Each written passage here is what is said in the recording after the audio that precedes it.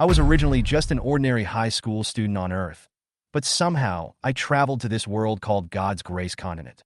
Here, everyone who is 16 years old or older must participate in the awakening ceremony.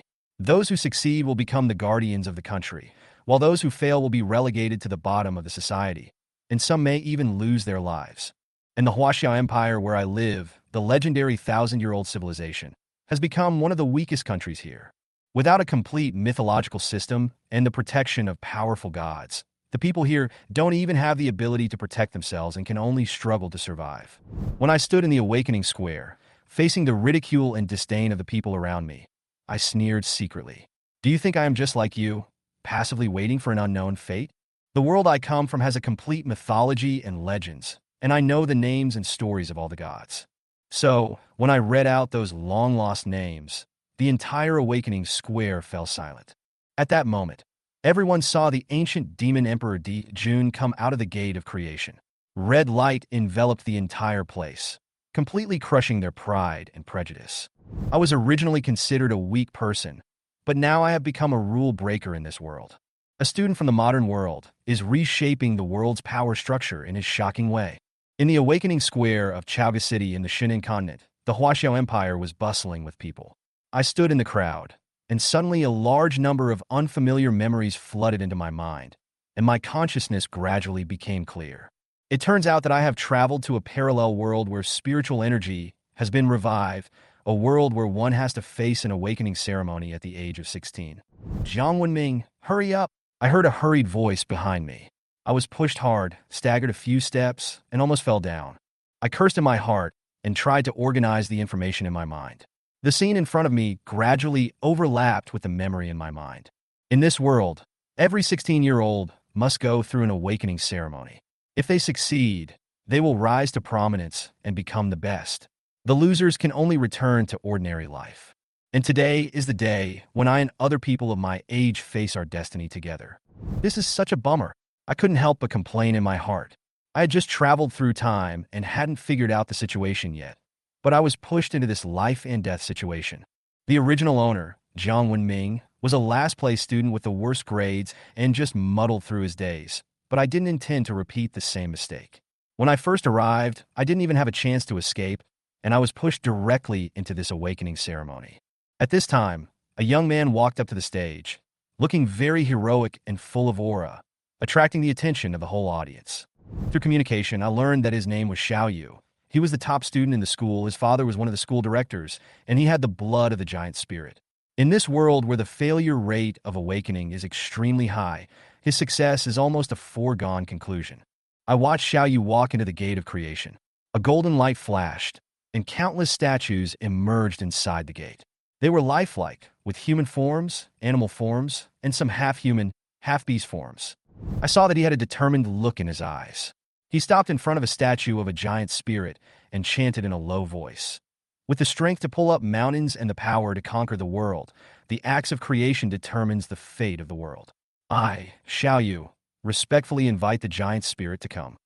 I couldn't help but burst out laughing when I heard this. The axe of creation? The giant spirit god was just a little stronger. The idea of creating the world was simply ridiculous. However, my laughter drew angry glances from the people around me, who apparently thought I was mocking the sacred awakening ceremony. You are a loser like you. You are so happy laughing, but I am afraid that tomorrow you won't even be qualified to look up to Xiaoyu. The guy named Wang Lei behind him mocked, his tone full of contempt. I turned around and stared at him coldly, with a raised corner of my mouth. Wang Lei, right? You have to be capable to be a licker. Don't just lick the owner behind his back. The owner doesn't even know it. My words were as sharp as a knife, piercing his sore spot.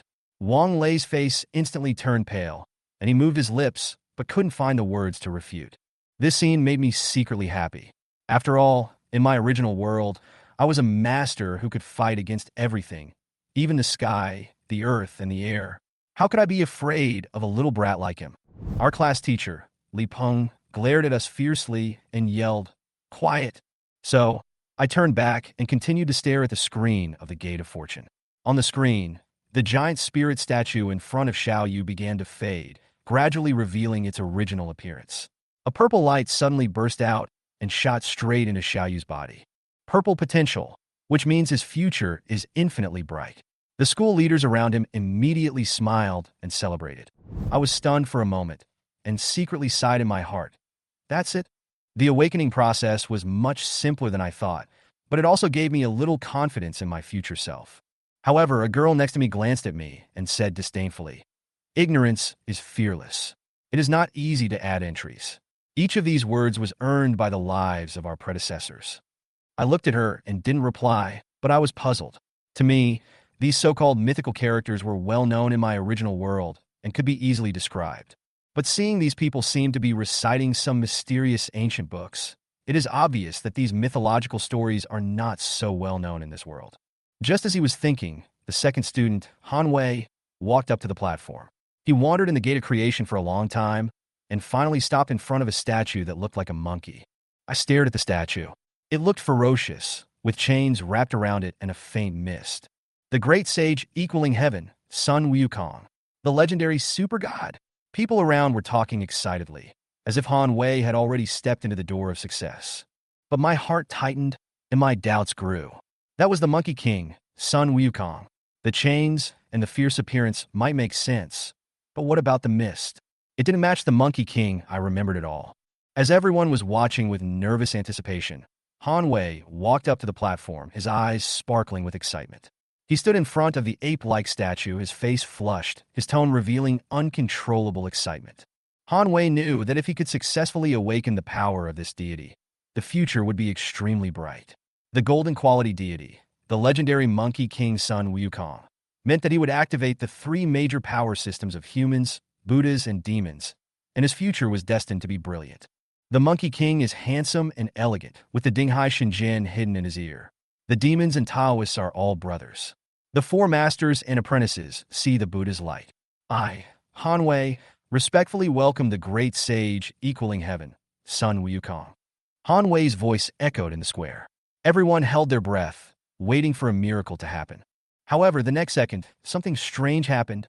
With a muffled sound, Han Wei's body exploded instantly, turning into a pool of blood mist and disappearing into the mouth of the monkey statue, without even a complete bone left. The square fell into deathly silence in an instant, with only a faint smell of blood in the air. How could this happen? Frightened whispers broke out in the crowd, and everyone, including the school leaders, stood up in horror. This can't be the Monkey King. Then who exactly is this deity? People speculated, and many even began to doubt whether there was something wrong with the country's research data. And I, Jiang Wenming, stood in the crowd, looking carefully at the monkey statue. Suddenly, a bold guess came to my mind. This statue is not the Monkey King Sun Wukong at all, but another notorious creature in mythology. The water ape crocodile, who controls mountains, rivers, and lakes, has a cruel temperament and likes to devour humans the most. Principal Zheng Tao anxiously instructed the director beside him. Contact the city lord immediately and report this matter. Another unknown god has appeared. The vice president asked in a low voice. Is the awakening ceremony still going on? Zheng Tao's eyes were determined. Lock on this god and see if anyone can call out its name. The emergence of unknown gods is a huge opportunity for the country, because every time a god is awakened, the country's fortune will increase by 1 point. In this era of spiritual revival, the strength of a country's destiny is directly related to its survival and prosperity. Today's Chinese empire has gone through a century-long awakening ceremony before lighting up 500 lamps of gods, and behind these lights are the sacrifices of countless heroes. Every year, hundreds of thousands of young people sacrifice themselves for the country and to increase the number of entries for gods. Their flesh and blood have become the glory and hope of the Chinese empire. In this era, the mythological arena is a battlefield where countries compete for their national destiny. The winner can seize land and increase the concentration of spiritual energy, while the loser will face natural disasters and even national extinction. The mythology arena opens once a year, and the major empires seem to have reached a tacit understanding to give priority to dealing with small countries that do not have a complete mythology system. As time went by, there were only 13 countries left on the Shinan continent, 7 empires and 6 dependent states, and every battle for national destiny was a baptism of blood and fire. I went through the memories in my mind, pondering to myself. Today, the Chinese empire is surrounded by the 7 great empires. If it cannot continue to light up new lamps of gods, its future will be in jeopardy. At this moment, several figures flew in the sky in the distance, led by a majestic middle-aged man. As soon as he appeared, everyone immediately saluted in unison. "Greetings, Lord City Lord."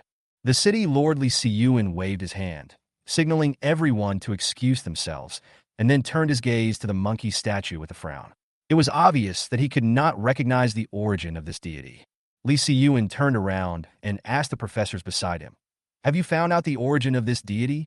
One of the old professors responded with a complicated look. "According to the records, there are indeed several gods that look like monkeys, but they all need someone to fill in the entries." "How many places are needed?" The city lord's tone was a little heavy. "5 people." The old professor's voice was full of helplessness and sadness. It was precisely because of the incomplete information that these children had to risk their lives. The city lord glanced at the students present. A trace of pain flashed in his eyes, but he quickly regained his composure. Soon, Li Siyuan said in a loud and firm voice, "An unknown god appeared today. I have 5 places here. Is anyone willing to give it a try?" As soon as the words fell, the square fell into a brief silence. Everyone understood what this quota meant. It meant great danger, and it might even mean certain death. But at the same time, it also means that once successful, you can add a new god to the country and become a national hero. Some people lowered their heads and retreated silently, but others stood up with firm eyes. Lin Hao from Class 1 is willing to give it a try. Ying Xiaoxiao from Class 2 is willing to give it a try. Chaoang of the 5th class, I am willing to give it a try. Miao Chuyang from Class 7. Li Lu from Class 9. As the names were called out one by one, dozens of students stood up. They were not afraid of life and death, and were willing to use their lives to fight for a chance to light a new lamp of God for the country. City Lord Li Siyuan nodded to the students and announced, "Step out in order." These chosen people do not have to choose unknown gods. They can choose gods they are familiar with, but if there is no suitable choice, they will eventually have to face this unknown existence. Several professors began to explain the information they had found to the selected students, and their voices through the microphones could be heard far away. I listened quietly, frowning.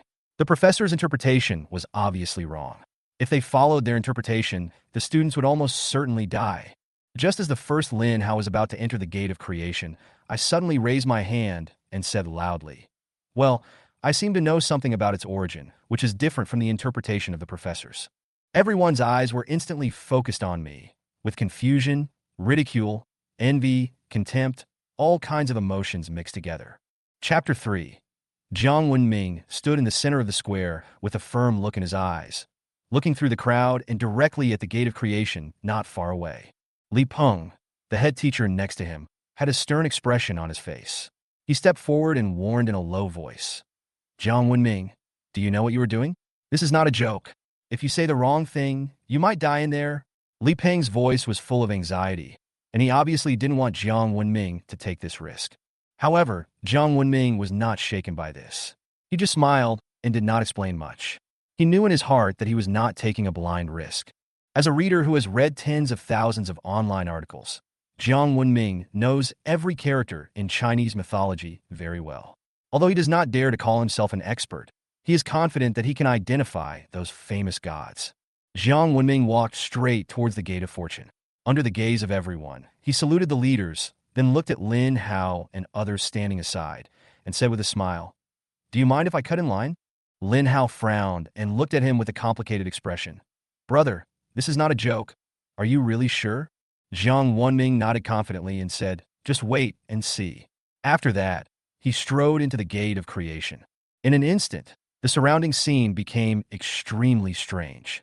Jiang Wenming found himself in a space as vast as the universe, with countless stars shining around him, each of which symbolized a god. Some of these stars were close, some were far away, and they emitted different brilliances. Soon, hundreds of stars flew to his side and turned into stone statues. Except for the original monkey statue, the rest were all newly refreshed. Jiang Wenming did not rush to approach the stone statue of the monkey, but looked at the other stone statues with great interest. In the awakening ceremony, once the system of gods is selected, it cannot be changed in the future. This directly affects the type of gods he summons, so every awakener will choose with great caution. When the audience outside saw this scene, They whispered to each other, wondering whether Jiang Wenming was backing down at the last minute. Is this guy afraid? Why doesn't he call out his name? He was so confident just now, I thought he was really capable, but it turns out he's just a show-off. The discussions in the square gradually increased. A group of leaders also frowned frequently, appearing a little impatient.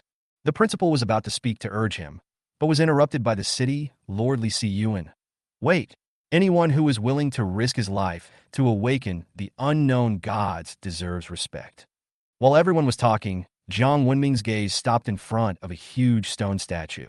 This stone statue is extremely special. It has a pair of huge eyes and wings on its back, but the most striking thing is that it has 3 legs and holds a scroll in its hand. It looks majestic and looks down on all living beings. The dean pointed at the screen and exclaimed, "What is that?" Everyone looked over, and the leaders began to discuss. Could this be the 9 heavens, Ingyuan, Leishing, Huapu, Tianzuan? But Jiang Wenming's heart was already filled with turbulent waves, because he recognized the god before him, and he was so excited that he almost trembled. Jiang Wenming took a deep breath, straightened his clothes, and slowly bowed. His voice was clear and powerful. Junior Jiang Wenming respectfully welcomes His Majesty, the Lord of Heaven, the Father of the 10 Sons, and the Emperor of all monsters. As soon as these words came out, the whole place was in an uproar. Almost everyone in the square looked at each other in bewilderment, unable to understand who the Emperor Jiang Wenming was talking about was. Lord of Heaven? Isn't that the Jade Emperor? Is he a monster? Emperor Jun? Never heard of him. And what does 10 sons mean? A group of students in the square began to discuss. Just as everyone was puzzled, the surface of the stone statue began to change. The originally gray stone statue gradually faded away, revealing its true appearance. A majestic voice sounded. I didn't expect that in this era, there are still people who remember my real name. This sentence shook everyone's heart like thunder. Then, a red light burst out from the stone statue and shot directly into Jiang Wenming's body. And the figure of Emperor Jun also disappeared into the gate of creation. The red light shone everywhere, shocking the whole audience. Red represents the highest level of gods, and only the Papal States has ever had gods of this level. And now, the Huaxia Empire also has its own red god. At the same time, in the pantheon of the Huaxia Empire, a bright lamp quietly lit up, and a brand new statue gradually took shape, standing alone in the prominent position at the top. The soldier in charge of guarding the pantheon noticed this scene, and his face turned pale instantly. He widened his eyes in shock, then rushed to the thunder drum and beat it desperately. Boom! Boom! Boom! 3 drum sounds spread across the country, announcing the birth of a new Chinese god. However, just as the whole country was cheering for the emergence of the new god, the drums sounded again, this time 4 times. In the capital of China, an old man in military uniform suddenly looked up, his eyes full of shock and disbelief. For sounds? A god, king-level deity? He stood there in a daze for a moment, then hurriedly ordered, immediately find out the identity of the one who awakened the god, send the Dragon Defense Army to protect the emperor, and have General Long Yi go in person. The old man's voice trembled with excitement. The Huaxia Empire finally had its own god-king-level deity, which meant that a brand new era was about to come. Huaxia no longer needed to fear foreign enemies and could face any challenge with dignity. Chapter 4. The 7 sounds of the thunder drum resounded through the sky, shaking the entire Chinese empire and alerting the many spies lurking in China. The Sakura Empire, as a neighbor of Huaxia and considering itself the unfilial descendant of the Huaxia Empire, has always coveted this ancient land and tried to tamper with history by various means. Therefore, they have deployed a large number of spies in Huaxia to monitor Huaxia's movements at all times. After receiving the news, a middle-aged spy with a wretched look flashed a sinister look in his eyes. Damn it, a red god has appeared in the Huaxia Empire. We must advance our plans and kill this god-favored one as soon as possible. In the world of these spies, those who have successfully awakened are called those favored by God. Each of them will be endowed with the bloodline of the gods and will gradually master the power through practice. In the mythical arena, summoning gods is not an easy task, and success depends on the blood affinity of the awakener. The higher the blood affinity, the greater the chance of summoning the corresponding god. Even if a powerful deity is awakened, if the blood affinity is not high, it may not be summoned in battle, or even be easily defeated by a lower-level deity. In the capital of China, General Long Yi, the iron-blooded general known as China's #1 god of war, was answering an emergency call at this time. After listening to the report, General Long Yi finally showed a long-lost smile on his face. Now that a red-quality god has appeared, who dares to laugh at our Chinese godlessness? Afterwards, Ryuno briefly instructed his men. Then the three-headed and six-armed phantom of Neza suddenly appeared behind Long Yi. He shouted, "Wind fire wheels!" Flames rose under his feet, and his figure rushed into the sky like lightning, aiming directly at Chaoga City. At the same time, in the awakening square of Chaoga City, the onlookers witnessed the entire process of Jiang Wenming's awakening. Their eyes changed from initial disdain and contempt to envy and fanaticism. After all, gods of red quality meant incomparable power, and they didn't even have the qualifications to be jealous. The city lord Li Siyuan was so excited that he was shaking all over. He activated the blood in his body and stood guard in front of the Gate of Fortune, vowing to protect the young man to the death until General Long Yi from Shanjing arrived. However, Jiang Wenming was unaware of the tension and cheers from the outside world. He looked around inside the Gate of Creation, looking for other gods. Jiang Wenming has just activated the Demon Emperor Dijun, which means that he has obtained the Demon Clan's power system and can awaken all the gods belonging to the heaven. Jiang Wenming knew in his heart that there were not many such opportunities. Apart from being able to awaken gods at will during awakening, he could only rely on participating in mythology arena battles in the future. Jiang Wenming looked around and saw mostly some unknown heroes and wild gods from folk legends, which made him a little disappointed. These little gods are of little help to me. Even if I obtain their bloodline inheritance, it will be of no use. Jiang Wenming muttered to himself and decided to awaken a more powerful being. Jiang Wenming walked slowly towards the monkey-like statue, and the people outside the venue who saw this scene through the screen were stunned. What is he going to do? Isn't he going to awaken that unknown god? Everyone was extremely anxious, and some even shouted, "Stop! Jiang Wenming, don't be stupid." However, these sounds could not reach Jiang Wenming's ears at all, and even if he heard them, he would not care. Faced with such a precious opportunity, Jiang Wenming would not give up easily. Standing in front of the monkey statue, he bowed and said firmly, with a neck stretched 100 feet, strength exceeding 9 elephants, a green body and white head, and fiery eyes, I, Jiang Wenming, respectfully welcome the arrival of the ancient water god Waziki. As Jiang Wenming finished speaking, the entire square fell into a deathly silence.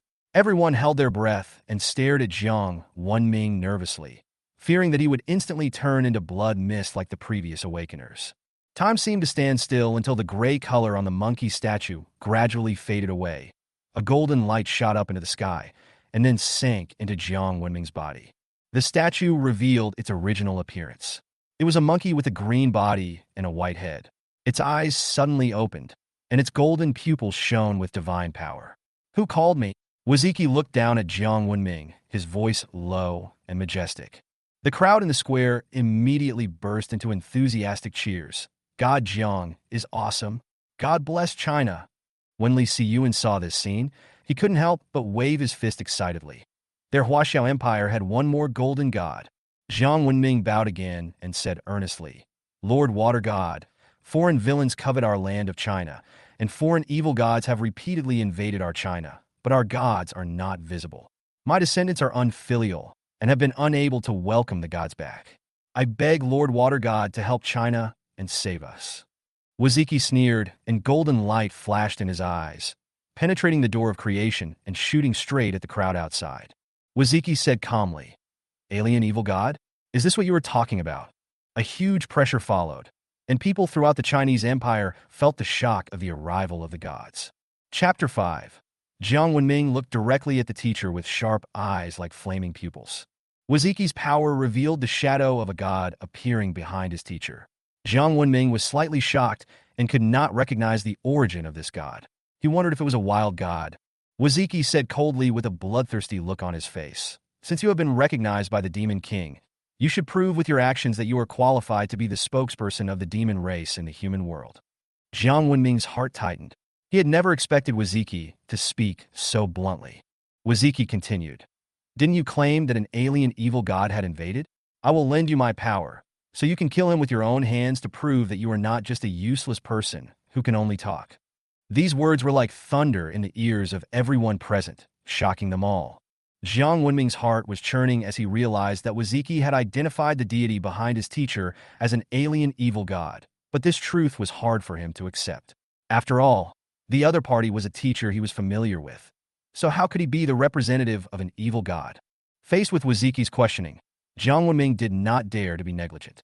He suppressed the fear in his heart and responded with his head down. Waziki said coldly, "That is not the god of China. Go ahead." Jiang Wenming got confirmation and walked firmly towards the square where his teacher was. In the square, Li Siyuan and Long Yi looked hesitant. They were equally incredulous that this usually diligent teacher was actually related to an alien evil god. The principal was sweating profusely and did not dare to draw conclusions easily. Li Siyuan suggested using the myth arena to verify his identity, but the opportunities were limited, and Jiang Wenming had just awakened, so the risk was great. At this time, Teacher Wang Weigua angrily refuted everyone's doubts, saying that although he was mediocre in talent, he had never betrayed China. However, when he walked towards Jiang Wenming, his expression suddenly became ferocious. "With my blood, I will open the mythical arena." A golden light flashed, and a voice spread across the Shinin continent. The Sakura Empire has launched a mythical arena battle against the Huaxia Empire. The initiator is Song Xiai, and the designated person is Jiang Wenming. Everyone was shocked to find out that this teacher was actually a spy from the Sakura Empire. A dog under the Matsushita tree laughed wildly, thinking that Jiang Wenming was doomed. Jiang Wenming responded calmly, "Your cherry blossoms should be in bloom, right? It won't affect our trip to Tokyo to enjoy the cherry blossoms next year." Matsushita Inu was furious, but he felt a little afraid in his heart.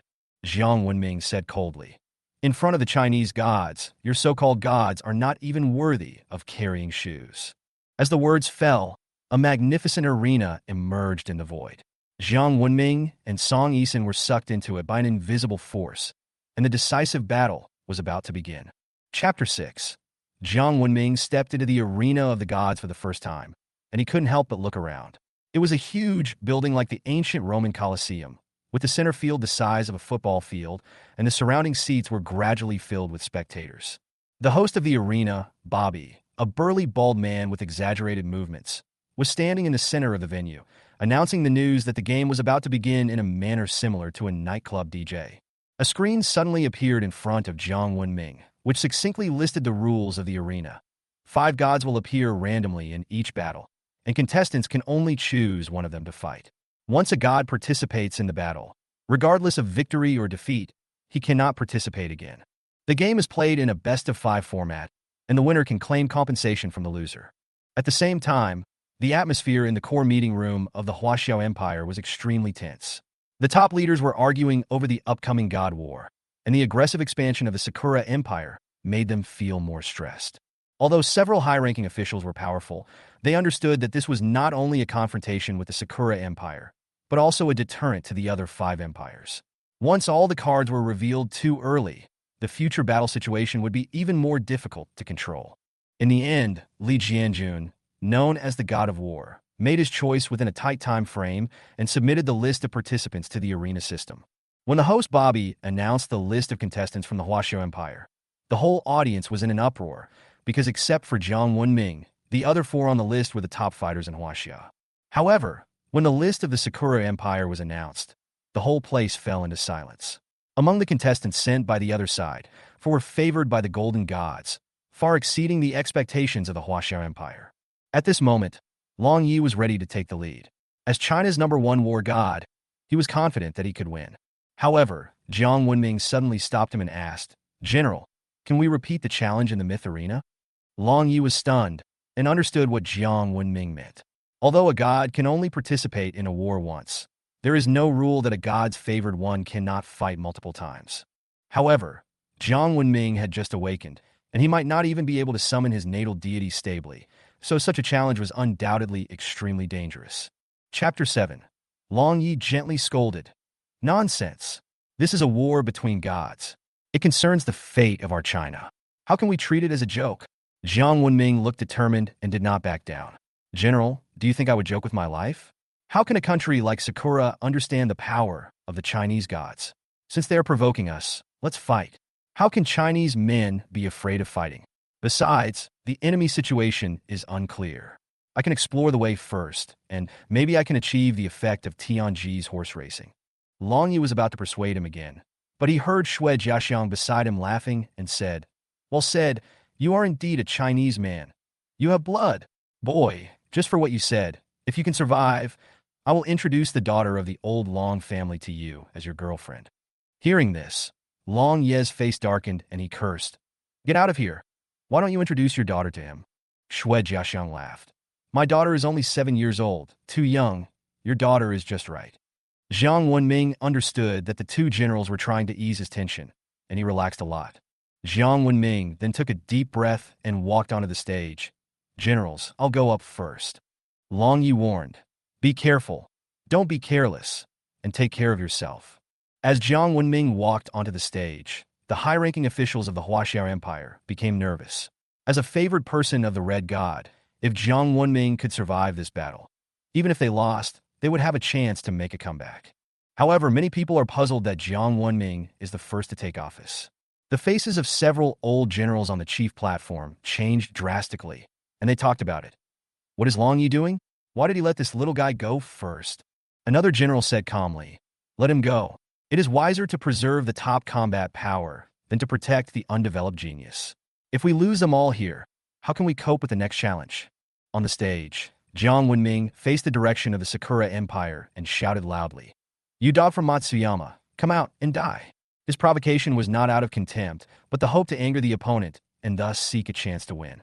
Jiang Wenming knew very well that these battle-hardened opponents, even without gods, were enough to easily crush him, so he could only choose a relatively weak opponent.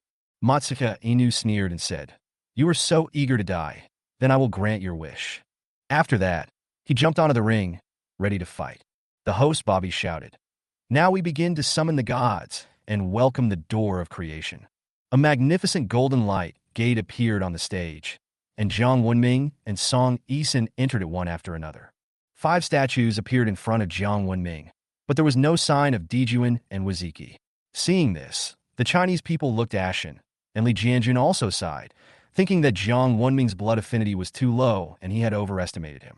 Unlike China's depression, the Sakura Empire cheered continuously. Panasonic summoned the great Tengu and other gods, which greatly boosted the confidence of the audience in the Sakura Empire. However, Jiang Wenming looked at the 5 statues in front of him with a strange smile on his face. It turns out that these 5 gods are all legendary monsters with extraordinary strength. They include Golden-Haired Hound, Fei Lian, Tao Tai, Ying Long, and finally a peacock, Kong Xian, known as the first quasi-saint under the saint. Jiang Wenming firmly chose Kong Xian. "It's you," Jiang Wenming said in a clear voice. Junior Jiang Wenming respectfully welcomes the arrival of the demon race's quasi-saint Lord Kong Xian. Just as he finished speaking, a red light shot up into the sky, and the gray-black stone statue faded away, revealing a colorful peacock. There was a sudden burst of exclamations from the Chinese audience, and even the generals on the podium stood up, extremely excited. Li Jianjun was so excited that tears welled up in his eyes. He laughed and said, "God will not destroy China." On the other hand, over in the Sakura Empire, the original cheers disappeared in an instant, and everyone was shocked beyond words by the red god summoned by Jiang Wenming. The host, Bobby, announced loudly, "Both contestants, get ready, the game begins." Chapter 8. As the host, Bobby, finished speaking, 4 figures appeared on the stage at the same time. Songsha Inu saw Kong Xian behind Jiang Wenming and sneered, "Haha, have you accepted your fate? You actually picked a pheasant. Is there a chicken god in your Chinese mythology?" A dog under the pine tree had never seen the red light rising into the sky and thought that Jiang Wenming had just picked a weak god at random. However, Abe Haruaki, who was standing behind the dog under the Matsushita tree, frowned because he felt an extremely dangerous aura from the peacock. Matsu Inu was unaware and said respectfully to Abe Haruaki, "Lord Abe Haruaki, please kill the enemy's wild god to enhance the power of our Sakura Empire." However, before Song Yichuan could finish his words, Kong Xian behind Jiang Wenming suddenly changed. The feathers on his body turned into feather clothes, and his appearance changed from peacock to human. "How dare a foreign villain insult me?" A cold snort sounded, and a 5-color divine light suddenly lit up behind Kong Xian. "Danger!" Abe Harawaki was shocked. He immediately stood in front of the dog and quickly threw out two talismans, Shikigami, tongue snake, Shikigami, Lioha, a giant python, and a six-sided crystal stood in front of him, one attacking and one defending. However, the tongue snake was knocked down directly by the five-colored divine light. Although the six-sided crystal blocked part of the light, it also shattered. Kong Xian exclaimed, somewhat surprised at Abe Harawaki's defense. Can it actually block my five-colored divine light? Abe Harawaki was even more shocked. His most powerful defensive magic weapon, the Lioha mirror, was shattered by the opponent in one blow. This meant that Kong Xian in front of him had the power to kill him instantly. Kong Xian no longer hesitated. He stretched out his hand and pointed. The sword at his waist flew out and stabbed Abe Harawaki directly. Abe Harawaki reacted immediately and drew a talisman to summon Xuanwu. Shikigami, Xuanwu. However, when Kong Xian saw this scene, his pupils shrank slightly. He did not expect that the other party could actually control divine beasts such as Tongue Snake and Xuanwu. Jiang Wenming calmly reminded, Master Kong Xian, these are just Shikigami with a false appearance, not real divine beasts. Kong Xian suddenly realized, and his heart was filled with anger. How dare you play tricks on me? The collision between the flying sword and the black tortoise made a metallic sound. But at this time, Song Xiaodog had quietly disappeared from the spot, preparing to launch a sneak attack on Jiang Wenming. The Chinese people in the audience were extremely nervous and shouted loudly, Be careful! God Jiang is behind you! However, Jiang Wenming had seen through everything. Under his sharp eyes, the hidden tricks of Song Ichuan were completely exposed. When Matsushita Ichi's dagger stabbed at Jiang Wenming's back, Jiang Wenming leaned sideways to avoid the dagger, and at the same time grabbed Matsushita Ichi's arm with his backhand and threw him heavily to the ground with a standard shoulder throw. This sudden change shocked everyone. Before everyone could react, Jiang Wenming had already grabbed Matsushita Inu's legs and threw him left and right like the Hulk. Bang! Bang! Bang! The violent collision sounds echoed in the ring, and the hearts of the Chinese people were filled with joy. Ha! Too violent, I like it. I thought God Jiang was going to be killed. It turns out he was just acting the whole time. Jiang Wenming knocked Song Yoshida to the ground without moving, then stopped and said coldly, Are you trying to sneak attack me? I'm giving you face, right? Jiang Wenming had the power bestowed by Waziki, and he could use it freely. Jiang Wenming looked up and shouted to Kong Xian, Master Kong Xian, I've already solved it here. You should also work harder. Otherwise, if this guy dies, their gods may run away. Kong Xian was secretly annoyed when he heard this. He was a quasi-saint demon, but he was outclassed by a mortal. The five-colored divine light burst out again, and five feathers emerged from behind Kong Xian, rendering the entire arena colorful. Abe Harawaki quickly pinched the hand seal. Shikigami, 12 generals. Talismans were thrown out one by one and transformed into Shikigami. However, as soon as these Shikigami appeared, they were instantly wiped out by the five-colored divine light. The power of the quasi-saint was fully revealed at this moment. The five-colored divine light swept directly across Abe Harawaki, causing him to spit blood and fly backwards. Chapter 9. Although Abe Harawaki cannot summon the true forms of a Shikigami, he can use them to resist damage. Although the five-colored divine light is strong, he can still use the power of the Shikigami to save his life. However, inside the Sakura Imperial Shrine, a statue suddenly shattered, and the light representing the deity went out. He's not dead? Kong Xian was a little surprised. He clearly felt that the other party couldn't resist, but how come he suddenly acted as if nothing had happened? Seeing this, Jiang Wenming immediately explained, Master Kong Xian, he is using his Shikigami to protect himself from damage. He is not really fearless of your attack. Kong Xian sneered, Oh, these are really some unpresentable techniques. I want to see how many substitutes you have. Before he finished speaking, Kong Xian transformed into his original form, revealing a colorful peacock, flying high into the sky, spreading his tail feathers, and five-colored light enveloped the entire arena. Abe Harawaki was illuminated by the five-colored divine light, as if he was in a blazing flame, his face twisted.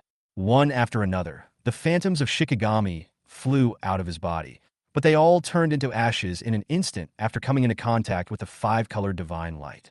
This attack, which lasted for 5 minutes, was undoubtedly a great torture for the Sakura country. Every time the five-colored divine light flashes, a light in the pantheon of the Sakura Empire goes out. These lights represent the shikigami that Abe Harawaki has contracted with. Once he dies, these shikigami will also die. A hurried shout came from the audience. Please let Lord Qingming die. Our Sakura country can't continue to waste time like this. Abe Harawaki, you are our hero. Please commit suicide like a samurai. Behind these voices are believers who abandoned Abe Harawaki for their own interests. Kong Xian laughed sarcastically and said, "It seems that your followers do not want you to live." Abe Harawaki was filled with disappointment and pain when he heard this.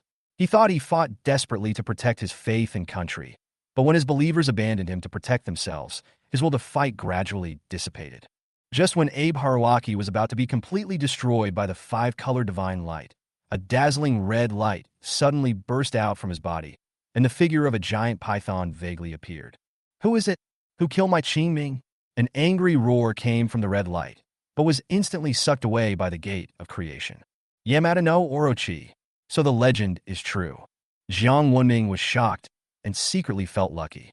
If the believers of Sakura country had not betrayed Abe Harawaki, causing him to fail at the critical moment, it would be hard to predict the outcome of Kong Xian's battle against Yamada no Orochi. With the demise of Abe Harawaki, the war between gods finally came to an end.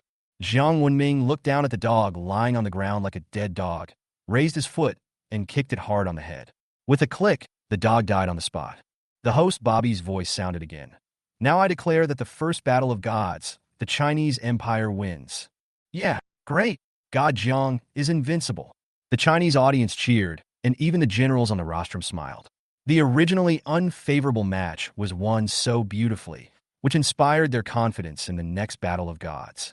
The host, Bobby, pressed his palms together, and after everyone calmed down a little, he continued to announce, "Next, please welcome the second group of contestants." Long Yi strode forward and patted Jiang Wenming on the shoulder, his tone full of satisfaction. "Wenming, you did a good job. Go down and have a rest.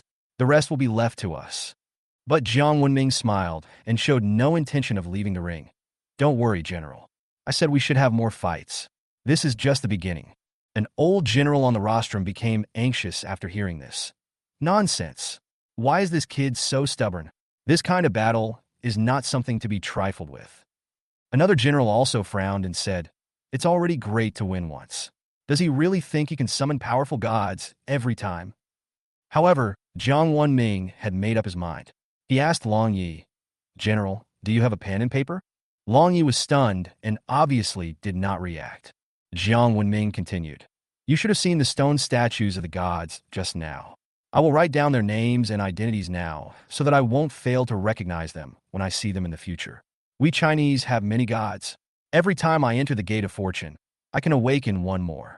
Even if I really die, I will die without regrets." Although Jiang Wenming's voice was soft, it was clearly heard by every Chinese. For a moment, everyone was shocked by his determination and spirit of sacrifice. On the rostrum, several generals who had just rebuked Jiang Wenming felt their cheeks burning. They had thought that Jiang Wenming was just young and hot-tempered, but they had never expected that he was using his life to light up a few more magic lamps for China. Chapter 10. Jiang Wenming's actions moved even the generals who were used to seeing big storms. Li Jianguo looked at the boy on the ring with a complicated expression and sighed in his heart. A strong youth means a strong country. This kid has a heart. Jiang Wenming's determination made Li Jianguo full of respect for this young man. Since Jiang Wenming was willing to gamble his life for the future of China, how could they not trust him? Long Yi on the stage was also well aware of this. He did not say a word, but stood straight, saluted Jiang Wenming, then turned and walked off the stage, leaving the battlefield to the young warrior. Jiang Wenming turned his gaze to the Sakura Empire, where the second contestant, Sakuramoto Sakura, had already been selected. The two looked at each other, and the air seemed to be filled with invisible sparks. The second match will be between Jiang Wenming of the Huaxia Empire and Sakuramoto Sakura of the Sakura Empire. Please enter the gate of fortune. Sakuramoto Sakura looked at Jiang Wenming deeply, then stepped into the gate of creation without hesitation. Jiang Wenming was not in a hurry to enter, but wanted to see who the other party was going to summon first. The host, Bobby, smiled and reminded, "Little boy, if you don't go in, I will announce the start of the game." Jiang Wenming smiled and said, "Your Excellency is really good at joking. As far as I know, there is a 3-minute preparation time for the stage of Awakening the Gods. As long as I choose the gods during this period, it will not be considered a violation. There was confidence in his words, and he knew the rules well. Jiang Wenming was not in a hurry to enter because he was quite familiar with the mythological system of Sakura country. With the large amount of information he had read in his previous life, he was able to recognize most of the gods of Sakura country. This cautious strategy surprised and amused Bobby, so he simply stopped urging him and let Jiang Wenming do his own thing. People in the audience were puzzled. What is he doing? Why hasn't he gone in yet? There's only 1 minute left. Will he make it in time? Anxious voices came one after another. Finally, Sakuramoto Sakura chose the god in the gate of creation, and Jiang Wenming no longer hesitated and turned to enter the gate of creation. Jiang Wenming's eyes swept across the stone statues and finally stopped on a mighty general holding a 9-toothed rake. It's you. Jiang Wenming stepped forward quickly and bowed respectfully to the stone statue. However, many people in the audience stood up in shock. Li Jiangguo on the rostrum was even more horrified. Is this kid crazy? He awakened the power system of the demon race. How dare he awaken the gods of the human race? It is a well-known rule that when you awaken a power system, you should summon the gods within that system. Jiang Wenming had awakened demon gods before, but this time he chose human gods. This conflict of power systems is extremely dangerous and could lead to death if one is not careful. The sounds from the outside world could not be transmitted into the gate of creation, and Jiang Wenming focused on completing the awakening ceremony. The 9 stars of the Big Dipper are divided into 9 gods.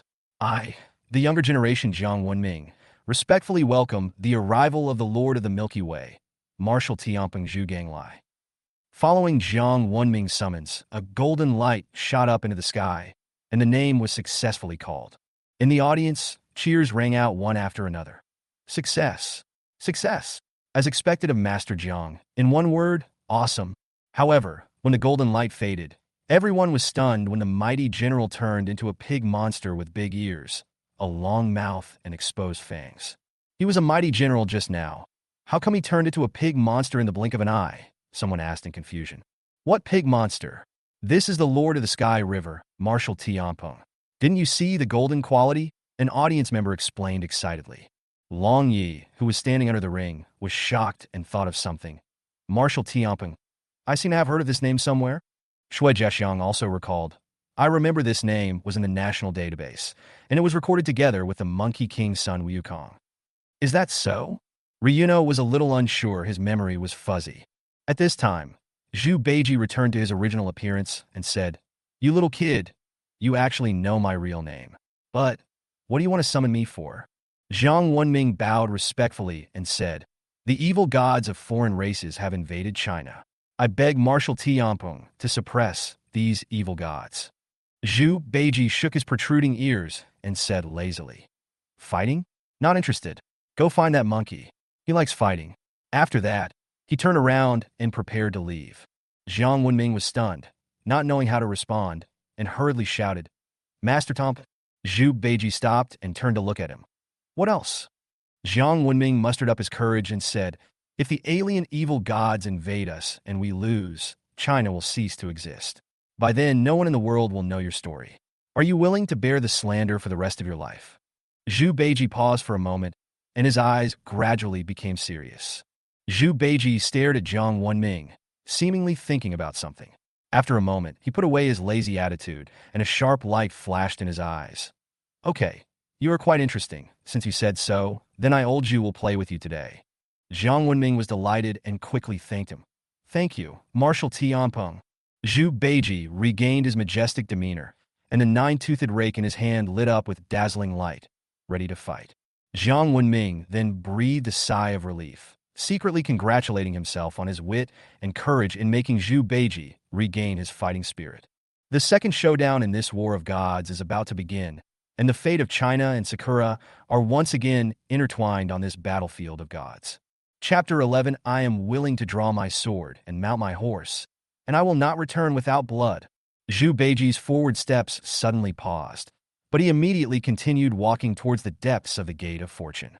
You were the leader of the 9-star gods, but because you were involved in a power struggle, you became a victim of power and were eventually demoted to the mortal world and reborn as a pig. You can't even protect the woman you love. Are you willing to accept this? Jiang Wenming shouted loudly at his back. What did you say? Jiang Wenming only felt a flash before his eyes, and his whole body was lifted up by Zhu Beiji.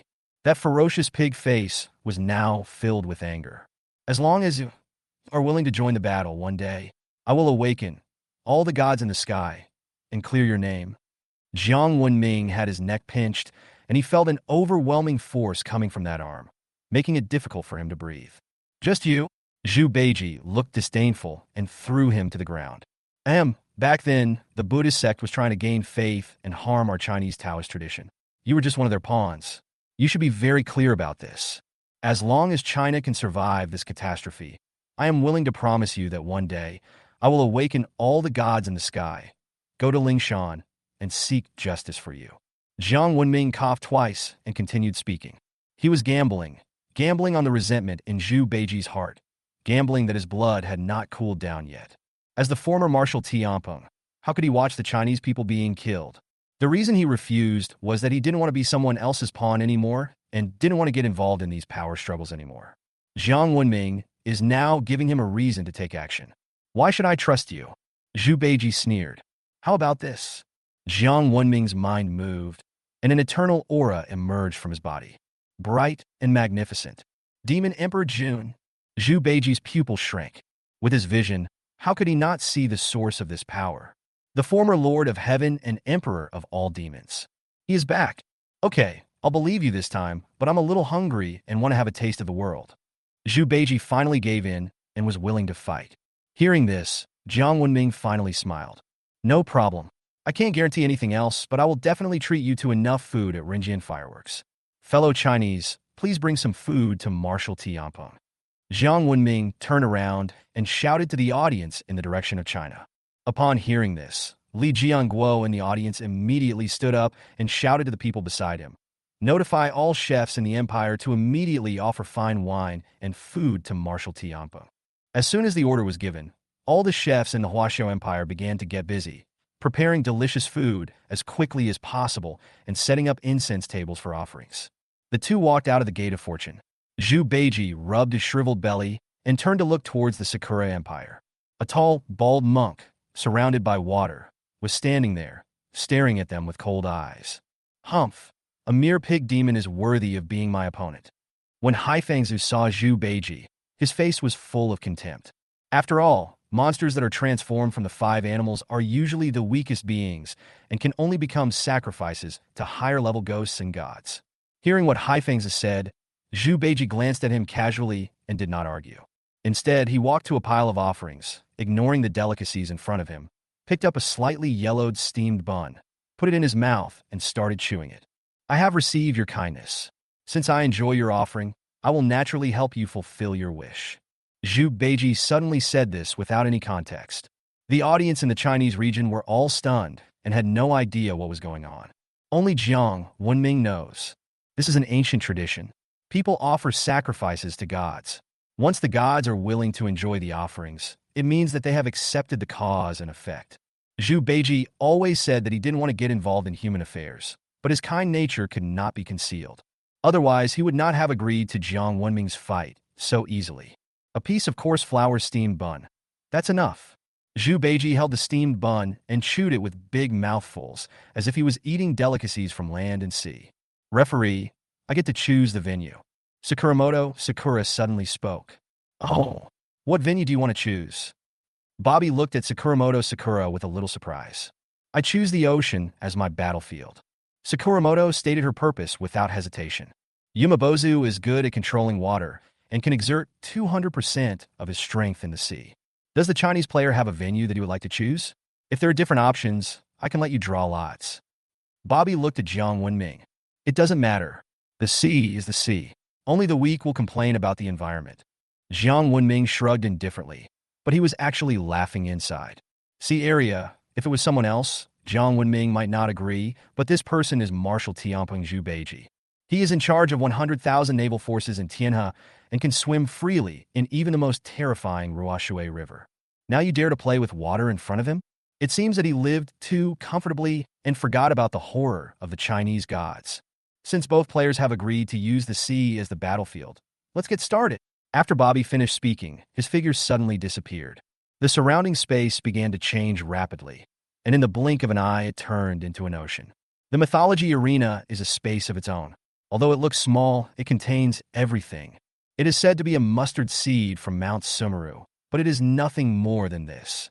At this time, Zhu Beiji finished the last bite of his steamed bun, stood up from the ground, patted the dust off his butt, and with a tiptoe, the nine-toothed rake fell into his hand. Take good care of yourself. I'll be back soon. Zhu Beiji said something to Jiang Wenming, then dived into the water. Both gods are good at water, so it is natural that they will fight in water. Because of the rules, Jiang Wenming and Sakuramoto Sakura were also given the ability to swim, so at least they would not drown in the water.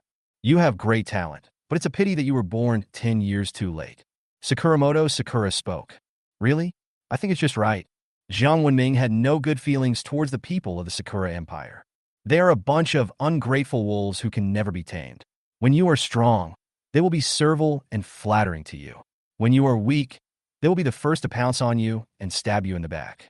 This kind of thing has happened too many times in past history.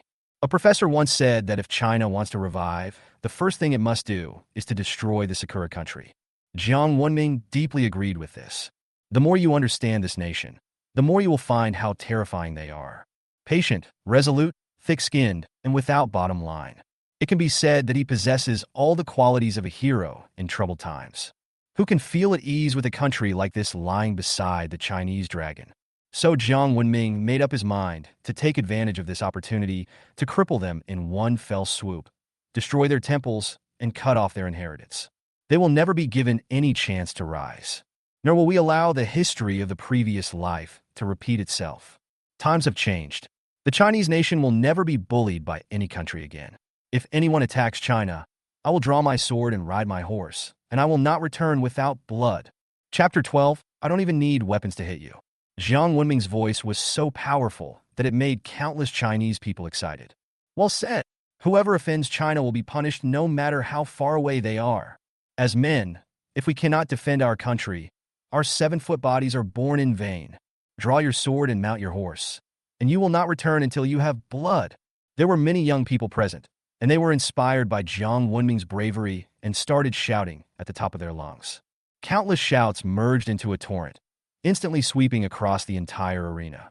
The soldier guarding the Pantheon suddenly felt something strange coming from behind him and hurriedly turned back to check. The oil lamp representing China's national destiny suddenly shone brightly, more than twice as bright as before. It has risen, and the country's fortune has improved.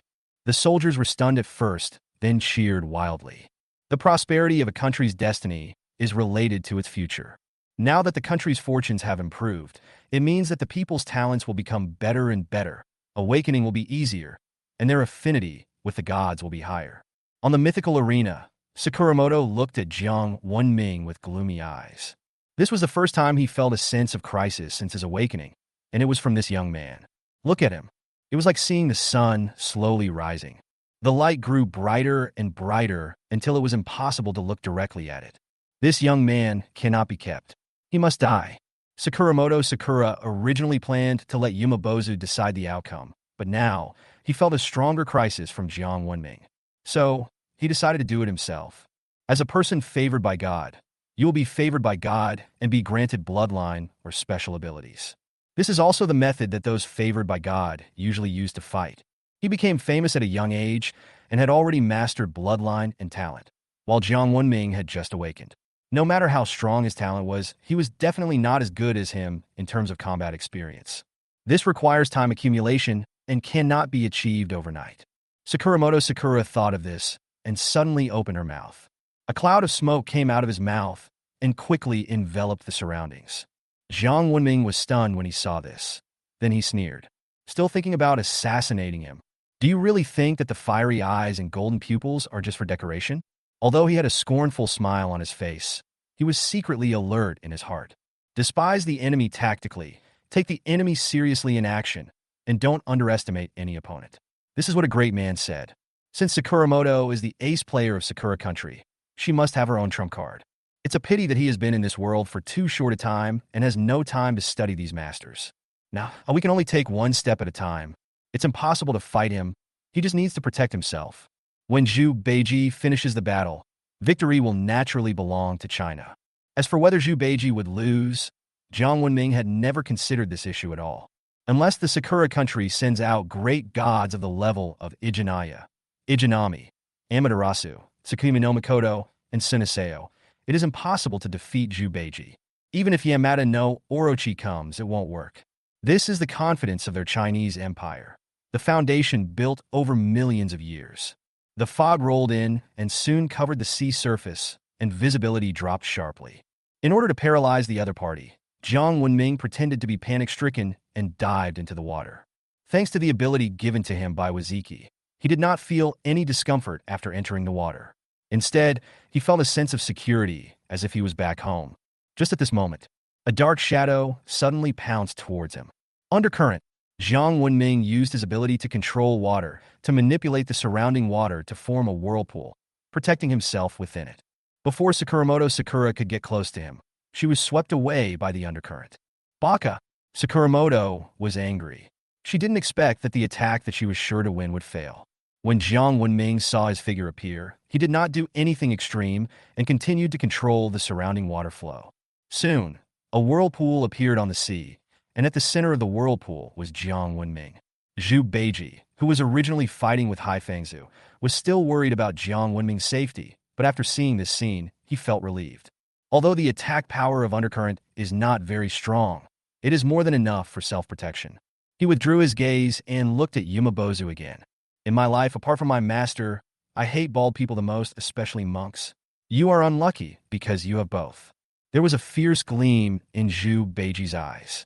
You are just a lowly pig demon, yet you dare to speak so arrogantly? I will tear you apart.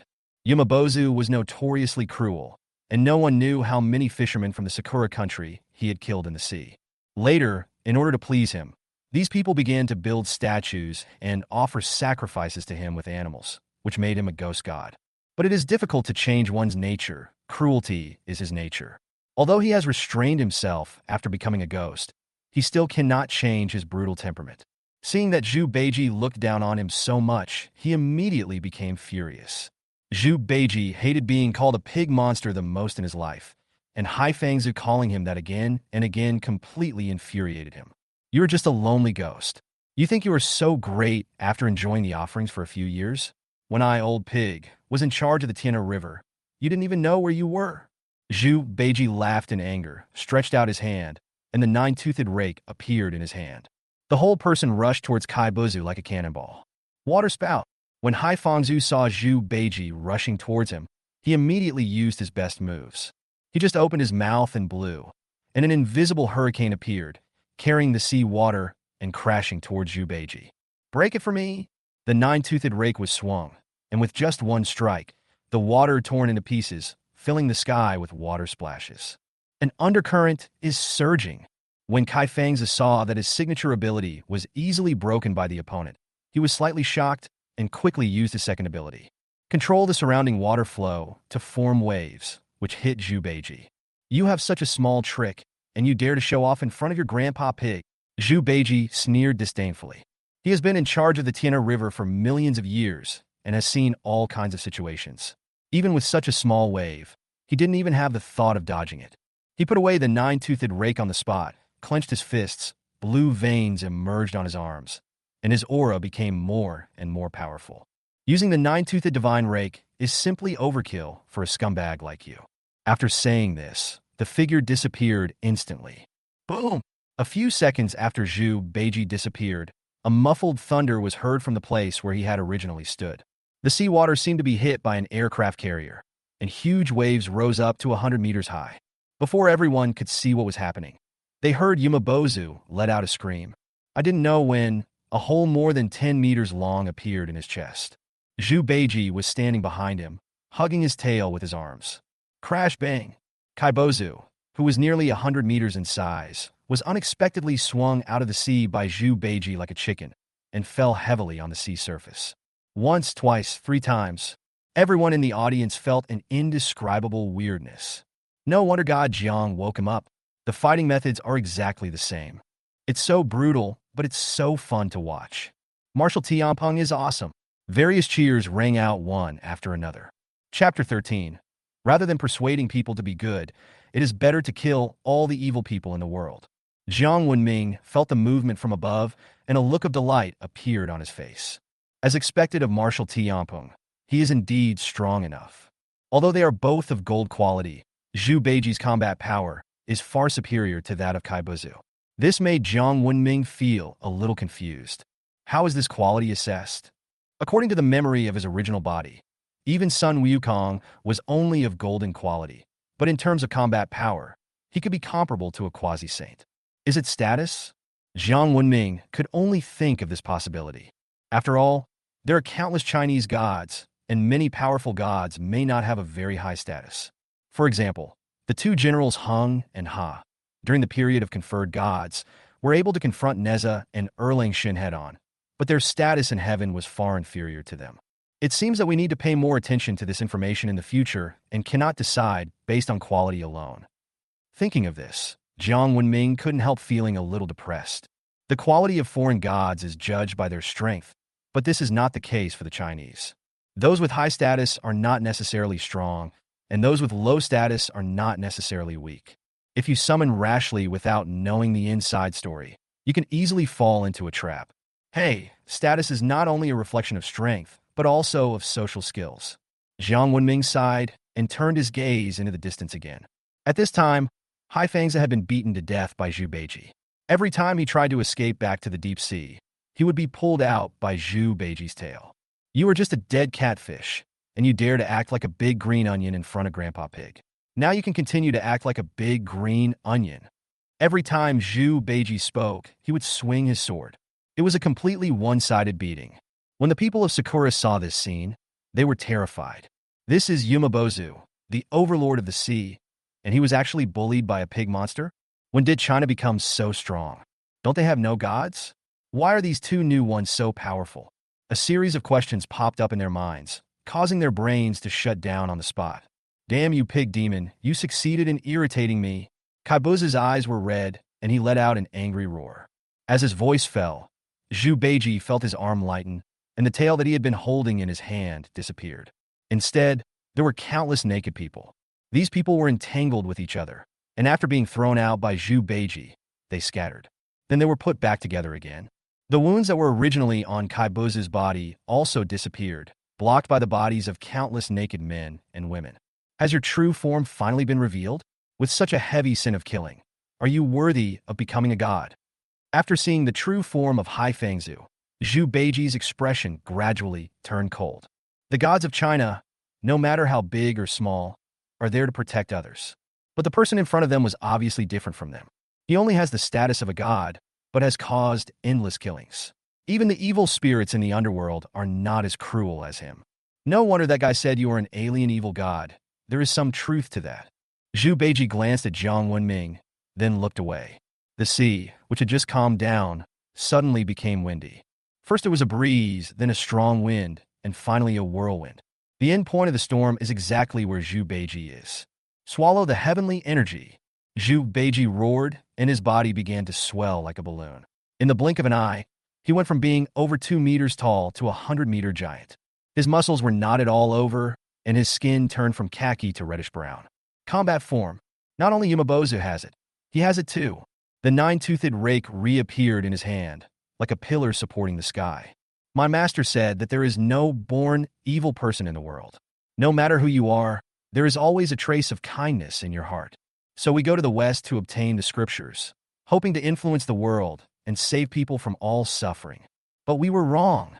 There is indeed no inherent evil in the world, but there are insatiable desires.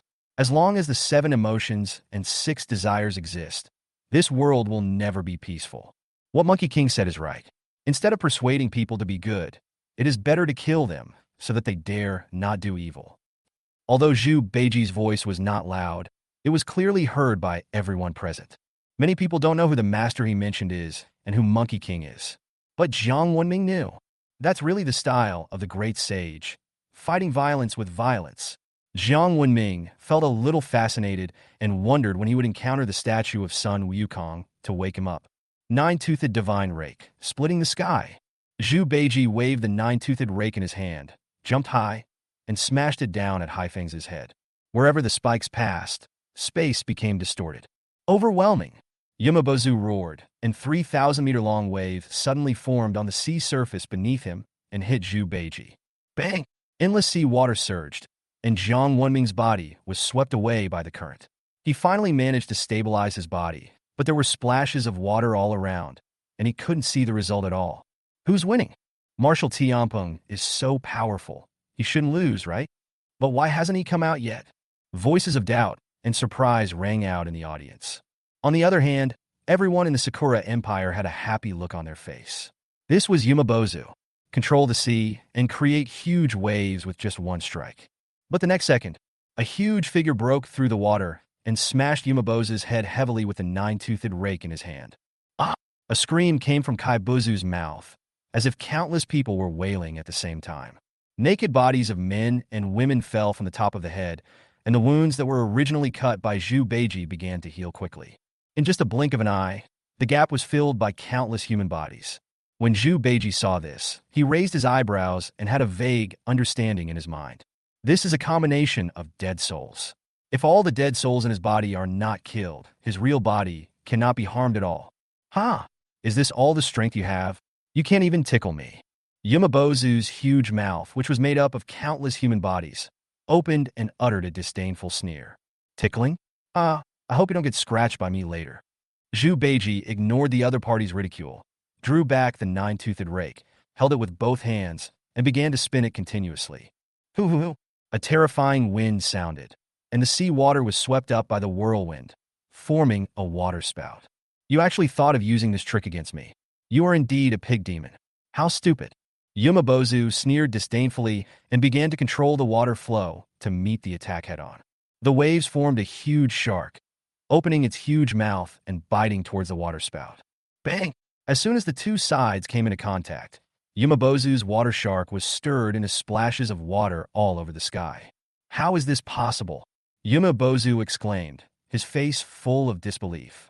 However, before he could finish his words, the water tornado came with a terrifying force, forming a terrible suction force that kept pulling at his body. Naked bodies were sucked into the waterspout and disappeared without a trace in the blink of an eye. Yumabozu's body also began to shrink. No! Yumabozu screamed in fear, but it was of no use as his body was sucked into the waterspout bit by bit. Finally, it disappeared completely. Chapter 14. Tianji raced horses, but I gamble my life. Shortly after Yumabozu disappeared, Sakuramoto Sakura, who was hiding nearby, suddenly let out a scream. Cracks appeared on her body, and then it began to break into pieces like porcelain. The battle is over. There was a sudden, deafening cheer from the Chinese nation.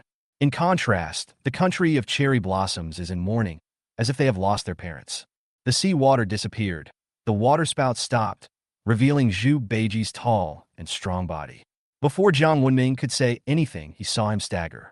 Then it fell to the ground with a loud bang, and its body began to quickly return to its original size. Marshal Tianpeng. Jiang Wenming was startled and ran over to check. The cheers of the Huaxia Empire audience came to an abrupt halt, and everyone stretched their necks to see what was happening. Didn't they win? How could Marshal Tianpeng fall? Jiang Wenming ran to Zhu Beiji in one breath, but saw that his face was extremely pale and he looked like a withered skeleton. How so? When Jiang Wenming saw him like this, he felt as if his heart was being plucked hard. I'm so hungry. Zhu Beiji made a faint sound. The Huaxia Empire had not offered them incense for a long time, and their strength was already reduced to 1/100th of what it was. Coupled with the excessive consumption just now, Zhu Beiji was almost exhausted at this moment. The battle just now seemed easy, but in fact he was holding on the whole time. If he hadn't been afraid that the other party would see through his strength, he would have collapsed long ago. Now that Kaibozu had been killed, he finally couldn't hold on any longer. Jiang Wenming's eyes were red, and he turned his head and roared in the direction of Huaxia. Food! Offer it quickly! Upon hearing this, Li Jianguo, who was sitting at the chief podium, immediately turned around and shouted to the chefs who had already prepared the food. What are you still standing there for? Bring all the food here. At this moment, it wasn't just the people in the audience. Even the citizens who were watching the live broadcast on the screens were busy. Every household has a table for offering sacrifices, so it is not difficult to offer sacrifices. From fine wine and delicacies to fruits and snacks. He placed them all on the table and silently recited the name of Marshal Tianpeng in his heart. Soon, offerings of food appeared on the mythical arena. Jiang Wenming ran over quickly, holding a pile of food and coming to Zhu Beiji. Zhu Beiji forced himself to cheer up, took a fruit, put it in his mouth, and began to chew it in big mouthfuls. The host Bobby stood aside, watching the scene quietly, and did not say anything to stop it. As a god, he naturally knew the predicament of the Chinese gods. There has been no incense offerings in the past 100 years, and everyone has been forced to seal themselves off to reduce the loss of divine power. To be honest, if it were any other god, he would have brought down divine punishment to destroy the world long ago. But the Chinese gods did not do so. They would rather be self-reliant than harm the Chinese people. The offering, which seemed almost humiliating in the eyes of other gods, was eaten with relish by Zhu Beiji. Soon, all the food on the ground was cleared away by Zhu Beiji. Although he did not recover much of his strength, at least he was not exhausted. "All right, kid, I have completed what I promised you. Now it's up to you." The Chinese gods are all in a self-sealing state. If you don't offer the power of faith, it will be difficult to wake them up. After Zhu Beiji finished speaking, he stood up from the ground, brushed the dust off his butt, casually carried the nine-toothed rake on his shoulder, and left in a carefree manner. Somehow, looking at Zhu Beiji's desolate back, Jiang Wenming felt everything in front of his eyes blurred. The tears couldn't stop flowing. These are the gods of China. Even if humans have forgotten them, they are still willing to stand up in times of crisis. "Welcome back, Marshal Tianpeng." Jiang Wenming bowed deeply towards Zhu Beiji's back and shouted at the top of his voice. "Welcome back, Marshal Tianpeng." At this moment, everyone in China, regardless of gender, age, or status, bowed towards Zhu Beiji's back. Zhu Beiji's figure disappeared, and a new statue and throne appeared in the Chinese pantheon. After a long time, everyone stood up. Li Jiangguo turned his head and said to the secretary beside him, "Pass the order down." In China, the incense of the pantheon must be burned 24 hours a day, and sacrifices must be made at least once a week. "Yes." The secretary also recovered from the shock and nodded quickly. Then he disappeared from the spot in a flash. "We, the descendants of the future generations, are so unfilial that we actually... When Li Jiangguo thought of Zhu Beiji's appearance just now, his eyes suddenly turned red. The emperor has no shortage of hungry soldiers, but they, as gods of China, they have fallen to the point of relying on self-proclaimed titles to survive. "I won by chance this time, but what about next time? Do they have to summon a group of gods who have not been worshipped for 100 years to fight for them? If it were the gods of other countries, they would have brought down divine punishment long ago. But they have never punished China." When he thought of this, Li Jiangguo felt a tightness in his chest. For the third match, both teams please send representatives. At this time, the host Bobby's voice sounded, bringing everyone back to their senses. Jiang Wenming was about to speak when he was stopped by Long Yi. "You've done enough, it's our turn now.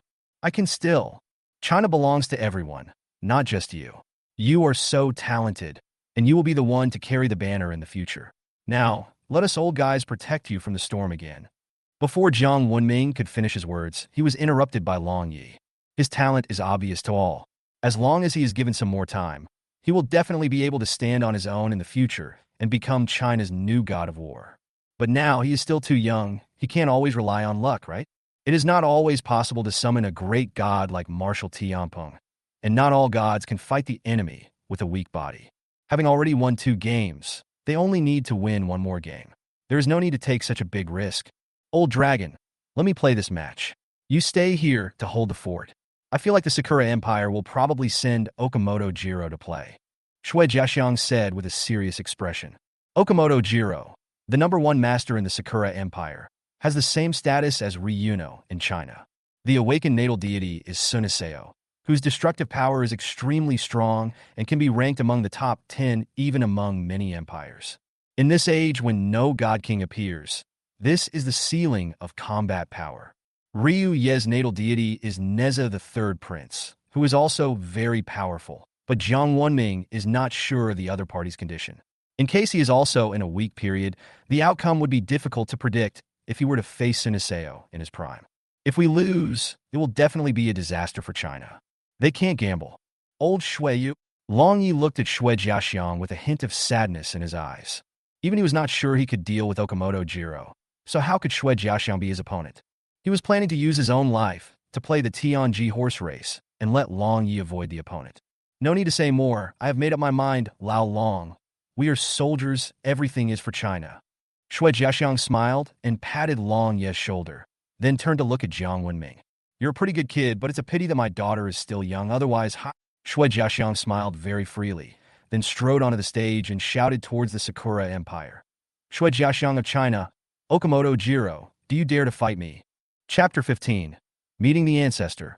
Shui Jiaxiang is forcing the emperor to abdicate, and the Sakura kingdom has no choice but to submit.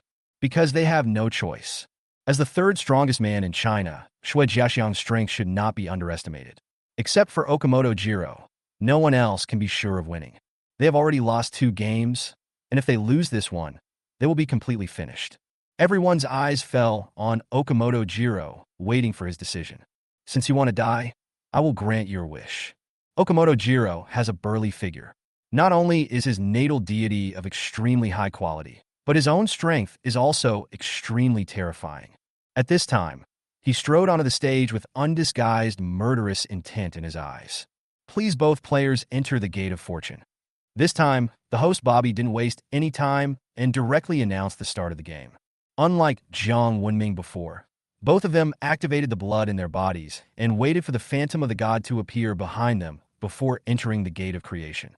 When Jiang Wenming saw the phantoms of the gods behind the 2 people, he was slightly stunned. There is no need to say much about Okamoto Jiro. He is the Suniseo, who is as famous as Amaterasu and Tsukumi no Mikoto. He has a burly figure, wears samurai armor, and wears the sword Aim no Kyum, one of the 3 sacred weapons, on his waist. The whole person exudes an unparalleled destructive power, as if he is the only one in the world. Shui Jiaxiang's side was much quieter. He was dressed in white, wearing a feather scarf, and looked very elegant, like a scholar, but the thing on his back was not a book bag, but a sword case. He has a sage-like demeanor and is gentle and refined. This is the first impression he gives people. I live under the Big Dipper, with my sword hanging on the corner of the moon. When I am drunk, I am really drunk and don't know why I am sad. He holds a Xiaorao fan in his hand and carries the male and female Majiao swords. He is one of the 8 immortals. Pure Yangzhenren, Lu Dongbin. Jiang Wenming's voice reached Shui Jiaxiang's ears, making him slightly stunned, and then he turned his head to look at him. Seeing Jiang Wenming nodding at him, he suddenly understood. He was reminding himself to add entries for awakening the gods. Shui Jiaxiang nodded slightly towards Jiang Wenming, feeling a strange feeling in his heart. He, a person favored by God, actually needs a junior to help remind him. But one has to admit that even though he was Lu Dongbin's favored one, he didn't know as much as Jiang Wenming. At least he didn't know the origin of those 2 swords. Maybe you can try. Thinking so, Shui Jiaxiang stepped into the door of creation. The light flickered, and a screen appeared on the stage, showing the scene of the 2 people inside the Gate of Creation. Unlike Jiang Wenming's, one of their 5 statues is colorful, indicating that the god has been awakened. You just need to communicate with the other party, and you can come directly. However, when Jiang Wenming saw the other 4 statues, his body trembled slightly. Choose the second one from the left. Jiang Wenming stood up suddenly and shouted. Unfortunately, Shui Jiaxiang was at the Gate of Fortune at this time and could not hear his shouting at all. What's wrong? Long Yi was closest to Jiang Wenming. He heard his shout and looked at him with some confusion. Pure Yangzhenren Lu Dongbin has appeared, which is a good thing. Why should he be asked to choose an unknown god? Long Yi glanced at the person Jiang Wenming mentioned. He was an ordinary person, dressed like an old farmer, with an unknown wild grass in his hand. Jiang Wenming did not answer Long Yi's question, but stared at the old farmer. It was not until he saw Shui Jiaxiang chose Lu Dongbin that he angrily hammered the chair. How could this happen? What on earth has happened to China? Why doesn't anyone even recognize our ancestors? Jiang Wenming's eyes turned red, and he felt inexplicably sad. That is their Chinese ancestor. Yin Emperor tasted hundreds of herbs and cured diseases for the Chinese people. They claim to be descendants of Yin and Huang, but now no one even recognizes their own ancestors. Thinking of this, Jiang Wenming immediately knelt down and kowtowed to the statue. The unfilial descendant Jiang Wenming pays homage to the ancestor of the Chinese nation, Emperor Yin Shinno. This bow came so suddenly that Ryuno didn't have time to react.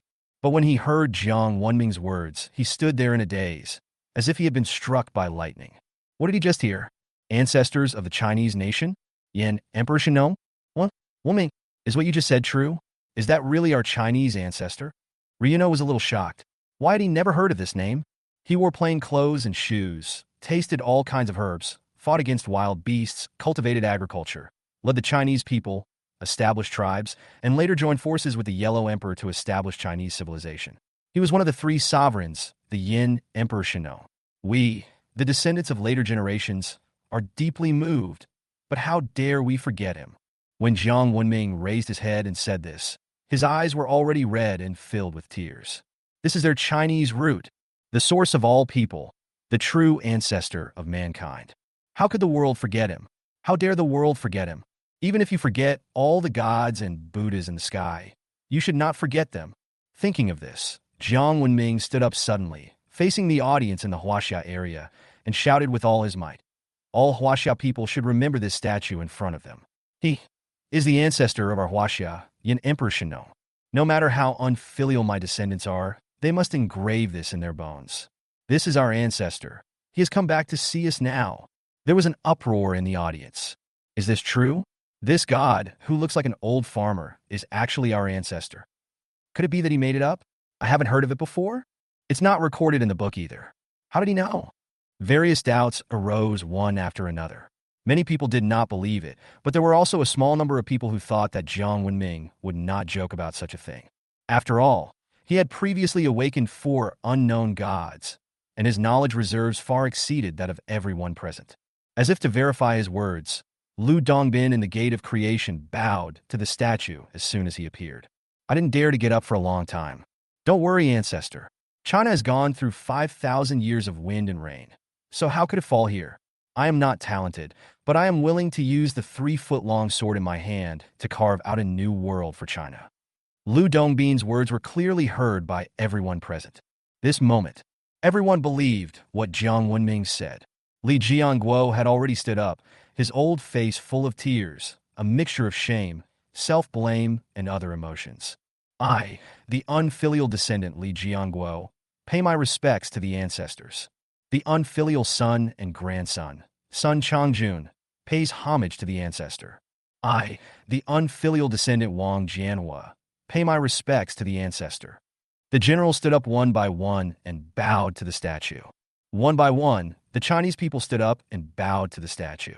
Whether they were there in person or watching through the live broadcast on the screen, at this moment all the Chinese people bowed down and knelt in worship.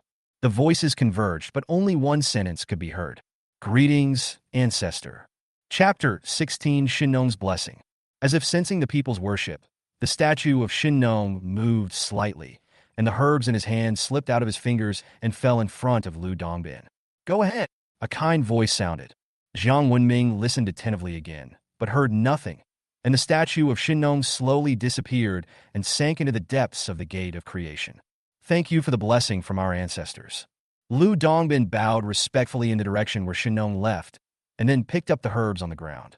After doing all this, Lu Dongbin turned to look at Shui Jiaxiang and called out softly, "Let's go." "Oh, okay. Who was that just now?" Shui Jiaxiang hesitated to speak. The person that even Lu Dongbin had to bow to respectfully must have an extraordinary status. It was a pity that he racked his brains but could not remember who that person was. Yindi Shenong, one of the ancestors of the Chinese nation. Oh, who would have thought that in today's China, the inheritance has been so severe that no one even recognizes the ancestor? Lu Dongbin let out a long sigh. One of the ancestors of China? Shui Jiaxiang felt his heart tremble violently, and after hearing Lu Dongbin's words, he felt even more ashamed. It is said that people should not forget their roots, but they cannot even recognize their own ancestors. You really are unworthy of being a human being. The evil gods invaded, and the Chinese gods had to leave the mortal world and stop performing miracles to resist the evil gods from outside the domain. It is normal that you do not remember us. Lu Dongbin said something to comfort him, and then walked out of the door of creation. Shui Jiaxiang was still thinking about the meaning of Lu Dongbin's words, but when he saw him go out, he hurriedly followed him. Opposite, Sun Iseo was wearing armor, with his hand on the sword, looking around expressionlessly. Okamoto Jiro held the sword in both hands and stared at the Gate of Creation. He saw clearly what happened just now. Almost there. The other party almost summoned a terrifying god. That is an existence that even Suniseo fears. If it were the god position of their Sakura country, it would be at least a god king of the evil level of Iki. But it's okay. The people of the Huaxia Empire are so ignorant that they can't even recognize their own ancestors. It is God's will. The Huaxia Empire is destined to be swallowed up by our Sakura country. When the time comes, all these gods will belong to us. When Okamoto Jiro thought of the gods of the Huaxia Empire, he suddenly felt his blood boiling. Not to mention anything else, there are two in red alone. If they take over, who in this world can be their opponent? As the #1 master in Sakura country, he naturally has great power, including the right to read some ancient historical documents. He discovered from a history that happened thousands of years ago that the people of their Sakura country actually came from China. It was their ancestors who brought thousands of people from China to this land and then multiplied and thrived.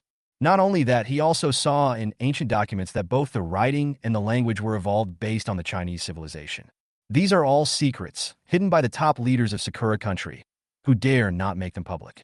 But now it's different. The spiritual energy is revived and the gods have descended. However, the Huaxia Empire, as the most powerful ancient country in the pantheon, has lost information in this area. This is a once-in-a-lifetime opportunity for them. As long as they set foot on that land, they can identify themselves as descendants of the Chinese and reawaken the gods to come. How difficult will it be to unify the world by then? When he thought of this, his eyes began to become fanatical, and even the hand holding the knife began to tremble with excitement. Do both parties need to change venues? The host Bobby asked. Unnecessary. Need not. Okamoto Jiro and Xue Jiaxiang spoke at the same time. In that case, let's get started. Bobby smiled faintly, and his figure disappeared from the ring in an instant. Draw your sword and slash. Suniseo took the lead in attacking, and with a flash of his sword, he saw Lu Dongbin's body being knocked flying. Boom! The body collided with the wall of the ring, making a dull sound and sending up gravel and dust. Xue Jiaxiang's pupils shrank. He knew that Suniseo was strong, but he didn't expect him to be so strong. With just one encounter, Lu Dongbin, who was also of golden quality, was knocked away. What a fast knife. Lu Dongbin's voice came from the smoke and dust. Just as Xue Jiaxiang was about to look back, he heard a sound of breaking air. It goes without saying that this was an attack initiated by Okamoto Jiro. The battle between gods is important, but the battle between those favored by gods is equally important. The defeat of either side will result in the end of the battle. If there were no restrictions on the rules that did not allow the gods to directly attack the enemy's favored ones, I'm afraid they would not survive even one round. Therefore, when blood affinity is relatively low, the gods' favored ones prefer to fight in person. As the third best fighter in China, Xue Jiaxiang's skills are naturally not bad. The sword at his waist suddenly came out of its sheath. Use a sword-lifting move to cut diagonally from bottom to top. Ding ding! There were 2 consecutive metallic clanging sounds. Xue Jiaxiang took 2 steps back to relieve the force. I slash. Okamoto Jiro may look like a big and strong man, but in fact, he is an expert with a sword. His sword skills were sharp and tricky, and every move was aimed at Xue Jiaxiang's vital points. Xue Jiaxiang is the opposite of him. His moves are grand and simple and direct, giving people a feeling of simplicity. Often, with just a casual strike, he could easily resolve Okamoto Jiro's attack. Jiang Wenming was very excited watching from below. General Xue's own strength is not weaker than Okamoto Jiro. He even has a vague feeling of suppressing him. If this continues, there may be a chance to kill him. Hearing this, Ryuno gave a bitter smile and said, "You underestimate Okamoto Jiro. Does he have another trump card?" Jiang Wenming looked at Long Yi in confusion. Although Okamoto Jiro's swordsmanship is good, there are at least 100 people in our Huaxia Empire who can beat him. Even in Sakura country, there are dozens of people who are stronger than him. When Jiang Wenming heard this, he knew that there must be more to come. Really. However, the reason why he became the best fighter in Sakura country was not simply due to his swordsmanship, but his talent as a god-favored warrior. His blood affinity has already exceeded 50%, and he can borrow some of Suniseo's divine power. This is his most terrifying aspect. The higher the affinity, the easier it is to obtain the power of the gods. When it exceeds 50%, you can borrow the power of the gods. If it exceeds 70%, you can merge with the gods. Those favored by God are the most terrifying beings. Just imagine what would happen if a god attacked an ordinary mortal. Not to mention a head-on hit. Even the aftermath of divine power could easily kill him countless times. What about General Shui? Jiang Wenming was shocked. The cost of using divine power with a mortal body is not something that ordinary people can bear. Unless it is absolutely necessary, Okamoto Jiro dare not use it lightly. This is also the reason why Lao Shui could obviously defeat him, but never dared to do it. If he couldn't kill him with one blow, Okamoto Jiro would definitely be alert. If he is forced to use divine power, old Shui will be in danger. Long Ye's face was heavy. His blood affinity is over 50%, so he knows too well how terrifying that power is. Even a trace of divine power would be enough to kill Shui Jiaxiang.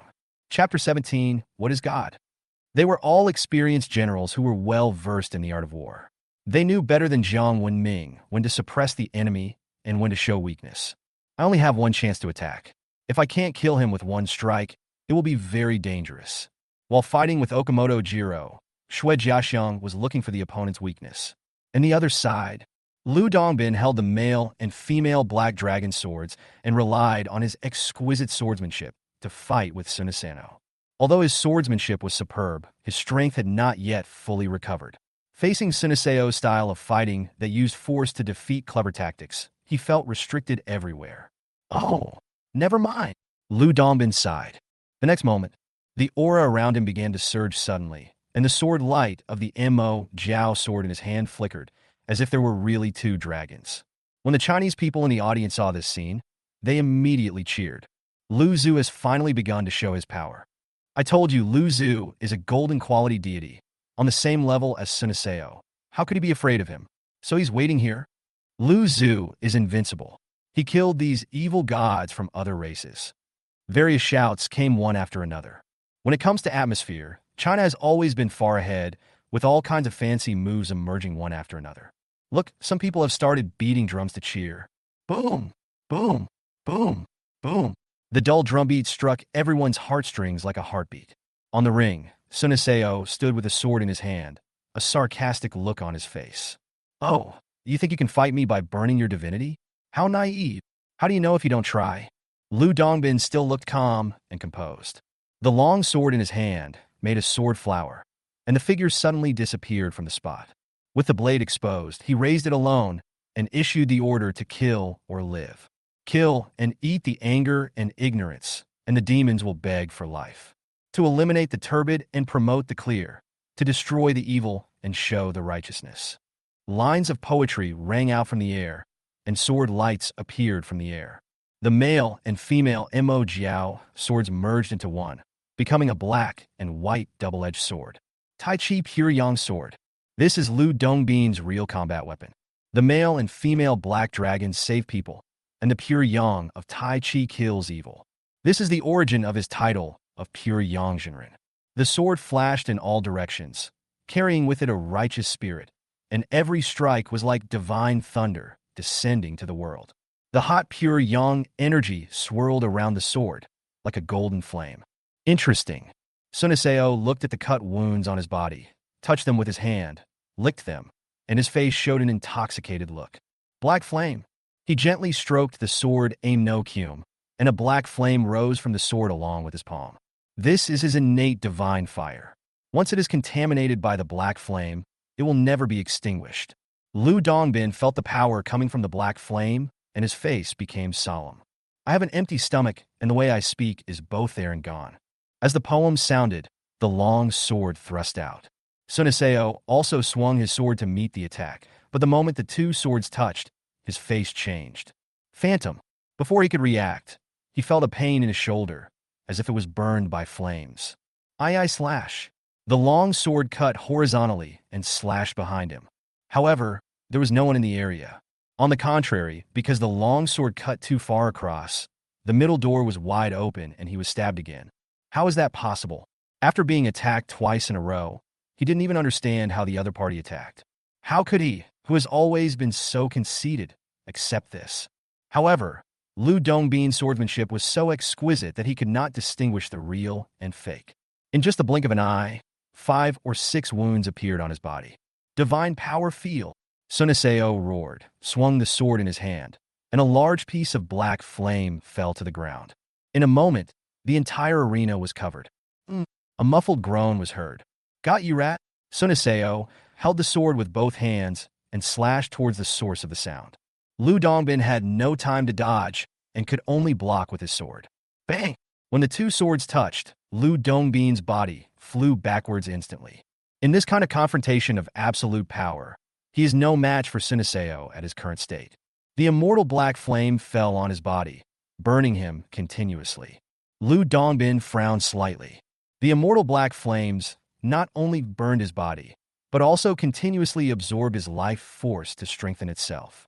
The flames grew stronger and stronger, as if they were going to burn him to ashes. This made him, who was already weak, even weaker. 9 revolutions of work are completed, and you can turn on the furnace and dial the cauldron to see the golden elixir. As this poem sounded, 3 golden flowers appeared above his head, and 5 air currents of brown, green, red, blue, and gold flew out of his body. Finally, they came together to form a golden elixir.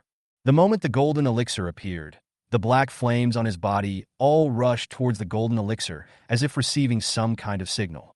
3 flowers gather at the top, and 5 chi rise towards the yuan. When Jiang Wenming in the audience saw this scene, he muttered to himself and clenched his fists unconsciously. This is the Dao fruit of the golden immortal. The fact that it has been taken out now is enough to show how fierce the battle on the field is.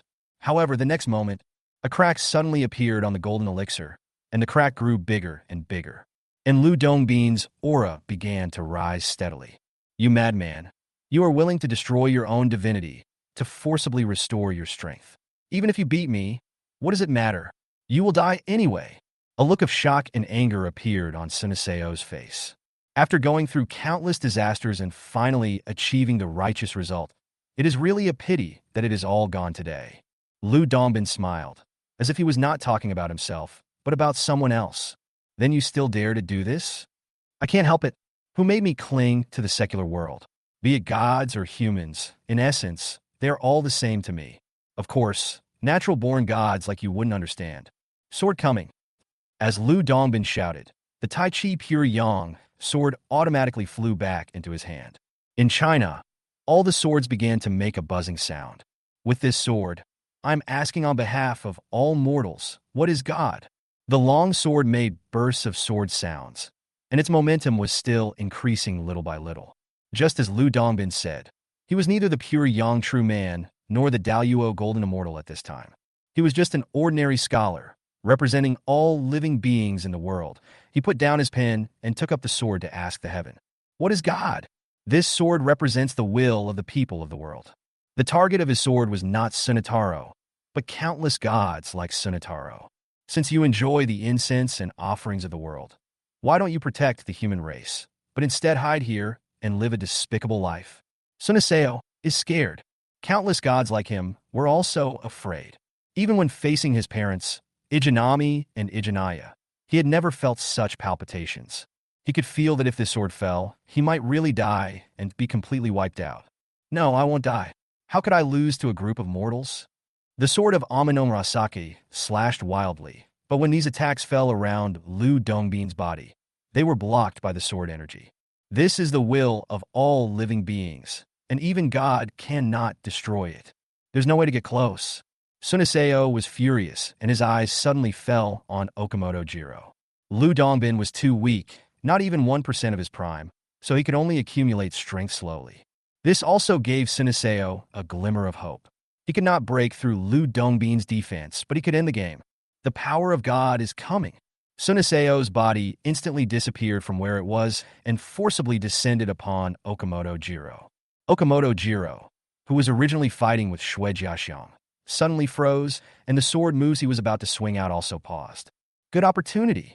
A gleam of light flashed in Shui Jiaxiang's eyes, and the long sword in his hand pierced the opponent's throat. Chapter 18, What If I Don't Enter Reincarnation? The long sword pierced Okamoto Jiro's throat without any hindrance, but the next second, the long sword in his hand was covered by a layer of black flames without any warning and instantly turned into a pool of liquid metal. Shui Jiaxiang's face suddenly changed, and he quickly withdrew, but unfortunately, he was still a step too late. At this time, Okamoto Jiro has already merged with Suniseo. With a casual blow, he cut off one of his arms. Black flames quickly covered the broken arm, burning it to ashes in the blink of an eye. Blood affinity is 70%. Not only Shui Jiaxiang and the people of China, but also the top leaders of other countries stood up in shock. A person favored by God with a blood affinity exceeding 70%, and his natal deity is of golden quality with super powerful combat power. This threat is too great. On the podium of the British Empire, a middle-aged bearded man looked at the person next to him with a gloomy look. Notify them to wait until the game is over and then fight the losing party. Now China and Sakura are at war, and one trump card after another is revealed. No matter who wins or loses, it will not prevent them from taking advantage of the situation. Greece and Egypt had the same idea. However, they were far away from the east, and the papal states were eyeing them covetously, so they could only watch and sigh. The high-ranking officials of the Indian Empire in the east had their eyes shining. I didn't expect that the Sakura Empire had such a trump card. We should really thank China. If they hadn't worked so hard, we might have been the ones to suffer. A bearded man wearing a white turban, with a smiling face. They had been planning to take action against the Huaxia Empire recently, but unfortunately the Sakura Empire got there first. However, from the current perspective, the situation is more favorable to them. No matter who wins, they can reap the benefits first. Who doesn't like low risk and high return? Inform Amir and the others to be ready to fight at any time. Today we must let the glory of Lord Brahma shine across the entire East. No, my Lord Salman. They are not worthy of enjoying the glory of Lord Brahma. They are only suitable to be sacrifices to Lord Shiva. That is their true destiny. You're right. The glory of Lord Shiva is more suitable for them. A group of people laughed and scrupulously, not paying any attention to others. Amitabha, the sea of suffering is boundless, and turning back is the shore. If they are willing to join my Buddhist sect, I, the Tathagata, will also take them in. An old monk next to him was chanting Buddhist mantras with a compassionate look on his face. Master Kama, you are more compassionate. How about this? When we occupy China, we will allow you to build a temple there. China has a large population anyway, so it is the most suitable place to build a temple. That's great. The two of them had already decided the fate of the Chinese people after their defeat. On the ring, Shui Jiaxiang had one arm cut off by Okamoto Jiro, and his body was stained with a black flame. At this moment, he was standing there with a pale face. His blood affinity is only 49%, which is just a little short of being able to borrow divine power, but it is this point that determines his upper limit. This has nothing to do with hard work. It requires talent, and it is a realm that only true geniuses can reach. Go to hell. Influenced by Suneseo's murderous intent, Okamoto Jiro grinned grimly and slashed with the two swords in his hands. He was determined to chop off Shui Jiaxiang's head. Lu Dongbin also saw this scene and wanted to rescue him, but he was in the state of accumulating strength at this time and could not get away at all. Is this God's will? It was just a little bit short, whether it was Shui Jiaxiang or him. If he could hold on for a few more seconds, if he could merge with him, no, even if he could lend him some of his divine power, it would be fine. Neither will lose. It's a pity that there are no ifs in this world. Shui Jiaxiang's head was chopped off as expected and fell onto the stage. A pair of tiger eyes, full of unwillingness. We were almost victorious. It would be great if I could buy Lu Dongbin a little more time. Shui Jiaxiang is dead. When the people of the Huaxia Empire saw this scene, they fell silent. Some people sobbed quietly, some turned their heads away, and some were filled with indignation. No, we haven't lost yet. We haven't lost yet. Jiang Wenming suddenly shouted. Seeing this, Long Yi thought that he was just unwilling to accept it, and was about to say something to comfort him, but his hand reached up into the air, and he didn't know what to say. Why don't you announce the end yet? Okamoto Jiro frowned and waited for the host to announce the result of the competition. But after a long time, the host Bobby still showed no intention of showing up. This made him feel a little uneasy. You're unwilling, aren't you? I'm unwilling too. I don't even want the fruits of my thousands of years of hard work. How can I die here? Even if I die, I must ask for this sword for all living beings. So what if I don't enter the cycle of reincarnation? I am the mortal swordsman, Lu Dongbin. Lu Dongbin looked like a madman, his calm and composed look gone, replaced by a fierce sword intent. An inconspicuous herb flew out from his chest and then slowly fell onto Shui Jiaxiang's headless body. The next moment, the dead body began to move slowly, as if adapting to moving without a head. Coming! Lu Dongbin shouted. The sword energy in the sky instantly merged into one and followed him, flowing into Shui Jiaxiang's headless body. Shui Jiaxiang's shirt was torn into pieces by the violent sword intent, and the shadow of a sword slowly emerged on the only remaining arm. The sword body began to solidify little by little. A pair of eyes suddenly opened where his breasts were, and his belly button turned into a mouth. In ancient times, there was the god Xing Tian who fought without a leader. I can do the same.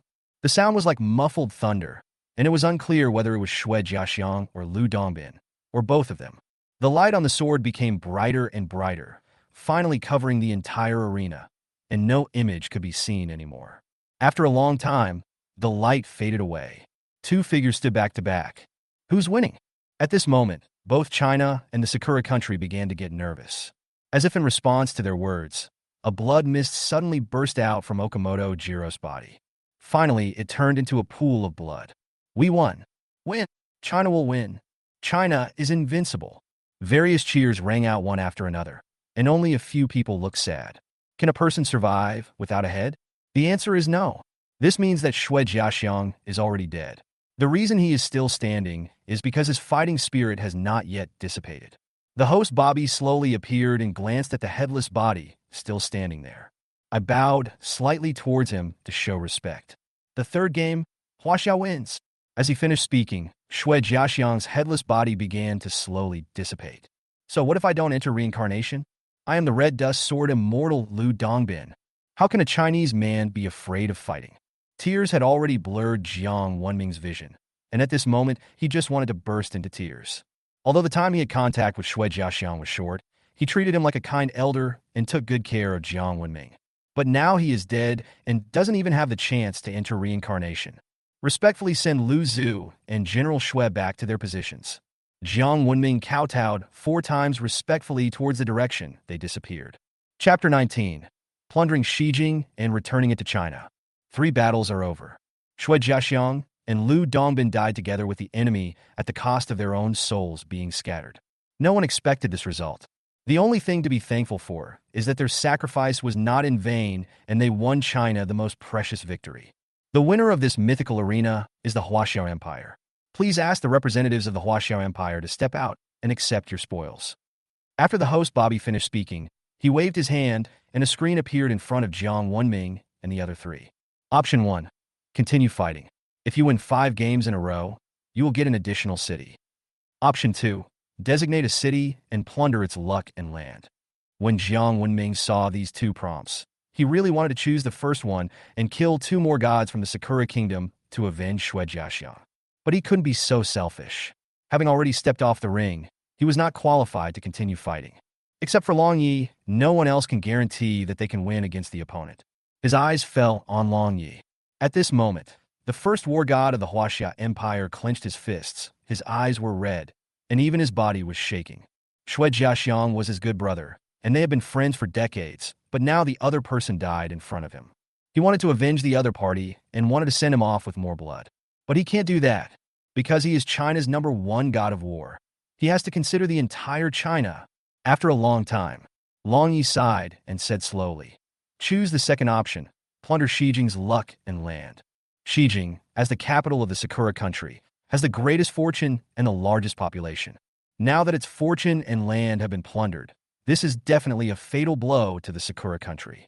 This move also means that the Sakura country will withdraw from the stage of hegemony.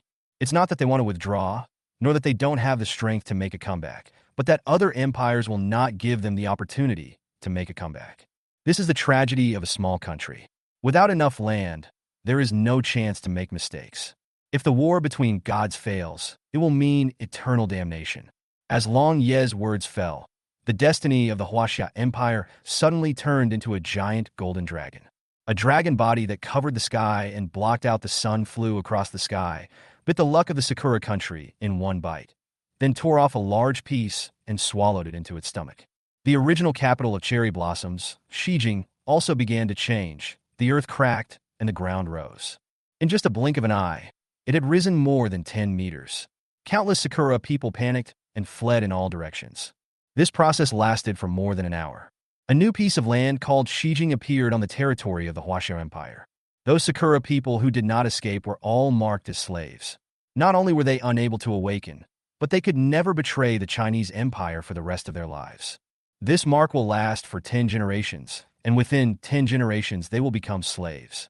Jiang Wenming watched all this through the screen, but he did not feel the slightest joy in his heart. This is the price of failure. This mythology arena is over.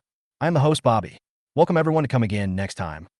The host, Bobby, smiled, bowed to the audience, and then slowly disappeared. The Empire of the Sun never sets applies to open a mythical arena against the Sakura Empire. The Tianzhu Empire applies to open a mythical arena against the Huaxia Empire. Two consecutive voices rang out, immediately pulling back the people who were about to leave. Bobby appeared and looked at the two representatives helplessly. It was as if to say, "Why didn't you say anything just now?" The application of the British Empire is valid, and the application of the Indian Empire is rejected. Bobby said calmly. The Tianzhu Empire applied to open a mythical arena against the Huaxia Empire. The representatives of the Indian Empire, seeing that they had failed to seize the Sakura Empire, had to settle for the next best option and choose the Huaxia Empire with which they had just fought. The sudden change shocked many Chinese and Japanese people. Only the top leaders of China were not shocked by the news, because they had already prepared themselves mentally before the war broke out. That kid Jiaxiang must have guessed the crisis after the battle, so he tried his best to stop Long Yi. Alas. Let's start preparing and decide who will play this time. The Indian Empire is not comparable to the Sakura Kingdom. This is a truly powerful country with many local gods, which is no less than that of China. The most crucial point is that they once spread their teachings to China, causing many Chinese people to believe that Buddhism is the Chinese mythology system. Jiang Wenming knew this very well, so when he woke up Kong Xian and Zhu Beiji before, he did not call out their titles. Otherwise, can the summoned gods still be considered native to China? The Peacock King Bodhisattva was conferred by the Western religion, which is the Buddhism of later generations. Zhu Beiji and the Altar Purifier are also Buddhist names. How do you call them? There is only Taoism in China, so when Jiang Wenming was awakening the gods, he called out the titles they were given during the Chinese period. Now that the Indian Empire has chosen to attack China, there is even less room for shouting. Let Long Yi, Li Siyuan, Zhong Ling, Shen Qingyun, and Wang Shua go. Li Jianguo thought for a moment before speaking. They're all in the field? What happens next? Don't forget about the Papal States, Greece, and Egypt. Some people raised objections. They are quite far away from us, so even if we want to fight, we will target the British Empire. If the Sakura Empire is defeated this time, it will basically be destroyed. They will definitely deal with the British Empire at all costs. Regardless of the outcome, as long as the British Empire is forced to reveal its trump card, the remaining three empires will not mind taking advantage of the situation. Li Jianjun said, after pondering for a moment. Just now I was praying that the Sakura Empire would be weaker, but now I am hoping that they will summon the strongest local god. Being destroyed is only a matter of time, but it is also a good thing for them to drag their opponents into the abyss before the country is destroyed. No one present had any doubt about this.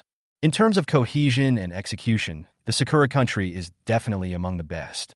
If it weren't for this kind of resilience and spirit, they would have been destroyed countless times. Just as this group of Chinese bigwigs were discussing, Long Yi walked in with Jiang Wenming and others. Long Yi, you've come just in time.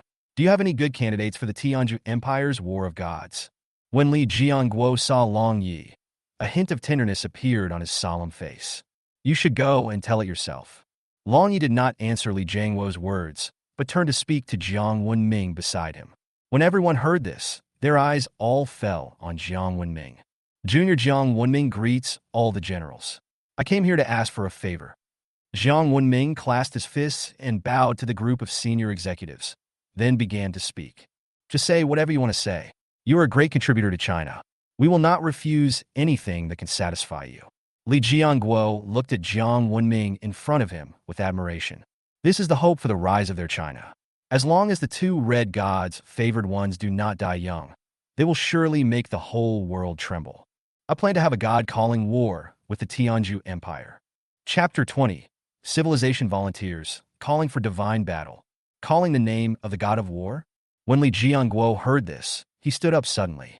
The god's summoning battle is different from the myth arena battle. The latter is to enter the gate of creation and randomly awaken gods. The former is to hand in the designated list and awaken them randomly among these gods. The Chinese mythology civilization has been greatly interrupted, and there are only about 500 gods known so far, most of whom are minor gods and heroic spirits. However, The Indian Empire has countless gods, and their heritage is complete. If they really use this method, and the other party directly summons the four main gods to fight, how should they respond? For so many years, the Chinese have always rejected this way of fighting gods, so much so that many people have forgotten that this is the real way of fighting gods. The mythical arena battle is a recognized way of fighting and is also the default one, just to give some small countries a chance. The God-calling war is a fighting method given to the big countries because they have a complete mythology system, the strength, and the capital to fight in this way. But now Jiang Wenming actually took the initiative to propose using this method. Isn't this untying the shackles that are binding on others? No, it's too risky. You know the situation in China. The mythological civilization is severely fractured, although we can infer from some clues that there are many gods. But we don't have any information about them. So how can we wake them up? An old general stood up to object. If it weren't for Jiang Wenming's previous performance, he would even think that this was a spy sent by Tianzhu. What if I say I know the name of the Chinese god? Jiang Wenmingfei said solemnly. There is such a serious gap in our Chinese mythology. Tens of thousands of experts and scholars have analyzed it day and night.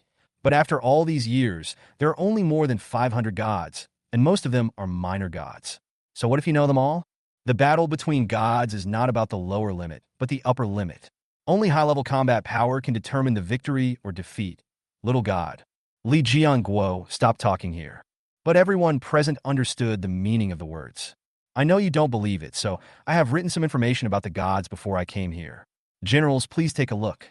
Jiang Wenming said this, taking out a few pieces of paper from his pocket and handing them over. The secretary next to Li Jianguo quickly took it and handed it to Li Jianguo. All the generals nearby came over to see what was written on it. Li Jianguo did not hide it from everyone, but opened the paper in front of everyone. All I saw were various names and the status that the gods represented written on it. First line, first sentence. Pangu created the world. Hongjun and Luya preached. The dragon, phoenix, and unicorn were born. Niwa repaired the sky and created humans. The three pure ones, the 12 ancestral witches, Emperor Jun and Dongwang Tai. Zhang Shangyuan took the bait, and the 12 golden immortals bowed their heads. The 6 imperial gods, the 5 elders of the 5 directions, the Wood Father and the Golden Mother, the 3 officials, and the 4 guardians. After seeing what happened, Li Jianguo's hands began to tremble. Not only him, but even the group of generals beside him were so shocked that they forgot to breathe and their faces turned red. Oh my God! Is this real? Am I dreaming? Someone please hit me. Bang! It hurts so much. This is not a dream. Am I seeing things right? The great god of the 3 altars and seas is actually just a general of the heavenly court? There are so many great gods up there. If this is true, why should we Chinese be afraid of little India? Don't be too happy yet. Even if we have a list, we don't know them, right?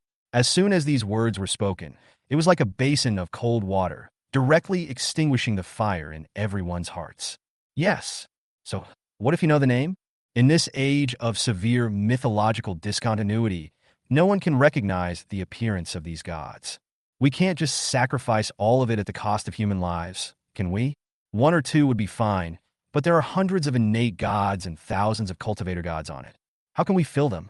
Even if all the younger generation died, the space could not be filled. You know, there are only 2 ways to awaken gods. The awakening ceremony and the mythological arena. Even if I want to fill it out, I don't have the chance. No. How do you know so many names of gods? Li Jianguo realized the problem and looked at Jiang Wenming. It's all 9 years of compulsory education.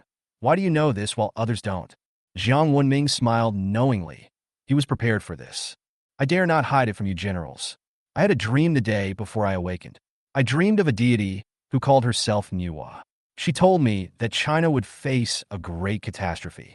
She couldn't bear to see the Chinese people destroyed, so she took me on a tour of the heavenly palace. It was then that I memorized the names of the gods. Jiang Wenming spoke out the speech he had prepared long ago. Anyway, things like dreams also happen in this world, especially in the Papal States, which use the excuse of God sending dreams to attack what they call pagans all day long. As for why he remembered so much in his dreams, he had also thought of an explanation. I've been smart since I was young. Otherwise, that is, 1 day in heaven is 1 year on earth. The time is different. Anyway, the final right of interpretation is in his hands. You could believe it or not. Do you have the guts to confront Nuwa? It's not that I don't believe you, but this matter is of great importance. I need to verify it first. For a moment, Li Jianguo didn't know whether he should believe him. This kind of thing sounds too absurd, a god who appeared in his dream, and it was Nuwa, the goddess whom he revered as a saint. They have never heard of it, but they couldn't help but take Jiang Wenming's recent performance seriously. Because the other party did awaken 3 unknown gods, 2 of whom were red gods.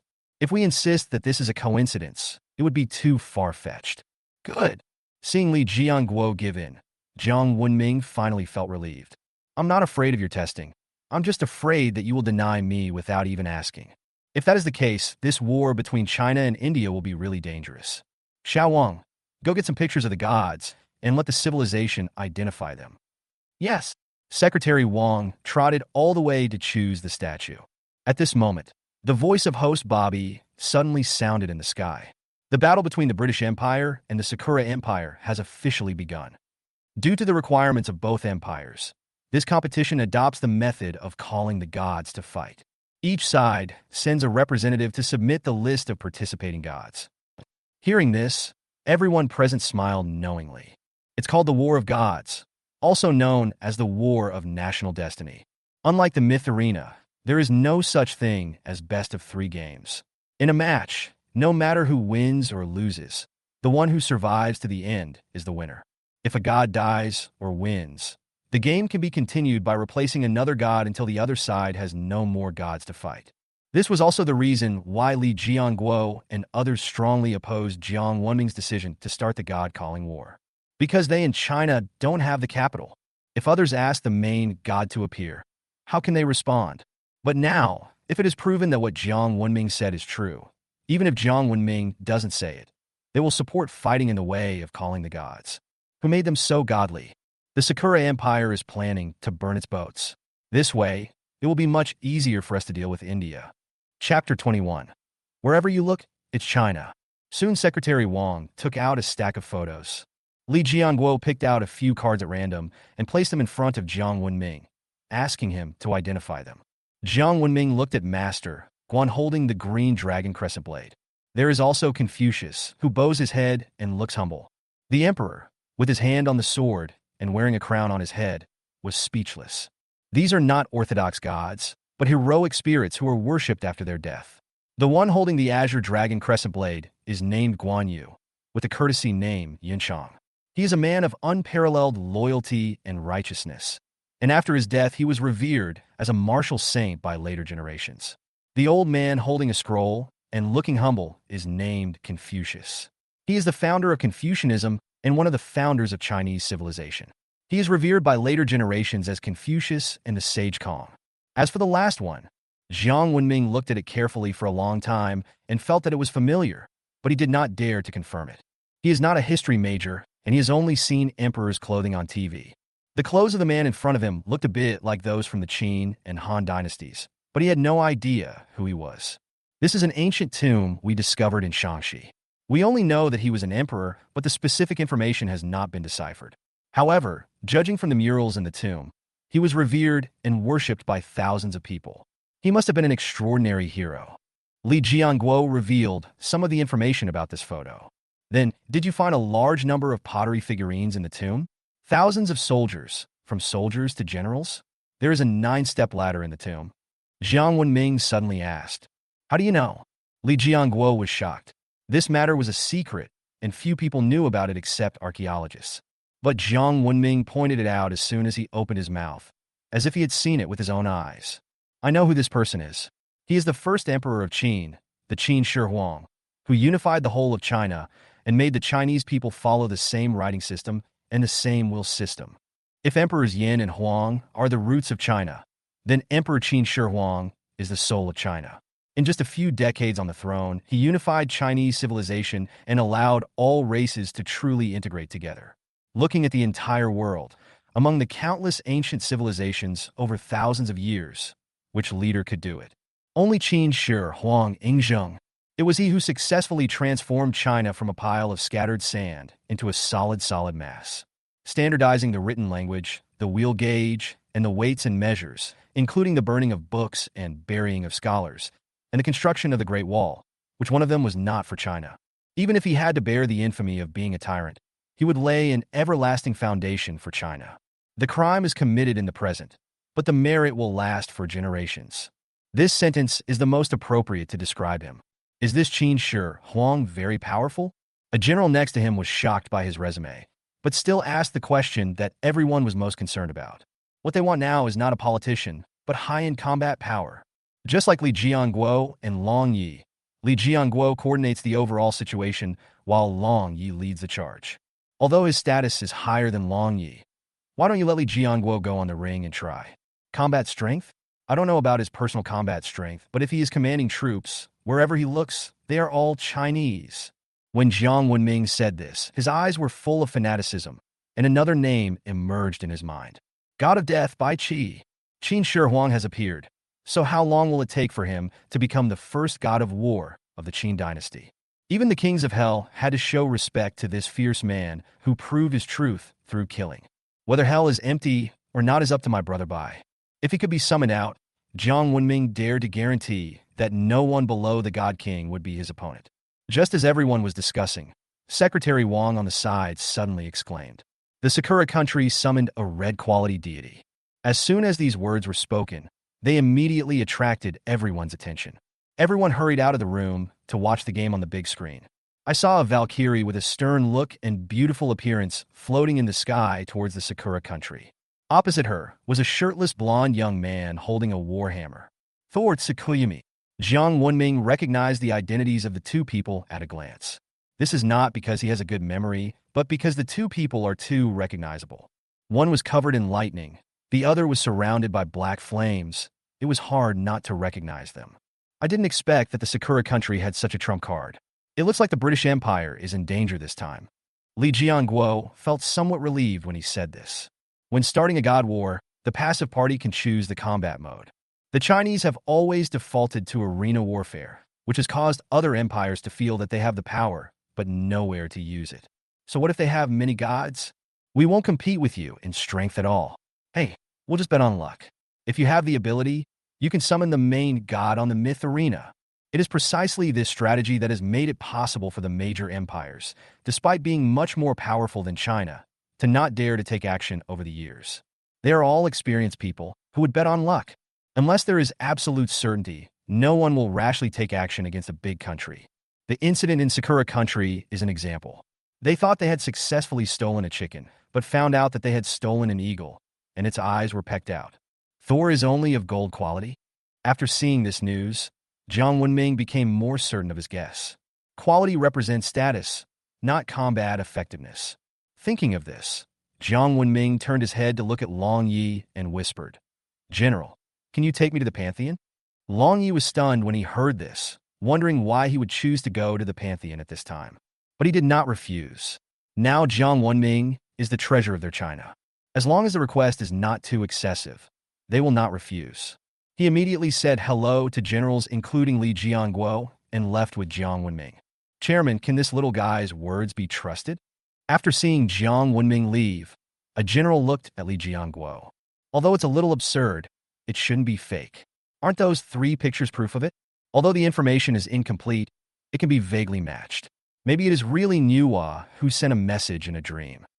Speaking of this, Li Jianguo couldn't help but shook his head. They have always advocated scientific basis, but unexpectedly it turned into metaphysics in the end. What about us? Since he is confident, we might as well trust him for once. China has been silent for too long. It is time to let these guys see our Chinese counterattack. One strike is enough to save 100 blows. Our ancestors were right. If we keep giving in, they will only become more unscrupulous. If we don't hurt them, they will really think that we Chinese are easy to bully. Li Jianguo's words were tantamount to the final conclusion of the matter. The Huaxia Empire chose to use the method of calling the gods to fight against the Indian Empire. The other side, Jiang Wenming followed Long Yi to the Pantheon, looked at the densely packed tablets of gods, and began to observe them one by one. From time to time, I would take out paper and pen to make notes. "What are you doing?" Ryuno asked, somewhat puzzled. Chapter 22, he is not a god, but he is the one who made him a god. "I'm marking some gods with potential." Jiang Wenming wrote down the information in his hand, then looked up and replied, "A potential god? You can tell from his quality. I can just give you some information later. Why go to all this trouble? Ryuno thought it was something serious and smiled indifferently. No, quality does not represent combat power. What's the meaning? Quality represents their status, not their combat capability. I will explain this to you later. After Jiang Wenming finished speaking, he started to check again. You wouldn't know until you see it, but among these more than 500 gods, there are actually several big guys who have been left out in the cold. Especially one of them was an old man holding a fishing rod and wearing a bamboo hat. The only quality was green, but Jiang Wenming almost knelt down before him. What a ripoff! Zhang Taigong was rated as green quality. If I hadn't looked carefully, I would have almost missed it. A second-generation disciple of the Chan sect, and the controller of the list of gods, is actually only of green quality. Who dares to believe it? Zhang Taigong is not a god, but he is the one who was deified. He has no magic power left, but he can't stop others from calling people over. The 3 pure ones are his father's generation. The 4 imperial gods were conferred by him, and the 5 elders of the 5 directions are his descendants, not to mention other gods. Is Neza the 3rd prince awesome? Is Erlang Shin awesome? When you see him, you have to bow your head respectfully and call him Uncle Master. No one takes the super boss seriously. No, it should be said that no one knows. General Ryuno, I remember that in the god-calling battle mode, there are no restrictions on gods, right?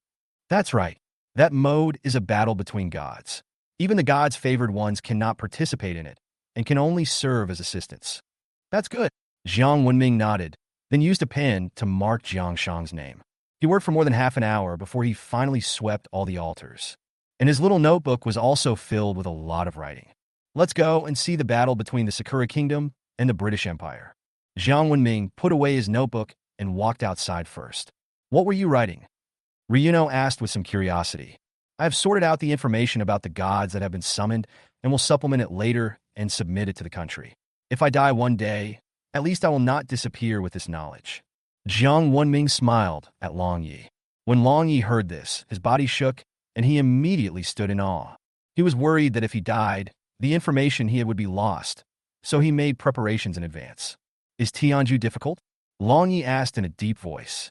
In his impression, although the other side had many gods, there didn't seem to be many particularly powerful ones. If I were to say which empire I least want to encounter, India would definitely be the first, followed by Greece, and then Egypt. In terms of foundation alone, these 3 countries are not inferior to us at all. But the completeness of the mythological civilization is far from comparable to that of China today. I am only 80% sure of defeating them. Tatsuno. Judging from Jiang Wenming's expression just now, he thought he would be crushed by the other party, but in the end you said you were only 80% sure? Bro, are you an alien? Do you know how we got here before? An 80% chance is already quite high. Long Yi said faintly. How can that be possible? As long as we are not 100% sure, people will die. I don't want to see anyone sacrificed again. Jiang Wenming said seriously. Hearing this, the scene of his old friend's death appeared in Long Ye's eyes again. My fist clenched unconsciously. No, we will all survive. Feeling that the atmosphere was a bit depressing, Jiang Wenming quickly began to change the subject. General Long, how do I stimulate blood affinity? My awakened natal deity seems to have not yet activated its blood. Isn't this knowledge taught in elementary school? Don't you know it? Jiang Wenming. He really wanted to reply, what I learned in elementary school was 1 + 1 is equal to 2. But I have to hold back this sentence. Seeing Jiang Wenming's embarrassed look, Long Yi suddenly laughed. Ha ha, I almost thought you were omniscient and omnipotent, but it turns out there are things you don't know. Please don't make fun of me. I'm a poor student. It's well known. Jiang Wenming quickly begged for mercy. As a poor student, isn't it normal that I don't know these things? Long Yi laughed for a while before continuing. Blood affinity depends on your understanding of this deity. The more you know about him, the higher your affinity will be. That's it. Jiang Wenming was bewildered. This is not enough? Ryuno was also confused. Why do I feel offended? Okay, let me try. Jiang Wenming began to calm his mind and started to recite information about Dijun. Pangu created the world. The pure air rose to form the sky, and the turbid air sank to form the earth. Afterwards, he died of exhaustion. His body and hair turned into mountains, rivers, earth, flowers, plants, and trees. His essence and blood turned into the 12 ancestral witches, and his essence and energy turned into the 3 pure ones. His left eye turned into the sun, And within the sun star were born two great golden crows, his elder brother Emperor Jun and his younger brother Donglong Tai. The two brothers have unparalleled fighting power and become the leaders of all monsters and the kings of all monsters. Later, he sensed the order of heaven and earth, founded the ancient heaven, respected Di Jun as the first emperor of heaven, and ruled the world together with the witch clan. Later he married Shia and gave birth to 10 sons. The 10 sons represented the sun and patrolled the earth. They were shot and killed by the great wizard Hui, leaving only one. Emperor Jun was furious and started a war with the wizard clan. In the end, both gods died, and from then on, the witches and liches withdrew from their dominant positions in the prehistoric world. With every sentence Jiang Wenming recited, the light on his body became brighter. By the time he finished the last sentence, his entire body was enveloped in dazzling light, and he shone as brightly as the sun. Long Yi looked at this scene in shock. He stammered for a long time before stammering out 7 words. 9%, 99%. What is the concept? Is this the reincarnation of a god? Apart from the gods themselves, who else has such a high affinity? Even my own son can't do that. The movement here also attracted the attention of others. After all, the light was too dazzling. Look, what's happening over there? It's so dazzling. Could it be a nuclear explosion? Are you stupid? That's Kyoto. It's protected by the gods. It won't explode even if there's a nuclear explosion. Is it a new weapon developed by China? It doesn't look like it. Could it be that the sun is set on our China? You crow's mouth. Why don't you say that the sun fell into your house? Bah, bah. You forgot that your home is also our China. Li Jianguo and others who were watching the game also noticed this scene and looked at the secretary beside them in confusion. What's going on? Okay, it seems like there is movement coming from the Pantheon. Pantheon? Just now, General Long Yi took Jiang Wenming to the Pantheon, and then, before he could finish his words, he saw a 3-legged golden crow covered in flames rising into the sky. Like a second sun? Chapter 23 verifying the guess. The statue of Di Jun, which had always been at the highest point in the Pantheon, suddenly came to life. A phantom emerged, and its eyes seemed to look directly at the essence through the void. But when his eyes swept across the rows of tablets below the stage, a hint of coldness flashed in his eyes. Before he could make any move, golden chains fell from the void and wrapped around him. You think you can invade our Shinjo by erasing our real names? How ridiculous! Di Jun snorted coldly, and the golden chains broke into pieces, and his figure disappeared immediately. Just at the moment he disappeared, a golden feather slowly fell and then floated outside. At this moment, Jiang Wenming felt that his whole body was filled with strength, as if he could destroy the world with just a thought. Long Yi, who was standing on the ground, looked at him with some envy, feeling mixed emotions. Decades of hard work are not as good as the other party's sudden enlightenment. Really, hard work is worthless in the face of talent. Jiang Wenming fell back to the ground and gathered up the strength he had just gained. Suddenly his expression changed, and he looked into the distance. He saw a golden feather slowly floating towards him. He stretched out his hand, and the feather automatically fell into his palm. Before he could take a closer look, the feather merged directly into his body. Jiang Wenming only felt a buzzing in his head, and his consciousness seemed to be sucked into an unknown space. The corpses and stone statues scattered all over the ground made it look like a Jura hell. Just as he was looking around, he saw more than a dozen figures emitting infinite divine light looking at him. Saints? Saints?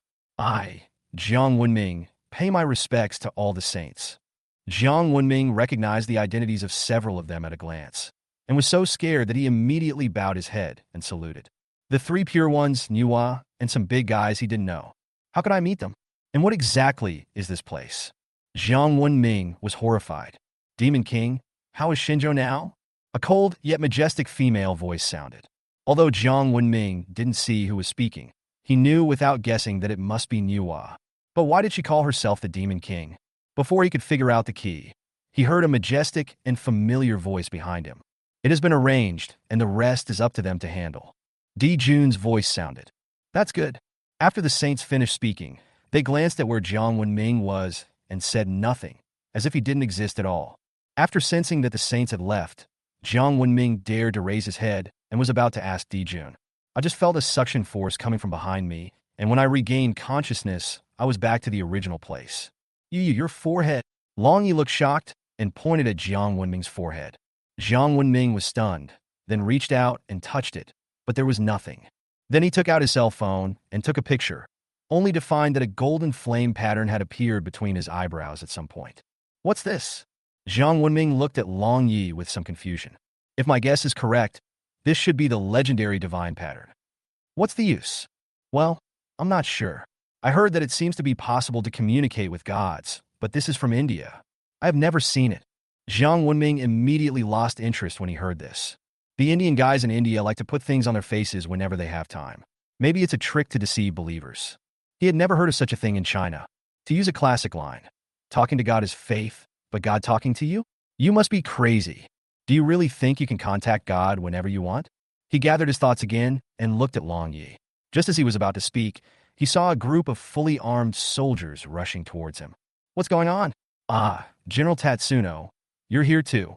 The leading captain, upon seeing Long Yi, saluted immediately. What are you doing? Long Yi looked at the team leader with some confusion. I just noticed something unusual here, so I came over to check it out. General Long Yi, what are you doing? It's okay, it's all a misunderstanding, go back. When Long Yi heard this, he immediately understood what had happened.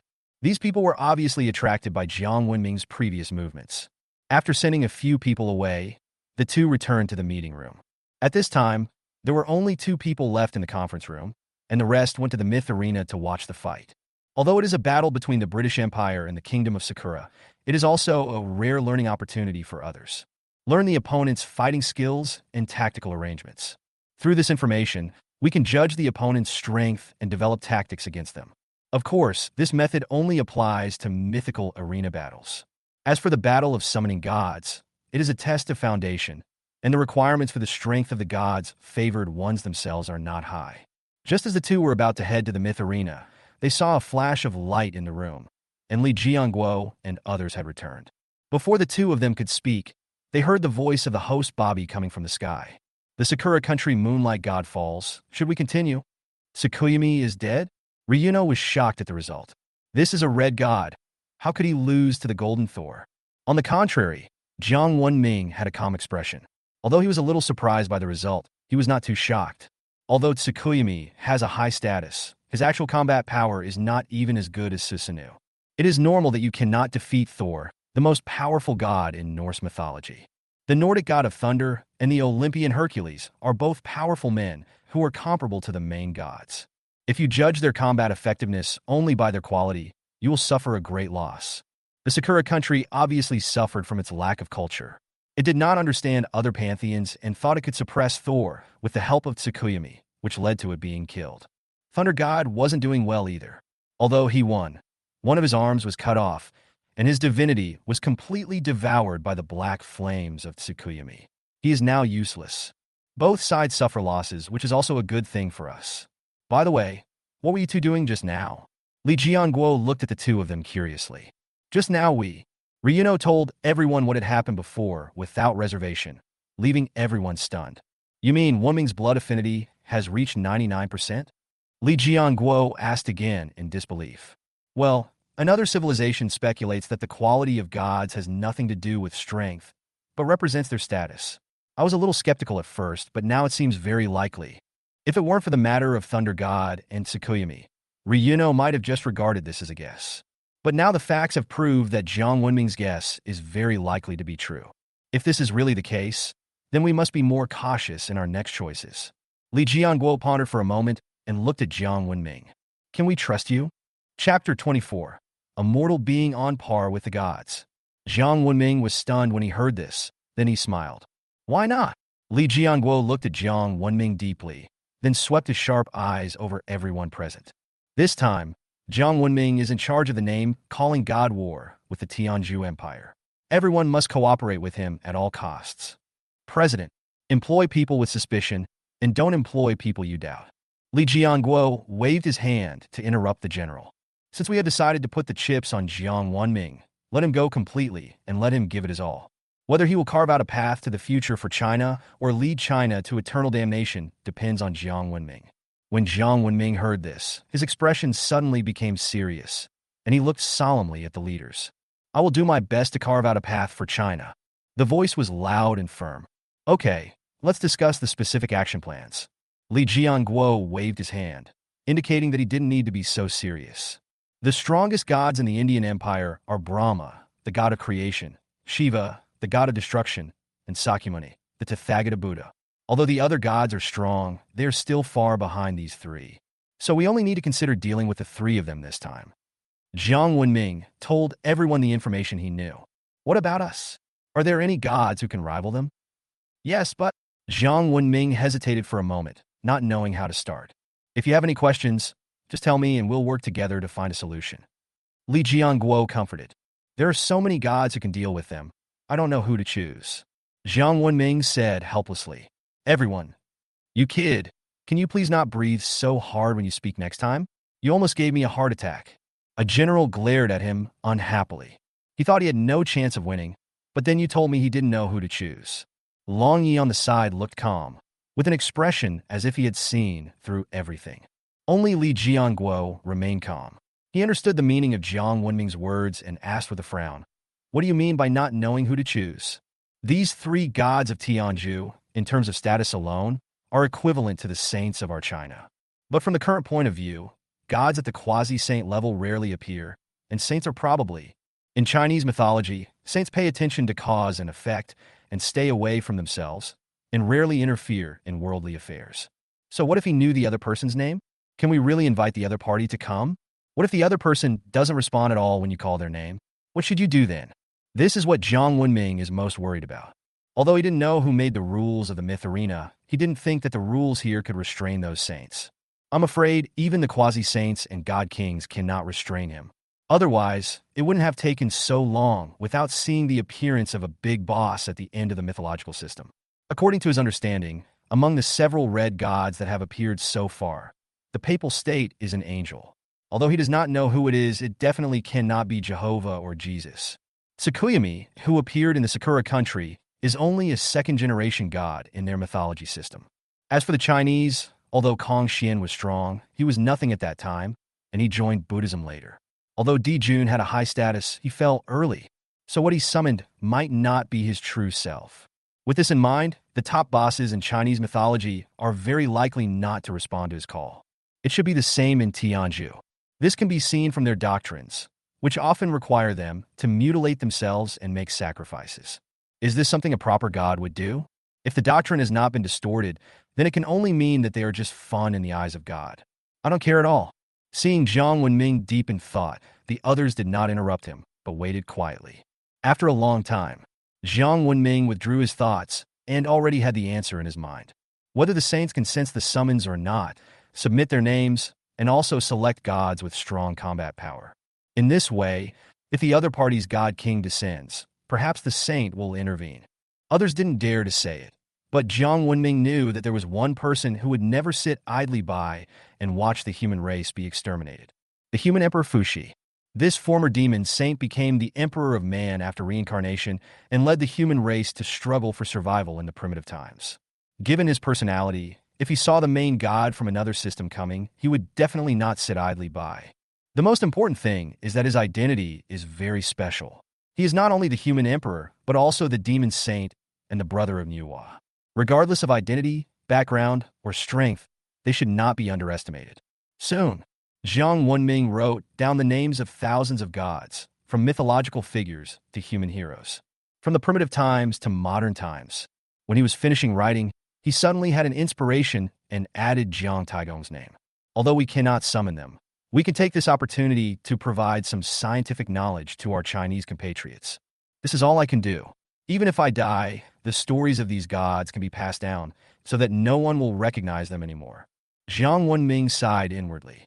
As long as the flame of civilization is not extinguished, China will not fall. It has gone through more than 5,000 years of ups and downs to get to where we are today. Many ancient civilizations have been destroyed, but China is still standing. How could it fall here now? Seeing Jiang Wenming stop writing, the others came closer to watch. Why do you still have human heroes here? Long Yi looked at the only 4 human names on it and was very confused.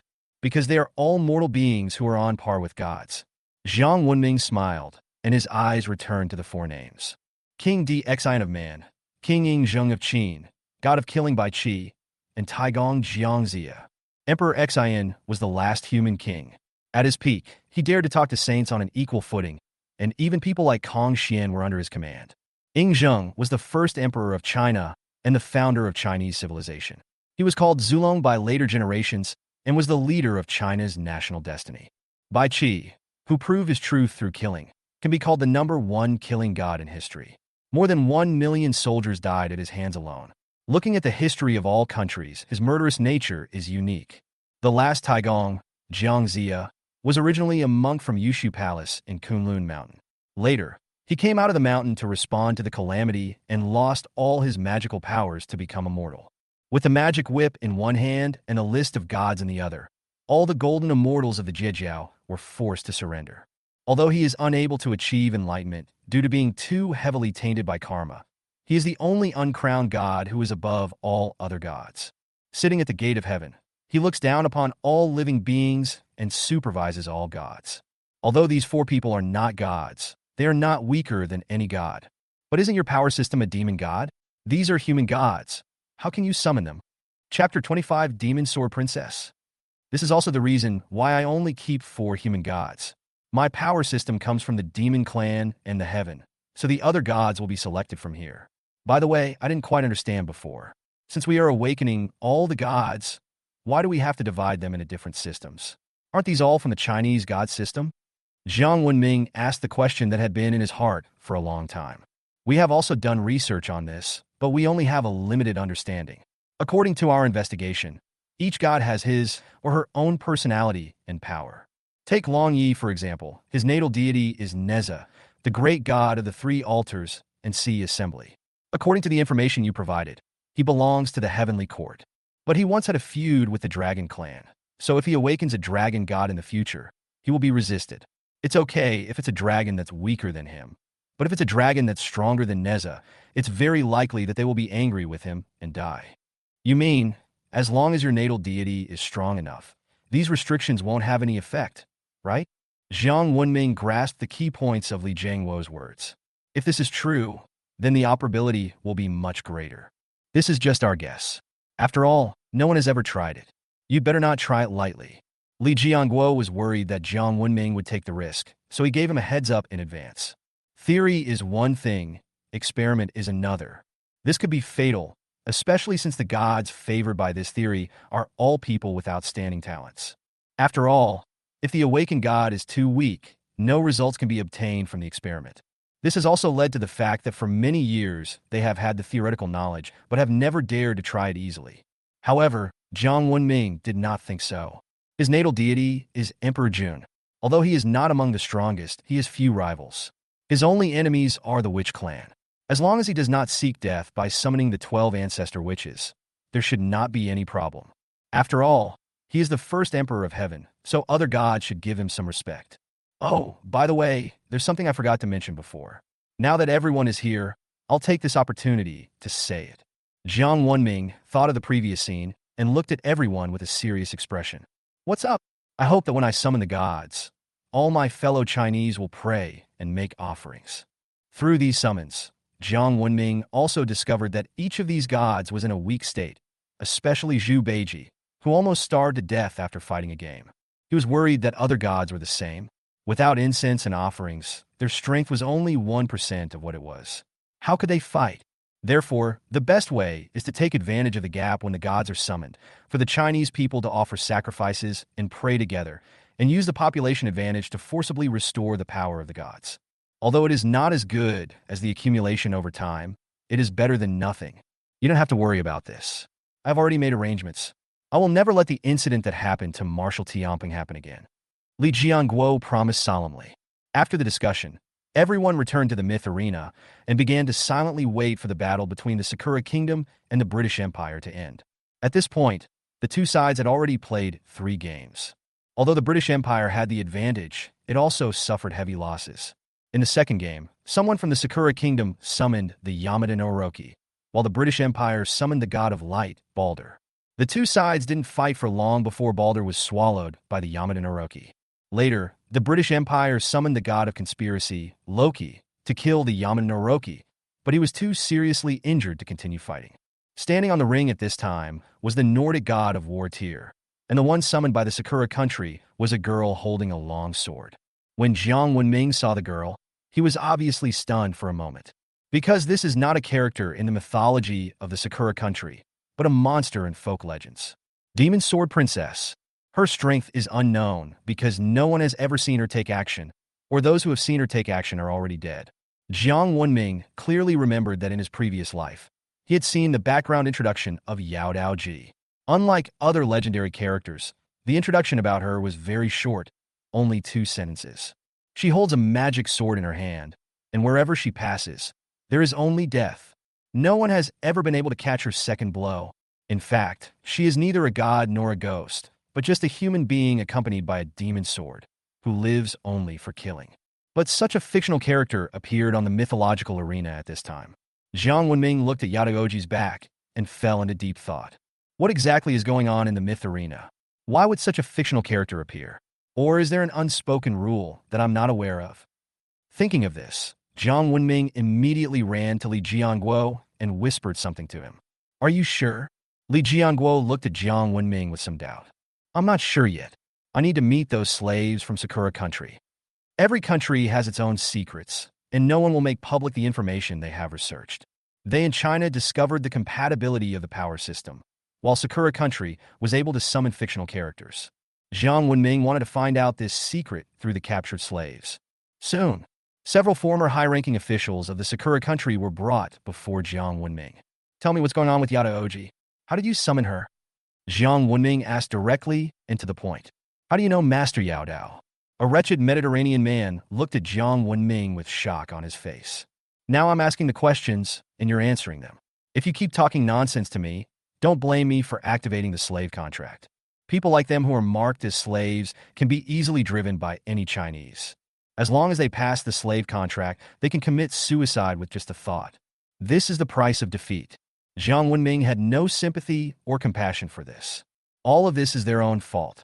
If they hadn't happened to meet me, it might have been China that was defeated. By then, who will sympathize and pity them? Jiang Wenming dared not forget for even a moment the blood debts these beasts had committed in their previous lives. When he heard Jiang Wenming talk about the slave contract, Mediterranean was so frightened that he trembled all over. It was obvious that he had experienced this before. Reporting to the Lord of the Gods, we summoned Lady Demon Sword accidentally. When she first appeared, she was just a young girl. Because she was holding a sword that was very similar to the demon sword in folk legends, some people called her Demon Sword Princess. At first, she did not respond, but he did not kill the person who called the name. Later, someone else met her, but no matter how he called her, he got no response and no backlash. Later, someone added a few entries for her. They didn't have high hopes at first, but unexpectedly, it was a success. Although she is only blue quality, her combat power is extremely strong. Even compared to the Lord of Destruction, she is not inferior, so she has always been used as a trump card and has never been exposed to outsiders. Add an entry? What entry? Chapter 26, How can such a thing be done openly? Jiang Wenming felt as if he had grasped some key. Entry. He had not paid much attention to the entries added when awakening the gods, but now it seemed that this was where the problem lay. Keep reviewing all the information about the entry in your mind. From the very beginning, when Xiaoyu awakened the giant spirit, he added those entries. At that time, he laughed at him for being irrelevant, but now it seems. It turns out I'm the big fool. Jiang Wenming was speechless. Tell me all the gods who added entries that you know of. If you perform well, I can promise you that you will be allowed to be our Huaxia spokesperson in Xijing in the future. Thank you very much, sir. Thank you very much, sir. I will tell you everything I know. The wretched Mediterranean guy nodded and bowed quickly to express his gratitude. If it had been before, Jiang Wenming might not have done this, but now it was a matter of God's summons, so he couldn't afford to be careless. If what I guess is true, Jiang Wenming's heartbeat suddenly accelerated and his heart became hot. After getting Jiang Wenming's assurance, the Mediterranean man rattled off a lot of names of gods. Long Yi, who followed nearby, was confused because among so many names, there were only a few he recognized. But Jiang Wenming listened with great interest and asked a few questions from time to time. Soon, the questioning ended. Jiang Wenming put away his little notebook, turned around, and left. When he was about to reach the door, he suddenly stopped and said to the Mediterranean, "When you go back, tell your people that if they still want to live, they should set up an incense table at home, obey orders, and be ready to offer sacrifices at any time. After saying this, she turned and left without waiting for his answer. You seem happy? Long Yi looked at Jiang Wenming with some curiosity. Of course I'm happy that my strength has improved. Strength improvement? Long Yi was full of confusion. Well, I think I understand how the myth arena really works. What do you mean? Don't keep me in suspense.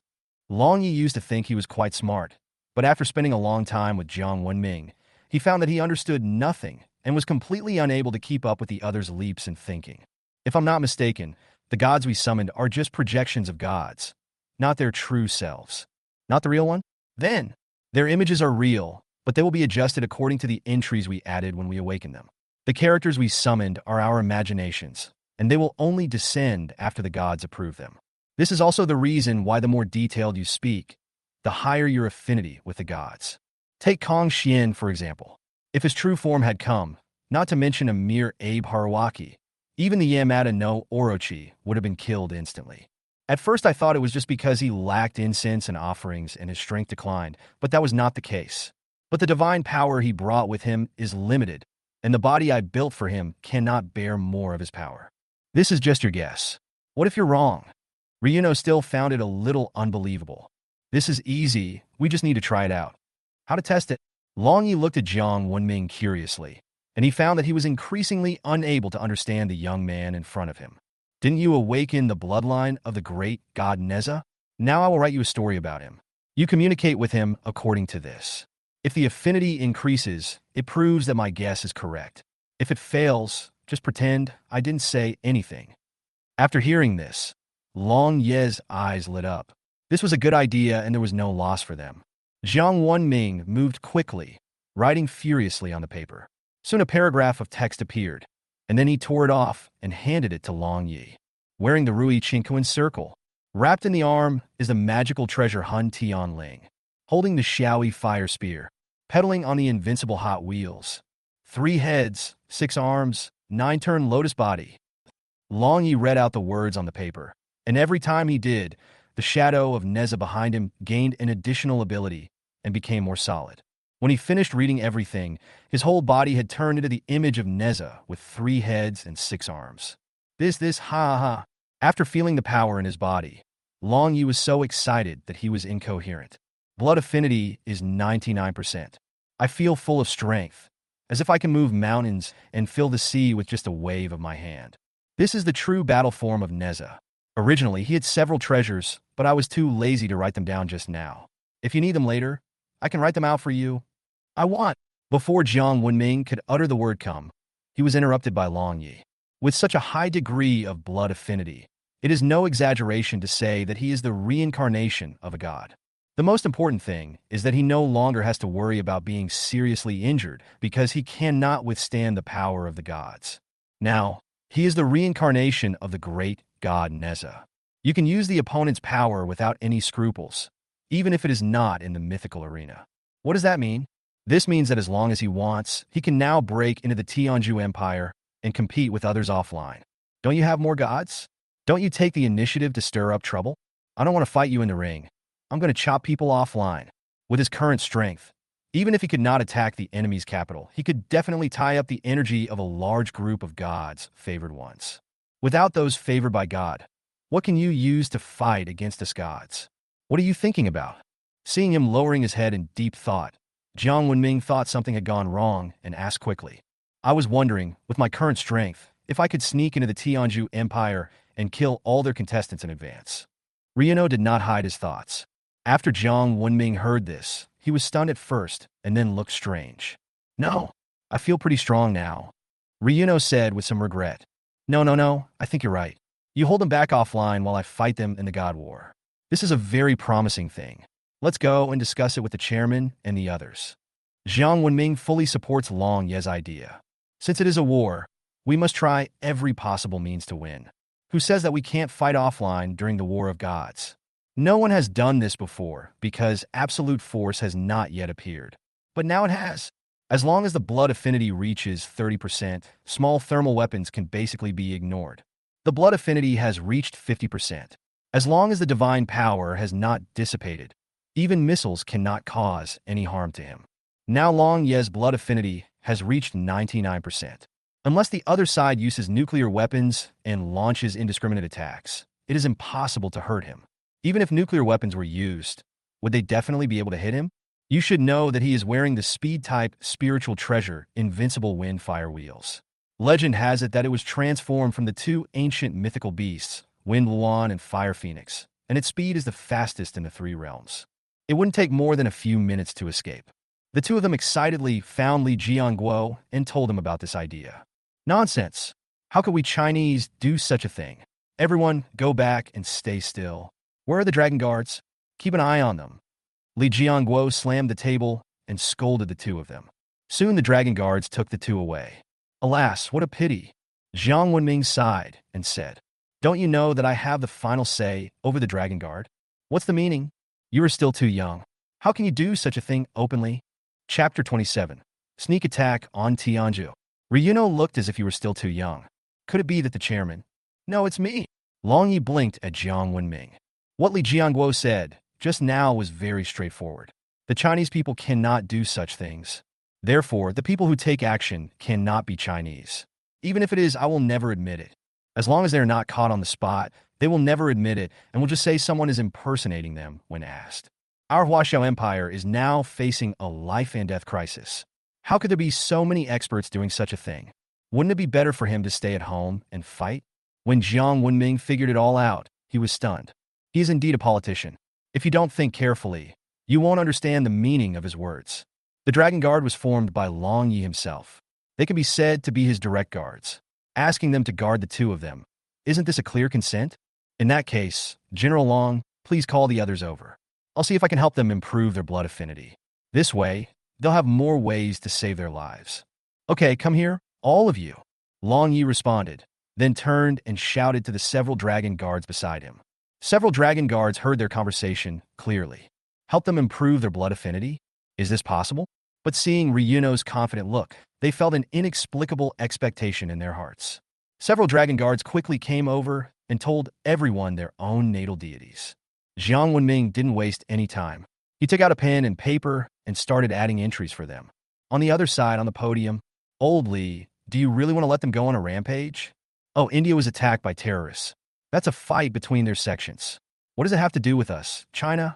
99% affinity is no less than a mobile nuclear bomb if Ryuno and his team can really succeed. It can definitely deter other countries.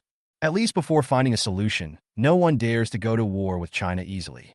This way, they will have a chance to recuperate and will not be dragged down by a war of attrition.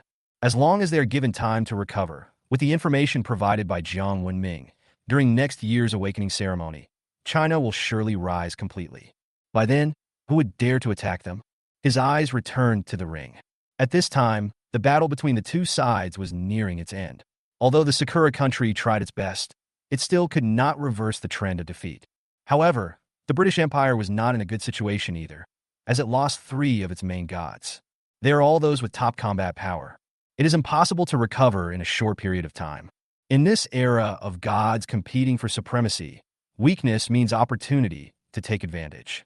Given the nature of the Greek Empire and the Egyptian Empire, they would never let go of this opportunity easily. By then, the 3 parties will fight each other, and no one will care about China. Notify Jiang Wenming and prepare for the War of Gods. In the arena, except for the 2 legendary gods Ijine and Ijinami, the rest of the main gods of Sakura Kingdom have basically all died, and they can no longer continue. The other side, more than a dozen figures quietly bypassed the border defense line and entered the territory of the Indian Empire. General, Elder, shall we take action? Wait a little longer. Ryuno looked at the screen in the sky. At this time, Amaterasu of the Sakura country was already showing signs of defeat. I guess I can't hold on for much longer. He had to time his attack accurately and launch the attack when the opponent failed, otherwise, the opponent would have plenty of time to redeploy. The group just sat among the rocks, watching the battle on the mythical arena, waiting quietly. With Amaterasu being beheaded by Heimdall's sword, this war between gods came to an end. Get started. Long Yi took the first step, and a plain gold brick appeared in his hand, which he threw hard towards a military base. The gold bricks rose in the wind and finally fell down like a small mountain. Boom!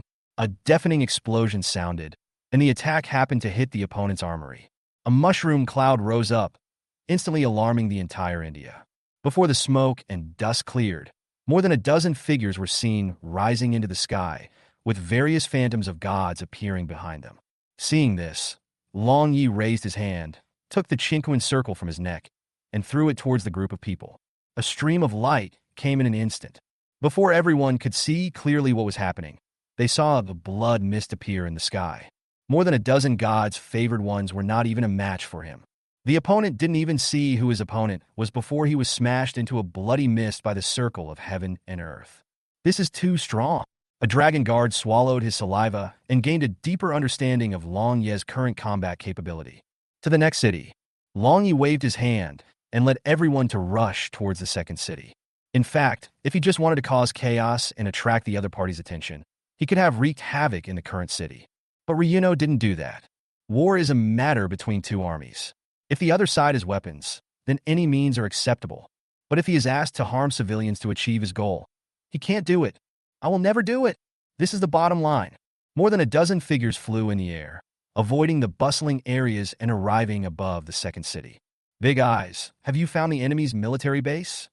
Long Yi looked at a dragon guard beside him. This dragon guard, named Big Eyes, whose natal deity is clairvoyance, is able to exert all his magical powers after being blessed by Jiang Wenming.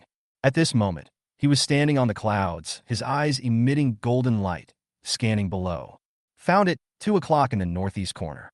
As he finished speaking, a cover carved with 9 golden dragons appeared in Long Ye's hand, and then he threw it downwards.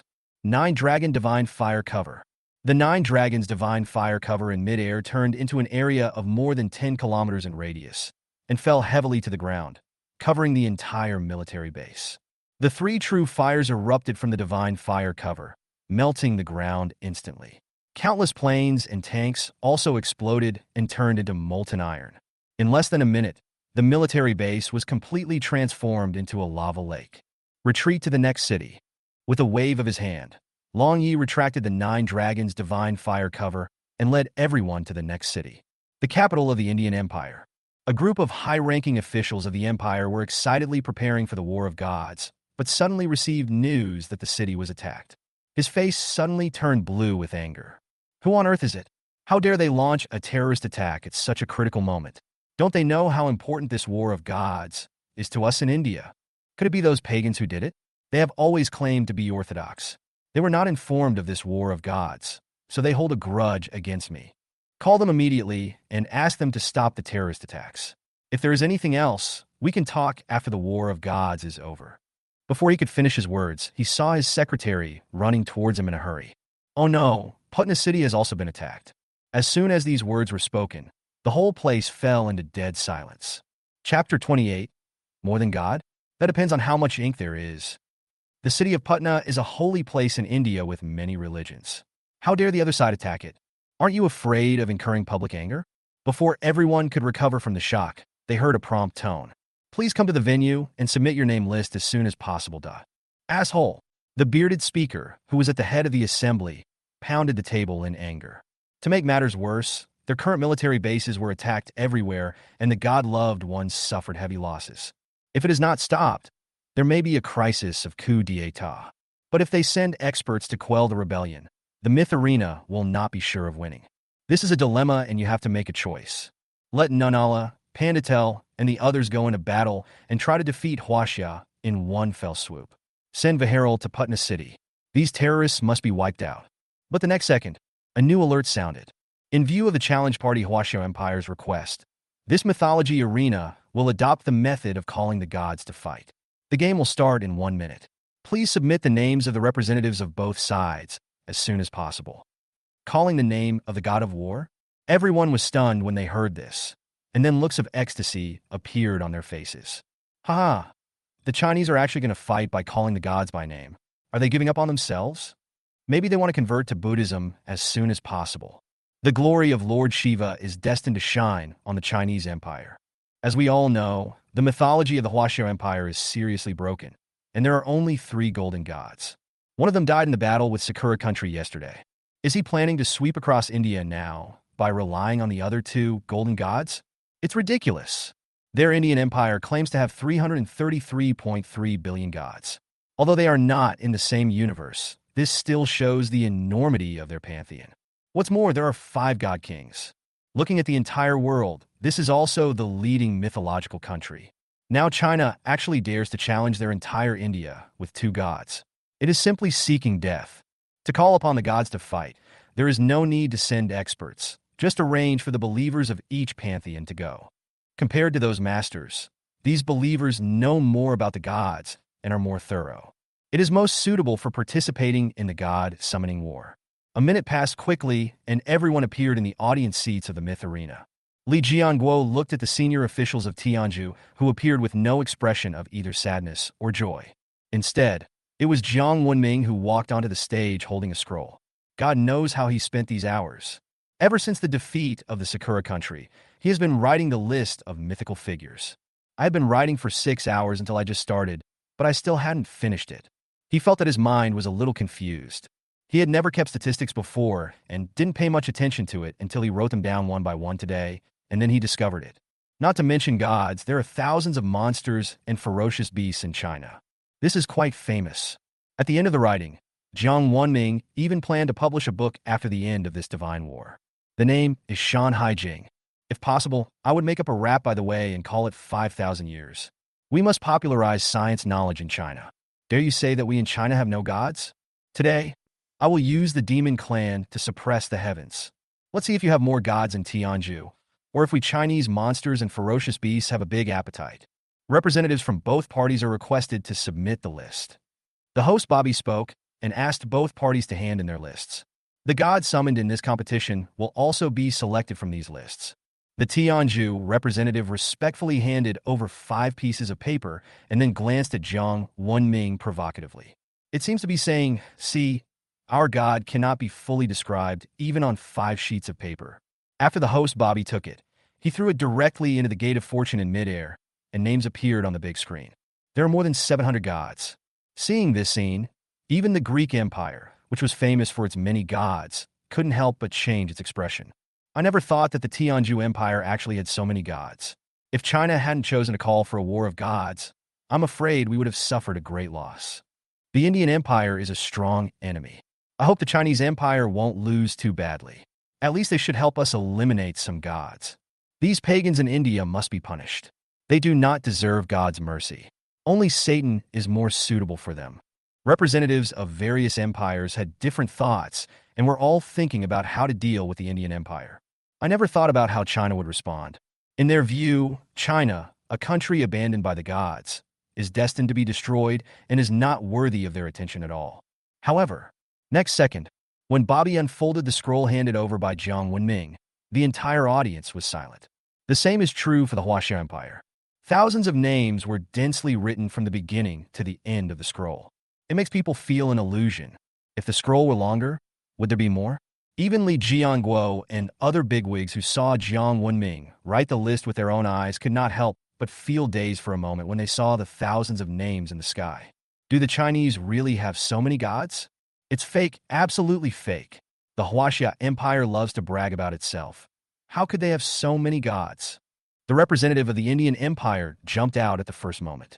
He didn't believe it. How could there be a country with more gods than their India? Jiang Wenming didn't even look at the Indian in front of him. A frog in a well, how could he know how powerful China is? If I let them know that I only stopped writing because my hands were sore, would they be scared to death? 90% of these thousands of names were monsters and ferocious beasts, and he did not have time to write about other systems. But that's enough. How can these frogs in the well, who only see the sky from the bottom of the well, be able to guess their 5,000-year Chinese heritage? The host, Bobby, took a deep look at the young man in front of him, and then spoke loudly. The battle between Tianzhu and the Huaxia Empire has officially begun. As his words fell, the names on both sides' lists began to be quickly shuffled. A moment later, 10 golden lights fell, 5 from China and 5 from India. Look, it's Azura. Ha ha ha, we're definitely going to win this one. There was a cheer from the Tianzhu audience, because among the 5 gods that appeared on their side, there was an Azura who was comparable to the king of gods. Azura is known to have the strongest murderous intent and undying fighting spirit. On the Chinese side, There were 4 monsters of different shapes and a Taoist humanoid that no one recognized. Jiang Wenming glanced at the 5 statues one by one. Finally, his eyes rested on one of them. This man had a thin face, a pointed mouth and red eyes, and he was wearing a blood-red Taoist robe. "Oh, Ashura, you are so unlucky." Jiang Wenming looked at the statue in front of him and chuckled. "My voice is like thunder and my mouth is like thunder. It is even harder to stop me from passing through the collar and the veil. I am the Taoist mosquito of the ancient times who eats flesh and drinks blood and invades the human body. I, the junior Jiang Wenming, respectfully invite the Taoist mosquito to come." Chapter 29. Barely 70% full. With every word Jiang Wenming recited, the statue became more vivid. When Taoist mosquito woke up completely, the entire arena was filled with a buzzing sound like thunder. Mosquitoes, so many mosquitoes. Is he trying to summon a monster mosquito to fight? God Jiang is so confused. The person opposite is Ashura. Why would he summon a mosquito spirit? Don't talk nonsense. Maybe God Jiang is playing the game of Tianji, using a minor god to replace the opponent's main force. That makes sense. Tianju sighed, audience seats. Huh, I am dying of laughter. I thought he was so powerful, but he actually summoned a mosquito god. No wonder so many names were written. They are all low-ranking characters. Ashura god has 8 arms. Wouldn't it be too boring to kill him with just one slap? Isn't it just a matter of slapping a mosquito to death? Any more slaps would be an insult to yourself. On the ring, Taoist mosquito's gaze gradually became alert. He looked down at his body, then turned his head to look at Jiang Wenming. "You summoned me?" "It is the junior." Jiang Wenming kept a very low profile. "It has to be lower. He is a famous ferocious beast in the ancient times. Others would kill people if they disagreed with him, but he would exterminate an entire clan if he disagreed with them. His strength is mysterious and unpredictable, and he is best at sneak attacks, especially with his teeth. There is nothing he can't eat. This outfit is too ugly. It doesn't match my image. Please help me modify it later." Taoist mosquito pointed at his own image and said. Not only Jiang Wenming, but even the people in the audience had black question marks on their faces after hearing this sentence. "Bro, you're here to fight, not to vacation. It's already this hour, and you still have time to care about your image? Well, okay. When you return triumphantly, I will build a temple for you according to your request." Jiang Wenming tried to comfort her with gritted teeth. "Triumph? Isn't he the blood food you offer?" Taoist mosquito pointed at Ashura, standing opposite him, with a look of confusion on his face. "Jiang Wenming, this is not a good answer. Forget it. I'm hungry. I'm going to have a bite to eat first. Remember what you promised me later." After Taoist mosquito finished speaking, before Jiang Wenming could react, he disappeared from the spot. The next moment, a blood-curdling scream was heard from the ring. The originally ferocious Ashura god was covered by a layer of red light, and his body was shrinking bit by bit. Just less than 10 seconds. The screaming stopped abruptly. "I'm 70% full, but this blood food has the smell of those bald donkeys, which affects my appetite. Don't offer this kind of blood food next time." Taoist mosquito's body reappeared, wiping his mouth with a satisfied look on his face. The whole place was dead silent. More than 10 seconds passed. The Chinese audience seats then erupted into thunderous cheers. Fuck, fuck, fuck. This is so awesome. What kind of god is this? He's so powerful. 70% full. My god. So awesome. I am guilty. I shouldn't have doubted God Jiang's judgment. I can only say that he is worthy of being called God Jiang. Great God Mosquito, I will be your most loyal believer from now on. No, I want to go home and set up an incense table to worship you. Didn't Tianju say that Ashura was very strong? How come he disappeared all of a sudden? Of course it's stronger. Didn't you hear what Master Mosquito said? 7/10 full. Unlike the spring festival-like atmosphere in China, the atmosphere in India has not yet recovered. We summon the god Ashura, right? Green face, fangs, 8 arms, that's right. But why does he feel so weak? Isn't he called the god of war? This, the Ashura god, whom they had placed high hopes on, didn't even last 1 round and was killed instantly. This made them begin to doubt their lives. However, what they were thinking about was not how powerful Taoist Mosquito was, but whether they had summoned a fake one. Buddhism is such a loser. The god of war couldn't even last a single round. This time, it's our turn as the 12 pillar gods to deal with him. In the Tianju audience area, some people began to clamor. Although they belong to the same country, they have different beliefs. In the eyes of these believers, belief comes first and the country comes second. Now that there is an opportunity to showcase one's own sect, no one is willing to let it go.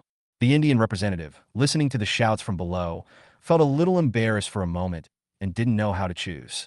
The other side. After eating Ajura, Mosquito Taoist was ready to turn around and leave. Senior. What else? You just said you were 70% full. It looks like you're already here. Would you like to eat a few more bites? And the sacrifice? Well, yes, there are quite a lot. I'm just worried you can't finish it. In order to win the War of Gods, Jiang Wenming simply risked everything and encouraged him hard. It would be a shame to let such a big shot go like this. At least we should show our hospitality as a host. Table, mythology arena, food, Indian gods. When you think about it this way, there doesn't seem to be anything wrong with it. You are a good kid, you are thoughtful. No wonder Di Jun chose you as a successor. Taoist Mosquito had an expression that said, "You are a very smart boy." Senior, do you know the Demon King? What does air mean? When Jiang Wenming heard this, he immediately became excited.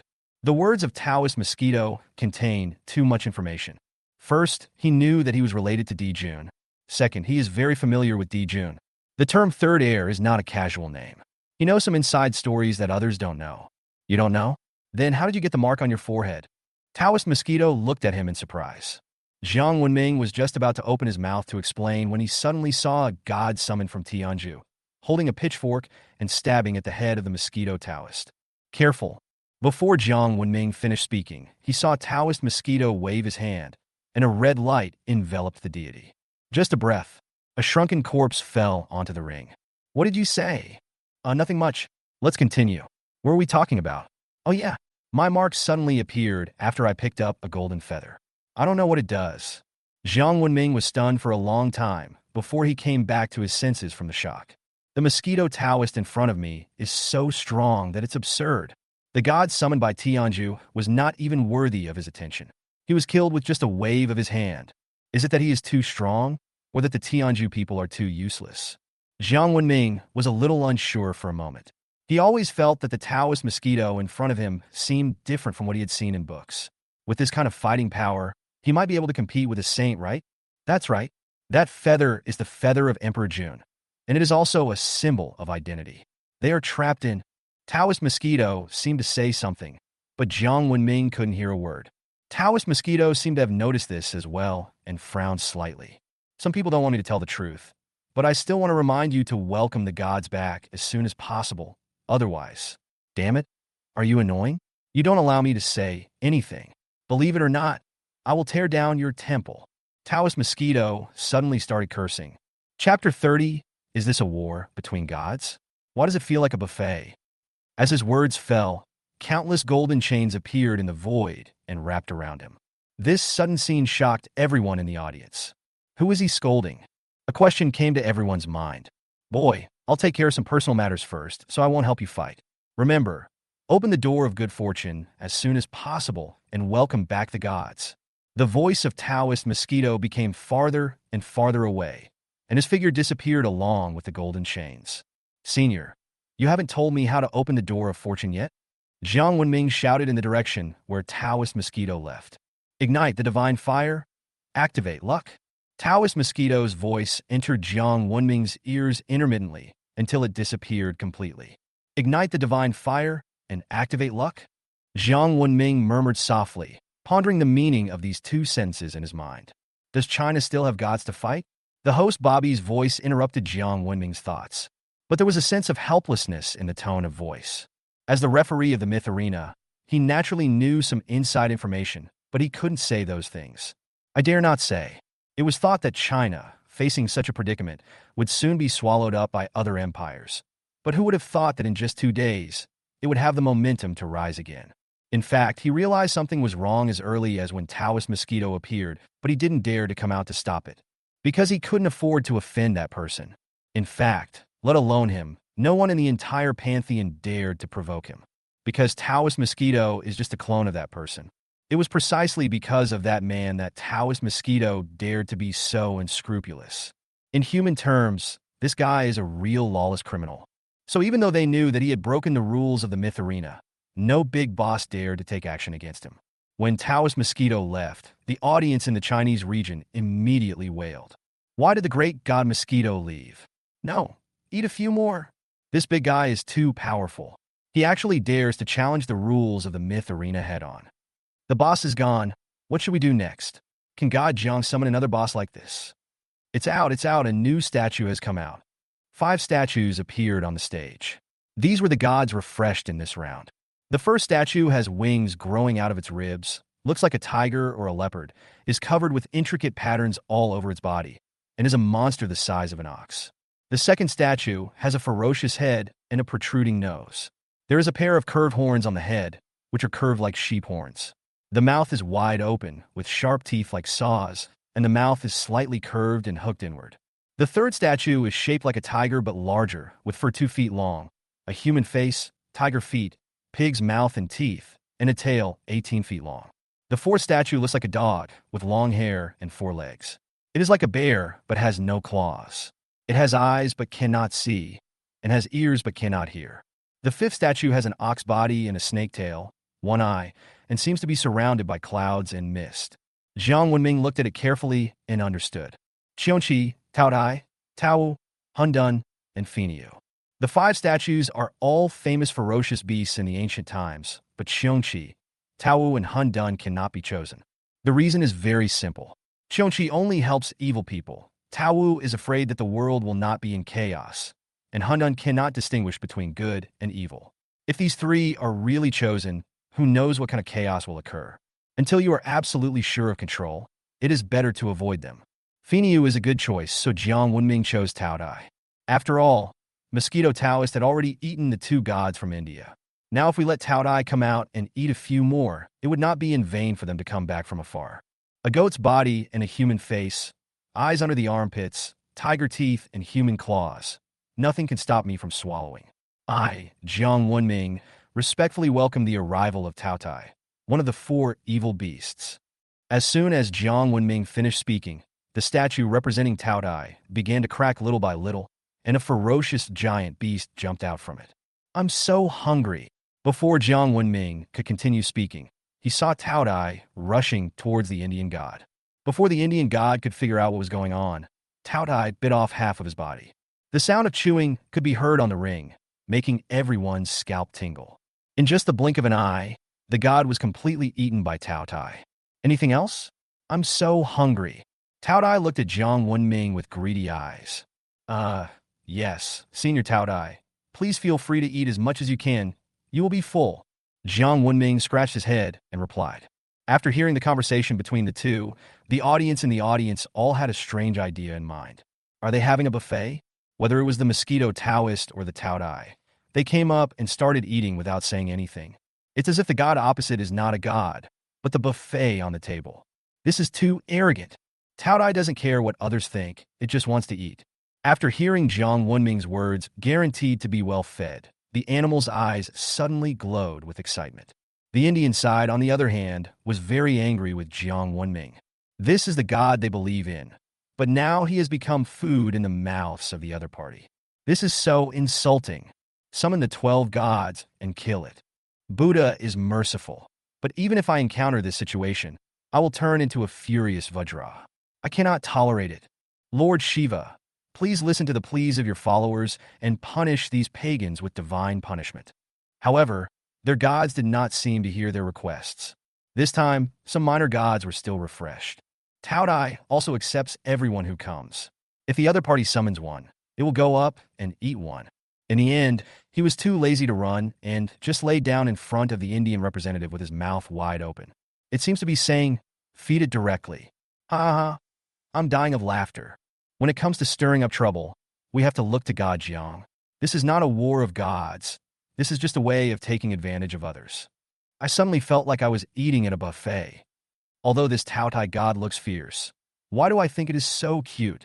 Great god Taotai, please retract your magical powers. If you continue to eat, the Indians will cry. That's not the time to cry. I've already cried. Am I the only one here? Are you hungry? In this situation, I will take a bite of the Rigiamo first to show my respect. That's enough. Give me one too. Unlike the joy in China, The audiences in other countries were also full of ridicule. What kind of Indian god is this? He's just delivering food. No, no, no. Takeout can't be delivered as fast as they can. I heard Huaxia takeout is pretty fast. Now that you mention it, I'm actually a little hungry. That's enough. A majestic voice sounded from the ring. A barefoot, four-armed demon with a vertical pupil on his forehead descended. The moment he appeared, the entire arena seemed to be paused. Everyone lost their voice at the same time. There was a dead silence in the air. Chapter 31 Rules Upgrade. God King enters. The terrifying pressure and terrible momentum seemed as if only a glance could destroy everything. Even the previously invincible Tao Dai was now trembling under the opponent's pressure. God King, Shiva, the god of destruction. Jiang Wenming didn't even see how the other party appeared. He just arrived without any warning. Unlike the fear of other countries, the Indian people all knelt down and kowtowed to Shiva. You are the one who slaughtered our Indian god?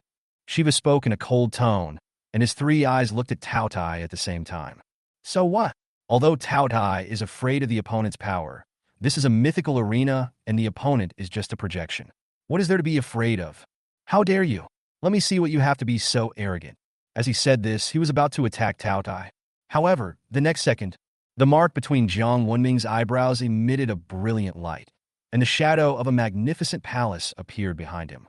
There were shadowy figures inside the palace, as if they were watching this side. Shiva, you dare to break your promise? A questioning voice came from inside the palace, the tone full of majesty. So what? It was you Chinese mosquito Taoist who broke the rules first. Shiva did not give in.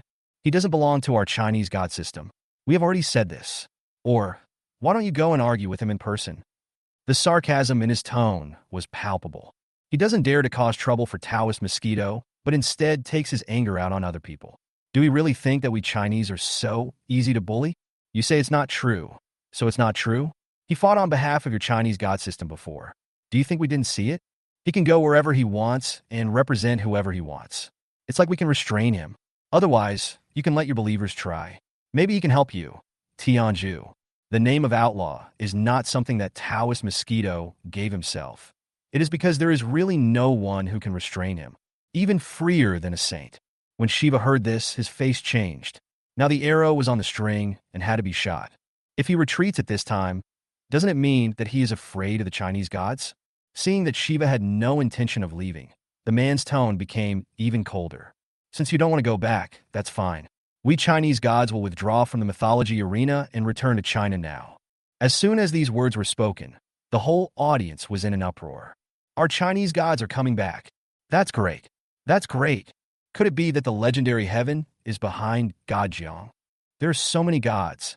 Who dares to say that China has no gods? Jiang Wenming was also extremely excited. Is their Chinese god going to return? At this moment, a voice sounded in the void. Restrictions lifted, mythical arena rules upgraded, allowing the God King to participate. The sound was so loud that it instantly spread throughout the entire Shinan continent. Shiva, who was so arrogant just now, suddenly changed his expression after hearing this voice. He wanted to leave, but found that he could no longer return to the Indian divine realm. The rules of the arena dictate that the gods participating in the fight must determine the winner, and only the winner can withdraw. And he is the Indian representative in this game. At the same time, a line of text appeared in front of Jiang Wenming's eyes. Do you want to summon the gods again? Tao Dai has played several games and can choose to make substitutions. Seeing this, Jiang Wenming clasped his fists and bowed to Tao Tai, saying loudly, respectfully send Tao Tai back to his seat. Tao Ye's figure disappeared from the stage. Soon, the list flashed gold again, and 5 names lit up. However, when he saw the name clearly, his face turned extremely ugly. Sun Wukong, Hamba, Golden-Haired Lion, Jingwei, and Shangliu. Although these 5 people are all of golden quality, they are obviously not comparable to Shiva. This is a dead end. If it was a hoe, there might have been a glimmer of hope. What a pity. A fleeting feeling of regret flashed through Jiang Wenming's mind. Although there is only a difference of 2 characters between the 2 characters, there is a huge difference in their strength and seniority. The former is the most ferocious beast in the world, with strength comparable to that of a saint, while the latter is just a mixed-blood descendant, with only golden immortal level combat power. Although Jingwei and Shangliu are very famous, In terms of strength, they are just as powerful as the Tao Dai before, and they're just a waste if they are summoned. Now only Hamba and son Wukong are left. Hamba was originally the daughter of Huangdi, and once helped Huangdi defeat the Qiyu tribe. Later, because his abilities went out of control, he was infected by the power of the Qilin after his death and inherited part of its bloodline. He could control poisonous fire, and wherever he passed, 1,000 miles of land was left scorched.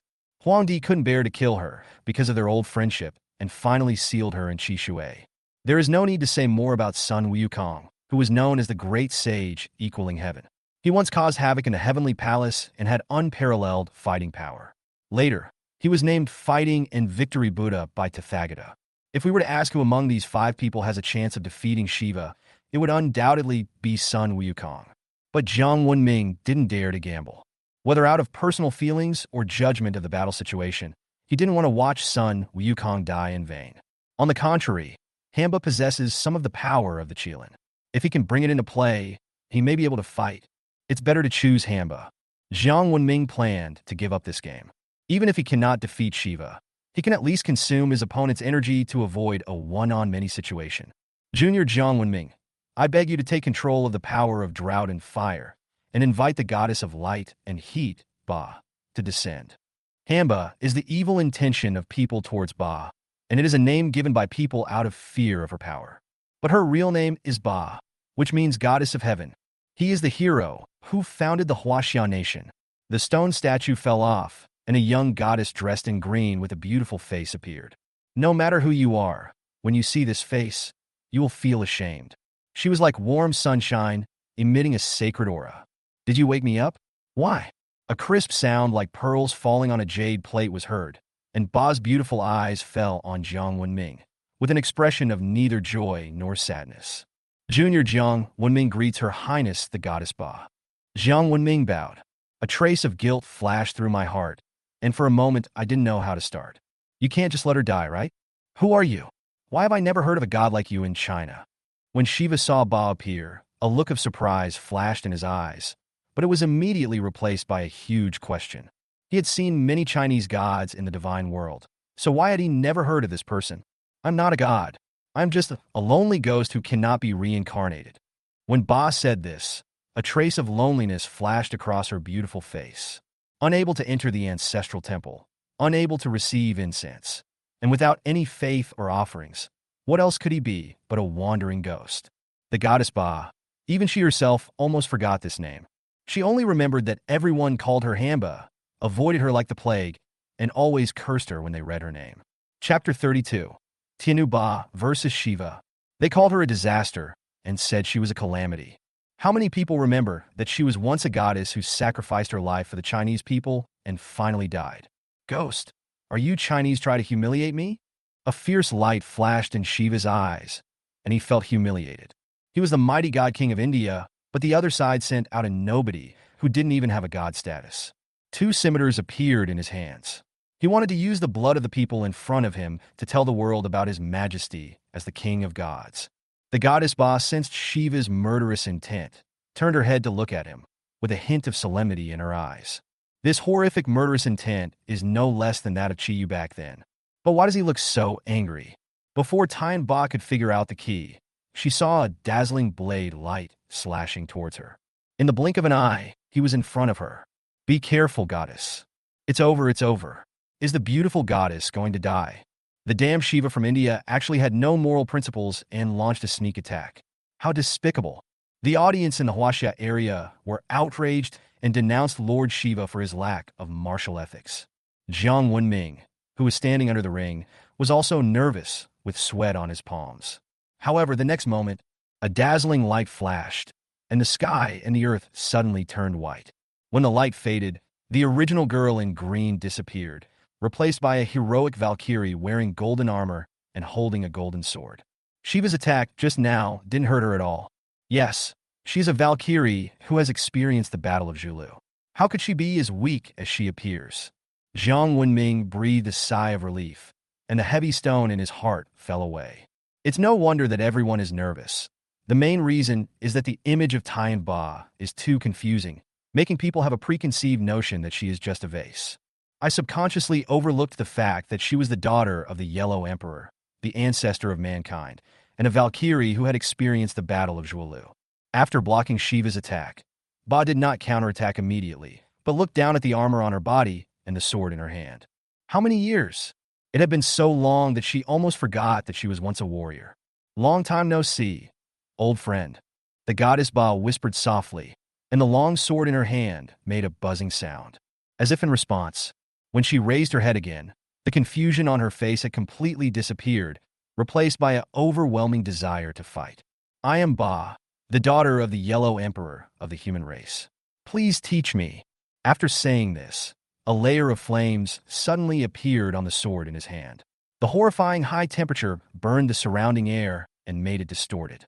Remember, the one who killed you is Shiva, the leader of the 12 gods of India. A smile appeared on Shiva's lips. It had been a long time since he became the king of gods, and he hadn't taken action. Now he only hopes that the goddess in front of him can bring him more fun. If it was a one-sided crushing, it would be too boring. He swung the scimitar in his hand again, and rays of sword light flew out from the scimitar, forming a dense storm. Seeing this, the goddess Ba did not retreat, but rushed forward with a sword in hand. Ding ding dong! A series of metal clanging sounds were heard, and a golden figure passed by Shiva like golden lightning. A burn mark appeared on Shiva's ribs. The air was filled with the aroma of barbecue. The Indian audience, who were originally cheering, felt as if someone was strangling them at this moment. Everyone opened their mouths, but no sound came out. That's Lord Shiva, the most powerful god in the Indian pantheon. How could he be injured now? The one who hurt him was an unknown goddess? Interesting, very interesting. It's worthy of being China. I didn't expect that besides those few people, there is also a master like you. Shiva touched the burned skin with his hand and suddenly burst into laughter, covering his forehead. Everyone was surprised by his laughter and didn't understand why he was laughing. Only the goddess Ba's expression became more solemn. The blow she just made would have beheaded even a great wizard, but it only caused a little burn to Shiva. This enemy is too strong. Even compared to Chi back then, he is no less powerful. Use all your strength, and please me with all your heart and soul. Ha ha ha. Shiva's laughter became more and more unbridled. The next moment, his figure suddenly disappeared from the spot, and when he reappeared, he had already arrived at the side of Tian Ba. The two scimitars crossed and slashed towards Ba's neck like a giant pair of scissors. The goddess Ba reacted very quickly, holding the sword in her hand upright in front of her to block the attack. The next moment, she only felt a huge pain in her abdomen, and her body flew out like a ball. Blood oozed from the corner of her mouth, and this time she noticed what had attacked her. The other two arms of Shiva. When they fought before, he held the knife with both hands, but at the moment of the fight, he changed to one hand. With his free hands, he hit her hard in the abdomen. If it weren't for the protection of this golden armor, I'm afraid even some of his bones would be broken. Come again. Shiva's figure disappeared again. This time he appeared behind the goddess Ba, holding a scimitar in each of his four arms, and his whole body was spinning rapidly like a top. In an instant, the entire arena was filled with cold light. The violent sword light spread out, leaving cracks all over the walls and floor of the arena. 10 directions purgatory. The goddess Ba held the sword with both hands and stabbed it into the ground with force. The scorching light spread out in all directions with her as the center, painting the sky and the earth white again. Boom! A deafening explosion sounded, and a heat wave passed through the ring barrier and swept around. Many viewers were scorched by the heat and had difficulty breathing. Shiva was in the ring, his clothes were burned to tatters, and even the scimitar in his hand turned red, as if it could melt at any time. In terms of the power of flames alone, you are more powerful than Agni, the Indian god of fire. But it's a pity that it's useless to me. Before he finished speaking, he threw away the scimitar in his hand and suddenly appeared in front of Tian Ba. The four arms attacked the goddess Ba like a violent storm. Bang, bang, bang. A series of muffled sounds were heard, and the golden armor on Tian Ba began to make sounds of being overwhelmed after being attacked by the opponent. Cracks appeared one after another, and then it shattered with a loud bang. The body of the goddess Ba flew out like a broken sack and fell heavily to the ground. Blood was dripping from the corner of his mouth, and his whole body was covered with scars. It's over. Shiva looked down at the goddess Ba from a high position with a hint of pride in his eyes. After saying this, he raised his right fist high, and a terrifying force continued to gather towards it. Bang! Crack! The sound of the fist falling and bones breaking was clearly heard by everyone present. This was an attack he used with all his strength, and even a big hole was created on the extremely solid ground of the ring. The aura of Tian Ba began to rapidly decline until it disappeared completely. Lord Shiva looked at Jiang Wenming and scanned him up and down with a tyrannical gaze. Who are you going to invite next? Jiang Wenming was just about to speak when he suddenly saw Shiva suddenly turn his head and look towards the location where the goddess Ba was. A cluster of flames appeared and enveloped the body of Tian Ba. Chapter 33. Both the goddess of heaven and the drought demon. Her skin, which was originally as white as jade, gradually turned red as if it was burned. The skin cracked and the blood flowed out like magma. Violent and hot, the ground of the arena turned into red magma, wrapping around her body until it completely disappeared. But no one present thought that she would die just like that. A tense and oppressive feeling swept through the entire audience. Suddenly, a red claw emerged from deep in the magma and pressed down on the ring next to it, which had not yet melted. The air around them seemed to suddenly increase by dozens of degrees, and the scorching heat made it difficult for everyone to breathe. Playing tricks, Shiva snorted coldly and punched in the air. Bang! The magma splashed everywhere, revealing the scene inside. I saw a woman covered in lava all over her body, squatting there. Drought demon! Jiang Wenming's pupil shrank. Perhaps this is the true fighting form of Tian Ba. I am still an ominous person after all. As Tian Ba said this, she slowly raised her head and 2 lines of magma flowed under her eyelids. The originally beautiful face had disappeared, replaced by a red face with strange lines. Sharp teeth were exposed from behind her lips, and a pair of wings made of flames spread out from behind her, making her look ferocious and evil. The moment the wings spread, the surrounding ground instantly turned into red magma. The host Bobby appeared, raised his hand, and threw out his shield, completely isolating the myth arena.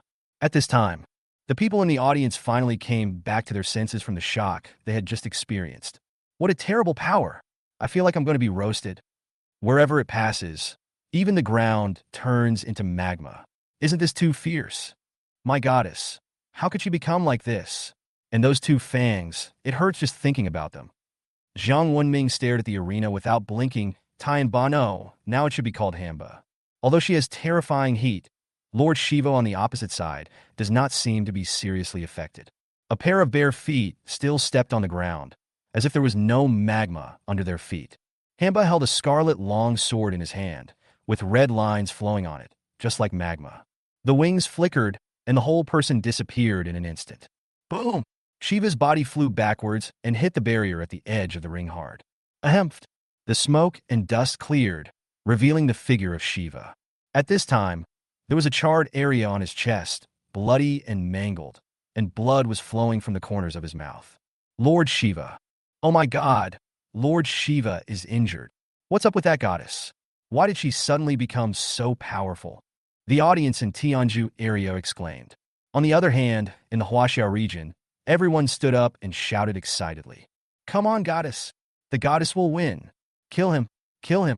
As if she heard the shouts of the crowd, Hamba's wings flashed again, and an invisible heat wave continued to gather towards the sword in her hand. When the power reaches its peak, he slashed at Shiva, who was lying on the ground. A red sword light flashed across. Wherever it passed, the ground cracked and streams of magma gushed out from underground. The entire arena was rendered into a doomsday scene. Boom! Boom! Boom! The sound was like that of a war drum, and every beat hit everyone's heartbeat. The snapping sounds when the soles of my feet came into contact with the lava became more and more frequent. Ah, it feels so good that I can't help but want to dance for it. Shiva's voice was like a deliberately suppressed laugh that was finally released. The 4 arms kept clapping their bodies, making a dull sound, and the steps of their feet became more and more cheerful. Dance of joy. Shiva's war dance is also his strongest fighting skill. In India, Lord Shiva is not only known as the god of destroyer, but also the god of music and dance. It was with the help of this war dance that he defeated more than 1,000 Tianju gods in India step by step and successfully ascended to the top to become the king of gods. Now, after countless years, it is finally used again. Although his steps looked casual, each step he took was just enough to avoid the lava erupting from the ground. Even the attack of Hamba was easily avoided by him. Ga. The fist hit Hamba's face, and Hamba raised his hand to block with the lava sword. Pa. Sa. Strange syllables sounded one after another, and each syllable corresponded to an attack. Shiva's four fists are getting faster and faster, and the rhythm is getting stronger and stronger. From the initial monosyllables, it gradually turned into polysyllables, and the steps became lighter and lighter. A hint of doubt also flashed in Hamba's cold and cruel eyes. The opponent was clearly right in front of her, but she felt like she couldn't hit him no matter what. Whether it was a flaming attack or close combat, Shiva happened to avoid it every time. On the contrary, Shiva's counterattack became stronger and stronger, and his four arms turned into countless afterimages, hitting Hamba's body again and again. Sparks flew, and Shiva's fist was burned into a bloody mess by the scorching heat. But he seemed not to notice, and was completely immersed in a joyful atmosphere. Jiang Wenming was watching the scene from the audience and couldn't help but feel a pang in his heart. Shiva is too strong. Even if the goddess Ba transformed into the drought demon, she was still no match for him. The high temperature that she was proud of had no effect at all in front of Shiva. Are you going to lose? Jiang Wenming couldn't help but turn his head away, unable to bear to watch any further. Although I had expected this, when it really came to this, I couldn't help but hope for a miracle. Unfortunately, there is no miracle. Hamba was beaten back continuously. The lava armor on her body turned into powder, and her body was covered with scars. Combined with her current appearance, she looked like a ghost crawling out of hell. The final movement, destruction. Shiva combined his four fists into one, and a powerful shock wave directly pierced through Hamba's body. The remaining force did not diminish and hit the ring shield hard, causing the shield to tremble. The drought demon that was hit had his bones broken all over his body and lay on the ground like a puddle of mud. Lord Shiva is invincible. Lord Shiva is invincible. The Indian audience immediately knelt down and cheered loudly, like the most fanatical believers. In the Huaxia area, there was dead silence. They lost. They had already lost when a hole the size of a human head was punched into Hamba's body. Just when everyone thought she was doomed, she moved her hands again, supporting herself on the ground with one hand and covering the wound with the other, and slowly climbed up from the ground.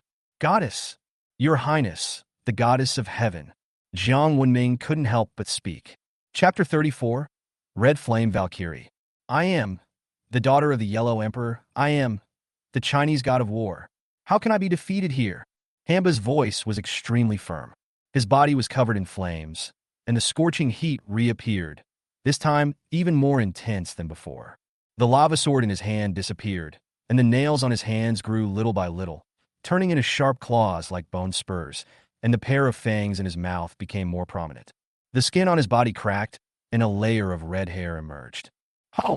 Jiang Wenming almost cried out in surprise. He didn't expect that Hamba actually had such a trump card and actually turned into the appearance of a Qilin. Hamba got on all fours like a wild beast, and with a sudden force of his feet, his figure disappeared in an instant. When he appeared again, he was already behind Shiva, raised his sharp nails, and grabbed him hard on the back. Shiva turned abruptly and crossed his arms. Sizzle. It made a sizzling sound, like a soldering iron meeting fresh meat. Shiva's arms were torn by her attack, leaving several wounds so deep that the bones could be seen. The wound did not ooze out bright red blood, but instead flowed out a black, smelly liquid.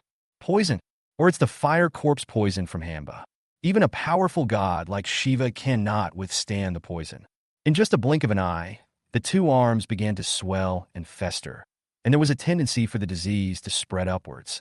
Shiva's expression finally changed. It was the first time he encountered such a strong poison. It seemed to have self-awareness and kept eroding the divinity in his body. He wanted to use his divine power to suppress it, but unfortunately Hamba didn't give him the opportunity. The temperature around the body rose again, and this time even the void showed signs of melting. 10 directions purgatory.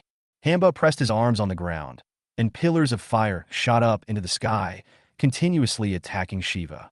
Shiva's steps jumped and moved in a wonderful rhythm, and he managed to find a gap in this seemingly indiscriminate attack.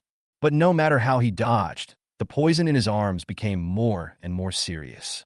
Both arms were almost completely rotten, and you could even see the bones inside. Shiva's eyes were filled with rage, and he used his other two intact arms like knives to chop at the injured arm. Phew! Shiva groaned, and actually cut off his 2 arms on his own initiative. The audience outside the venue who saw this scene gasped at the same time. It was so cruel that he even chopped off his own arms. Although he has 4 arms, losing 2 of them would still result in a significant drop in strength. For the first time, a gleam of hope appeared in Jiang Wenming's eyes. Maybe there's a chance to win this one. The thought popped up in his mind, and he couldn't get rid of it.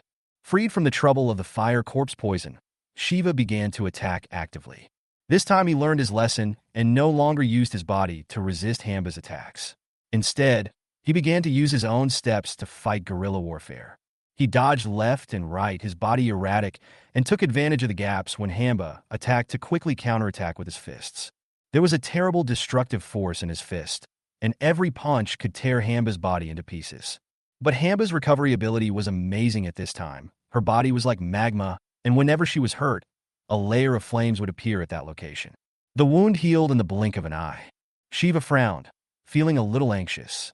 Although the monster in front of him is not as strong as him, its abilities are too weird. His vitality seemed to be endless. No matter how hard he hit, his opponent could recover quickly. Moreover, her attack contains a special toxin, which is like fire poison, but more domineering than fire poison. Once contaminated, the divinity in the body will be quickly eroded. That's the only way I can use. A solemn look flashed across Shiva's eyes, and his body quickly retreated, putting some distance between him and Hamba. Blue lines appeared on his body, and with each additional line, his aura became stronger. This is the power of the 12 heavenly pillar gods of India, representing the 12 main gods of India. Now he takes himself as the core, borrows the opponent's power, and forcibly improves his own strength. Thunder, lightning, ice, firestorm, various forces appeared in his body and then gathered towards his arms. Hamba felt the power coming from Shiva, and a hint of envy flashed in his eyes. She didn't envy the other person's strength, but she envied the fact that he had so many people around him who were willing to lend him strength. And myself. Perhaps this is my final destination.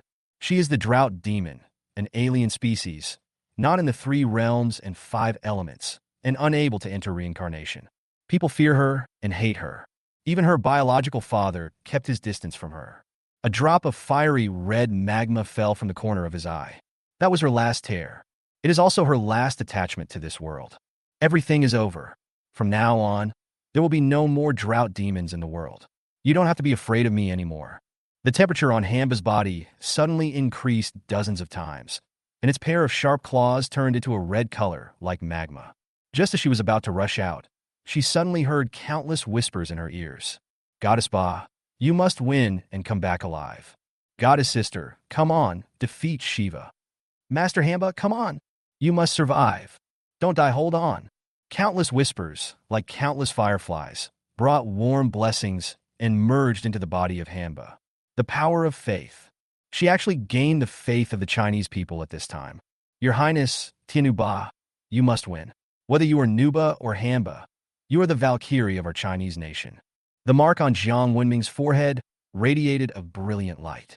A golden light flew out from his body and then poured into Hamba. There was an extra red line between Hamba's eyebrows. Become a god. As the successor to the first Lord of Heaven, Jiang Wenming conferred the title of Deity on Hamba. Red Flame Valkyrie. This is a unique title, a title that fits her perfectly. In the Chinese pantheon, next to the many gods, there is a faint oil lamp, independent of all systems, standing there alone.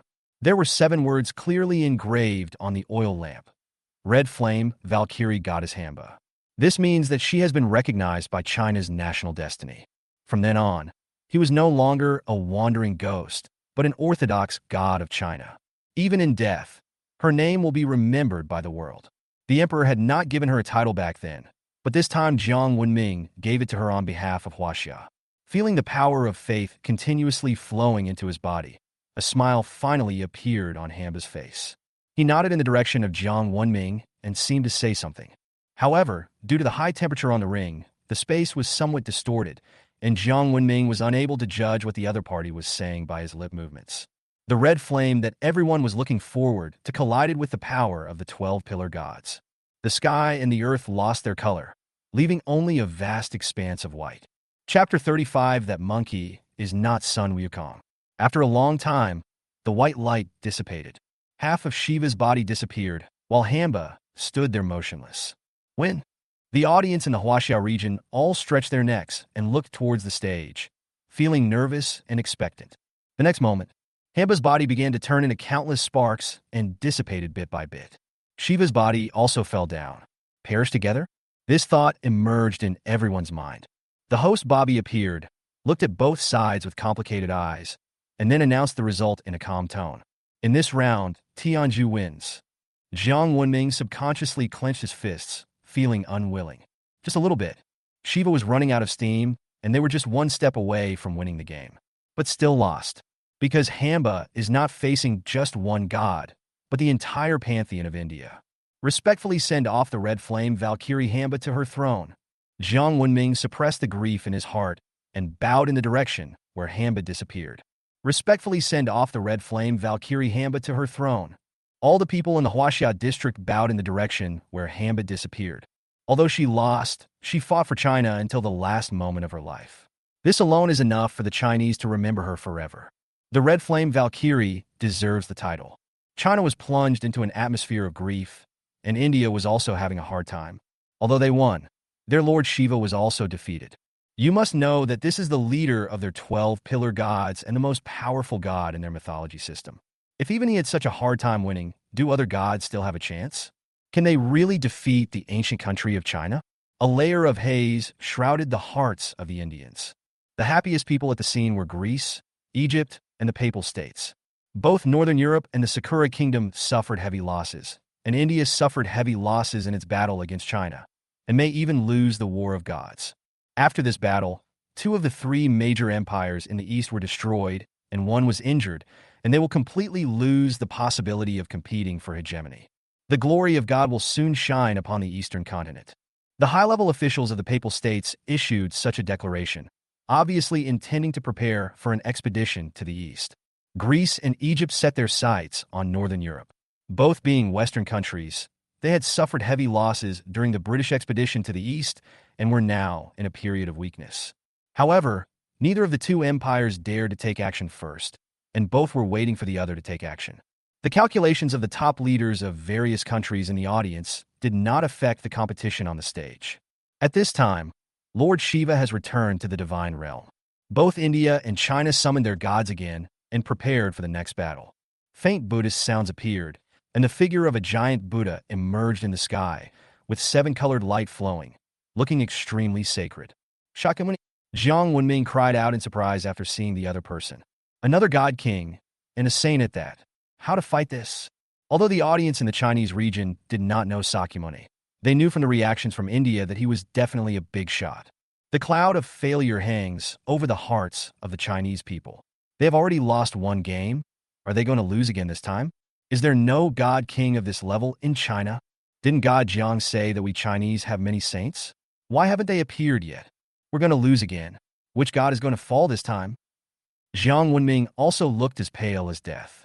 Facing such a big guy, unless a saint was born, he really couldn't think of anyone else who could fight with him. At this moment, a voice suddenly came to his ears. Old Tathagata, old son, have finally waited for you.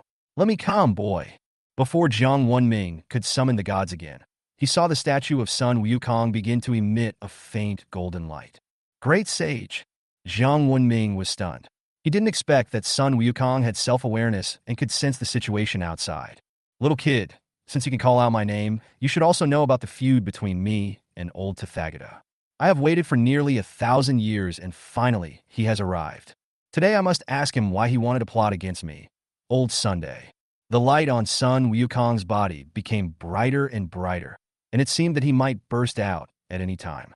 Great sage, it's not that I don't want to summon you, but this matter concerns the fate of China, and I really don't dare to act rashly. Jiang Wenming certainly knew about the grudge between Sun Wukong and Tathagata. That was why he was even more reluctant to let Sun Wukong fight against Tathagata. They, China, can't afford to lose. I promise you, old son, that as long as you let me out, I will never lose this game. Never again. Jiang Wenming was about to continue persuading him, but he saw Zhu Beiji, who had already returned to his place, reappear. Brother Monkey, it's really you. You're not dead? Zhu Beiji's voice trembled slightly due to excitement. Idiot, you're not dead? Where are Master and the others? After Sun Wukong heard Zhu Beiji's voice, the golden light on the statue became stronger and stronger. Obviously, he was very uneasy inside. Master and the others disappeared along with the monkey. Zhu Beiji's words made Jiang Wenming shudder all over. That monkey! This was the second time Zhu Beiji shouted this. At first he thought the other party was talking about Sun Wukong, but now Sun Wukong was right in front of him. He called Sun Wukong Brother Monkey. This is enough to explain a lot of problems. The monkey he was talking about was not Sun Wukong, but someone else. Jiang Wenming's mind was working rapidly, constantly recalling the contents of Journey to the West in his memory. Suddenly a bold idea came to my mind. Could that monkey be the six-eared macaque? At the beginning, the real and fake Monkey King pretended to be Sun Wukong, and finally the two of them went to Liangshan together. It was Liangshan. Later, after being identified by Tathagata, Sun Wukong killed another Sun Wukong. Could this be a conspiracy set up by Tathagata? The one who died at that time was not Lu or Mihu, but Sun Wukong? The more I think about it, the more possible it seems. No wonder Zhu Beiji changed the way he addressed Sun Wukong later on. In fact, he had already known that it was not Sun Wukong himself. Are you the great sage equaling heaven, or the fighting Buddha? Jiang Wenming looked at Sun Wukong seriously and asked, the great sage equaling heaven? Fighting Buddha? I am the demon king of the water curtain cave in the flower fruit mountain. I was born and raised by nature, and even gods and demons cannot be buried. Master Bodhi gave me the name Wukong, and Master Xuanzang gave me the name Xingxia. Who do you think I am? There was a hint of sarcasm in Sun Wukong's tone. Those names were given by others. He is just Sun Wukong, the demon king of Flower Fruit Mountain. Unruly. This was Jiang Wenming's first impression of the Sun Wukong in front of him. Perhaps it is because of this kind of character that he dares to call himself the great sage equaling heaven. With this in mind, Jiang Wenming no longer hesitated and decided to take a gamble. I bet this monkey in front of me who claims to be the Monkey King really has the strength of the great sage. Holding the Rui Jingubang, a golden stick engraved with intricate patterns appeared in Sun Wukong's hand.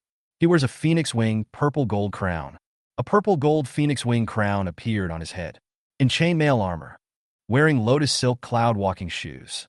With red clouds as my cape and the name of equaling heaven, I, Jiang Wenming, respectfully welcome the demon king of the water curtain cave in the flower fruit mountain, the great sage equaling heaven, Sun Wukong. Chapter 36. Tathagata, old man, why did you harm me? Every time Jiang Wenming recited a sentence, the corresponding object would appear on the statue. When he recited to the end, a dazzling golden light appeared, and a monkey in a cassock appeared. Wrong summon? Jiang Wenming was shocked when he saw Sun Wukong wearing a cassock. He was clearly reciting the Monkey King before the journey to the west. So how come the fighting Buddha appeared? Old Tathagata, you didn't expect that? I old Sun him back again. Sun Wukong pointed at Tathagata, his tone full of hatred. You naughty monkey, I named you the fighting and victory Buddha, but not only are you ungrateful, you even harbor resentment towards me. You deserve to be beaten. As Tathagata said this, he slapped Sun Wukong through the air. The huge palm print fell, but was broken by Sun Wukong's stick. Hey, even now, you still don't dare to admit it. Do you really think that no one knows what you did? Do you think that a mere six-eared macaque can really replace me? Or do you think that you can kill me with him? So what if my original destiny is taken away? I, Sun, was born and raised by nature, and even gods and demons cannot bury me. Who in this world can kill me? Sun Wukong's words were like thunder from a clear sky. Everyone present couldn't help but exclaim, as if they had heard some incredible truth. The Chinese Empire only knew a few fragments about Journey to the West. All we know is that the five of them, master and disciples, went through 81 trials and tribulations and finally obtained the true scriptures from Liangshan. Finally, his merits were fulfilled, and he was conferred the title of Buddha. But judging from what Sun Wukong just said, this doesn't seem to be the case. Is there some hidden story behind this? Among all the people present, only Jiang Wenming was familiar with Journey to the West and knew the whole story. The original text roughly means, during the Tang Dynasty, the world was plagued by disasters, natural disasters, man-made disasters, and rampant bandits. Xuanzang wanted to enlighten the world and eliminate human suffering, but unfortunately, he never found the right method. Later, Guanyin from the Liangshan sect came to preach and told him that there was Mahayana Buddhism in Liangshan, the Western paradise, which could save the world from all suffering. Xuanzang believed it to be true and went to Lingshan alone. Due to the long journey and the presence of various mountain spirits and ghosts, he was given 4 bodyguards. They are Sun Wukong, who failed in his havoc in heaven, Zhu Beiji, who teased Chang'e, the little white dragon Aoyu who violated the heavenly rules, and Zhuanlian, who broke the glass lamp. Of course, this is the official statement. According to Jiang Wenming, there is another version. Sun Wukong was originally the demon king of the Flower Fruit Mountain. Because he refused to submit to the control of heaven, his soul was taken away by the black and white impermanence. As a result, he went to the underworld and smashed everything and tore up the book of life and death. This completely angered the heavenly court. So he sent heavenly soldiers and generals to encircle and suppress the Flower Fruit Mountain. It turned out that these civil servants only worked but did not put in any effort and were defeated by Sun Wukong. In order to save face, the heavenly court had no choice but to continue sending people to conquer. So Erlang Shun, who was not loved by his mother and uncle, was sent out. The two were equally powerful, and the heavenly court was embarrassed and had to ask Taishang Laojun for help. Only then was Sun Wukong captured. The key point here is not that Erlang Shun defeated Sun Wukong, but that it was Taishang Laojun who took action. Who is Taishang Laojun?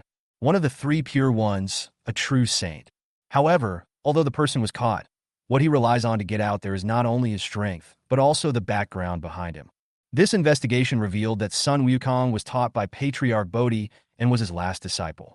This identity is considered as a 3rd-generation disciple in Taoism, and his status is no less than that of the 4 emperors of heaven. But they have already captured the people, and if they just let them go, the heavenly court cannot afford to lose face. Therefore, in order to make up for it, Taishang Laojun used the 8 trigrams furnace to help Sun Wukong refine the fiery eyes and the indestructible golden body. It could be considered as an explanation to Bodhi. Since Taishang Laojun didn't care, naturally other people in heaven didn't dare to make things difficult for him. So there was the scene of havoc in heaven later. It's not that no one can subdue him, but that no one dares to take care of it. It happened that Buddhism was preparing to spread its teachings in the East, so the Jade Emperor diverted the trouble to the West and asked Tathagata to suppress Sun Wukong. Although Tathagata knew that this was a trap, he could only pretend ignorance in order to preach in the East. Otherwise, with his saintly skills, why would it be so troublesome to deal with a youngster who had just graduated? In order to appease Bodhi's anger, he finally promised that he would be allowed to participate in the journey to obtain the scriptures 500 years later. This was a great merit.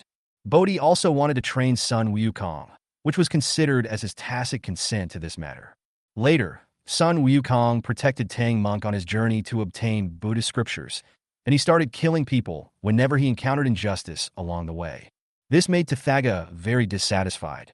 He hoped to spread Buddhism and attract believers through Tang Monk's journey to obtain Buddhist scriptures. You were so good, you just hit him to death with a stick.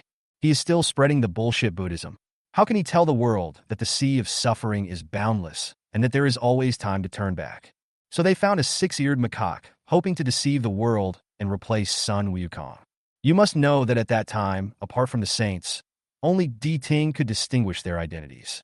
And who is Deity? That is the mount of Ksitigarbha Bodhisattva, who is also a Buddhist. It was hinted from the beginning that Buddhism had the final say in the whole matter. The 6-eared macaque was just like Sun Wukong, born and raised naturally, and with his own abilities, he was very good at camouflage, so no one noticed him at all. Here comes the second key point. Why did Lu Ermihu go to Lingshan to prove himself when he knew that he was a fake? You have to know that they have more saints in the East than in the West. At the very least, they can ask Patriarch Bodhi to make the decision, right? But no, he went to Lingshan to seek the Tathagata for clarification. So, Tathagata came to help and cooperated with the 6-eared macaque to kill Sun Wukong. Although this trick was successful in deceiving the public and using someone else as a substitute, they did not expect that Sun Wukong was actually transformed from the sky-repairing stone left by Nuwa. It itself possesses great merit and good fortune. The soul cannot be destroyed at all. His name is not in the book of life and death, which means that he is not in the 3 realms and 5 elements. Although he was beaten to death, his spirit was not destroyed. After thousands of years of reincarnation, he is back. However, Tathagata would definitely not admit such a thing, because once he admitted it, it would mean offending 2 saints at once. Even he couldn't bear this kind of cause and effect. So, when Sun Wukong questioned him, he directly denied it and labeled him as unruly. When Sun Wukong saw how shameless Tathagata was, he was so angry that his teeth itched. Before that, though, he had another question to ask. That's where his cheap saintly master went. Although Tang Sung is pedantic, there is one thing he cannot deny. That is, he really treated Sun Wukong and others as his family members. Although each of his 4 disciples was more violent than the other, they were still willing to follow him. Is it just for the so-called purpose of achieving enlightenment? Among their 4 brothers, who else is more important than Sha Wujing? Is it that Marshal Tianpeng is not good, or that the Monkey King is not good enough? Or is it that the 3rd Prince of the West Sea is tired of being a horse and a mural? Obviously neither. It is because of the personal charm of Tang Sung and the compassionate heart in his heart. In other words, Tang Sung is the white moonlight in the hearts of his fellow disciples. It was for this reason that they gave up their previous identities and were willing to accompany him to the West to obtain the scriptures. Chapter 37 Buddha Kingdom in the Palm. Since returning from the journey to obtain the scriptures, everyone has returned to their own temples. Sha Sung and Xiao Bailong stayed in Lingshan. The fake Sun Wukong went to Manhwa. Tang Sung returned to the Tang dynasty, and only Zhu Beiji did not have a fixed temple because of his status. He was named the Altar Purifier, which meant that he could enjoy the remaining offerings from everyone. This means that if he wishes, he can descend through any Buddha statue and enjoy the offerings. Later, Tang Sung disappeared, and Sha Sung and Xiao Bailong also disappeared. The Sun Wukong in Manhwa was a fake. He wanted to find Tang Sung, but he was alone and powerless. In the end, he could only give up and pretend to be confused. It was precisely because of this that he escaped disaster. Now that the real Sun Wukong has returned and he has helpers, he dares to stand up and confront Tathagata. Golden Chanzi is the sandalwood merit Buddha of my Buddhist sect, so he naturally practices in my Lingshan. On the contrary, you too, after entering my Buddhist sect, do not abide by the rules and regulations. You should be punished. Tathagata still had that compassionate look on his face, but his tone was full of a sense of superiority. My master is from Shenzhou. Even if he entered Buddhism, he is the Buddha of Shenzhou. What does it have to do with you, the West Heaven? That fool of his always thought that he could save all living beings with kindness. But he didn't know that when kindness is exploited by others, it is far more terrible than doing evil. Sun Wukong thought about what happened on the journey to obtain the scriptures. Compared to the evil mortals, the monsters who came to the earth did things that were even more disgusting. Zhu Beiji felt the same way. After Sun Wukong was killed, most of the monsters they encountered were from heaven and descended to the mortal world. The monsters in heaven are not so bad, as they are restrained by someone and dare not act too recklessly. And those who belong to the Buddhist sect, such as the nine-headed sage, the king of inspiration, the black bear demon, and the 3 brothers of Lion Camel Ridge, all of them regard human life as worthless. He killed people, ate people, and did all kinds of bad things. And in the end, the Bodhisattva said to him, "You evil beast, come with me quickly. Get away easily, without any punishment at all." On the contrary, the monsters without any background or identity were all beaten to death one by one, and it was called exorcising demons. The Buddhists were made the good guys.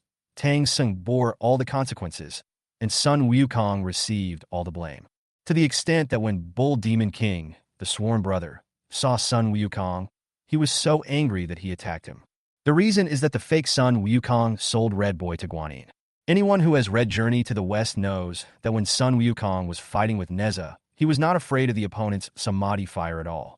He was thrown into the Bagua furnace and burned for so long, but nothing happened. But when he met Red Boy, he was in trouble. Even a great demon king like Bull Demon King can't defeat Neza. So how can his son be more powerful than Neza? Isn't this funny? Everything is a conspiracy, just to capture Red Boy and force the Bull Demon King to surrender. The 8 demon kings control the demon race. How can the Buddhists not be tempted by such temptation? After all, he was once the protagonist between heaven and earth. Although he no longer has the glory of the past, his power is still enormous. Conquering the demon clan is also equivalent to indirectly strengthening the fortune of Buddhism. As past events were revealed one after another, Tathagata's face became gloomy. The character that was established with great difficulty was largely destroyed by the interference of Sun Wukong and Zhu Beiji. Especially in the Huaxia Empire, many people have dismantled the Buddhist statues and replaced them with local Chinese gods. This made Tathagata even more angry. "You are so stubborn, you evil creature. Just follow me back." Tathagata said this and stretched out his big hand again. This time, he even wanted to include Zhu Beiji in the attack range. "Idiot. Go watch the battle first, I will take care of this." Sun Wukong was worried that Zhu Beiji would be affected, so he immediately drew out his golden cudgel and poked at the falling giant palm. Bang! The two sides fought again, and Sun Wukong was knocked to the ground by a palm. Jiang Wenming sensed something was wrong. Just now, when Sun Wukong was about to fight back, his robes suddenly lit up. Sun Wukong's body visibly stiffened, and then he was hit by Tathagata. Could it be that the cassock is a layer of confinement? Jiang Wenming could only think of this possibility. When he summoned Sun Wukong just now, he was clearly calling him the great sage equaling heaven and did not mention anything about Buddhism. But the other party came out wearing a cassock. This is wrong. Just as he was thinking, the two sides fought again. Tathagata just grabbed Sun Wukong from the air and caught him in his hand. No matter how he struggled, he could not break free. "Rui Jingubang, get bigger!" Sun Wukong shouted. The golden cudgel quickly grew bigger and thicker, and in the blink of an eye it became like a pillar of heaven. Sun Wukong took the opportunity to shrink and squeezed out from the gap. With a wave of his hand, the golden cudgel quickly returned to its original size and returned to his hand. But the next second, Tathagata's palm quickly grew larger, covering the entire world in the blink of an eye. Waves of Buddhist sounds rang out, as if countless Buddhists were chanting scriptures. "Buddhaland in the palm of your hand." This is Tathagata's magical power. It was with this power that he successfully suppressed Sun Wukong. Now it comes again. "Old Tathagata, after all these years, you still haven't made any progress. Apart from using some despicable means, what else can you do?" Sun Wukong snorted coldly, plucked a tuft of monkey hair from the back of his head, and then held it in front of him and blew it. Countless Sun Wukongs appeared and began to disperse in all directions. Incarnation outside the body. This is one of Sun Wukong's special skills. People only know that Sun Wukong can use the somersault cloud and the 72 Disha transformations, but that is not actually the case. His most powerful martial art is called the Great Heavenly Immortal Art, which is the foundation of his existence. This technique not only includes various magical powers, but also body-refining methods. The laws of heaven and earth, the incarnation outside the body, and the immortal golden body all come from here. According to what Bodhi said at the beginning, if one does not leak for 3 years, one can become an immortal. To become an immortal, one can see how difficult it is. Just look at the 8 immortals. However, it only takes 3 years to practice this technique, which is enough to prove how powerful this technique is. Even someone as intelligent as Sun Wukong was unable to fully comprehend the truth when he was causing havoc in heaven. Only after being thrown into the Bagua furnace by Laozi did he practice the third to last sentence, planting golden lotus in the fire and cultivating flaming golden eyes and an indestructible golden body. After so many years, his wildness had been worn away a lot, and he began to calm down and comprehend carefully. Now I have completely mastered this technique. Although there are tens of millions of incarnations, the strength of these incarnations has not decreased much. Every monkey has the strength of a golden immortal. The Buddha's kingdom in the palm of Tathagata's hand is filled with his believers, as well as many powerful monsters that he has subdued. Now receiving his order, they all rushed out. 108 golden arhats, 8 celestial dragons for great Vajra, guardian beasts of the mountains. You came at the right time. It's a good opportunity to settle all the old and new grudges at once. Sun Wukong did not retreat, but advanced, holding the golden cudgel as if he had entered an uninhabited area. Every time the stick hit them, their bones and tendons were broken. "Stop being so presumptuous, monkey!" A golden light flashed, and a hook-nosed man wearing golden feather clothes appeared, with eyes as sharp as a hawk. Chapter 38: True and False Sun Wukong. Golden-winged rock? Jiang Wenming recognized the man's identity as the golden-winged rock, known as Tathagata's uncle. Logically speaking, he should have belonged to China, but was deceived by Tathagata and became the guardian beast of Lingshan. When he thought of this, Jiang Wenming felt sad. These great monsters of China were taken away by the West under various names, and now they have become their accomplices. I wonder what Dijun would feel when he saw this scene. Since the journey to the West, there have been basically no more Demon King level monsters. Occasionally, a few monsters appear, but they are hated by everyone. The demon race has completely declined. Golden Wing Daping? I didn't expect that even you would become Tathagata's lackey. You are a descendant of the ancestral phoenix in vain. Sun Wukong looked at the golden-winged rock with a serious expression. This guy is a real demon king, and he is the best at speed. It's a pity that I met myself. You rascal! How dare you insult me? Upon hearing this, a cold light flashed across the golden-winged Dapeng's sharp eyes. The spear in his hand turned into a golden light and hit Sun Wukong's head directly. A trifle. Sun Wukong snorted coldly, and without dodging, he swung the golden cudgel in his hand and hit him on the head. He actually planned to risk his life. The golden-winged Dapeng's face changed slightly. Sun Wukong dared to do this because the other party had an indestructible golden body. He didn't dare to take a head-on blow from the stick. He spread his wings behind him, drew an arc in the air, and avoided the stick. I'm busy now and don't have time to play with you. You'd better stay here quietly. Sun Wukong stepped on the ground and instantly appeared in front of the golden-winged rock, smashing him hard with the Rui Jingu Bang in his hand. The golden-winged rock quickly raised his gun to block. Crack! As soon as it made contact, the spear in his hand broke on the spot, and the golden hoop continued to move forward, falling directly on his shoulder. Ah! Screams were heard, and blood and feathers fell from the sky. With just one strike, Sun Wukong smashed half of his body. The power of the great sage is so terrifying. Oh my god, the Monkey King is so awesome. That's the golden-winged Dapeng. I just heard from people in Tianju that he seems to be Tathagata's uncle. What? Tathagata is a fucking bird. Why do I feel like you're cursing? Isn't it a bird? The audience in the Huaxia area was talking about it, and Jiang Wenming's eyes brightened. Powerful.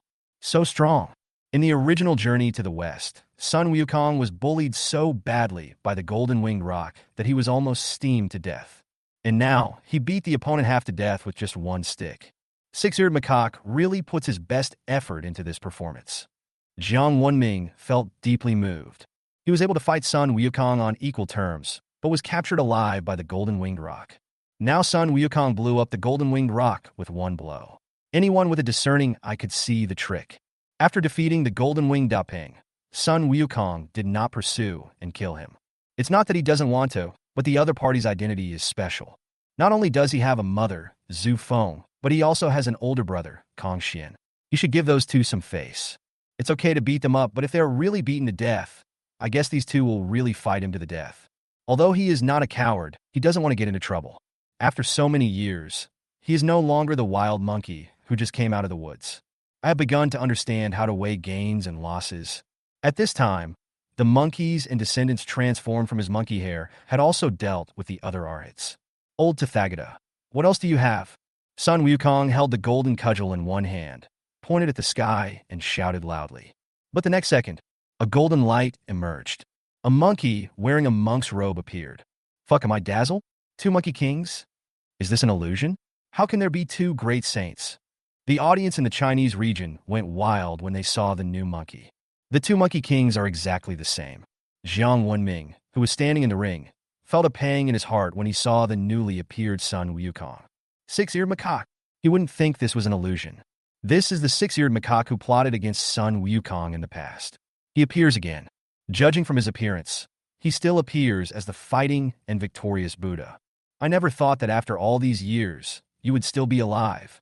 The six-eared macaque spoke in a steady voice, like that of a high-level monk. If I don't kill you with my own hands, how can I die? Sun Wukong's eyes were blazing with fire, and he did not conceal his murderous intent at all. You are still so murderous. No wonder you ended up like this. The six-eared macaque chuckled, with a hint of sarcasm in his tone. Even if I die, I am still the great sage equaling heaven, and you are just a dog of Tathagata. Do you really think that you are a Buddha just by wearing this cassock? Ridiculous. Sun Wukong is a rebellious person by nature, so how could he be indulged? Not afraid of fighting, and even less afraid of talking nonsense. Really? Then let me see how much strength you, the great sage equaling heaven, have recovered. After the six-eared macaque finished speaking, he stretched out his hand. A golden stick appeared out of thin air in his hand. It turned out to be the Rui Jingu Bang. When Sun Wukong saw this scene, he was immediately reminded of the unbearable memories of that year. How dare you pretend to be yourself? Is this a provocation to him? Hey, take this stick from me. Sun Wukong took the lead in attacking. He held the golden cudgel in both hands and smashed it at the six-eared macaque through the air. The golden cudgel swelled in the wind. Although the two sides were clearly dozens of meters apart, when the golden cudgel fell, it landed right on top of the other party's head. The six-eared macaque was not to be outdone. He raised his arm and used the stick in his hand to block above his head. He caught the blow steadily. Before Sun Wukong could pull back, the six-eared macaque flipped his arm, swung the golden hoop away, and the stick in his hand suddenly became longer and stabbed Sun Wukong's vitals. Sun Wukong obviously knew how powerful the monkey was, so he didn't take the blow head-on.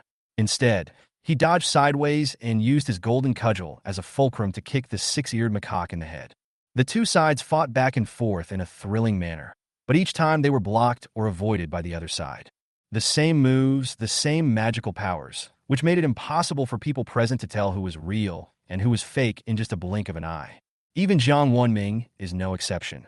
He was clearly staring at him, but after the two sides fought for more than 10 rounds, he lost sight of Sun Wukong. No wonder so many people couldn't tell them apart at the beginning. They looked like they were cut from the same mold. Jiang Wenming was speechless. He had been staring at it for so long, but couldn't tell it apart, let alone others. Suddenly, an idea flashed through his mind. Carved from the same mold? Jiang Wenming tried hard to recall the details in Journey to the West. I remember Pythagoras said that they were two hearts in one. Sun Wukong longed for absolute freedom, but was forced to go to Lingshan to obtain scriptures. The six-eared macaque was more like his inner demon. Thinking of this, Jiang Wenming immediately shouted loudly, "Great sage, he is your inner demon. The more you resist, the stronger he will become." Chapter 39. If I were a demon, what could Buddha do to me? Jiang Wenming's words made Pythagoras' face change, and he subconsciously prepared to kill him. A giant palm slapped towards Jiang Wenming. Jiang Wenming felt his hair stand on end, and he felt like he had nowhere to escape. Just as the giant palm was about to fall on him, golden light flashed on the ring, and rules emerged, blocking the attack for him. Sun Wukong was originally very intelligent. After hearing Jiang Wenming's words and seeing Pythagoras' reaction, he immediately understood. The six-eared macaque is actually himself. It's the self I used to be, and also the self I don't want to face. He represents another option for himself. No wonder the shackles on his body could never be removed. No wonder he could change his own destiny and go to the West to obtain the scriptures. Because they are one. Haha, old Pythagoras, what a good plan, what a good plan. Sun Wukong laughed loudly towards the sky, but his laughter was filled with bitterness. Because he knew that he could not defeat the six-eared macaque in front of him. The two are actually one. When Luo Miho loses, it also means that he will die. Are you going to give in? The six-eared macaque looked at Sun Wukong expressionlessly. Give up? Humph. I, Sun, have roamed the world. When have I ever been afraid? Don't you want to replace me? Come on then. I want to see if you have the ability to do this. As Sun Wukong said this, he gave up on defending and allowed the six-eared macaque to hit him. Sun Wukong was hit by the stick and flew backwards. Next second, he rushed back again, his monkey face full of sarcasm. So you're afraid too? With that attack just now, Luo Miho could have clearly hit him on the head, but he deliberately avoided it and only hit him on the shoulder. Because he understood that Sun Wukong could not be killed, and if he really died, he would no longer exist. Just when he was hesitating, he saw Sun Wukong suddenly sit down cross-legged. The moon hides the jade rabbit, the sun hides the crow, and naturally there are turtles and snakes entwined. They are intertwined with each other, their lives are strong, and they can grow golden lotus in the fire. Gather the 5 elements and use them in reverse order, and when you have completed your work you will become a Buddha or an immortal. Sun Wukong recited one incantation after another, and every time he recited a sentence, a strange phenomenon would appear on the two of them. Sun Wukong represents the sun, the six-eared macaque represents the moon, and the turtle and the snake represent his two natures. It was not until this moment that Sun Wukong finally gained complete enlightenment of the great art of heavenly immortality. 2 flames lit up from the 2 men's bodies. Fire overcomes metal, but at this moment a golden lotus slowly bloomed in the flames. Planting golden lotus in the fire, the 5 elements officially began to reverse. After seeing this scene, Luo Miho's expression finally changed. Because he felt the call of his original body, Sun Wukong wanted to merge with him. The turtle and the snake are entangled. The last level of the great heavenly immortal technique. No! Since you don't want to become an immortal Buddha, why do you want to take away everything from me now? The six-eared macaque roared in fear. Sun Wukong's eyes, which were originally closed, slowly opened and looked at him intently. If I become a Buddha, there will be no more demons in the world. As soon as he finished speaking, the six-eared macaque disappeared and completely merged with Sun Wukong. Sun Wukong stood up from the ground, holding the golden cudgel and pointing at Tathagata in the sky.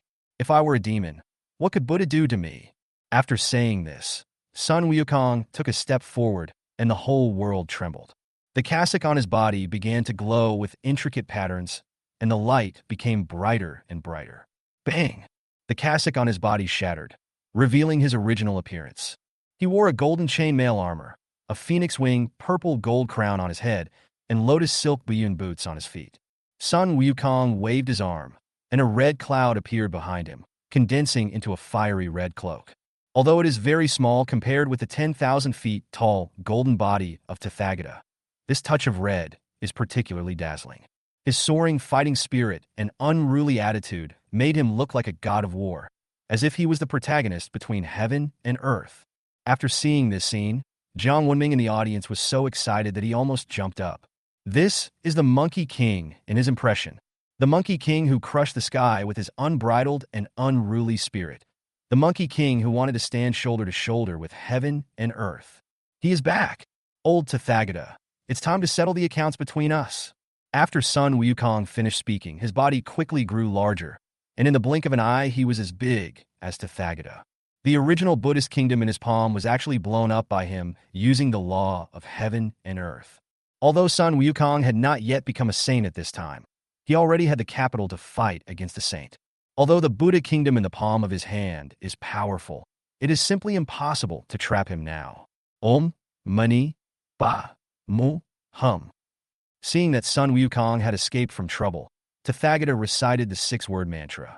The six-character mantra turned into a talisman and flew towards Sun Wukong. This was the magical power he used to suppress Sun Wukong back then, and he is using it again now. Hey! Sun Wukong shouted angrily. Bang! The sound turned into golden words and collided with the six-word mantra, causing a violent explosion. Without waiting for the aftermath to fade away, Sun Wukong held the golden cudgel and smashed it towards Tathagata's face. Amitabha! Tathagata chanted the Buddha's name, and golden light flashed on his body, and he was completely transformed into a golden Buddha. The golden cudgel hit him, making a sound of metal collision, but did not cause any substantial harm to him. Immortal golden body. Tathagata's golden body is invulnerable to all attacks. Even the golden cudgel, weighing thousands of kilos, cannot cause any harm to him. But Sun Wukong seemed to be unaware of it at all. The golden cudgel in his hand was like a pillar of heaven, hitting Tathagata again and again. Even the bumps on his head were not spared. When Jiang Wenming saw this scene, 3 words emerged in his mind. No defense broken. This is indeed the case. Although Sun Wukong fought happily, he did not cause any harm to Tathagata at all. On the contrary, every time Tathagata attacked, he would send him flying far away.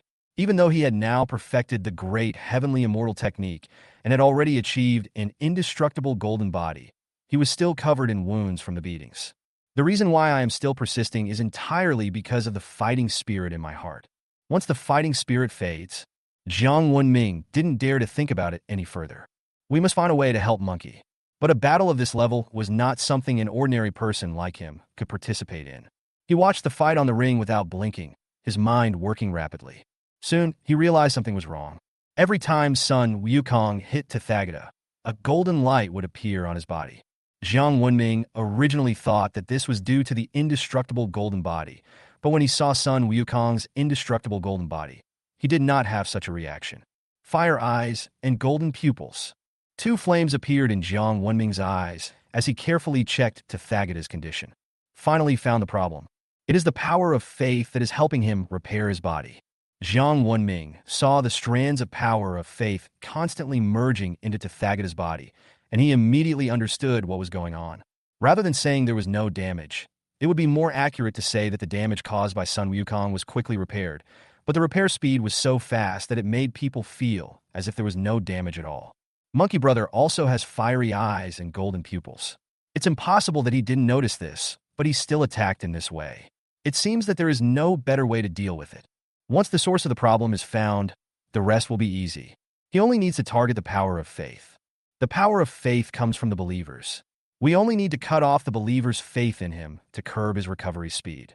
A bold idea emerged in Jiang Wenming's mind. Chapter 40. Telling Journey to the West to Everyone. The best way to cut off the power of faith is to destroy the temple. Sun Wukong was on the ring. Although he knew that his opponent was using the power of faith, he had no way to do anything to him. But Jiang Wenming is different. He is below the ring. The most important thing is that they have people in Tianzhu. I never thought that my impromptu idea would turn out to be a stroke of genius. Jiang Wenming secretly rejoiced. Without hesitation, he turned around and ran towards the audience. In the Huaxia district audience seats, Li Jiangguo, who had been paying attention to the movements on the ring, felt a little confused when he saw Jiang Wenming suddenly running towards him. I don't know what he's going to do. Jiang Wenming ran to the edge of the competition area and shouted to Li Jiangguo and the others, "Contact General Long Yi." Then he pointed at Tathagata and made a gesture of wiping his neck. There were many people on the ring, and he didn't dare to say it too obviously, so he could only hint at the other party in this way. He wants Long Yi to kill Tathagata? A general looked at Li Jiangguo in confusion. Li Jiangguo did not respond, but carefully thought about Jiang Wenming's previous actions. Although he didn't know what Jiang Wenming meant just now, the other party called out Long Ye's name, which was obviously related to Long Yi. Let Long Ye kill Tathagata? This is obviously unlikely. Long Ye, Tathagat, kill. Li Jiangguo repeated these words over and over again. At this time, the secretary beside him also successfully contacted Long Yi. A satellite phone was handed to him. Chairman, General Tatsuno has been connected. Li Jiangguo picked up the phone and just put it to his ear. He heard an explosion coming from the other side. A light bulb went off in my head. Think of a possibility. Could it be that what Jiang Wenming meant just now was to let Long Yi attack Tathagata's followers? But what's the point of letting him attack Tathagata's followers? What is the connection between believers and Tathagata? The power of faith. Li Jiangguo is worthy of being the leader of China. In just a moment, he figured out the key. Jiang Wenming asked them to contact Long Yi and let Long Yi destroy the source of Tathagata's faith. What is the easiest way to destroy the source of your faith? That must be destroying the temple. Everything makes sense now. No wonder Jiang Wenming specifically asked to contact Long Yi, because he is in Tianzhu now. After figuring out everything, Li Jiangguo put the satellite phone to his ear and said in a deep voice, "I am Li Jiangguo. Now I will give you a task. Destroy the temples of Tathagata at all costs.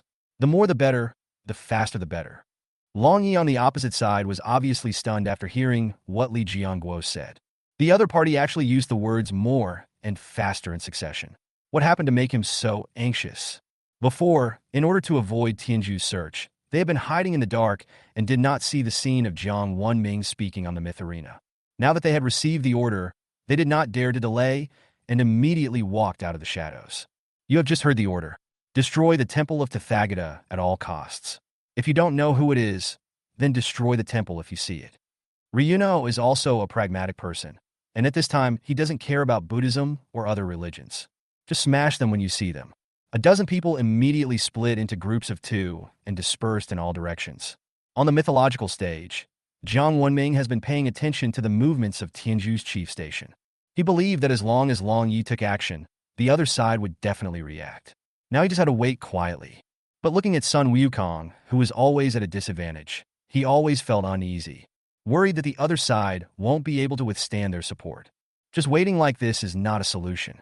We must find a way to help Monkey Brother.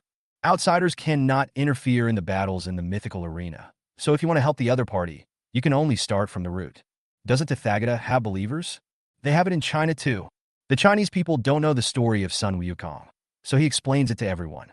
When everyone recognizes him, they will naturally have the power of faith.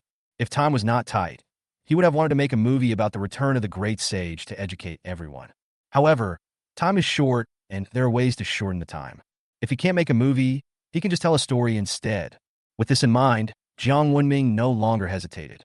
He immediately walked to the side of the Chinese audience seats and made a gesture to silence everyone. Everyone keep quiet for now. I will tell you a story. Although Jiang Wenming's voice is not very loud, due to his special status, many audiences in the Chinese region still give him face. The noise began to fade away. There is a country in Dongxing Xinzhou called Aolai. In Aolai, there is a mountain called Huaxia Mountain. Jiang Wenming slowly narrates the past of Sun Wukong in the tone of an observer.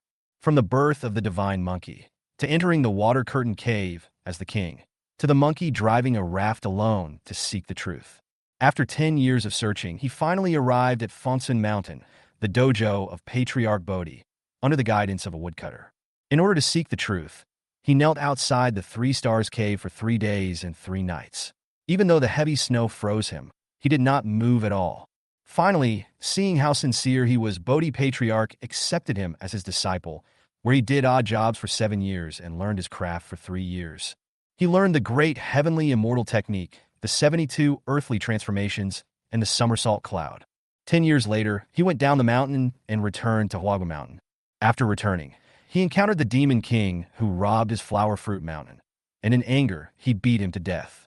Later, Bull Demon King and 6 others came forward to seek revenge on him, but the 2 sides became sworn brothers after a fight. Then, at the instigation of Bull Demon King and his men, he went to the Dragon Palace in the East China Sea to borrow weapons. Finally, he obtained the Dinghai magic needle, the Rui Jingu Bang. When the audience in the Chinese region heard this, they all became excited. What the hell? What the hell? What the hell? There are actually 6 more great sages as powerful as the Great Sage. Am I the only one who noticed that the Great Sage has a master? He worked as a handyman for 7 years and studied martial arts for 3 years. After coming out, he killed a demon king with his bare hands. This is too fierce. Dragon King and the Dragon King of the East Sea. I remember the history books saying that in mythology, China had 4 seas. Does this mean there were 3 other Dragon Kings? As people analyzed, more and more mythological figures were revealed. When Jiang Wenming talked about how the Dragon King of the East China Sea went to the Heavenly Palace to file a complaint, the Heavenly Palace sent heavenly soldiers and generals to encircle and suppress the Flower Fruit Mountain. The black and white impermanence of the underworld took away Sun Wukong's soul, but ended up causing a big fight with him and then tearing up the Book of Life and Death. The crowd roared again. Oh my God! The Dragon King of the East Sea went to file a complaint. The black and white impermanence demanded his life, and angrily tore up the Book of Life and Death. I can only say that he is worthy of being the Monkey King, and he is so fierce. It matches. All the characters mentioned by God Jiang match. Those gods are not made up by him, but real. The 4 Sea Dragon Kings, black and white impermanence, ox-headed and horse-faced, Judge, 10 Kings of Hell, Giant Spirit God, Neza the Great God, pagoda-bearing Heavenly King, for Heavenly Kings, 100,000 heavenly soldiers and generals. Am I dreaming? Someone please pinch me. Do we Chinese really have so many gods? It hurts. Chapter 41 Sneak Attack. Not only the audience in the Huaxia region, but the audience in other empires also stopped making noise and turned their attention from the fight on the ring to Jiang Wenming's story. Could it be that what the Chinese man was talking about was the origin of the monkey? No, that's not the point. The point is, where did China get so many gods? 100,000 heavenly soldiers and generals. Isn't that too much? Didn't you hear him mention the 10 Kings of Hell? And they're the kind that control life and death. Doesn't this mean that China has 10 Hades? No way. 10 Hades? How is that possible? He must have made all this up. If China was so powerful, they would have wiped us out long ago. They wouldn't have survived for so many years. That's hard to say. China has always liked to play the pig and eat the tiger. It is said that everyone there knows martial arts. If you provoke them, they will be very cowardly. But if you fight them, they will beat you down in a minute. The most terrifying thing is that after beating you, they will politely help you up and ask if you're okay. Is this true or false? I didn't believe it before, but look at the Sakura Empire and the Tianzhu Empire. They all thought they could annex China, but what happened? They were swept away. As soon as these words were spoken, they were immediately recognized by all the foreigners around. He is so good at hiding, he must be a nobody. At this time, Jiang Wenming had already narrated the story of how Sun Wukong caused chaos in the Heavenly Palace, disrupted the peach banquet, and stole the elixir. He beat all the gods in heaven to the point of bowing their heads, and he even sat on the Jade Emperor's Lingxiao Palace. Especially the sentence, "The Jade Emperor takes turns to rule, and this year it's my turn." It also makes the audience in the Chinese region yearn for it. Do whatever you want, and when you encounter injustice, just turn the table over. How unrestrained and happy it is. In this way, A rebellious image was established in the minds of the Chinese people. You look down on me, don't you? You want to confer the title of Bai Mawan on me? Are you humiliating me? Then I will beat you until you respect me. Sun Wukong achieved this with his strength and defeated the gods in heaven so much that they never dared to mention the three words Bai Mawan again. Respect is earned through strength, not by charity from others. Li Jianguo felt even more deeply that a weak country has no diplomacy, and only when it becomes strong can it have enough say. So is Sun Wukong, and so is the Chinese. As more and more people hear the story of Sun Wukong, their identification with him becomes stronger and stronger. Strands of power of faith poured into the pantheon, and the oil lamp representing Sun Wukong began to grow brighter.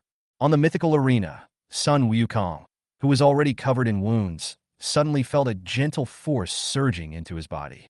At the same time, he seemed to hear the prayers of countless people. Great sage, you must win. Brother Monkey, come on. You are the great sage equaling heaven, who has even sat in the Lingxiao Palace. What is a mere tatagat? Kill him.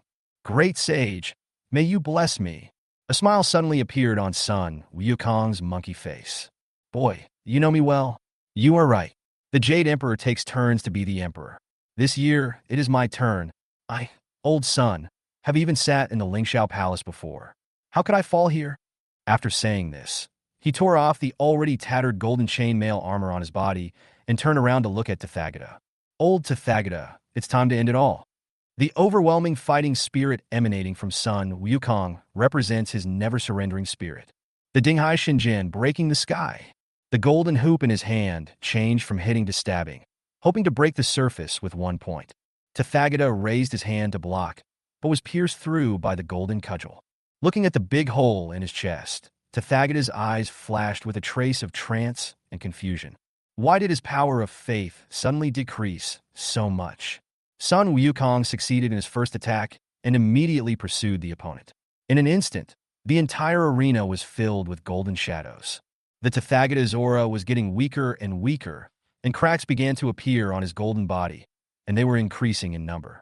Just at this moment, suddenly, a purple gold bowl appeared in Tathagata's hand, and he threw it towards Sun Wukong. When Sun Wukong saw this, his pupils suddenly shrank, and he shook the golden cudgel in his hand, changing from stabbing to picking, and picked up the purple gold bowl into his own hand. Looking at this familiar bowl, Sun Wukong was greatly shocked, because this was the magic tool used by Tang Monk to beg for alms. He did not participate in the second half of the journey to the west, so he did not know that this thing was given away by Tang Sung on his own initiative. They just thought that Tathagata had captured Tang Sung and wanted to use him as a threat. Monkey, be careful. A cry of surprise was heard. Before Sun Wukong could react, a dagger pierced his heart. Sanskrit words appeared on the dagger, and it quickly sank into Sun Wukong's body. Amaba, well done. Well done. Tathagata chanted the Buddha's name and regained his compassionate look. This dagger was his magic weapon before he became a monk, and it was also the magic weapon he used to attain Buddhahood. This dagger was used to cut flesh to feed the eagle. It could even kill himself, let alone Sun Wukong. Now that the dagger has pierced Sun Wukong's heart, death is only a matter of time. The audience from the Chinese region in the auditorium were all very angry. They saw what happened just now clearly. Tathagata threw out an object and took advantage of the moment when Sun Wukong was distracted to successfully launch a sneak attack with a dagger, piercing his heart. How despicable. Fuck Buddha. This is a despicable person. If anyone dares to mention the word Buddha again, I will curse his ancestors for 18 generations. Great sage, hold on. Donti. Where's Gajiang? Go help the great sage. Well, I don't want my boyfriend anymore.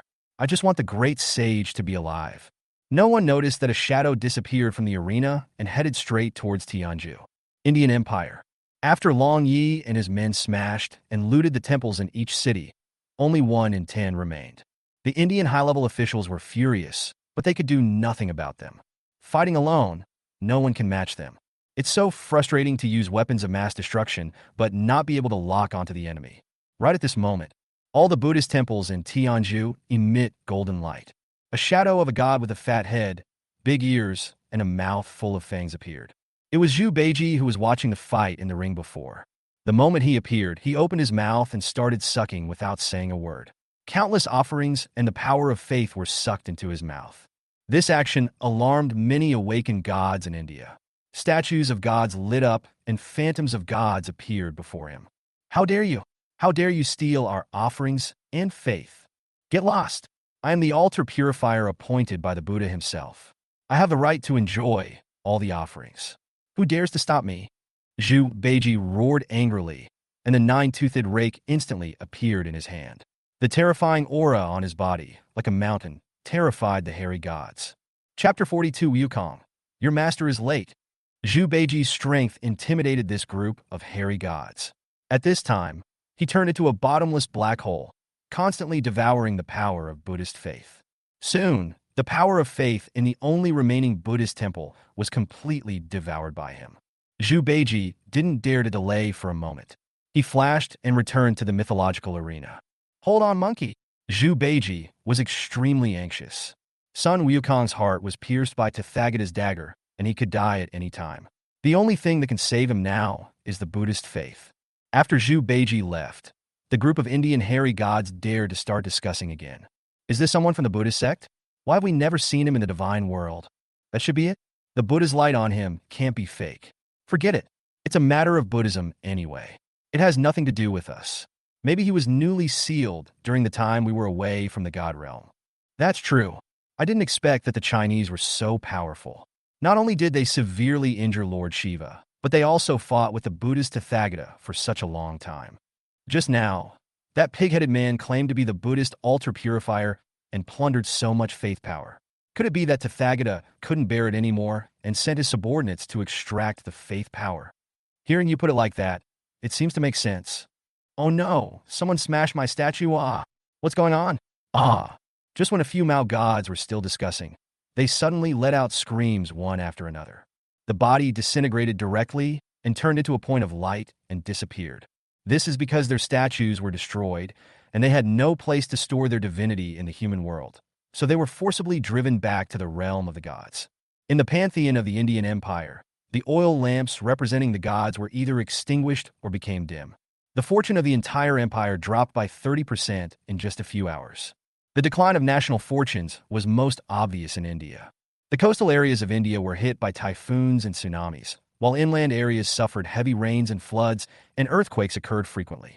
Believers of various sects came forward, accusing and shifting blame on each other, and even conflicts broke out. The top executives of Tianzhu were so busy that they didn't even have time to watch the mythology arena. The instigators of all this, Long Yi and his gang, had already quietly returned to China. On the mythical stage, Sun Wukong was seriously injured and on the verge of death, and his body began to turn to stone bit by bit starting from the heart. Now more than half of the body has turned to stone. Jiang Wenming saw it all and was worried, but he could not help at all and could only watch Sun Wukong's life slip away. Brother Monkey, a figure appeared on the stage. It was Zhu Beiji, who had rushed back from India. The moment he appeared, a large amount of power of faith poured into Sun Wukong's body like a tide. When Tathagata, who was originally watching the show, saw this scene, he was stunned for a moment, and then his face became extremely ugly. Evil beast, how dare you intercept my Buddhist faith? I, old pig, was appointed by you personally as the altar purifier. I have the right to enjoy all the offerings from believers. What, Master Buddha? Have you forgotten? Zhu Beiji spoke sarcastically. In order to humiliate the Chinese pantheon, Tathagata appointed him as the altar purifier. They implied that he was a pig, only fit to eat their leftovers and lick the plate clean, but they didn't expect that Zhu Beiji would use this identity to intercept the incense offerings from the believers. It came true. This made Tathagata both angry and furious, as if he had shot himself in the foot. But it's too late to say anything now, as a large amount of Buddhist faith power poured into Sun Wukong's body. His originally petrified body began to recover little by little. A layer of Buddha's light lit up from the back of Sun Wukong's head. This is the throne of fighting Buddha, which is activated by a large number of Buddhist beliefs at this time. However, this layer of Buddha's light flickered unsteadily, like a rootless duckweed, and could not resonate with him at all. What does it matter if you have planned everything? He has demonic nature and cannot absorb Buddhist beliefs at all. His death is already certain. Upon seeing this, Tathagata sneered. Sun Wukong is Sun Wukong. He is the great sage equaling heaven from the east, not the fighting Buddha from the west. These are two different systems, and he cannot use this power. It would be the same even if he merged with the six-eared macaque. In order to eradicate the problem completely and leave no variables, Tathagata took action again and slapped Sun Wukong on the ground. Brother Monkey, Bai Ma One, wake up now! Zhu Beiji was furious, but he could do nothing to stop it. He is not a god who participates in the war. He can assist but cannot take action. The giant palm hit Sun Wukong and knocked him into the ground. The palm turned into a mountain and completely suppressed Sun Wukong. Sun Wukong felt like he was having a dream, in which he was pressed under the five elements mountain again. Just as his consciousness was about to fade, he faintly heard the sound of cicadas. A young monk, walking unsteadily, was walking towards him from a distance. Master, is that you? Sun Wukong's consciousness was hazy, and he couldn't see the person in front of him clearly, but he felt that the other person's aura was very familiar and warm. Wukong, Master is late. A soft voice sounded, and just hearing his voice made people relax involuntarily. It was as if all worries and sufferings had disappeared. Master, I miss you so much. At this moment, Sun Wukong seemed like a child meeting his parents, without any trace of his previous arrogance. Buddhism can save people's hearts, but it cannot save human nature. Master is wrong. Master, what's wrong with you? Wukong, although the four of you brothers are rebellious and radical by nature, you are kind-hearted and have wisdom. Your master has always placed high hopes on you. Master, what do you want to do? For some reason, Sun Wukong suddenly had a bad feeling in his heart. Good and evil are just a thought away. I hope my Buddha-like heart can dispel the evil in your heart and help you achieve the right results soon. Please take good care of your fellow apprentices for me and protect this troubled world. Don't act on impulse anymore. Farewell, Wukong. After Tang Sung finished speaking, his body slowly dissipated and finally turned into a relic, which slowly sank into Sun Wukong's body. His heart, which had been pierced by the dagger, suddenly began to emit golden light. Bite! The dagger was squeezed out and fell to the ground with a crisp sound. Boom! Boom! Boom! The heart transformed from the relic began to beat slowly. Each stroke was steady and powerful. A tear fell from the corner of Sun Wukong's eye. He is a stone monkey without a heartbeat, so he has no idea of the 7 emotions and 6 desires of the human world. He only knows that he will be nice to those who are nice to him, and he will be the same to those who are not nice to him. But now, Tang Sung used the fruits of his 10 lifetimes to reshape his heart, making him a real living being. At this moment, he was finally no longer a monkey made of stone, but a real body of flesh and blood.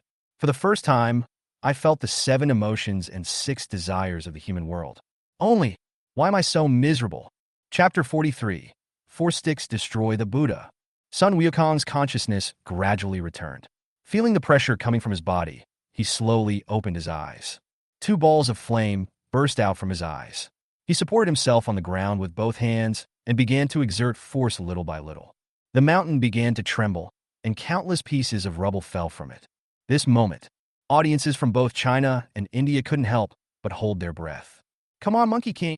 A little girl with a ponytail, about 5 or 6 years old, clenched her fists and shouted at Sun Wukong. The tender child's voice seems unusually clear in this silent moment. The rest of the Chinese audience also reacted and began to cheer for Sun Wukong. Come on, Monkey King! Come on, Monkey King! Countless voices gathered together, like thunder. Sun Wukong seemed to be inspired by something, and spiderweb-like cracks began to appear on the ground under his hands due to the pressure. Open it for me, old Sun.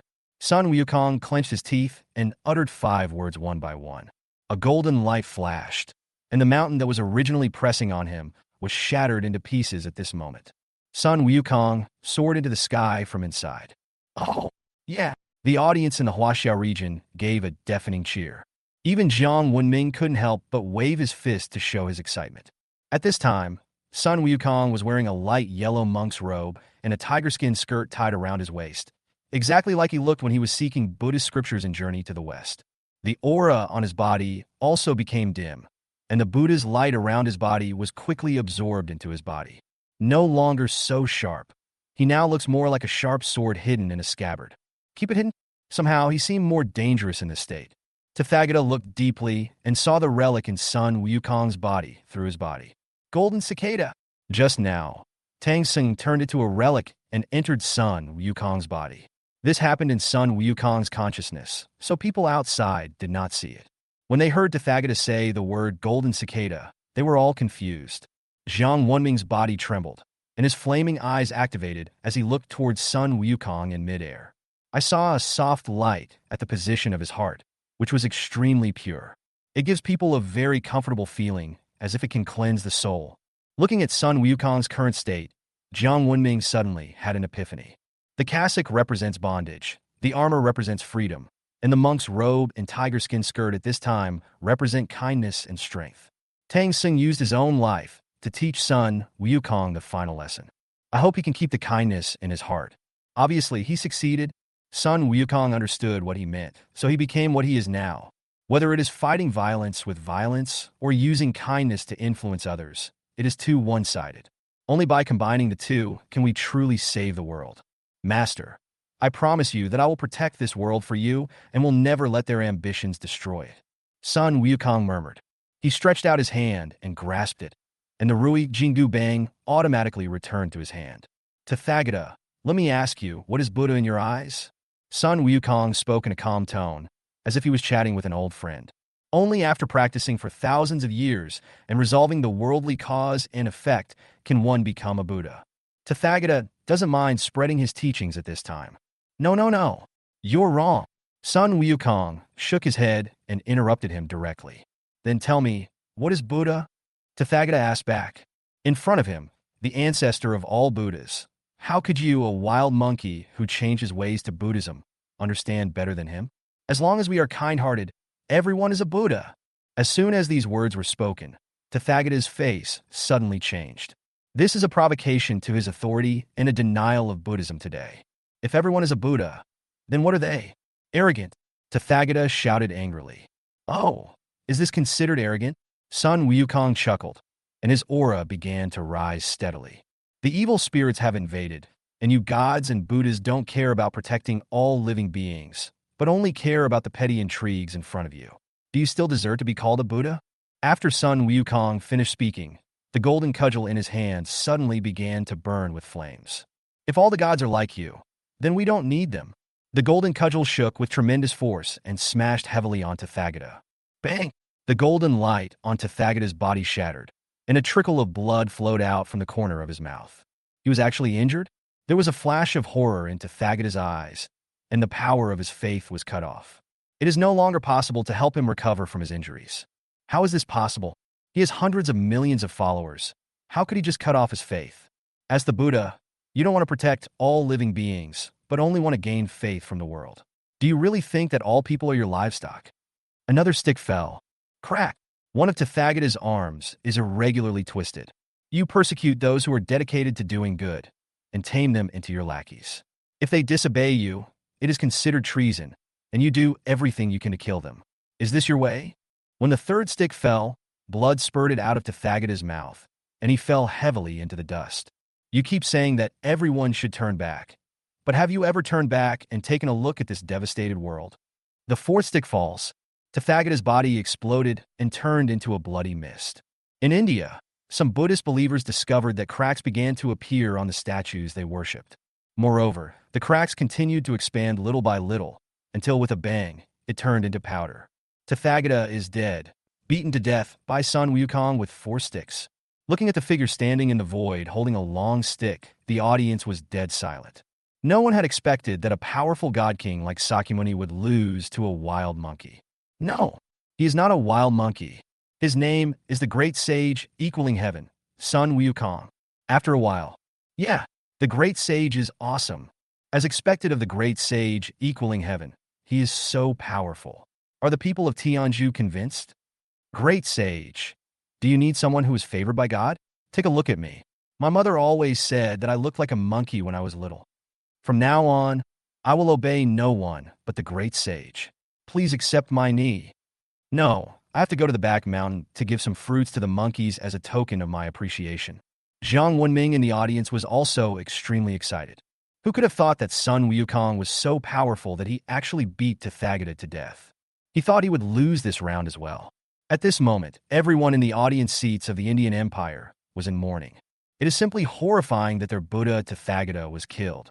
So much so that until now, they have not recovered from the shock just now. Even Buddha lost. Do we still have a chance to win? What are you afraid of? We still have Lord Brahma.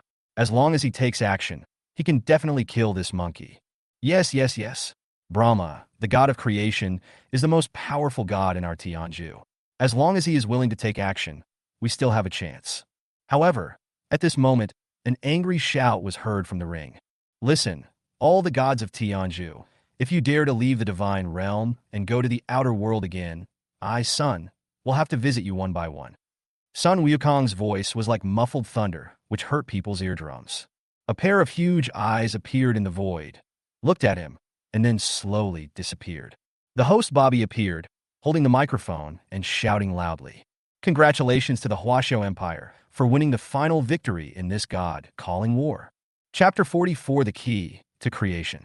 As soon as these words were spoken, the Tianju audience seats suddenly became boiling. Impossible. We still have so many gods in Tianju who haven't fought yet. How could we lose? It's a shady deal. It's absolutely a shady deal. Lord Brahma, please come and save your servant.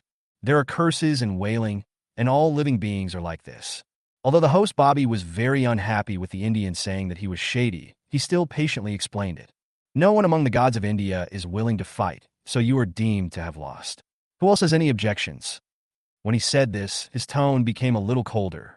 His majestic gaze swept across the entire audience, but no one dared to look him in the eye.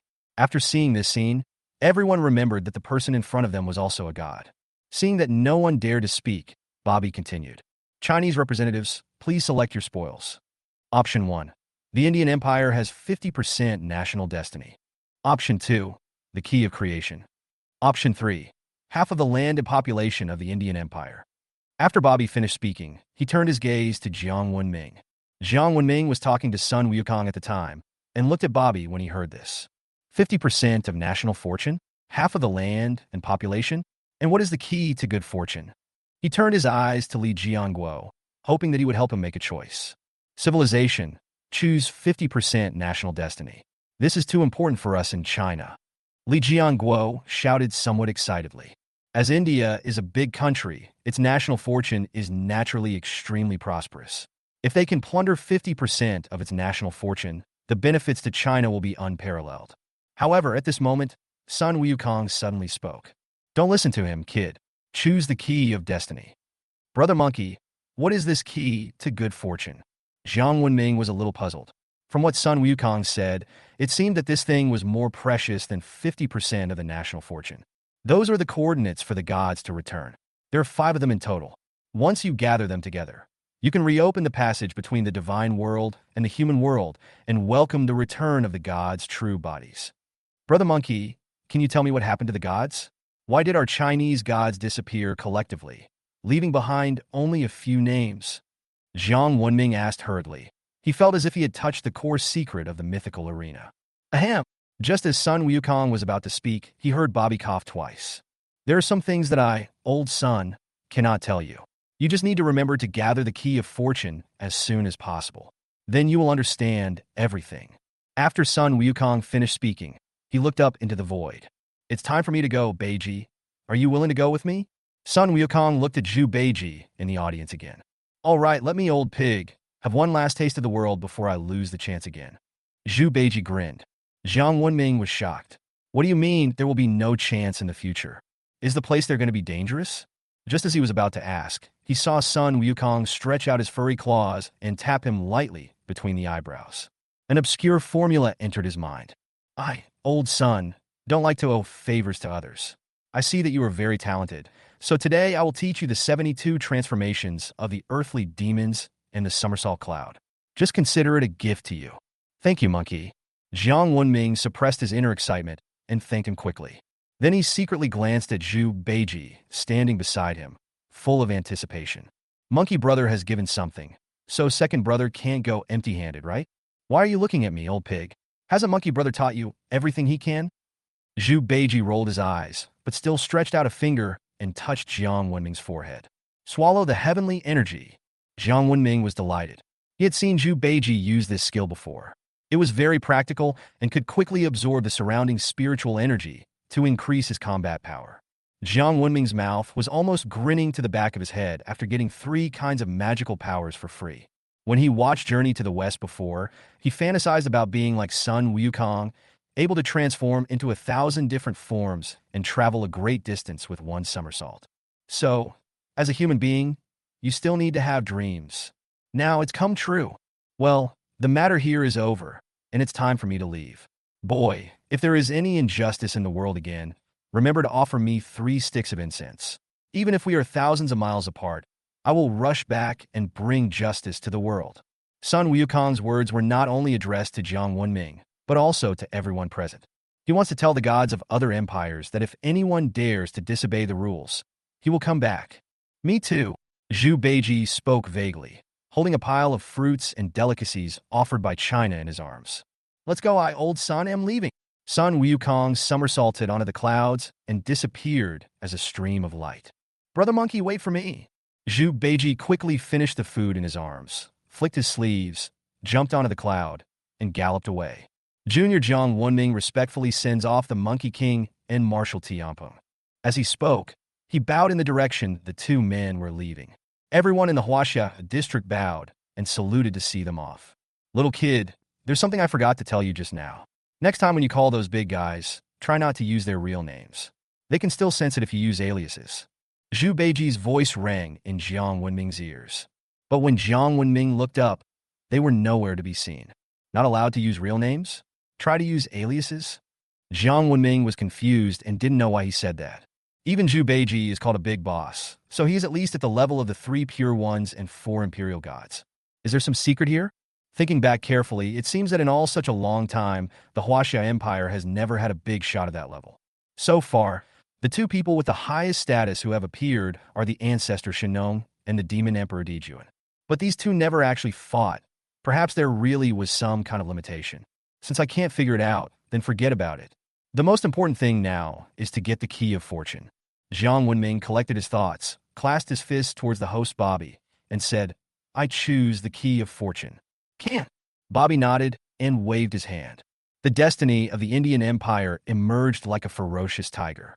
Bobby reached into the tiger's belly and pulled out a light golden key. The moment the golden key was taken out, the tiger representing the destiny of India was shattered. The country's fortune is gone. In the territory of Tianju, the earth cracked, the sea water flooded back, and it was a doomsday scene. After seeing this scene, audiences from various countries in the mythical arena felt a chill down their spines. Even Jiang Wenming did not expect that the key to good fortune was actually the core of the country's destiny. Once lost, the country's destiny would completely collapse. Tianju is finished. Their fate is even more miserable than that of the Sakura country. The Sakura country did not have the key to good fortune, so their luck, land, and population were only plundered. Although the losses were heavy, the country would not be destroyed in a short period of time. This time, India was about to be destroyed. Misfortunes sent by heaven can be forgiven, but misfortunes brought upon oneself cannot be forgiven. If I had known this would happen, why would I have done it in the first place? Jiang Wenming sighed and said that all of this was their own fault. I believe that if it were China that lost today, their outcome would definitely not be any better than theirs. If you are willing to accept them, I can make the decision to bring Tianju into China's territory. Poppy suddenly spoke up. Chapter 45. Tianju is destroyed and the mess is cleaned up. Jiang Wenming was stunned, then looked at Li Jianguo. He can't make the decision on this kind of thing. He has to wait for the boss to give the order. When Li Jianguo saw Jiang Wenming looking at him, he also showed hesitation. Morally speaking, the people of India are innocent, and he would feel a little bit reluctant if they died because of the collapse of the country's destiny. But from a standpoint, he was not willing to accept those people. The population of India is too large, no less than that of China. If we rashly accept them, they may easily become the masters of the country. After all, they are not like the slaves in Sakura country. They are more like refugees. 1/5, we will accept at most 1/5 of the population. That's the bottom line. Li Jianguo said with a serious expression. He can still use various means to divide 1/5 of the population and then integrate them into China. If there are too many of them, it would be a bit dangerous. Jiang Wenming looked at Bobby and spread his hands, indicating that this was their bottom line. In fact, according to his personal thinking, those who are not of our race must have different hearts. So what does the life or death of other countries have to do with them? If you accept these people today, will they be grateful? No, not at all. They will only remember that it was you who destroyed their hometown. But Li Jianguo is the leader, so Jiang Wenming can't say anything. He just needs to be a tool. Yes, I understand. Bobby nodded and pointed to the area where India's territory was close to the Huaxia Empire and began to merge with China little by little.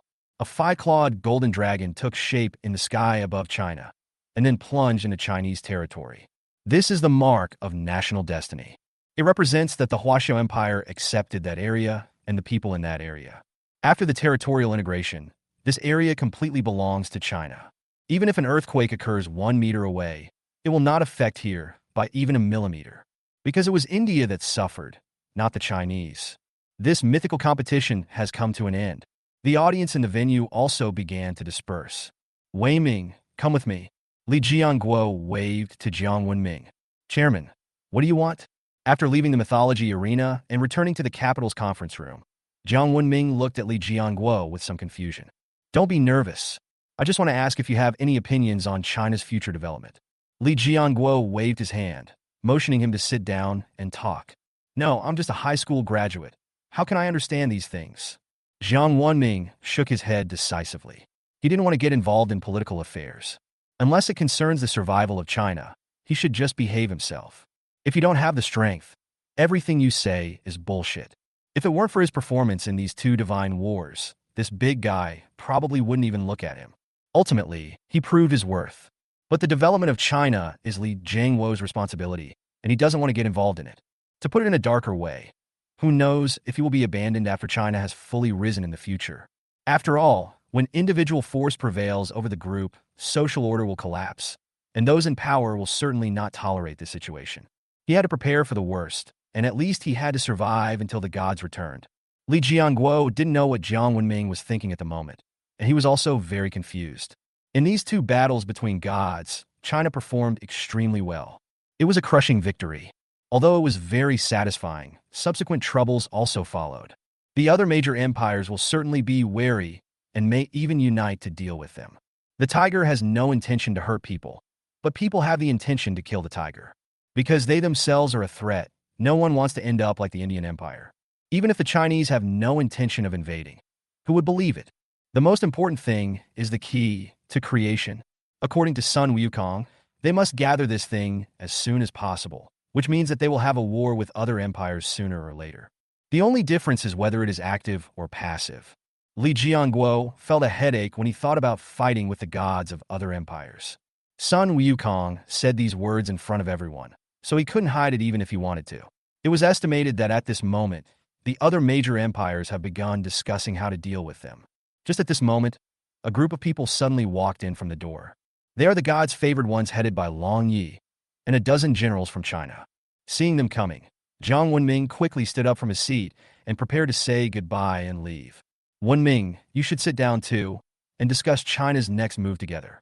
Li Jianguo obviously did not regard Jiang Wenming as an outsider and allowed him to participate in such confidential meetings. Jiang Wenming had no choice but to sit down again. After everyone was seated, Li Jianguo spoke up. Although we have won the war of gods, there will be many troubles in the future. Today's meeting will discuss 2 topics in total. First, how to deal with the people of India and Sakura, as well as their countries. Second, how to deal with the other empires. The Sakura Empire is already half ruined and can no longer stir up any waves. Tianju has also been destroyed. Judging from the current situation, it will be completely reduced to ruins within half a month. I suggest sending troops to take down the 2 empires in one fell swoop and incorporate them into China's territory. In this way, in the entire East, there will only be one empire left, our Chinese Empire, and our national fortune will soar, bringing blessings to future generations. Although this idea is good, it is not something that can be accomplished overnight. Not to mention how many people are needed to take them down. Just the resettlement of the people of the 2 empires is a big problem. If we are not careful, it could bring disaster to China. Are we just going to leave it alone? You know, this is a once-in-a-lifetime opportunity. Even if we don't take action, the other empires will. If they seize the initiative by then, our national fortune will soar, which will be a big threat to us. In the end, it's still a question of resettlement. Otherwise, we should follow the example of the British Empire and treat them all as slaves. When necessary. Shut up. Hearing this, Li Jianguo slammed the table and shouted angrily. If we follow the example of the British Empire and sacrifice them to the gods, what difference will there be between us and them? This is against the will of heaven. Which god do you think would dare to agree? Relying on human sacrifices to please the gods is a common practice of those Western empires. Because their gods are cruel and bloodthirsty and don't care about this. If it were a Chinese god and you dared to do this, let alone any benefits, it would be a good thing if they didn't beat you to death on the spot. With such a huge cause and effect, which god would dare to take it? These are the populations of the two empires, more than 1 billion people in total. Even the most cruel and bloodthirsty demons would not dare to accept this kind of cause and effect, unless they don't want to live anymore. Li Jianguo looked around the room and finally stopped at Jiang Wenming. Seeing that he was also deep in thought, he asked, Wenming, do you have any good ideas? Seeing everyone looking at him, Jiang Wenming scratched his head and said with some embarrassment, how about letting them supervise each other? Chapter 46. Writing the History of Chinese Mythology, Investiture of the Gods. Tell me more about it. Li Jianguo became interested immediately after hearing this. I think whether it's Tianzhu or Yinghua, they're all outsiders. If we let our people supervise them, whether they are good or bad, they will feel that it is because of us that they have fallen to this point. If we treat them well, they will think we are easy to talk to. If we treat them badly, they will bear a grudge and will inevitably become disloyal. It would be better to let the people of India and Sakura country manage each other. As for Sakura country, they are slaves and cannot betray. Letting them manage the people of India will give them some hope. There are refugees in India, but the population is large. We can select some people who are close to China as representatives and let them manage the people of Sakura country. This way, they won't feel that we don't value them. There is another advantage to doing this. Even if something unexpected happens, we can blame it on them. I think given the temperament of their people, they are definitely better than us at dealing with disobedient people. Whether it's dog-eat-dog or mutual supervision, it won't be a big loss for us. The reason why Jiang Wenming dared to say this was because he remembered the anti-Japanese war in his previous life. With the ruthlessness of the people of Sakura, they can definitely subdue the Indians. At that time, they only need to come forward to appease them, and once the two sides are compared, they will naturally be able to win over the hearts of the people. Li Jianguo and others looked surprised when they heard this. What a good strategy to drive the tiger to devour the wolf. Although this method is bold, if successful, it can definitely solve the current predicament, even to serve as an example for accommodating other imperial populations in the future. This method sounds feasible, but how can we guarantee that the Sakura and Indian people will do what we say? You have to know that they ended up like this because of us Chinese, and they must have a lot of hatred for us in their hearts. A general asked, there are so many people in their country, there will always be a few who are afraid of death. If they don't agree, they will be killed until someone agrees. Jiang Wenming would not talk about humanitarianism to these two invaders. I think we can give it a try, but we need to make some changes to the details first. The Indians cannot give in. They are refugees, and many of them are believers of Indian gods. It's too dangerous. It is better to let the people of Sakura country manage them. With the slave mark on their bodies, I don't think they dare to play tricks. Long had been to India and knew how terrifying these fanatics were. They were a group of lunatics who would do anything for their beliefs. He doesn't care about his own life at all. Such people must never become leaders, and they are not allowed to contact the Chinese people. Okay, let's do as you say and draw up a specific charter later. Now let's discuss the second topic, how to deal with the other empires. If the problem just now is internal trouble, now it is external trouble. If it is not handled properly, it will bring a catastrophic disaster to China. We in China have not used our initiative to start a war of gods this year. Otherwise, why not just choose an empire to start a war? We have to fight, but who is the best target to choose? How about choosing the British Empire? They just went through a battle and are currently in a weak period.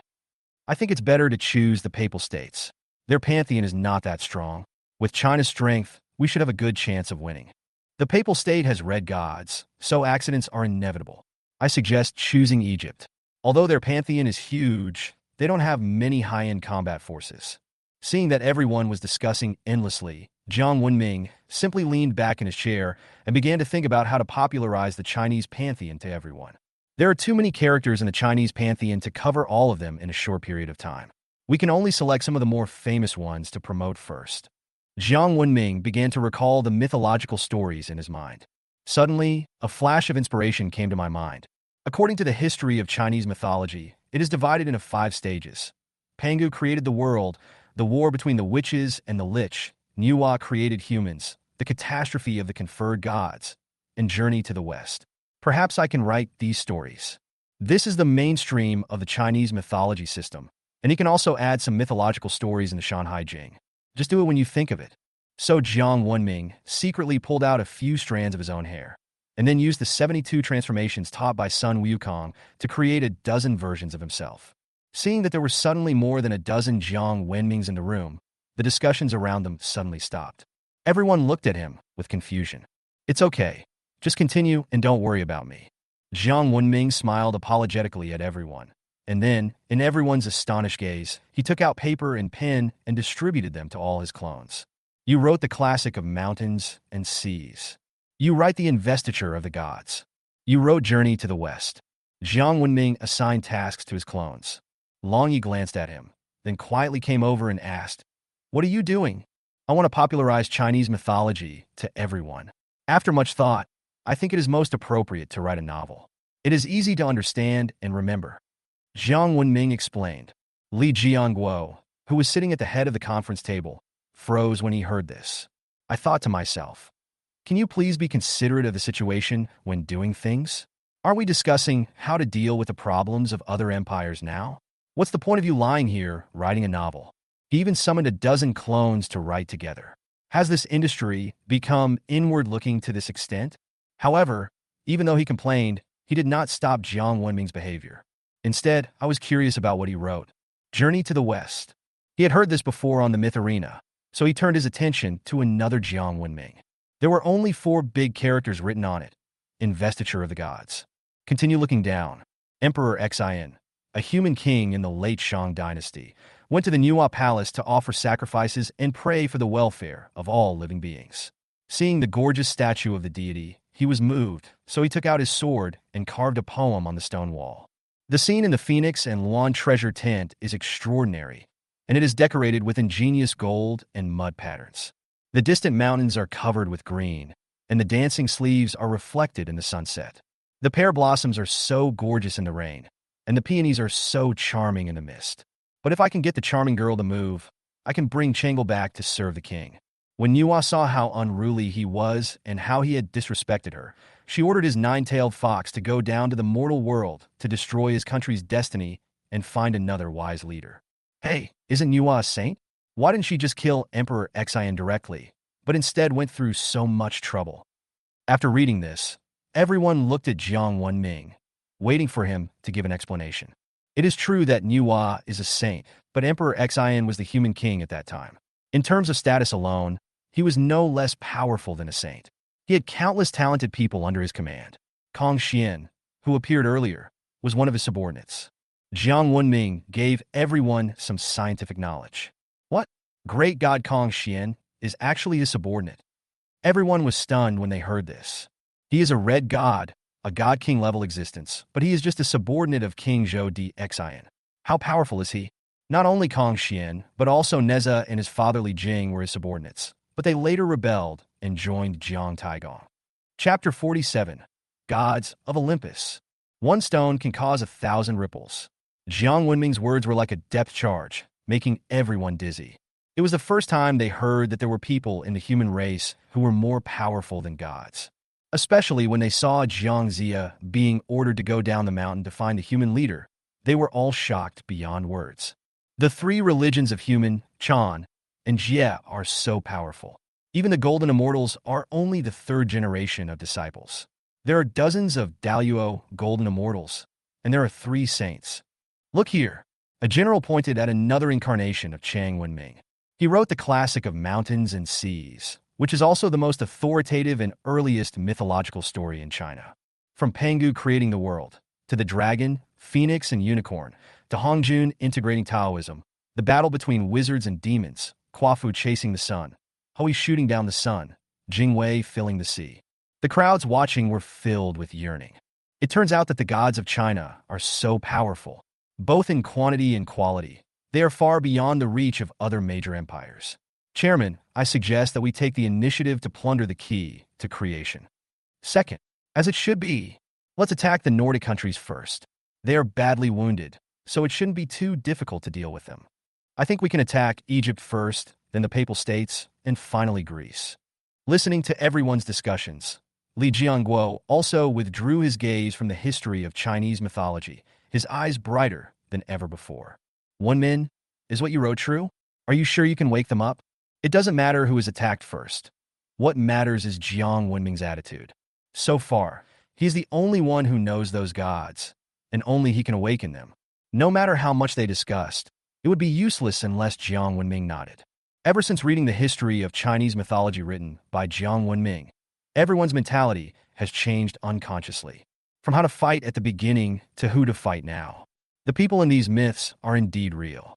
If they appear randomly, I am confident that I can wake them up, but the problem now is that we can only conduct a war of gods once. If the other party chooses the arena mode, it will be difficult for us to obtain the key of fortune unless we let them take the initiative to fight us. In the war of gods, the passive party can choose the combat mode, which everyone knows well. If it were in the past, we would just fight in the ring and take our time. But since the secret of the key of fortune was exposed, things are different. Once the key of fortune is lost, it means the collapse of the country's destiny. No one dares to take risks easily, because the cost of losing is too high and we simply cannot afford it. How about we use the same old trick again and force them to take the initiative? Ryuno wanted to fight them offline like he did with Tianzhu. With their current strength, they would definitely win. No, it's too risky. If the other side gets desperate and uses weapons of mass destruction, it will do us no good. Li Jianguo shook his head to stop Long Yi. In fact, what he was most worried about was not this, but that the other party would also use this method to attack China. There are thieves who can steal for 1,000 days, but there is no one who can guard against thieves for 1,000 days. Looking at Long Ye's somewhat disappointed expression, Jiang Wenming somehow remembered a joke from his previous life. Before Sun Tzu came out, everyone fought honestly as infantrymen. After the grandson came out, everyone played dirtier than the other. This statement is the most appropriate to describe Long Yi at this moment. If he does it on the first day, others will inevitably do it on the 15th day. After all, human nature is to repeat itself. Originality may not be good, but plagiarism is better than the other. If you are sure, I think we can attack the Greek Empire first.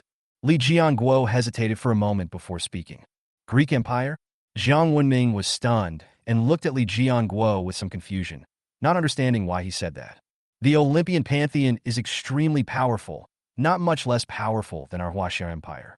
It's better to have two tigers fighting each other than to be watched from the sidelines by him. Everyone understood what Li Jianguo said. The other empires were not as strong as Greece and China. So when the two empires fought, others would never dare to act rashly before the outcome was decided. Even though the beast is injured, its power remains. On the contrary, if they attack the Papal States or Egypt first once damage occurs, Greece will definitely take the opportunity to attack China. In this case, even if they can cope with it, they will suffer heavy losses. Rather than being picked off by Greece, it is better to fight them first with full strength. After Jiang Wenming figured out the key, he took a deep breath and felt a lot of pressure. He was also familiar with the Olympian gods, and because of this familiarity, he understood how terrifying they were. Unlike India, although India has more gods, they are from different factions, while the gods of Olympus are more like a family. All gods come from the same source, and their cohesion is far beyond that of India. There are 12 main gods, including the king of gods Zeus, the god of the sea Poseidon, the god of the underworld Hades, the queen of gods Hera, the sun god Apollo, the god of war Ares, etc. But that's not the point. Although these people are powerful, they are only at the level of Daluo Jingxian. What Jiang Wenming is really concerned about is the gods above them. You have to know that Zeus and his companions are only the third generation of gods, and there are 2 generations of gods above them. For example, the second generation gods, the 12 titans, the first generation gods, the earth goddess Gaia, the goddess of night Nyx, the god of hell, and the abyss Tartarus, the god of love and desire Eros, etc. His strength is definitely comparable to that of a saint, not to mention their creator god Chaos. The status is equivalent to Pangu. In this pantheon, you can look down on their character, but you cannot look down on their strength. Even Jiang Wenming felt overwhelmed when he thought about the incestuous relationship between the Olympian gods. For a pantheon like theirs, blood purity is important. The closer their blood is to that of their elders, the stronger they are. But you can't stop them from doing whatever they want. Any one of the Olympian gods you pick out could be someone's wife, regardless of gender. For example, Uranus, the first god of the sky, and Pontus, the first god of the sea, were not only Gaia's children, but also her husband and lover, and they gave birth to the 12 titans. How many generations of gods do you think these 12 titans belong to? To put it in modern terms, it means I call you brother, and you call me dad. Still a kiss. It's just that messy. Li Jianguo and his companions saw that Jiang Wenming had not spoken for a long time and thought that he had encountered some difficulties. What's wrong? Are you unsure? It's not that I'm unsure, but Jiang Wenming thought for a long time, but still didn't know how to explain it to them. I just hope that the older ones don't come after the younger ones. Otherwise, we really might not be their match. Seeing that everyone was looking at him, Jiang Wenming reluctantly told them what happened between the Olympian gods. Fuck, they're a bunch of ruthless people, ruthless gods. Ryuno was stunned. The rest of the people looked at each other, not knowing what to say for a moment. After a long time, everyone came back to their senses from the shock. Li Jianguo coughed lightly. Ahem, civilization, if you put it that way, what do you think our chances of winning against Greece are? Jiang Wenming thought for a moment and then said, if the first generation of gods does not appear, we have a 90% chance of winning. If the first generation of gods appears, the chance is at most 40%. Chapter 48, Scheming Against Each Other. Is it possible that among all the gods of China, no one can deal with the first generation of gods? Ryuno was a little skeptical about this statement. It's not that there aren't any, but I'm worried that they won't respond to the call. Jiang Wenming sighed helplessly. It's not that he is boosting others' morale and destroying his own prestige. But Sun Wukong once said that the Chinese gods were trapped somewhere and had no time to split themselves. He had also taken a quick glance at this when he accepted the inheritance from Emperor Jun. The saints are subject to certain restrictions and cannot return, but I don't know whether the Olympian gods are subject to the same restrictions. If something like what happened between Tathagata and Shiva happened again, where would he find another Sun Wukong? Before talking about victory, think about defeat first. He had to take this uncertainty into account. At this moment, several voices suddenly sounded in the sky. The Greek Empire applied to the Huaxia Empire to start the mythology arena battle. The Papal States applied to the Huaxia Empire to start the myth arena battle. The Egyptian Empire applied to the Huaxia Empire to start the mythical arena battle. 3 consecutive reminders immediately made everyone present change their expressions. These bastards actually teamed up.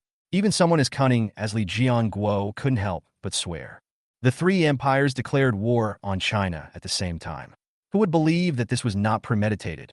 If it was just one of them, no matter who it was, he would not lose his composure like this, because they were planning to let the other party make the first move. But 3 of them coming at once, who can handle this? What should we do? Everyone looked at Li Jianguo. What else can we do? We can only accept the challenge. Civilization. How do you tell me to fight? Li Jianguo placed his hopes on Jiang Wenming. Now the only one who can deal with them is Jiang Wenming. Or we can take a gamble and declare war on the British Empire. Jiang Wenming looked solemn and said in a deep voice, the British Empire? Why them? Isn't this a drain on our own strength? A general looked at Jiang Wenming in confusion. The others also cast doubtful glances. Do you remember what the great sage said before he left? There are 5 keys of good fortune in total. Now that we have obtained Tianju's, there are 4 left. If my guess is correct, the remaining 4 keys should be in the hands of China, the British Empire, Greece, and Egypt. This means that we have 2 keys, and we only need to get 3 more. If we can grab the key that never sets, we may be able to use it to attract some gods, and our chances of winning the next battle will be better. Jiang Wenming was betting on his own guess. How do you know? Did the great sage tell you? Why not the Papal States? They are an empire with red gods. Yes, if we guess wrong, we will have created one more enemy and will truly be at war with the entire world. Everyone was discussing it. I know what you were worried about. I can tell you very clearly that the Papal States definitely does not have the key to good fortune. Jiang Wenming looked at everyone solemnly.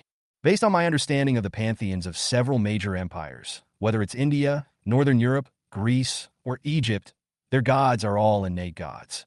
Only the pantheon of the Papal States is human god. Although they look powerful, in fact, they are no match for the other major empires. Just think about it. How could such an important treasure be entrusted to a weak god system for safekeeping? Everyone looked strange when they heard this. Since when has the Papal States pantheon been called weak? You have to know that at present, apart from China, they're the only ones that have red gods. Is this pantheon weak? Seeing that everyone looked unconvinced, Jiang Wenming was speechless.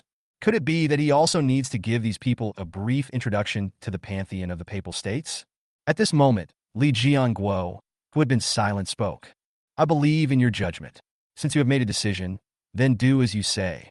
If there is anything you need, we in China will definitely help you with all our strength. Seeing that Li Jianguo said so, although the others still had some opinions, they could only swallow them down. In such a matter of life and death, there can only ever be one voice. All they have to do is to assist and execute orders with all their strength. Okay, I'll get ready now. Jiang Wenming nodded.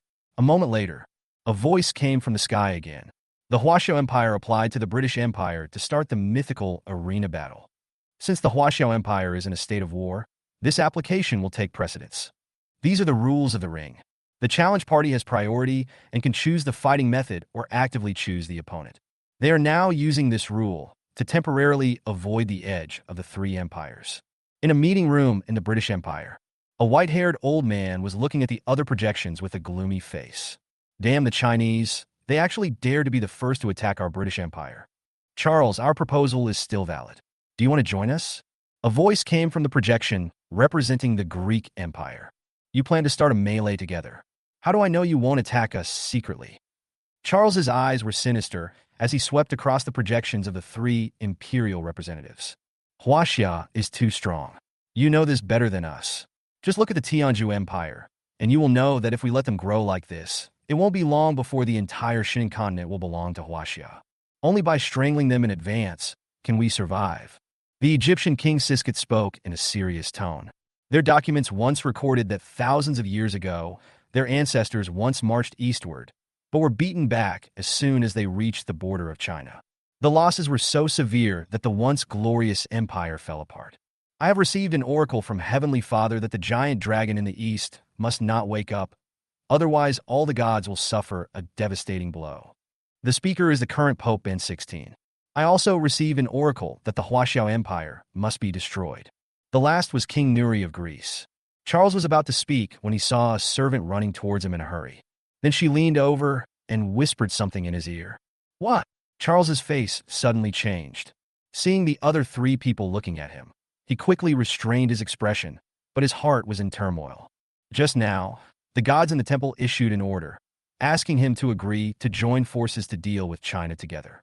Barely suppressing the shock in his heart, he looked at the three people again.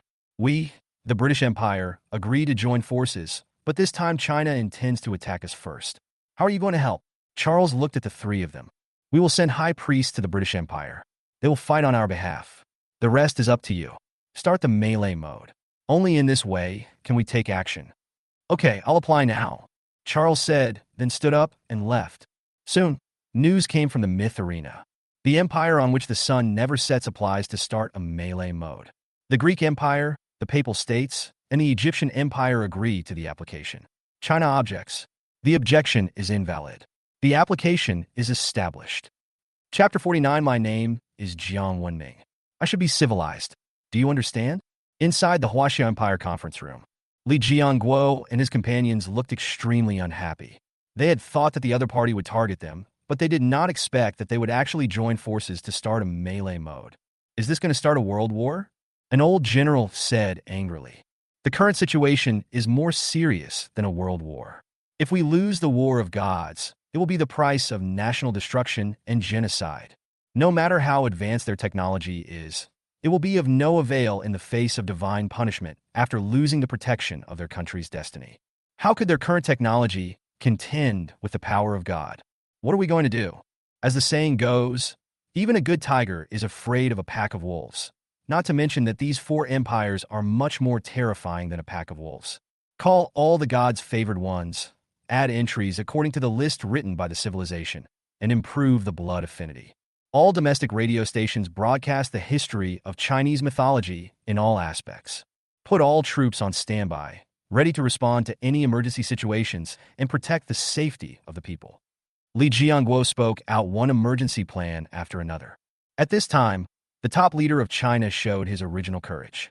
Even if they lose this war of gods, they must do their best to protect the safety of the Chinese people. After doing all this, Li Jianguo looked at Jiang Wenming solemnly and bowed deeply to him in the astonished eyes of everyone. Chairman, what are you doing? Jiang Wenming was startled and quickly reached out to help. Civilization, I'm counting on you to fight this war of gods. Li Jianguo's face was more serious than ever before. I am a member of China, so I have no choice but to take responsibility for this matter. Please get up quickly, or I will die young. You can't let me die young, can you? I haven't even married yet. Jiang Wenming said half-jokingly. At times like this, he had to remain calm. If even he was at a loss, others would only become more nervous. Perhaps his words worked. Li Jianguo stood up, and his expression eased a little. If we win this war of gods, I will personally act as a matchmaker for any girl you like in China. What if I like them all? Jiang Wenming asked back in a mean way. Well, boy, even if you are young, you have to learn moderation. After all, you only have 2 kidneys. Li Jianguo was also amused by his appearance and teased with a smile. Although I have 2 kidneys, I have many clones. Jiang Wenming responded silently in his heart, but he didn't dare to say it out loud. Seeing the atmosphere become lively, others also breathed a sigh of relief. If it is a blessing, there will be no disaster. If it is a disaster, there will be no escape. Now that things have come to this point, they can only fight to the death. Okay, let's discuss the list of contestants while we still have time. Li Jianguo raised his hand and signaled everyone to be quiet. Although this is a free-for-all, there is no guarantee that they will not choose the myth arena, so we need to select some substitutes. We, the Dragon Guards, are willing to fight. Upon hearing this, Long Yi immediately stood up and expressed his position. Although the Dragon Guards have greatly increased in strength, you still have more important things to do. No one else can participate except you. Li Jianguo waved his hand, signaling him not to get excited. Actually, I am enough on my own. General Ryuno, you should stay and deal with any emergencies. Jiang Wenming suddenly spoke. Are you alone? Li Jianguo was stunned and thought he had heard it wrong. Well, whether it's the mythology arena or the god-calling battle, in the end, we still have to rely on the gods. At present, it seems that there are not many people in China who can recognize all the Chinese gods except me, right? You mean? I have inherited the teachings of the Monkey King and Marshal Tianpeng, and have mastered some magical powers, adding on my own strength. Even in the mythical arena, they can't do anything to me. On the contrary, if it is a mythical arena, our chances of winning are greater. If it is just a battle of names, I have the confidence to fight alone. Having inherited the legacy from 4 big guys, to be honest, Jiang Wenming is not afraid of anyone. Even he himself doesn't know how strong he is now. Anyway, he has already left the realm of mortals. Since you are so confident, then let me do as you say. Li Jianguo was infected by Jiang Wenming's self-confidence.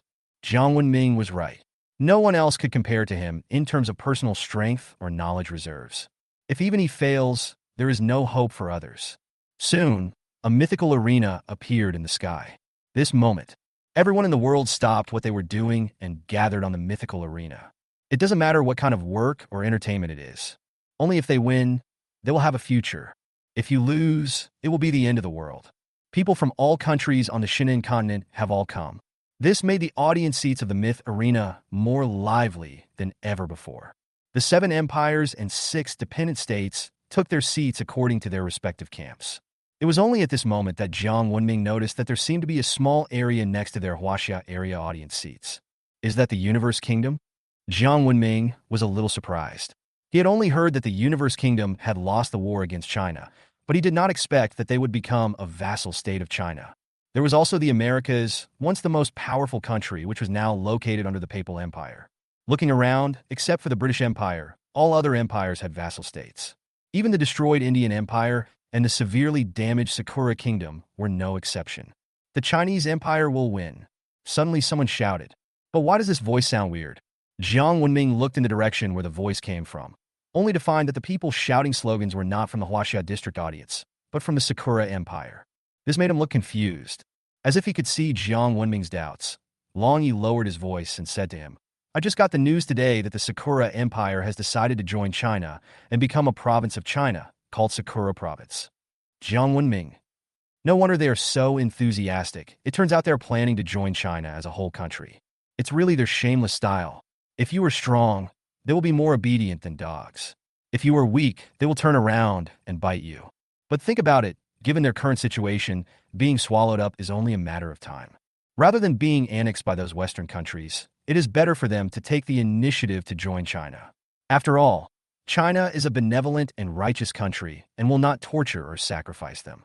Choose the lesser of two evils. What's more, they're the descendants of the Huaxia Empire left behind, so this can be considered as returning to their roots. This battle is a mythical arena battle. Please enter the arena. Came the host Bobby's voice. Mythical arena?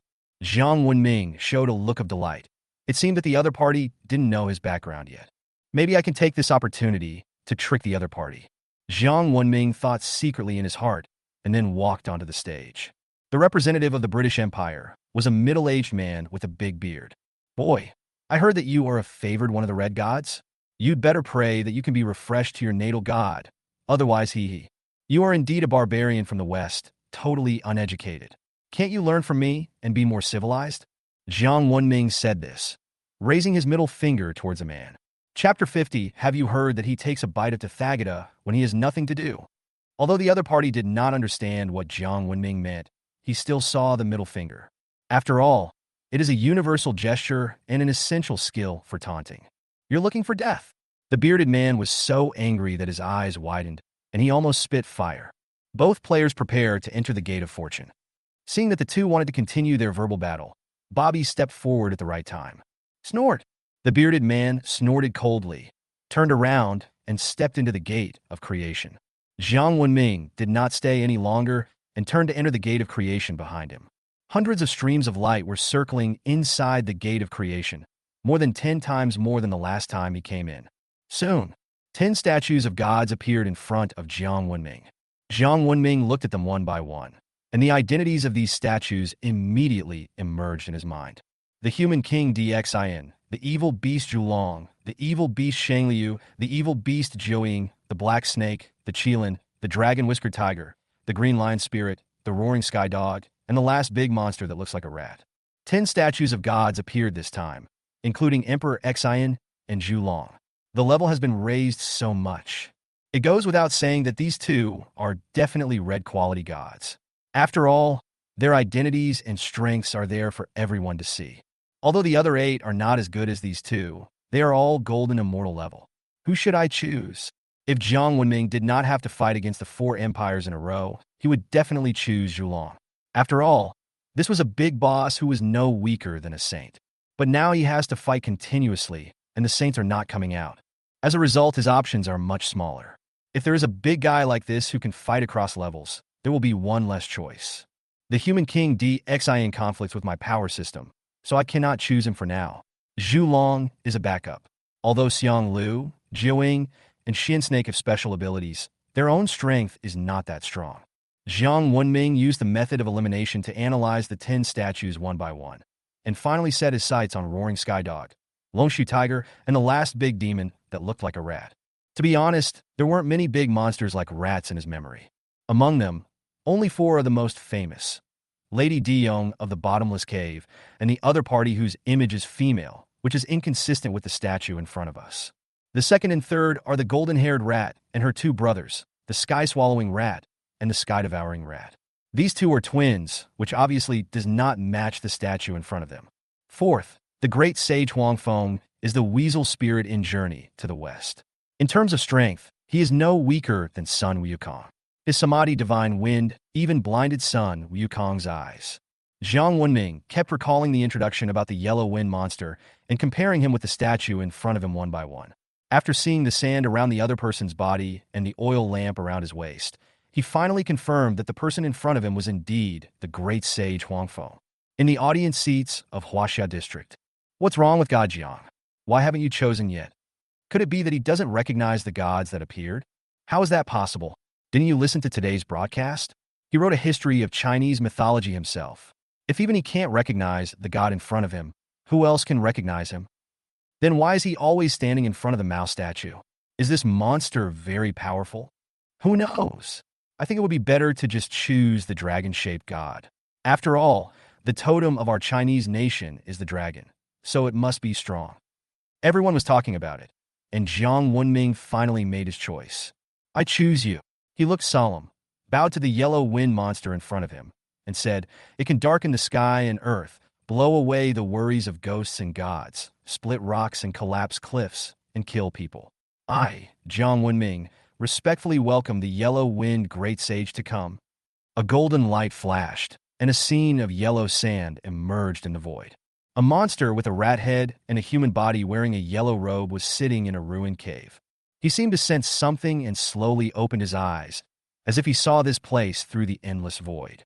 The breath of the Demon King? The yellow wind monster frowned slightly, then sat up upright. A ray of golden light flew out of his body and disappeared into the void. After a moment, golden light fell from the void and sank into the statue on the mythological arena. Junior Jiang Wenming has met the great sage Huang Feng. Jiang Wenming bowed to the other party, but he dodged it gently by leaning sideways. You are the descendant of the Demon King, and also the young master of our demon clan. No one can accept your courtesy except the Demon King and the Saint. The yellow wind monster was like an elderly wise man, without even a hint of the fierce aura of a demon. Great sage Yellow Wind. I already know about this. No need to explain. Let's go out. The yellow wind monster waved his hand and walked directly out of the gate of creation. Oh my God, God Jiang actually chose this rat god. Could he be the rat among the 12 Yuanshin in heaven? Are you stupid? Didn't you hear God Jiang call him Yellow Wind Great Sage just now? Great Sage Huang Feng? Could it be another great sage? You don't know this, right? Let me give you some basic information. This yellow wind great sage once defeated the great sage equaling heaven. If you don't believe me, go listen to chapter 21 of Journey to the West. Fuck, is this true? He actually defeated the Monkey King? Doesn't this mean that he is even more powerful than Tathagata? Well, I'm not sure, but it should be similar. I remember the book said that he stole the lamp oil of Lingshan Tathagata and then ran away. What? He stole Tathagata's food and ran away. Hey, have you heard that this yellow wind great sage once ate Tathagata? I know this. He lives in Lingshan and is worshipped by thousands of Buddhas. If he is not satisfied, he will eat a bite of Tathagata to taste the saltiness. As word spread among the crowd, the image of the great sage Huang Feng became more and more outrageous, and his character instantly became taller. Is it powerful to blow Sun Wukong blind with one breath? Not awesome? Just take a bite of Tathagata when you have nothing to do, and let me ask you if you think you are powerful. Although they have never seen the great sage Huang Feng take action with their own eyes, they have seen Sun Wukong and Tathagata. With this comparison, the great sage Huang Feng seems to be really awesome. When the yellow wind monster walked out of the gate of creation, he suddenly felt as if he was being worshipped by incense, which made him a little confused. Could it be that the human world in this era has begun to accept the demon race? Otherwise, why are there so many incense offerings? As great demons, they're not keen on eating humans. That is something only lower-level demons would do, and it is the nature of carnivores. On the contrary, they are intelligent and prefer to concentrate on cultivation and are rarely influenced by external things. If I hadn't been threatened, I wouldn't have gone after Tang Sung. Recalling the past, a bloodthirsty look flashed in his eyes. He was originally a great demon in the ruins of Lulan, controlling the desert, being the king of the land, and living freely. However, in order to create trouble for Tang Sung, the Buddhists found treasures targeting him, held his people hostage, and forced him to kidnap Tang Sung. And they're not allowed to really hurt each other. They have to let off steam at the appropriate time. The purpose is to win people's hearts so that Tang Sung can believe in them wholeheartedly. But the result was that all the merits he had accumulated over the years were destroyed, and he became what they called a man-eating monster. Chapter 51. The Earthly Serpent Jormungandr. He didn't expect that after so many years, there would still be people offering incense to him. This made him feel as if he was in another world. On the other side, the gods favored one of the British Empire has also come out, but the god he summoned was not seen. Is he invisible? That's not right. Loki has already appeared. It's impossible for anyone else to have this ability. Just as Jiang Wenming was wondering, he suddenly felt that the surroundings seemed a little dark, so he looked up at the sky. But just this one glance almost scared him to death. A hideous and terrifying snake head was above his head, looking down at him. That cold gaze was without a trace of emotion. Moreover, the snake's head was so huge that it almost covered the entire sky. Jormungandr, the world's serpent. Jiang Wenming swallowed unconsciously. This giant python is the largest monster in Norse mythology. It is said that its body is big enough to circle the entire world. So it is also called the world serpent. I didn't expect that Nordic would use his ultimate move at first sight and actually summon such a monster. Jiang Wenming unconsciously looked at the yellow wind monster, and seeing that his expression showed no joy or sadness, he felt a lot more at ease. Both players, get ready, the game officially begins. Since Jormungandr was too huge, the battle was chosen to take place on the vast seashore. There is both yellow sand and sea water, which can be said to be beneficial to both sides and disadvantageous to both sides. Senior Huang Feng, thank you for your help.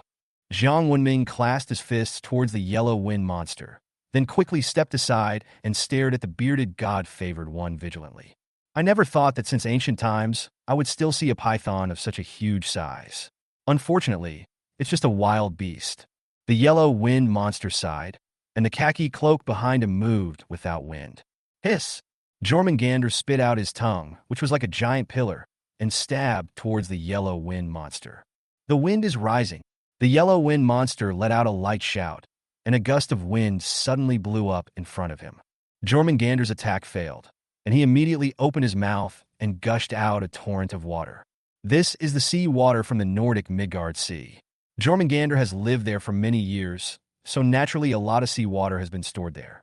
When it opens its mouth and spits it out, given its size, it can be said that it is no different from a great flood. Yellow sand fills the sky. Who is the yellow wind monster? He is the great demon king of the desert, who controls the wind and sand to perfection. The Samadhi divine wind blew, and the yellow sand on the ground was blown up, forming a horrible sandstorm. The sea water collided with the sandstorm, turning into sticky quicksand that fell from the sky. The yellow wind monster is good at magic and is mysterious and unpredictable, while Jormungandr's advantage lies in his huge size and strong physique. In the first fight, neither side was able to defeat the other. Seeing that the flood he spewed out had no effect, Jormungandr roared, and a huge tail emerged from the sea, carrying with it huge waves and smashing towards the yellow wind monster. Bang! Jormungandr's tail was like a pillar of heaven, smashing heavily on the ground, creating a 100-meter deep canyon at the location of the yellow wind monster. A monster of this size could cover you in all directions with any attack, making it impossible to avoid. Jiang Wenming sensed the movement over there and turned his head to take a look. Jormungandr's tail was sweeping around randomly, but the yellow wind monster was no longer visible. The audience of the British Empire below the ring began to cheer. Ha! Poor Chinese god, he was beaten into pieces by the great god Jormungandr's tail. How dare you declare war on our British Empire? You are so arrogant. I can't wait to buy some Chinese slave girls. Ha! China has such a large population. They will all be our slaves in the future. I must follow the example of my ancestors and go to China to do some purchasing. Countless sarcasms came out of their mouths, as if China was a big piece of fat meat in their eyes.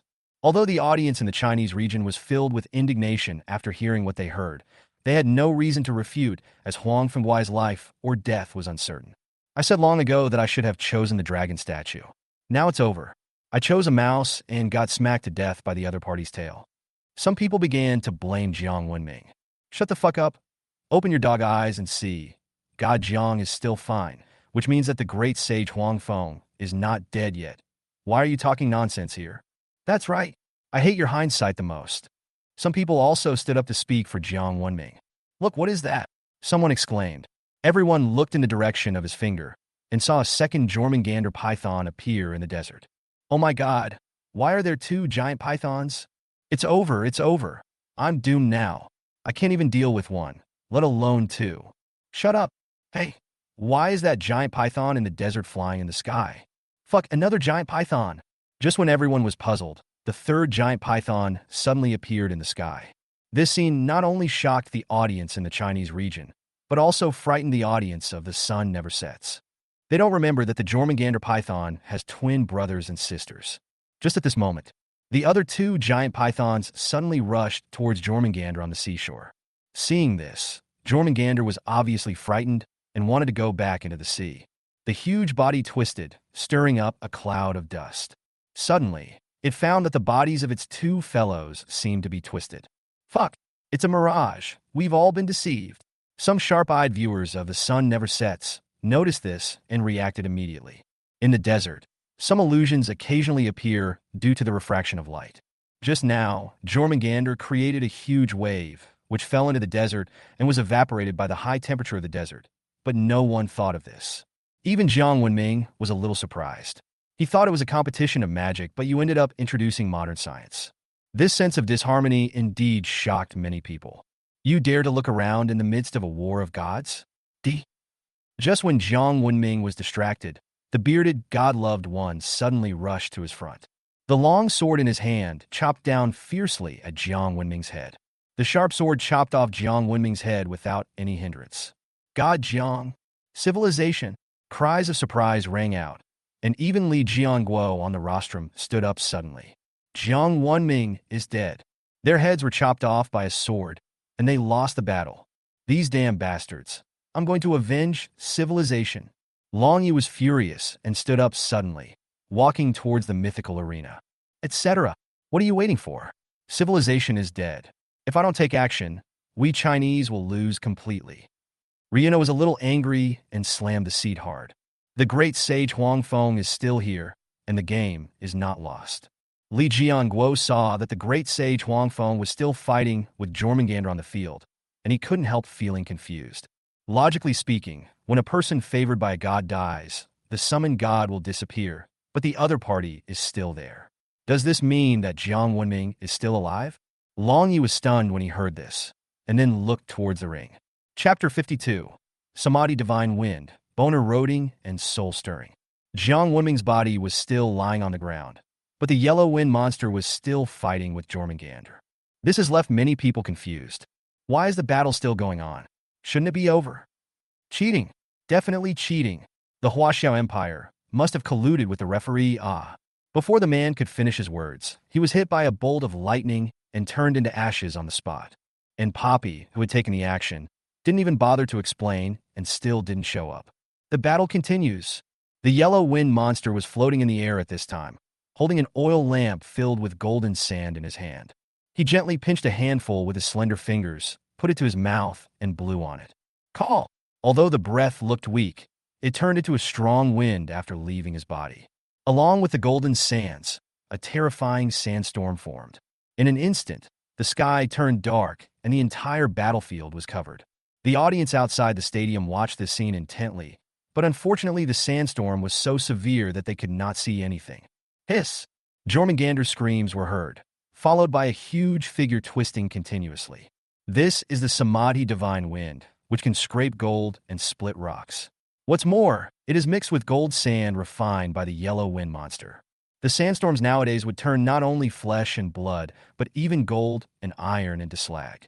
In other words, Jormungandr has thick skin and flesh, so he was able to hold on, but it is obvious that he can't hold on for long. The scales on its body were cut open layer by layer, becoming a bloody mess. It twisted its body in pain, trying to get rid of the sandstorm.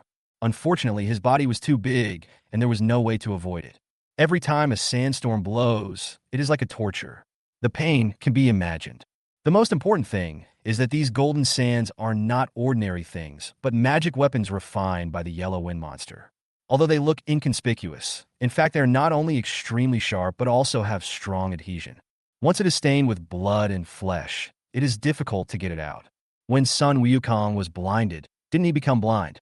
Although Jormungandr's body is strong, how can he possibly compare to Sun Wukong, who was born as a stone monkey? As the sandstorm raged, the originally yellowish air gradually turned crimson. That's Jormungandr's blood. Get into the sea. The bearded god-loved one did not bother to wonder why the game was still going on, and quickly reminded Jormungandr. Although sandstorms are powerful, they can't have the same effect in water, right? Jormungandr seemed to have heard his words and turned its snake body to flee into the sea. Hey, you still want to run? The yellow wind monster sneered. He took a deep breath, then picked up the oil lamp in his hand and blew hard. A stronger sandstorm hit. Wherever it passed, whether it was the ground, rocks, or sea water, everything disappeared. Jormungandr's body, which had just run halfway out, suddenly stiffened, and his flesh and blood quickly disappeared, as if it had been wiped out by an invisible force. Not even the blood mist appeared. After a while, the yellow sand dissipated. The original sea is gone. Jormungandr is missing too. In its place was a barren desert. The yellow wind monster retracted the oil lamp, his cloak fluttering behind him, and slowly fell to the ground. Great Sage Huangfeng is awesome. Oh my God. He is indeed a brave man who dares to eat Buddha. I didn't believe it at first, and now my face hurts. Now I finally understand why God Jiang chose him. With one breath, the sky collapsed and the earth cracked. With two breaths, the opponent was reduced to ashes. It's so handsome that it blinded me. As expected of a great sage, I only gave him the wrong name, not the wrong nickname. The old ancestor never lied to me. I used to hear that a breath could kill you, but I thought it was an exaggeration. Now it seems that I was too young and inexperienced. The yellow wind monster's breath of the Samadhi divine wind directly made the audience in the Chinese region excited. All kinds of flattery are endless. At this moment, a ferocious snakehead suddenly jumped out from the yellow sand and bit the yellow wind monster. Careful, someone exclaimed. However, just halfway through, it turned into ashes. On the other side, the bearded God-favored one looked at Jiang Wenming behind him with a confused look on his face. You're still looking around during the war between gods. Aren't you the same? Jiang Wenming's voice rang out. The bearded God-loved one fell to the ground. He didn't understand how Jiang Wenming, who had already died, came back to life. What's even more confusing is how I could see behind me when my body wasn't moving. It's a pity that he didn't have the chance to understand it again. Consciousness fell into darkness and died completely. Jiang Wenming looked at the bearded God-loved man, whose neck he had twisted into a knot, and only then did he feel relieved. With a light snap of his fingers, his body on the ground slowly dissipated and finally turned into a strand of hair that fell to the ground. When Huang Fengwei saw this scene, he looked at Jiang Wenming with some surprise, but didn't say much. Just nodded slightly at him. At this time, the host Bobby appeared and began to announce the results of the game. In this ring battle, the Huaxia Empire wins. There were no cheers, no excitement, but more confused faces. The audience in the Chinese region was still immersed in the lightning-fast reversal that had just occurred. I feel like my brain isn't enough. Wasn't God Jiang already dead? How come he's alive again? Someone asked what everyone was thinking. It seems like he faked his death, but how did he do it? You have to know that since Jiang Wenming stepped into the ring, he has been under everyone's sight. Billions of people were watching in the audience. How did he change his substitute? Good boy, you are amazing. Long Yi ran overexcitedly and gave Jiang Wenming a hug. He was terrified when he saw Jiang Wenming being killed just now. But he didn't expect that this was just a means for him to deceive the other party. They even deceived their own people. It was just a little trick just to be on the safe side, but I didn't expect it to save my life by accident. Jiang Wenming said modestly. In fact, long before he went on the stage, he secretly used the 72 transformations, using a strand of hair to transform into his own appearance, and he himself turned into a small flying insect, lying on the body of his clone.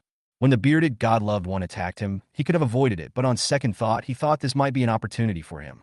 So he let the other party behead his clone, and then he quietly climbed onto the other party, ready to give him a fatal blow. But he didn't expect that the yellow wind monster was so powerful. With just 2 breaths, Jormungandr was blown to pieces without leaving even a bone.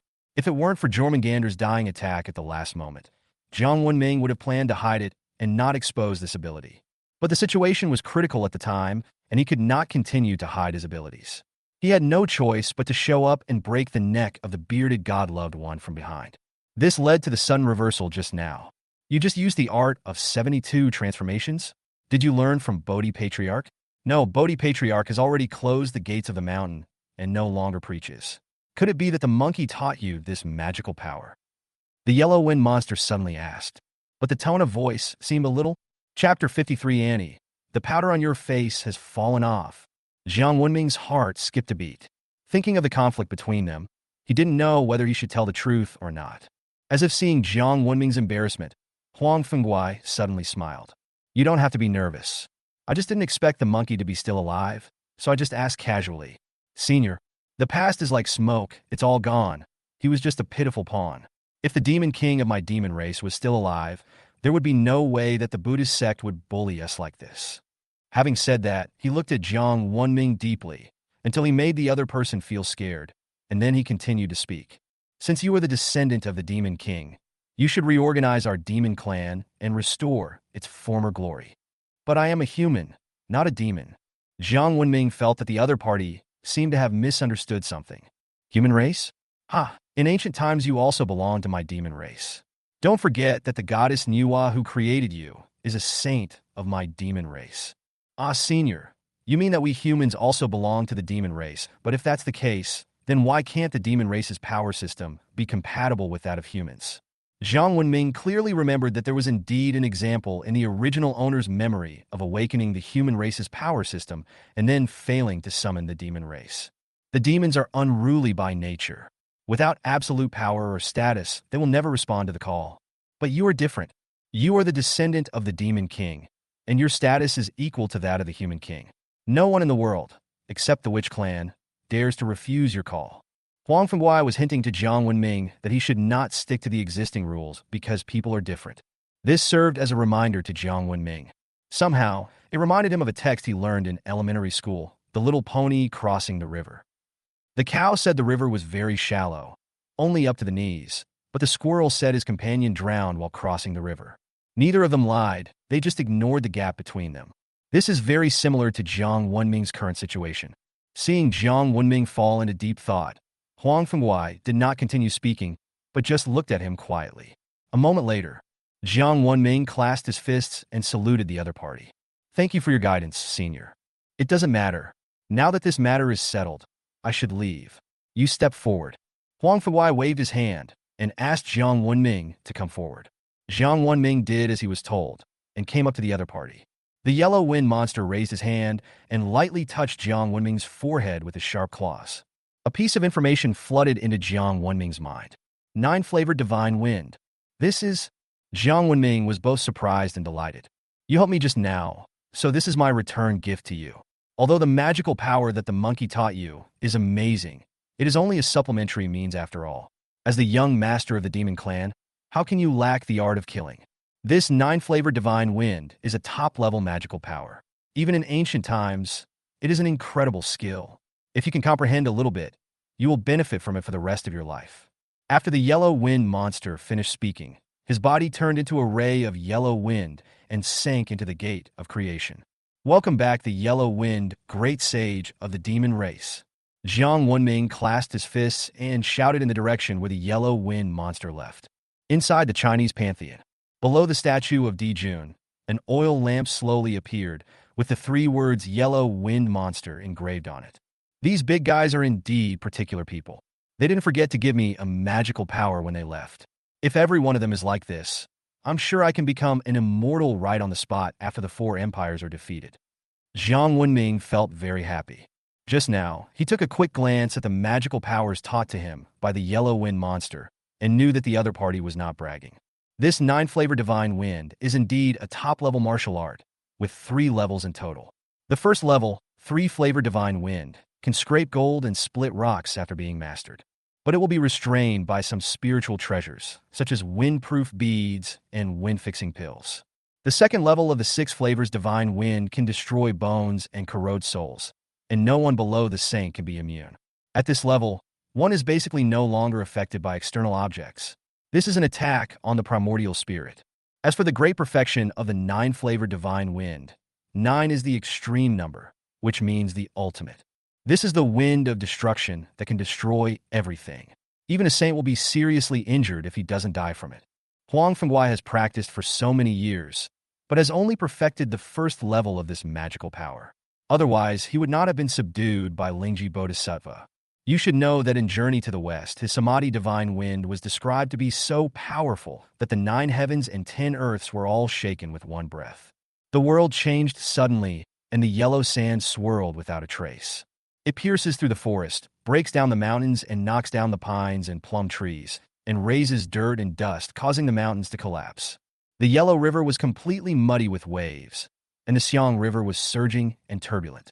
The blue sky shook the bullfighting palace, and almost blew down the Sinluo Palace. The 500 arhats made a great noise, and the 8 great Vajras shouted in unison.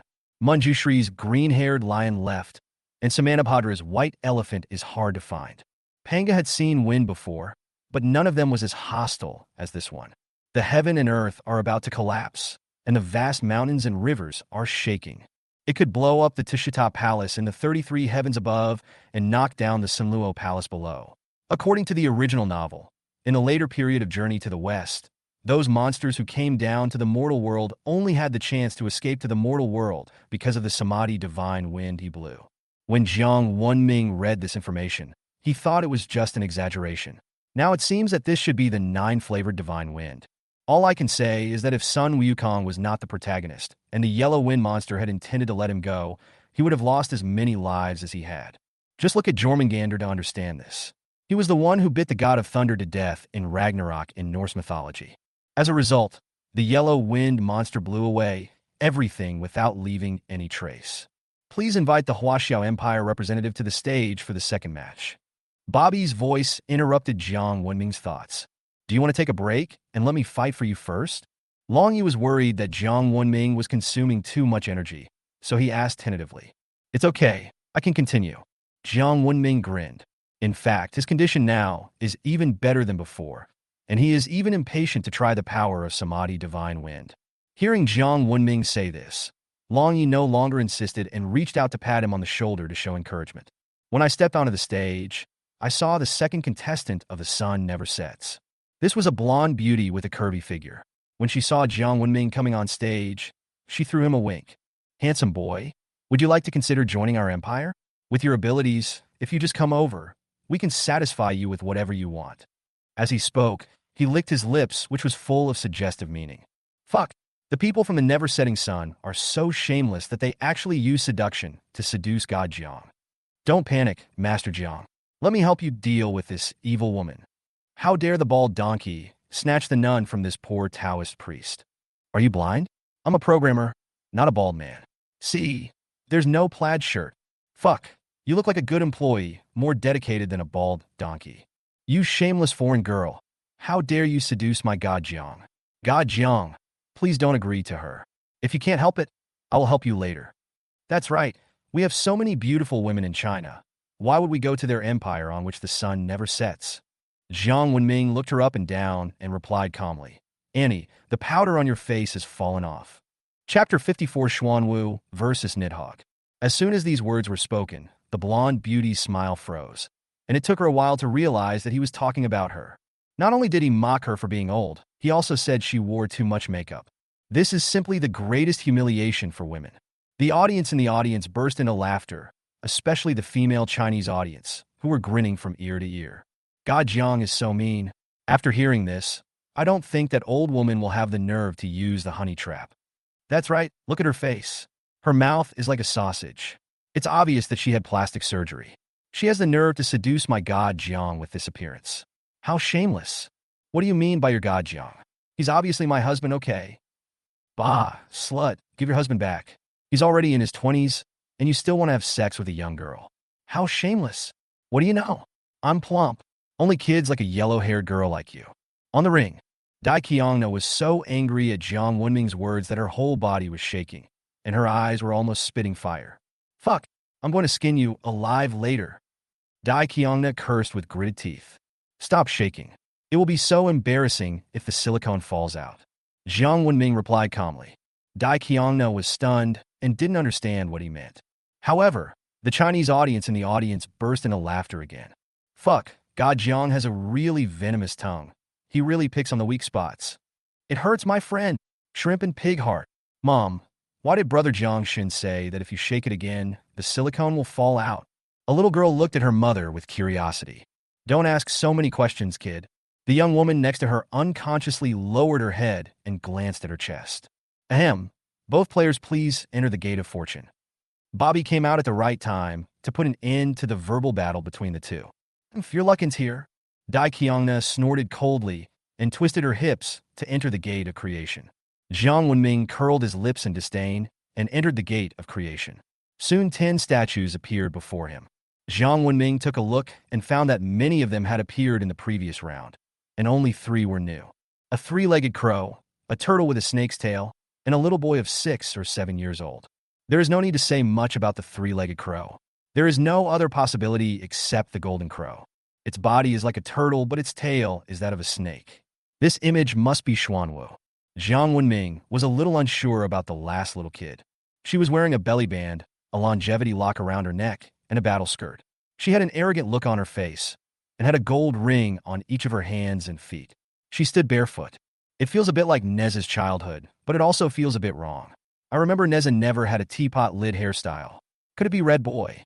Jiang Wenming looked at the other person carefully, and the more he looked, the more he felt that they looked alike. It's not Jiang Wenming's fault that he's stupid. It's mainly because Neza and Red Boy are too similar in image. When I was a child, I wore a red belly band, was chubby and barefoot, and had 2 little pigtails on my head. Not only that, the two have very similar abilities. They both have Samadhi True Fire and are good at using fire spears. If you're not careful, you might make a mistake. What a pity! It would be much better if it was the Bull Demon King. Jiang Wenming felt a little regretful. Although Red Boy is very powerful, he is after all a child at heart, while those Nordic guys on the opposite side are old guys who have lived for countless years. If we choose him, he will be betrayed. Jiang Wenming decisively gave up the idea of choosing Red Boy and turned his attention to Xuanwu. As for the Golden Crow standing aside, he simply ignored him. To be honest, among the Jinwu clan, except for Donghuang Tai and Di Jun, none of the other descendants are really worth mentioning. To be on the safe side, it is better to choose Xuanwu. The northern black tortoise is the product of the moon, with the substance of Su Wei in the shape of a tortoise and snake platform. It circulates over the 9 lands and governs all spirits. The younger generation, Jiang Wenming, respectfully welcomes the arrival of the black tortoise, one of the 4 sacred beasts. A ray of golden light shot out from the statue of Xuanwu and went straight into the sky. A crack appeared in the void, and vaguely one could see a vast ocean. A small island stood alone on the sea. Golden light fell on the island, and suddenly the mountains collapsed and the earth cracked. The island began to rise, revealing its original appearance. It turned out to be a scale of a giant turtle. Although Jiang Wenming knew that Xuanwu was very big, he didn't expect it to be so big. It was even bigger than the previous Jormungandr. The huge waves surged, and Xuanwu's true form was completely exposed to everyone. Oh my god! The Huaxia Empire actually has such a huge god. Why didn't he appear before to deal with Jormungandr? I guess only Jormungandr and the Kraken can rival this size, right? Look, Daikiana has awakened the poisonous dragon Nidhogg. Haha, we're sure to win this time. What's the use of being big? No one can withstand Nidhogg's venom. You should know that in Norse mythology, the poisonous dragon Nidhogg is the initiator of Ragnarok. Even the world tree, on which the gods depend for survival, was eaten away by it and collapsed, which is enough to prove its horror. At this time, Xuanwu had returned to his position. His cold vertical pupils glanced at Jiang Wenming without saying a word. But Jiang Wenming just felt cold all over, as if he was standing naked in the cold winter. What a terrifying power! Jiang Wenming was extremely shocked. Xuanwu represents the north, is associated with water, and has a vicious temperament. It not only has the calmness of a turtle, but also the cold-bloodedness of a snake. You have the aura of Emperor June, which makes me feel very uncomfortable. If it weren't for the restrictions of the rules, I really want to swallow you in one gulp. Jiang Wenming. Nima, who are you with? Jiang Wenming was complaining madly in his heart, but on the surface he was extremely respectful. Since the other party hates Di Jun, you should not make trouble for him. It would be so unfair if you really get swallowed by it. In line with the principle of saying less and making fewer mistakes, Jiang Wenming bowed respectfully to the other party and then said, "Thank you, senior." Xuanwu ignored him and walked out of the gate of creation on his own. Fuck, this turtle is so arrogant. He actually dares to ignore God Jiang. Didn't you hear God Jiang yelling just now? One of the 4 sacred beasts. It's obvious he's not a good person. By the way, who are the 4 sacred beasts? Is there any expert who can give me some information? I can tell from the looks of it that you haven't heard of the Shan Hai Jing mythology.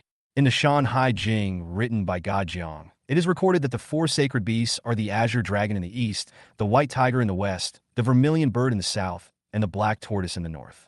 They represent the 4 elements of wood, metal, fire, and water, respectively. I remember the teacher said there are 5 elements, right? Where is earth?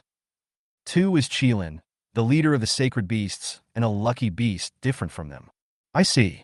No, I want to go read the classic of mountains and seas. Due to the huge size of Xuanwu, the arena automatically turned into a small world, just like Jormungandr before, so that they can function properly. Another python, when Jiang Wenming saw the black python summoned by the opposite side, his mind began to work rapidly, trying to find out the identity of the other party. Soon a name came to his mind: the poisonous dragon Nidhogg, one of the few survivors of Ragnarok. Chapter 55. The power of Xuanwu, so terrifying. Nidhogg can be said to be the final winner in Ragnarok. At that time, a large number of gods fell, and their corpses were devoured by it. It successfully evolved into a black dragon and became the master of the abyss. It can be said to be the top fighting force in Norse mythology. Xuanwu also sensed the opponent's power, and his expression became more serious. As the battle began, both sides rushed towards each other without any hesitation. They are all giant beasts, and the battle between giant beasts is the most direct, that is, a physical fight of strength. Nidhogg opened his huge mouth and spewed out a large amount of venom, dyeing the entire sky dark green. Jormungandr is a creature that is best at using poisonous attacks, but it was completely suppressed by the yellow wind monster, so it didn't work. Now this Nidhogg is also a poison user, so it's a bit troublesome. Although he believed in Xuanwu's defensive ability, toxins were not something you could be protected against just because your shell was tough. Nidhogg bit the Xuanwu and broke its fangs on the spot. This scene shocked everyone. Jiang Wenming's heart slowly calmed down. At this moment, the snake head at the tail of Xuanwu suddenly stretched out and bit Nidhogg's vital point. Facts have proved that one mouth can never beat two. Unlike Nidhogg, Xuanwu's two mouths bit Nidhogg and directly tore off a large piece of meat from it. Roar! Nidhogg howled in pain. He swung his body and wrapped it tightly around Xuanwu, trying to strangle it. But Xuanwu's body was extremely tough, and he was not moved at all. A cloud of blue-white mist gushed out of Xuanwu's mouth, and Nidhogg's body began to freeze at a speed visible to the naked eye. This is the icy power of Xuanwu. As a sacred beast in charge of water, it can naturally use magic. Soon Nidhogg was frozen into an ice sculpture and was shattered by the powerful shock from the monster. Fuck, so fierce? 2 minutes? It only took 2 minutes. It was a crushing victory. Are all the Nordic gods so useless? They all look so intimidating, but they are all just empty talk. As expected of the 4 sacred beasts, this sense of security is maxed out. Jiang Wenming on the ring did not expect that the fight would end so quickly. This Xuanwu's strength is really not exaggerated. No wonder he dared to challenge the saint in the first place. Just as Jiang Wenming was thinking to himself, he suddenly realized that something was wrong.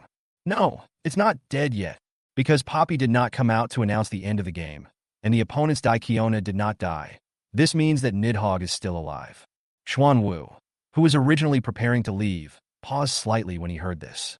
He turned his head to look at the broken limbs on the ground and found that the ice on them was beginning to show signs of melting. The power of death? Xuanwu frowned, realizing something was wrong. Before it could finish its words, it saw the remains of Nidhogg begin to quickly gather together, and the flesh and blood on its body became rotten due to freezing and melting. However, this did not affect Nidhogg's resurrection. In just a blink of an eye, it changed from a giant python into a giant dragon made of bones. The black aura of death surrounded its body, and one could vaguely see countless wronged souls shuttling back and forth in its body. Nidhogg is the pet of Hela, the goddess of death. The ruler of the underworld feeds it with countless souls of evil people every day, which also causes Nidhogg to possess the power of death. This power allowed it to escape disaster during the Ragnarok event, and it also devoured a large amount of the power of the gods. These include the god king Odin, god of thunder Thor, god of war Tyr, Jormungandr, the wolf Fenrir, god of fire Loki, and the rainbow bridge guardian Heimdall. It can be said that the corpses of almost all the main gods in the entire Norse mythology have been eaten by it. How strong is it now? Even its former master, the goddess of death Hela, is no match for it. Roar! The tattered body of Nidhogg let out a deafening roar, and a foul-smelling poisonous mist was sprayed out by it. This is the venom of Jormungandr.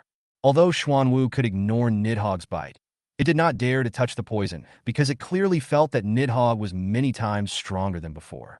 A layer of mist rose from around Xuanwu's body, enveloping it and isolating it from the poisonous fog outside.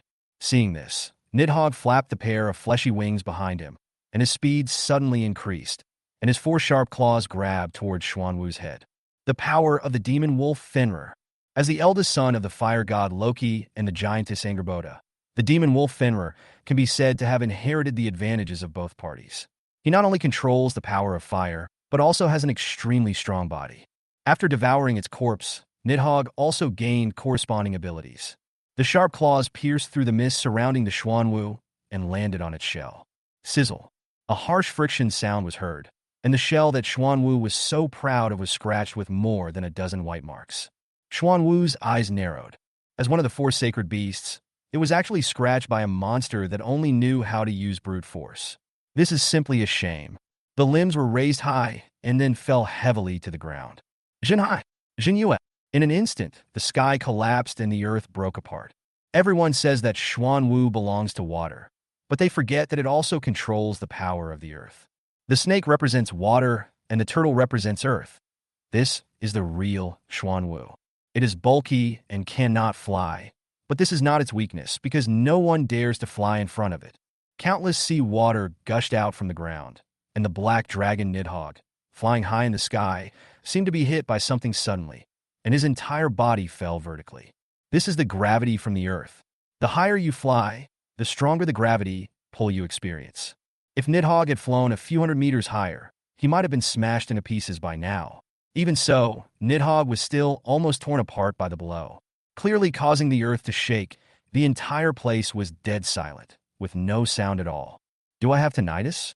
Why can I only feel the ground shaking, but not hear any sound? Me too. There was such a big commotion just now. How come there is no sound at all? Could it be that the arena is shielding us? That's probably because they're worried that the noise is too loud and might deafen people. Only Jiang Wenming felt extremely horrified. So strong. It's not that the sound is blocked, but that the sound cannot be transmitted at all. This gravity can even suppress sound. How strong is it? You have to know that sound needs air vibration to propagate. Now that sound cannot be transmitted, it already indicates a problem. The air in that area is suppressed by gravity, and the conditions for propagation cannot be met at all. The power of Xuanwu is so terrifying. Chapter 56 Summoning Suzu.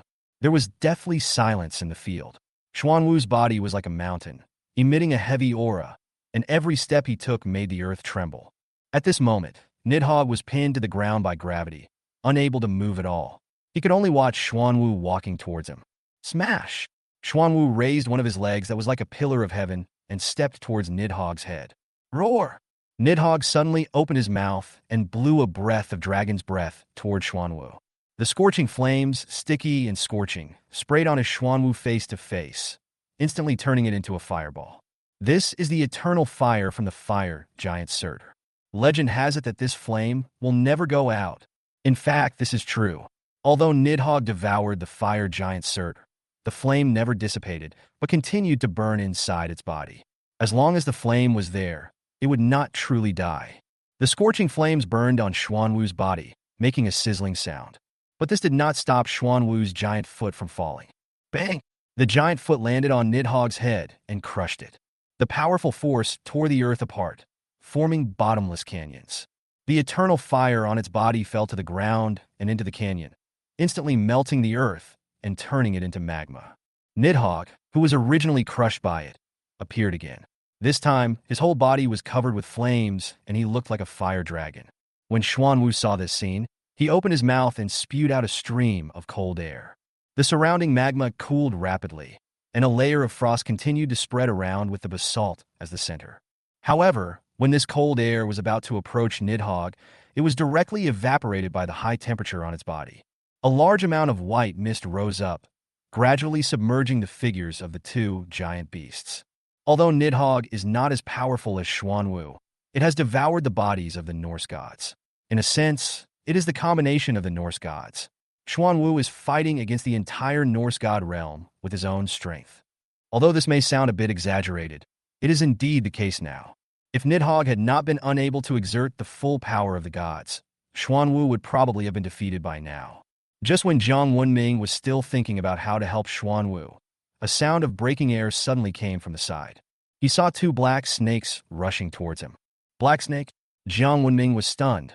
then did a backflip. Somersault cloud. The two snakes were thrown away by him in an instant.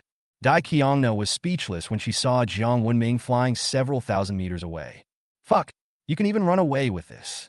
She is the one favored by the goddess of death Hela.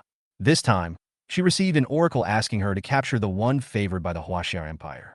No matter what means, as long as she can make him fall into the arms of the goddess of death, she will become the spokesperson of the goddess of death on earth.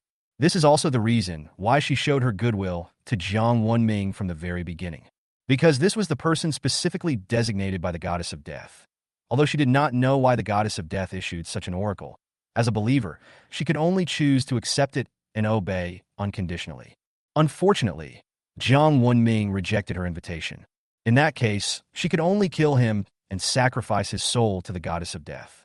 The two black snakes are the pets of Hela, the goddess of death. They are also the poisonous snakes that accompany Nidhogg. They once gnawed at the world tree. In terms of strength alone, they are not weaker than ordinary gods. I thought my sneak attack was successful, but I didn't expect Jiang Wenming to react so quickly. He shook off the two black snakes in the blink of an eye. At such a long distance, it was impossible to launch a sneak attack, so he could only return to her in disappointment. Jiang Wenming looked at the two black snakes silently, as if he was thinking about something. But after a moment, he shook his head again and gave up the idea of fighting with Dai Qiangna. Now that Xuanwu has the upper hand, there is no need for him to take the risk. After all, in Norse mythology, poisonous snakes are very scary creatures. Even Thor, the god of thunder, died from snake venom. He didn't think he could resist the venom of those snakes. It is not advisable to use the Samadhi Divine Wind for the time being. Maybe it can be used as a trump card to deal them a fatal blow. A trump card can only be called a trump card if it is used at the critical moment. If it is used easily, there is no guarantee that you will not be targeted by people behind you. After all, he has just mastered it now, and in terms of power alone, he is far inferior to the yellow wind monster. It can only be used unexpectedly to achieve the greatest effect. The other side, Nidhogg transformed into a fire dragon and kept spewing flames at Xuanwu. The entire space turned into a sea of fire and became extremely hot. Below the ring, will the great god Xuanwu be burned to death? How is that possible? Didn't you see that the great god Xuanwu was burned for such a long time without even making a sound? This is what a real man does. Are you stupid? The sound in the ring is blocked. Even if you hum, we can't hear it? Okay. That's true. But why hasn't this happened before? Why did they block the sound? Look, what is that? I saw a big fiery red bird appear on the stage at some point. Could that bird be the legendary phoenix? No way. Doesn't the classic of mountains and seas say that the phoenix is the king of all birds? How could it appear here? Have the rules of the arena changed again? That's not a phoenix. It's the Suzaku. The Suzaku, one of the four sacred beasts. Oh my god, is this the helper summoned by the great god Xuanwu? Jiang Wenming also noticed the appearance of Suzaku, but he couldn't understand why Suzaku appeared here. The mythology arena clearly stipulated that only gods were allowed to fight alone, so he had no idea. Could the legend be true? The five sacred beasts are actually one. Jiang Wenming thought of a post he had accidentally seen in his previous life, which said that the five sacred beasts, azure dragon, white tiger, vermilion bird, black tortoise, and qilin, were originally one. They represent the power of the five elements, which are mutually reinforcing and restraining. Later they were separated for some reason and transformed into five mythical beasts. The azure dragon was arrogant, the white tiger was reckless, the black tortoise was vicious, the vermilion bird was cruel, and only the qilin was the kindest and became a spiritual beast. Suzaku is the most cruel one, eating humans to survive every day. Gonggong angrily crashed into Mount Buzhou, causing chaos in the three realms. Suzaku took the opportunity to incite the three divine beasts to join forces to bring disaster to the world. Niwa used the 12 colorful stones left over from repairing the sky to cast a demon-suppressing bottle, and with the help of the other four spirit beasts, Qilin, Bai Lan, Tongue Snake, and Bai Zhe, she defeated the four divine beasts headed by Su, eliminated the white tiger, beheaded the black tortoise, subdued the Suzaku, and subdued the dragon clan. However, Niwa, considering that they were all innate creatures, could not bear to kill them all, so she made them promise to guard one side each and protect the human world. This is how the four sacred beasts came into being. But what I didn't expect was that Xuanwu would actually call Zhuge to join the war between gods. If I had known you could shake each other, I would have summoned you out a long time ago. Jiang Wenming felt deeply moved. But it's not too late now. What Xuanwu summoned was naturally not the real body of Shizuku, but its spirit. The vermilion bird is a descendant of the phoenix and is of the fire element. No fire in the world can harm it, not even the eternal fire. Chapter 57. The four spirits return, Qilin appears. The moment the vermilion bird soul appeared, it spread its wings and rushed directly towards Nidhogg. To be precise, it was the eternal fire that rushed into Nidhogg's body. The bird's beak is like a spear, and its claws are like the sharpest hooks. At this time, Nidhogg was suppressed by gravity and unable to move. He could only spit fire continuously to try to prevent the other party from approaching. However, when its flaming dragon breath landed on Shizuku, it not only did not cause any harm, but instead boosted the opponent's power. Phoenix! Oh my god! How can there be an immortal bird in China? Cheating. This is definitely cheating. How could the phoenix of our pantheon be summoned by China? The audience in the Greek Empire was shocked. This is a creature from their mythology. How could it appear in Chinese mythology? Suzuka doesn't care what others say about it. Now all it has eyes for is the eternal fire. Instinct told it that this fire would be of great benefit to it. A pair of sharp claws tore apart Nidhogg's bones without hindrance, and the sharp bird beak bit towards the eternal fire. Then, in front of everyone's shocked gaze, he swallowed the eternal fire in one gulp. Cry! A loud bird cry was heard, and after the vermilion bird swallowed the eternal fire, a layer of flames suddenly appeared around its body. Its body also began to gradually solidify. The scorching heat surged from the ring, and even the audience outside the venue felt a burning breath coming towards them. Call! Suzuka suddenly spit out a ball of fire, which landed on Nidhogg. Roar! Nidhogg, who had originally transformed into a fire dragon, suddenly let out a painful roar. Even though it possessed the power of a fire giant, it was unable to withstand the flames of Shizuku. However, although it struggled hard because of the pain, it was completely useless in the face of the gravity of the Xuanwu. It could only watch as the flames covered its body. Its body, constructed from the bones of gods, began to melt gradually under the flames and finally turned into ashes. Just a few breaths. Nidhogg, who was so arrogant just now, was completely reduced to ashes. Old turtle, I owe you a favor this time. Zhuke suddenly spoke in human language, said something to Xuanwu, then tore through the void and disappeared. He never looked at Jiang Wenming from beginning to end. Xuanwu looked in the direction where Zhuke left for a moment, then looked away. The other side, Dai Qiangna, who was originally confronting Jiang Wenming, suddenly stiffened, and cracks appeared on her sexy body. No! Lady Hela, save me! Dai Qiangna screamed in horror.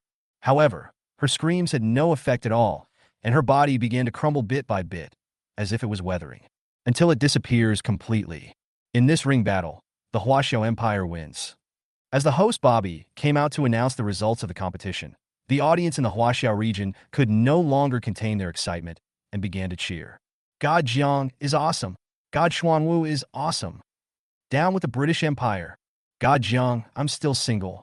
If you take over the British Empire, I'll be your fan for life. Brother, your intentions are not pure. Don't you want to ride a big horse? Ahem, scholars like me are ashamed to be associated with you. Come on, Master Jiang, win again. At this time, Jiang Wenming was standing respectfully in front of Xuanwu. Thank you for your help this time, senior. Humph, if I hadn't made an agreement with Niwa, I wouldn't bother with your nonsense. You humans are selfish.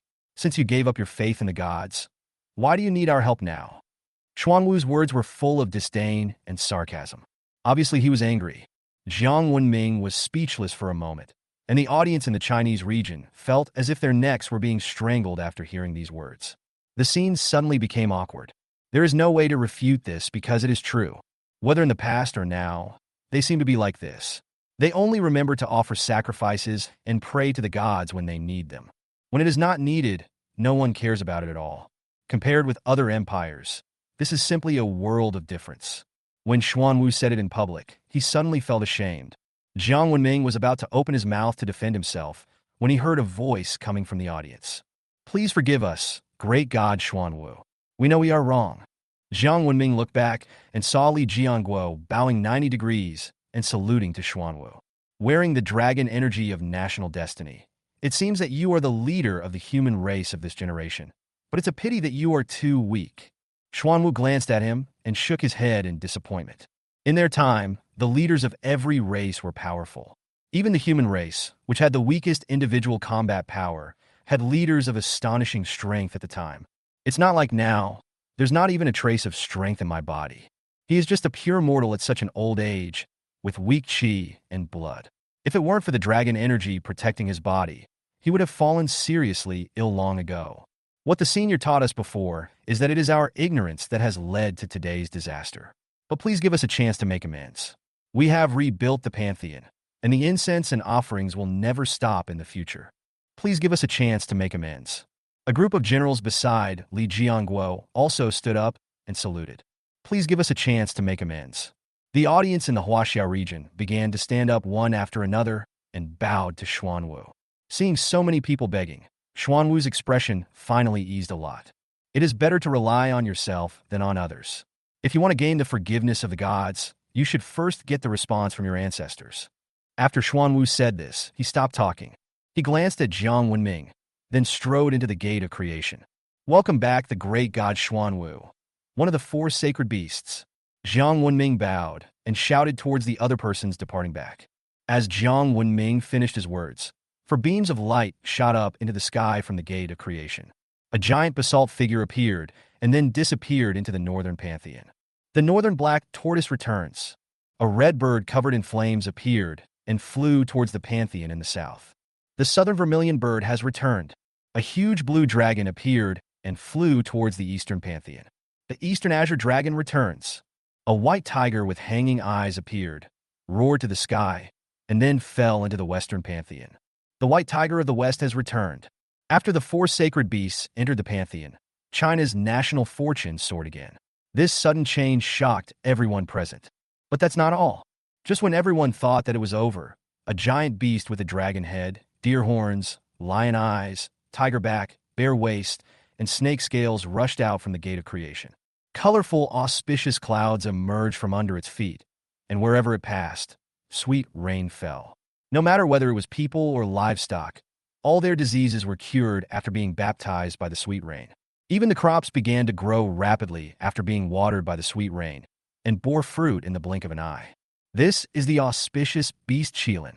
The Qilin only appears in prosperous times. It represents auspiciousness and peace and prosperity for the country and the people. One step forward and you'll arrive at the pantheon, the center of the Chinese empire. The leader of the five spirits, Qilin, returns. Following the last high-pitched beast roar, pillars of light shot up into the sky from each of China's five pantheons. Chapter 58. Go to Huangquan to recruit old subordinates and kill Yin Luo with 100,000 flags. 5 beams of light, gold, green, blue, red, and brown, shot up into the sky and finally merged together, gathering the 5 elements of gold, wood, water, fire, and earth. Roar! A loud dragon roar was heard, and the golden dragon representing China's national destiny appeared again. The light of the 5 elements fell on the golden dragon, adding a few scales to it. Jin Long's eyes also became more lively. Everyone watched this scene, and a sense of pride arose spontaneously. I have no regrets about coming to China in this life. From today on, the sleeping dragon in the east has officially awakened. The golden dragon circled in the sky above the Chinese empire for a while, and then slowly sank into the earth. Some sharp-eyed viewers discovered that the place where the golden dragon landed seemed to be Kunlun Mountain. I remember now. God Jiang once said in the history of mythology that most of the Chinese gods came from Kunlun Mountain. It turns out that all this is true. No way, brother. You still doubt God Jiang? You are worthy of being the hope of the entire China. If God Jiang had not been born, China would have been in darkness forever. The harsh winter has passed, and our China is about to usher in spring. Come on, God Jiang. China will win. The moment the golden dragon of national destiny appeared, the Chinese nation was unprecedentedly united. This is the influence of national destiny. As long as you are in China, you will have a sense of belonging and honor to this place.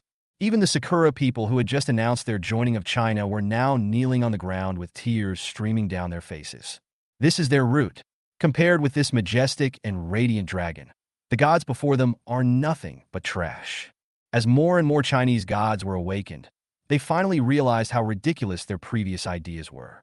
The greedy snake is trying to swallow an elephant, and it even wants to turn the tables and annex China. Have those leaders drunk too much horse urine? This is where their ancestors grew up. Wouldn't it be nice for them to return to their roots and become a part of China? He insisted on doing evil and made them slaves. But fortunately, it is not too late to think it through now. As long as they behave well, in a few generations, their descendants will be able to proudly call themselves Chinese.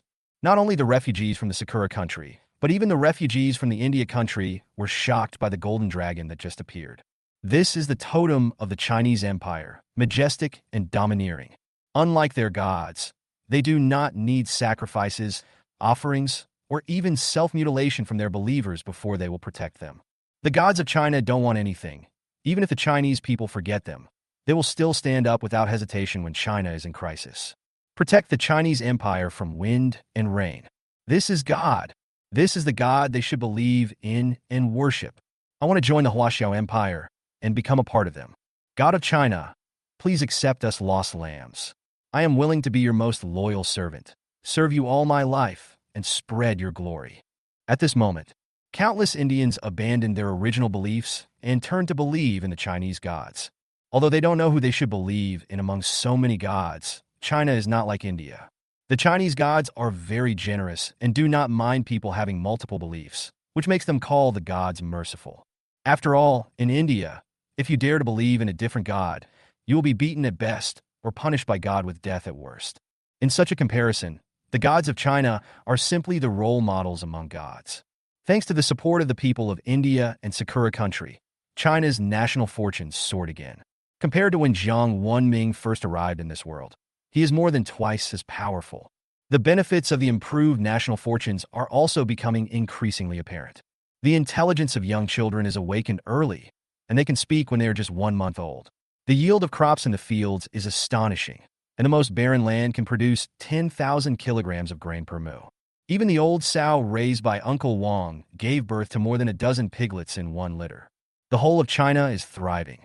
At this moment, the third battle officially began on the ring. Both parties entered the gate of creation to choose a god. This time is different from before. Half of the statues, randomly picked out by Jiang Wenming, are human. King Zhou Dxin, Qin Shi Huang Ingzheng, the god of killing by Qi, the sage of literature Confucius, and the sage of war Guan Yu. The other half are blue bird, ghosts, goblins, gu jiao, and white impermanence. Looking at the 10 statues, Jiang Wenming was caught in a dilemma. On one side are the heroic spirits of the human race, who are human gods. On the other side are demons and monsters, which belong to ghosts and gods. The gap between the two is not small.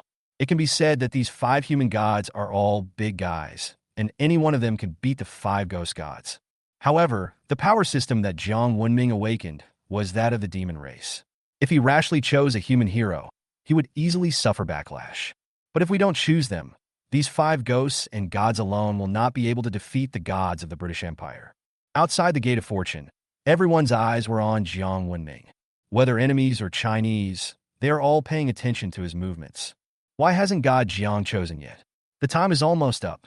Maybe I don't know who to choose? I finally found something in common between me and God Jiang. What do they have in common? They're all men?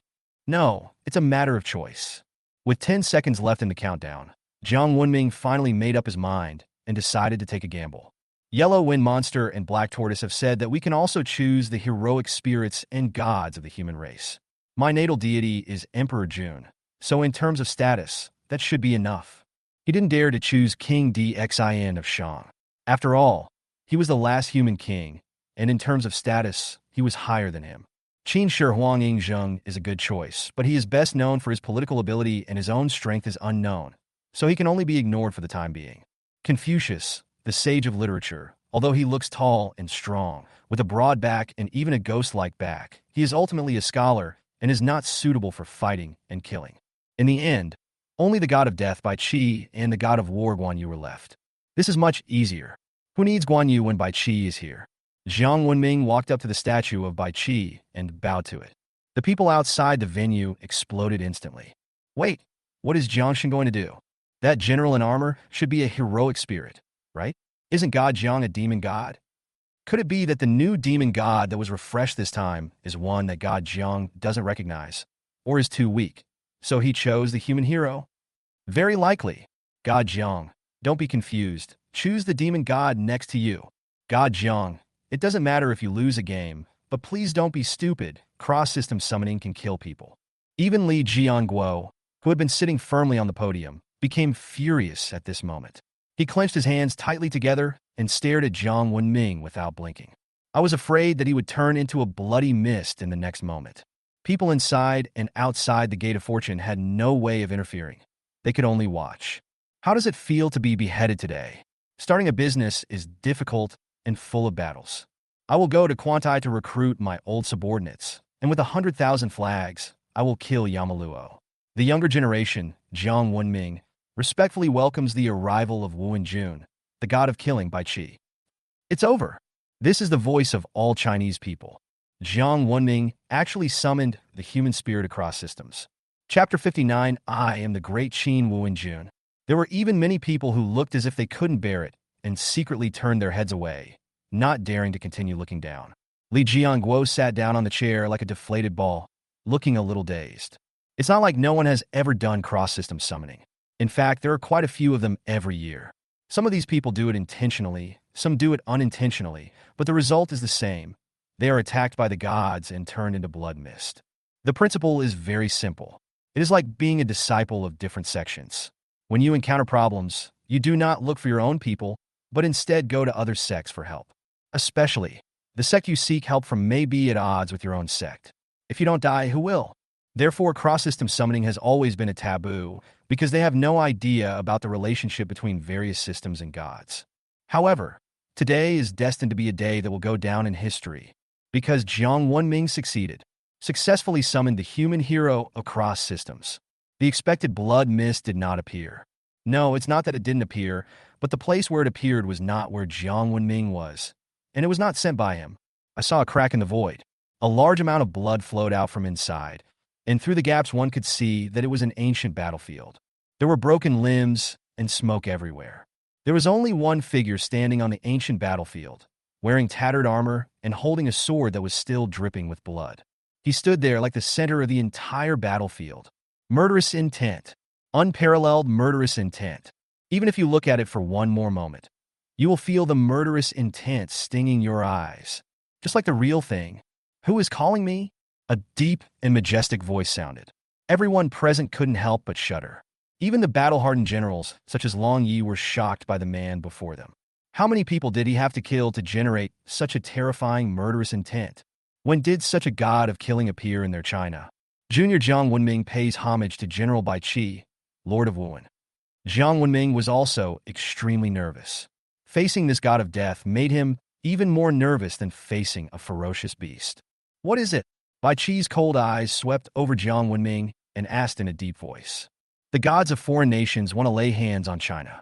Our descendants are unfilial and powerless to stop them. Today, I beg Lord Wuhan to come and save China from the water and fire. Jiang Wenming quickly explained the whole story. How dare you? Upon hearing this, Bai Qi shouted angrily. The entire ancient battlefield was suddenly filled with the wails of countless wronged souls. It made everyone's scalp tingle. How can this be a heroic spirit? It is comparable to the King Yama in mythology. One anger makes all ghosts afraid.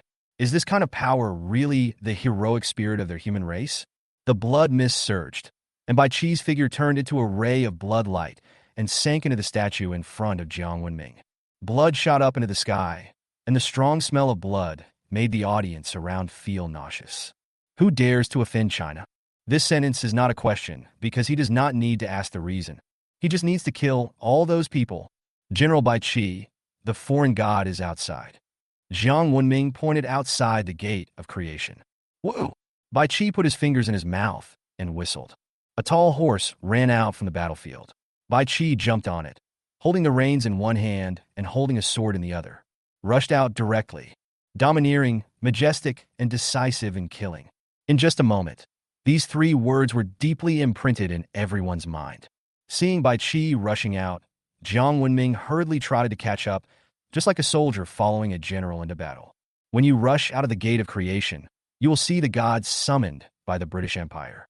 This is a goddess, her whole body wrapped in a layer of black armor, with long black hair that falls softly on her shoulders like a waterfall, and she holds a long sword made of unknown bones in her hand. Hela, the goddess of death. It's her?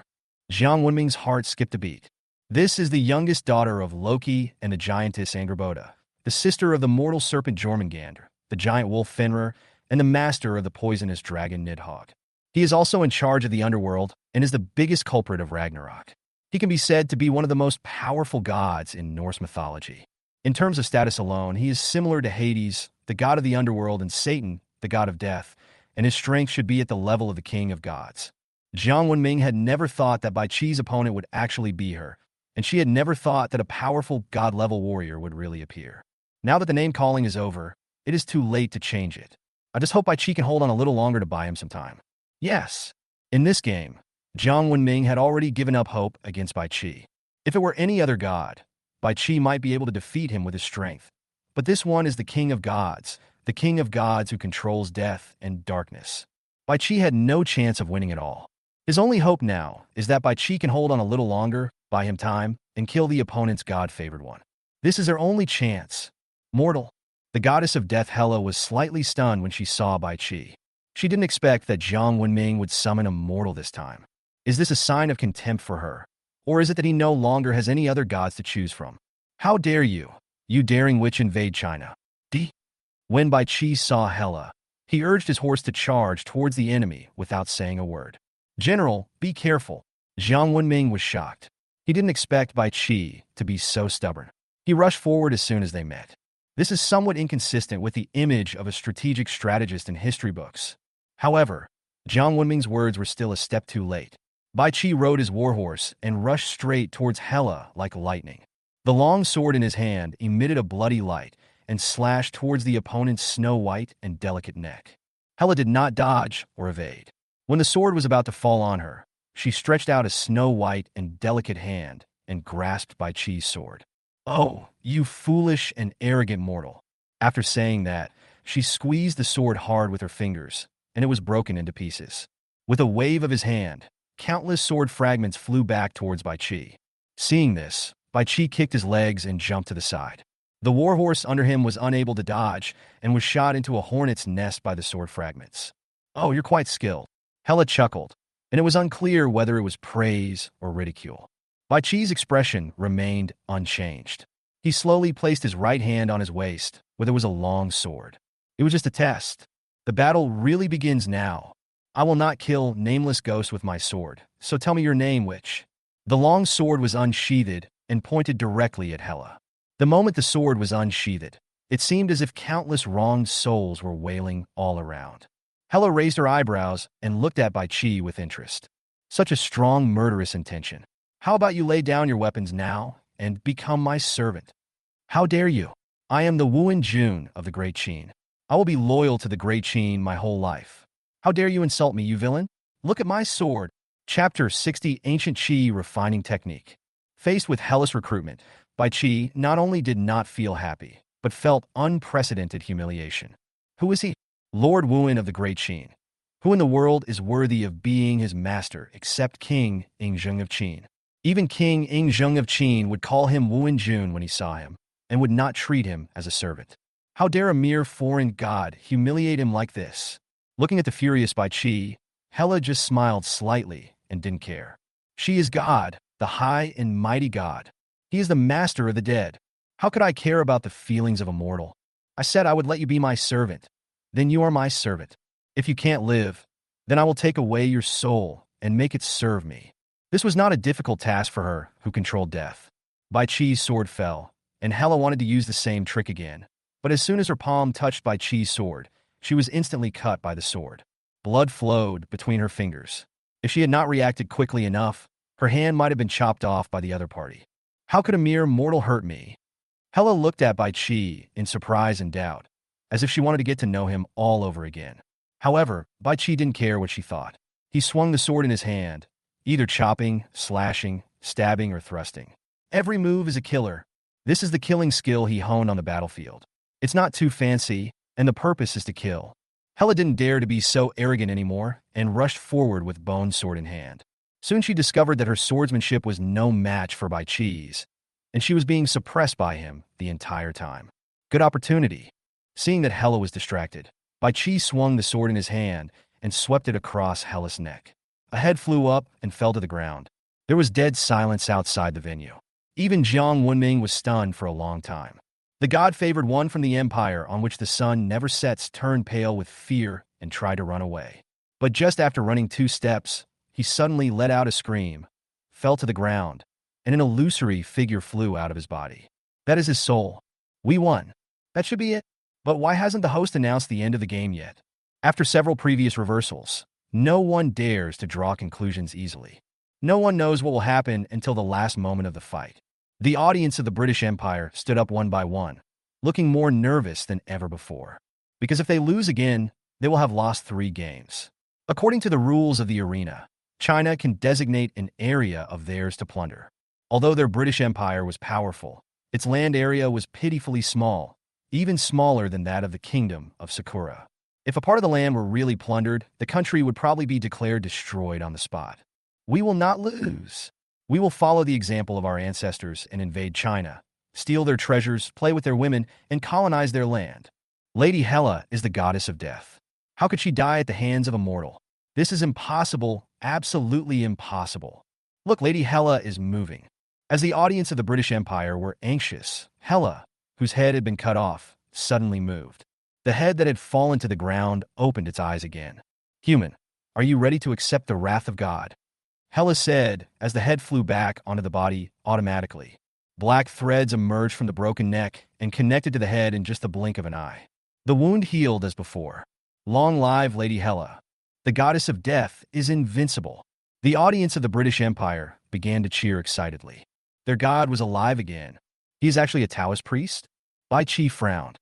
During the Warring States period, there were indeed many alchemists who entered the world, the most famous of whom were Su Fu and the Yin Yang school. They mastered various illusions, alchemy techniques, and various strange abilities. Not only did they deceive the public with their lies, they also bewitched many high-ranking officials. Even King Yingzheng of Qin believed in the immortality techniques they spoke of. Bai Qi also has a group of Qigong practitioners under his command. Although they have the ability to move mountains and fill the sea, they are still mortal bodies. You will die even if you were stabbed by a sword or an axe. But the god in front of him, who claimed to be the goddess of death, could actually regenerate a head after it was cut off. He had never seen such a legendary thing before. I've only heard a few things from the group of Qigong practitioners under my command, and they're all tricks. No person or god can be resurrected unconditionally. Anyone who can do this either uses a sleight of hand or some taboo method, which comes at a very high cost. He cut off Hela's head with his own hands, so it couldn't be an illusion that can only be obtained at a certain price. Combined with the fact that the soul of the god-favored person had left his body and disappeared before, Bai Qi vaguely guessed what the price was. It is indeed an evil god. How dare he sacrifice a living person? He deserves to be killed. As Bai Qi spoke, he held up his sword with the tip pointing upwards and put his left index and middle fingers together, stroking the sword from bottom to top. Wherever the fingers passed, golden lines appeared. Qi refining technique. He once gathered so many Qi refiners. How could he not know anything at all? On the contrary, the reason why he was able to achieve such a strong record was largely due to his own strength. It's just that his battle record is so impressive that many people are unwilling to acknowledge it. They just say that he is a military genius, thus concealing his own combat power. Thousands of years later, Bai Qi used his Qi refining technique once again, and this time the target he wanted to slay was not the alchemist, the Qi refining practitioner, or the monster that was causing trouble, but the evil god from a foreign country. At this time, the sword was covered with a layer of red gold light. From a distance, it looked like a layer of golden flame. The fire of Qi training. It can break all evil spells.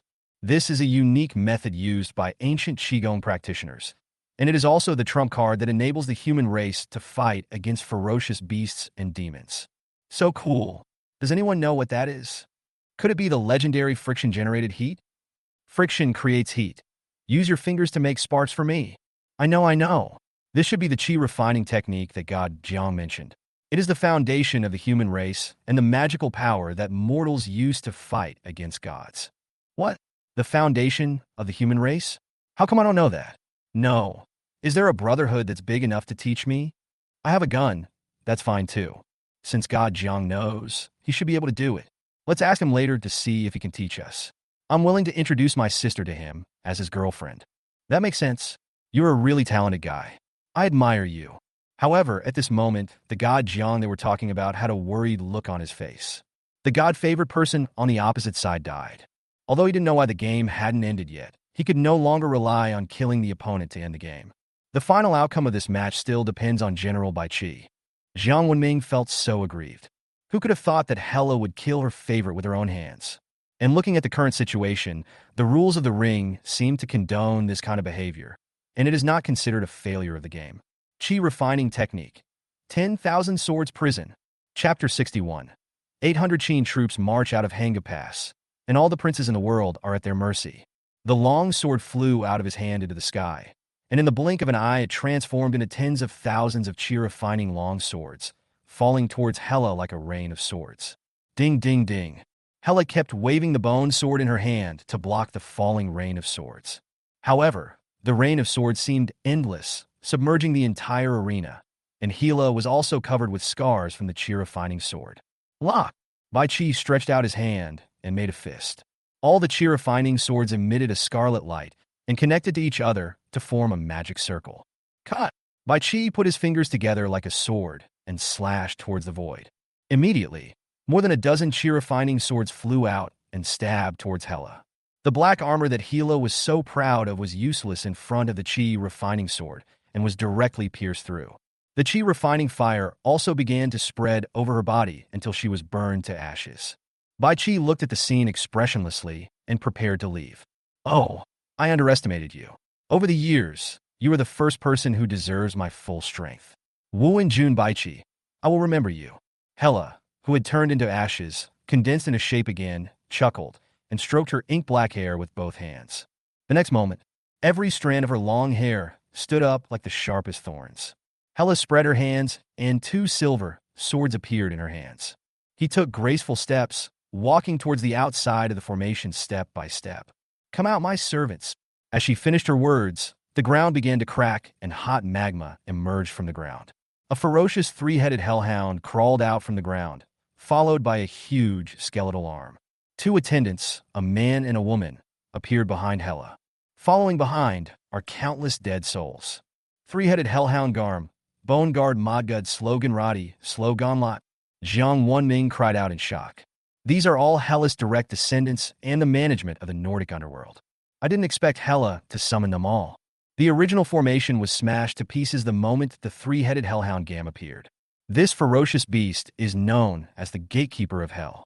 In terms of strength alone, it is no weaker than Hela. As for her other 3 servants, the strength of the Bone Guard Modgud is unknown, and there is only one sentence describing it in the myth. Anyone who crosses the bridge will have their blood sucked by it. Even the god King Odin is no exception. From this we can see how terrifying its power is. Hela alone was already overwhelmed, and now there are a few more generals and countless evil spirits from the underworld. How can we fight this? Lose! Jiang Wenming's heart sank to the bottom, and a trace of bitterness appeared on his face. The smooth journey made him underestimate the Western gods. The Chinese audience in the audience was in deathly silence. There was disappointment in their eyes. Anyone with a discerning eye can see that the winner has been decided. This is the God King level powerful person. Not only are they powerful themselves, but they also represent the forces behind them. Somehow, Wu Yinzu's words suddenly popped up in Jiang Wenming's mind. What's the point of just being able to fight? You need money and power to succeed. Isn't this exactly what is happening right now? Boy, are you afraid? Bai Qi remained calm when facing the millions of evil spirits behind the goddess of death Hela. Instead, he asked Jiang Wenming, I'm afraid, but I'm more unwilling to accept it. Jiang Wenming answered truthfully. It's normal to be afraid. I was afraid when I first went on the expedition. Bai Qi rarely smiled. And you? Because you are afraid, you must hold the sword tightly in your hand and kill all those who scare you. Then, they will be the ones who are afraid. What a great law of conservation of energy. Is this transferring your fear to others? It's been a while since I felt this excited. I'm sure my old brothers can't wait any longer. Bai Qi said something without any context. Then, in full view of everyone, he knelt on one knee facing north. When a foreign enemy invades, your humble servant Bai Qi begs His Majesty the King of Qin to grant me the tiger talisman so that I can lead my soldiers to quell the invaders. The sound was like muffled thunder, echoing throughout the entire arena. Jiang Wenming's body shook, and a glimmer of hope appeared in his eyes again. Yes, Hela has an army of evil spirits, so why doesn't Bai Qi have one as well? When I saw him alone before, I almost forgot that this guy was not only called the god of killing but also the god of war. Permission granted. A majestic figure appeared inside the gate of creation. He wore a 9-glazed crown and a black robe with 9 dragons and gold patterns. He was not tall, but when he stood there, he was like a pillar of heaven, giving people the illusion that he was out of reach. Qin Shi Huang Ingzheng. Thank you, your majesty. Bai Qi bowed to Ingzheng, then stood up and turned to look at Hela and her army of evil spirits. Where are the soldiers? I will be here. A deafening response sounded in the void. A series of illusory figures appeared and automatically stood behind Bai Qi. 800 Qin troops marched out of Hanga Pass. Bai Qi raised the sword in his hand and roared. All the princes in the world are fish in the water. All the soldiers responded in unison. Hundreds of thousands of soldiers were lined up in neat rows, and a sense of solemnity and murderous intent was overwhelming. Even though there was a barrier between them, many countries watching the fight were already eager to fight. This is China's army. But standing there, one feels invincible. I really can't imagine what it would be like facing them. Chinese infantry is invincible. This moment, they finally understood why this sentence was recorded in their historical documents. The audience in the Chinese region had red eyes and were so excited that they couldn't control themselves. 800 Qin troops marched out of Hangu, and all the princes in the world were at their mercy. In this world, perhaps only during the Qin dynasty, and only the soldiers under Bai Qi's command dared to shout out this sentence. No one dared to refute. Everyone thinks they can do this, even if the person they are facing is a god. All soldiers, listen to my orders. Follow me and kill the enemy. If you kill 10 people, you will be promoted 1 rank. If you kill 100 people, you will share the same table with me. Promise. Kill. Bai Qi held a long sword, pointed at Hela in front of him, and roared. Kill. Countless soldiers, led by their respective generals, began to form battle formations in an orderly manner. Soldiers versus soldiers, generals versus generals. A war unprecedented in history has begun. This is a battle between mortals and gods. This is a battle between the living and the dead. This is also the last battle for the Qin soldiers after thousands of years. Jiang Wenming was also infected by this atmosphere. They can fight against gods with their mortal bodies. How can I just stand by and watch? Jiang Wenming muttered to himself. Then his eyes became firm. A breeze arose. Jiang Wenming took a step forward, and his body suddenly grew 10 times larger. Take the second step, and your body will grow 100 times. In the blink of an eye, he turned from an ordinary person into a giant hundreds of meters tall. Follow the laws of heaven and earth. Chapter 62, Jiang Wenming versus Gam. But this is not the end. Swallow the heavenly energy.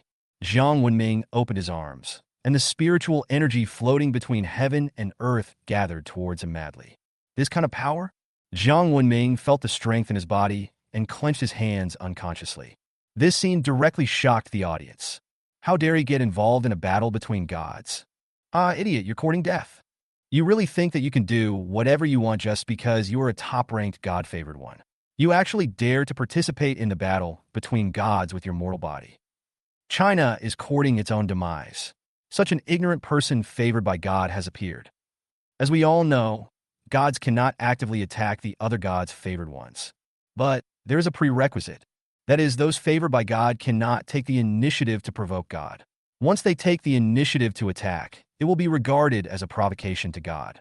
At that time, the gods will no longer be bound by the rules and can take action against those favored by them. Over the years, Jiang Wenming is not the only human who dares to take the initiative to attack the gods, but he is definitely the most arrogant one, because he used his divine power in front of the gods. Kill him! Kill him! The audience of the British Empire was cheering wildly, and they couldn't wait to see Jiang Wenming being torn to pieces by the gods. At this moment, Gam, who had 3 ferocious dog heads, suddenly turned his head and spewed a flame at Jiang Wenming. Jiang Wenming did not dodge, but gathered strength in his arms and blasted at the ball of fire through the air. Bang! The flames were smashed to pieces and exploded like fireworks.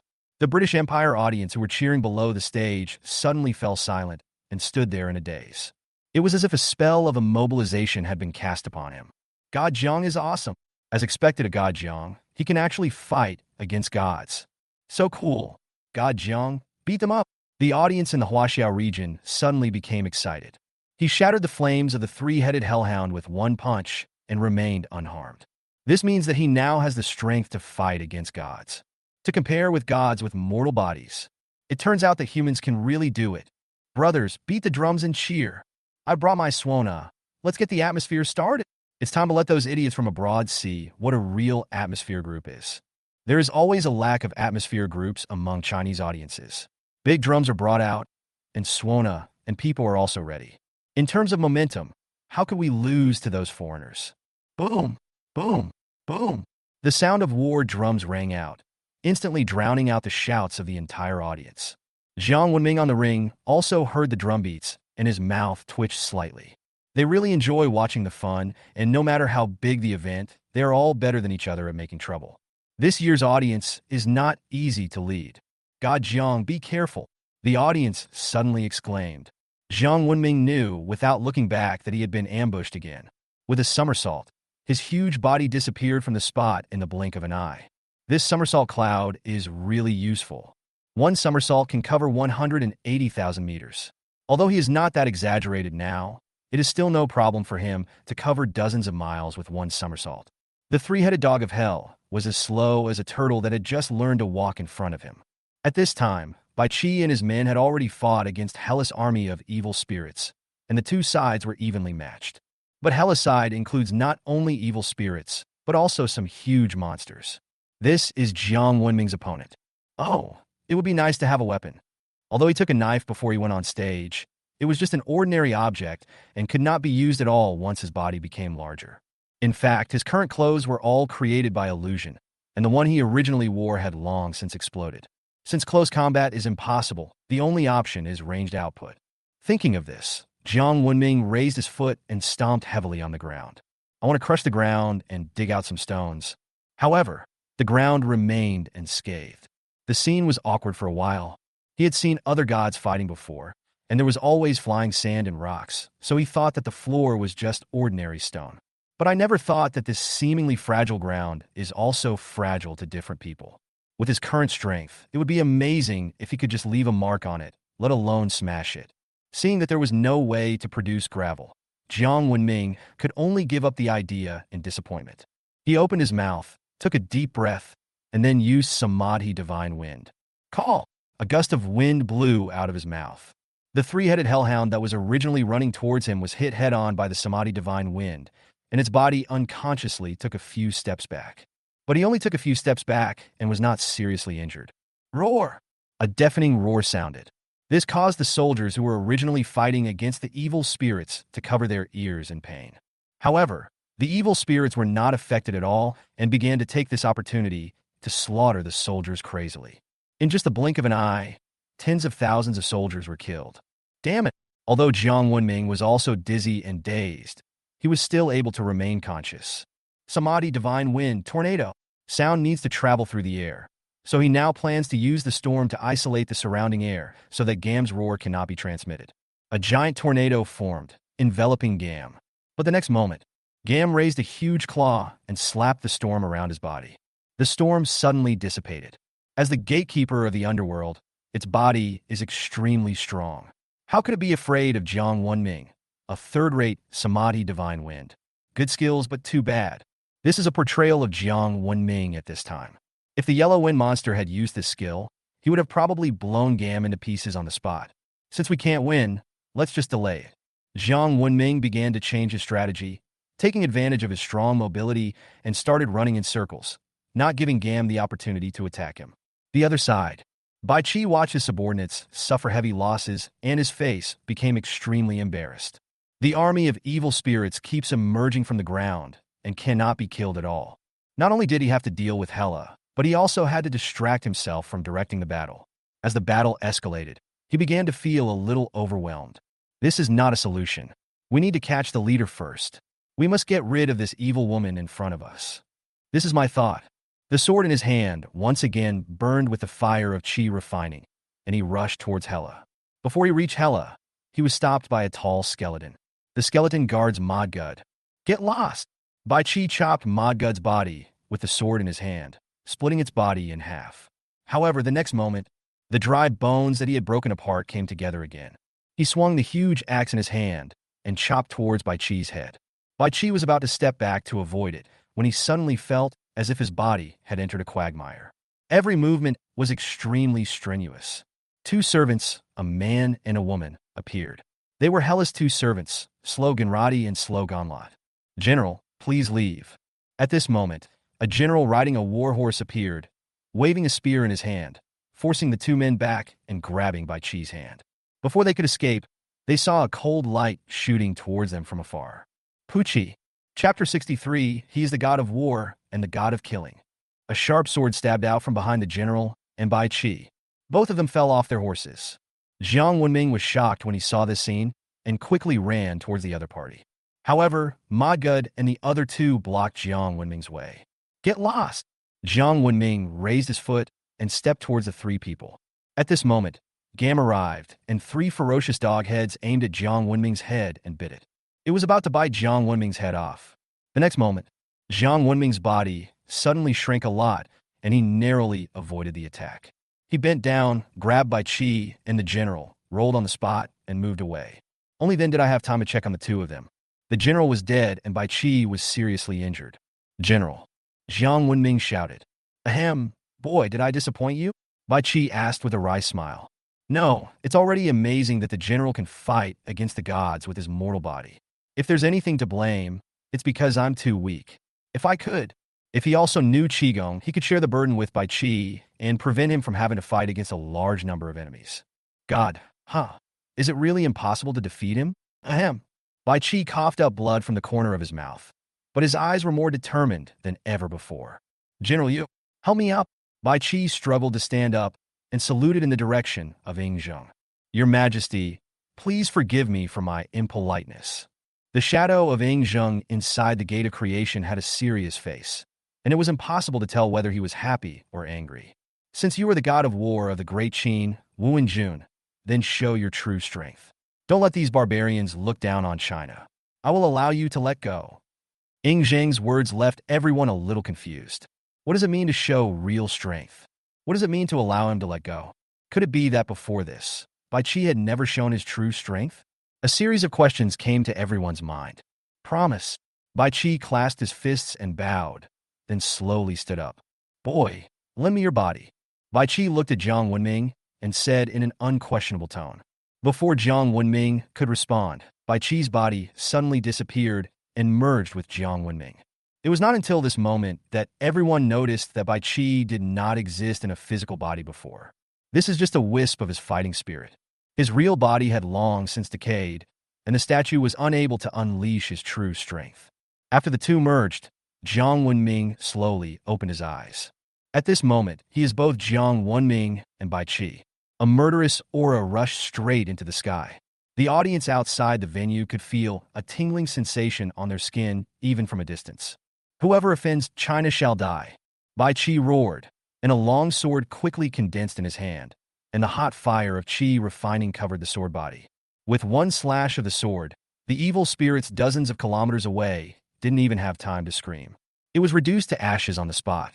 Jiang Wenming's state at this time was very strange.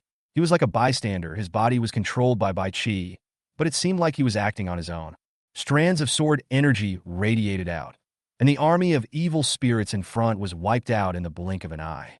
Look carefully, boy. This is the Qi refining technique of our human race. Bai Chi's voice sounded in Jiang Wenming's mind. Jiang Wenming was stunned for a moment. Then he understood. Bai Chi was teaching him the art of Qi training. He did not dare to delay and immediately held his breath and concentrated, carefully sensing Bai Chi's every movement and the trajectory of the energy in his body. Qi refining technique, fire. Bai Chi held the hilt of the sword with both hands and stabbed the ground hard. Golden lines instantly covered the entire field and reached the feet of the soldiers. Immediately afterwards, wisps of golden flames rose up, covering everyone with a layer of golden light. Jiang Wenming could clearly feel that everyone's momentum had changed. Their armor is stronger and the weapons in their hands are sharper. Fuck, a buff for everyone. Jiang Wenming exclaimed in his heart. You should know that there are more than 100,000 human soldiers on the field now.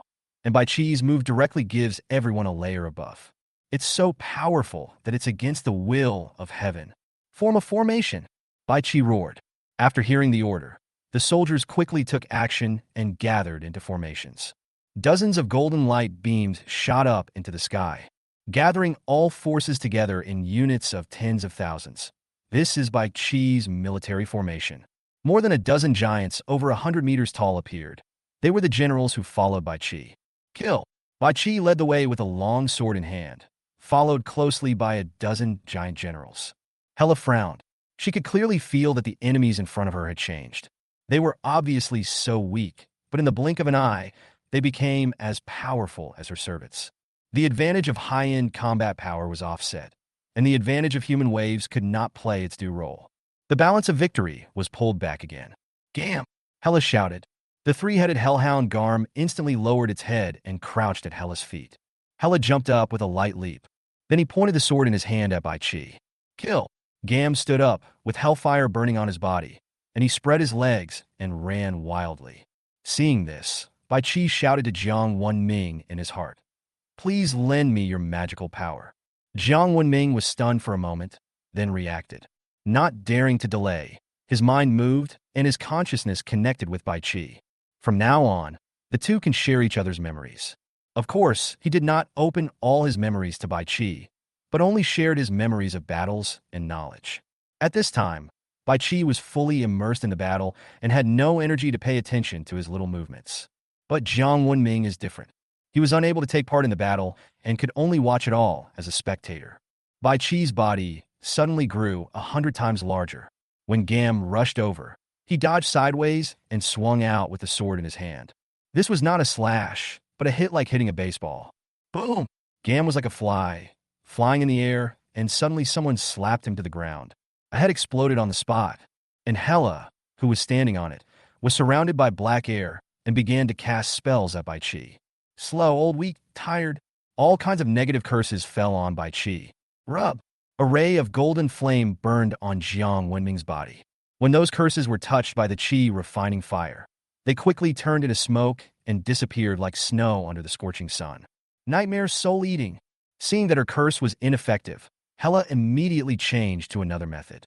She wanted to see the darkness and fear in Bai Chi's heart. The gray light fell on Jiang Wenming's body, causing him to pause. Then a large number of Bai Chi's memories emerged and flew towards Hela. From his birth, to his enlistment in the army, to his being recommended to become a general. Fighting for life and death again and again, winning again and again. Created his undefeated myth. He became the most famous commander at that time and was called the God of War. Until one day, he found that the way people around him looked at him had changed. It is no longer respect or admiration, but fear like a mouse seeing a cat. People privately no longer called him the God of War, but the God of killing instead. The reason was that he killed prisoners from the enemy country. Am I wrong? No, I'm right. Even if it happens again, I will still make the same choice. Bai Chi's consciousness began to gradually awaken, and Hela actually had a feeling that she couldn't suppress. God of Killing Bai Chi, what a great name. There was a gleam in Hela's eyes, and she couldn't hide her admiration. I am the goddess of death, ruling over all the dead in this world, and you are the god of killing, slaughtering all living things. We are a perfect match. Submit to me, and I will make you my husband and rule the underworld with me. Hela's voice was full of temptation. Chapter 64. Invasion of the Underworld. The audiences were all shocked. What on earth was this? A contest to win a bride? This Western goddess is so shameless that she actually used the beauty trap in front of so many people. Master Bai Chi, please don't agree to it. She must be lying to you.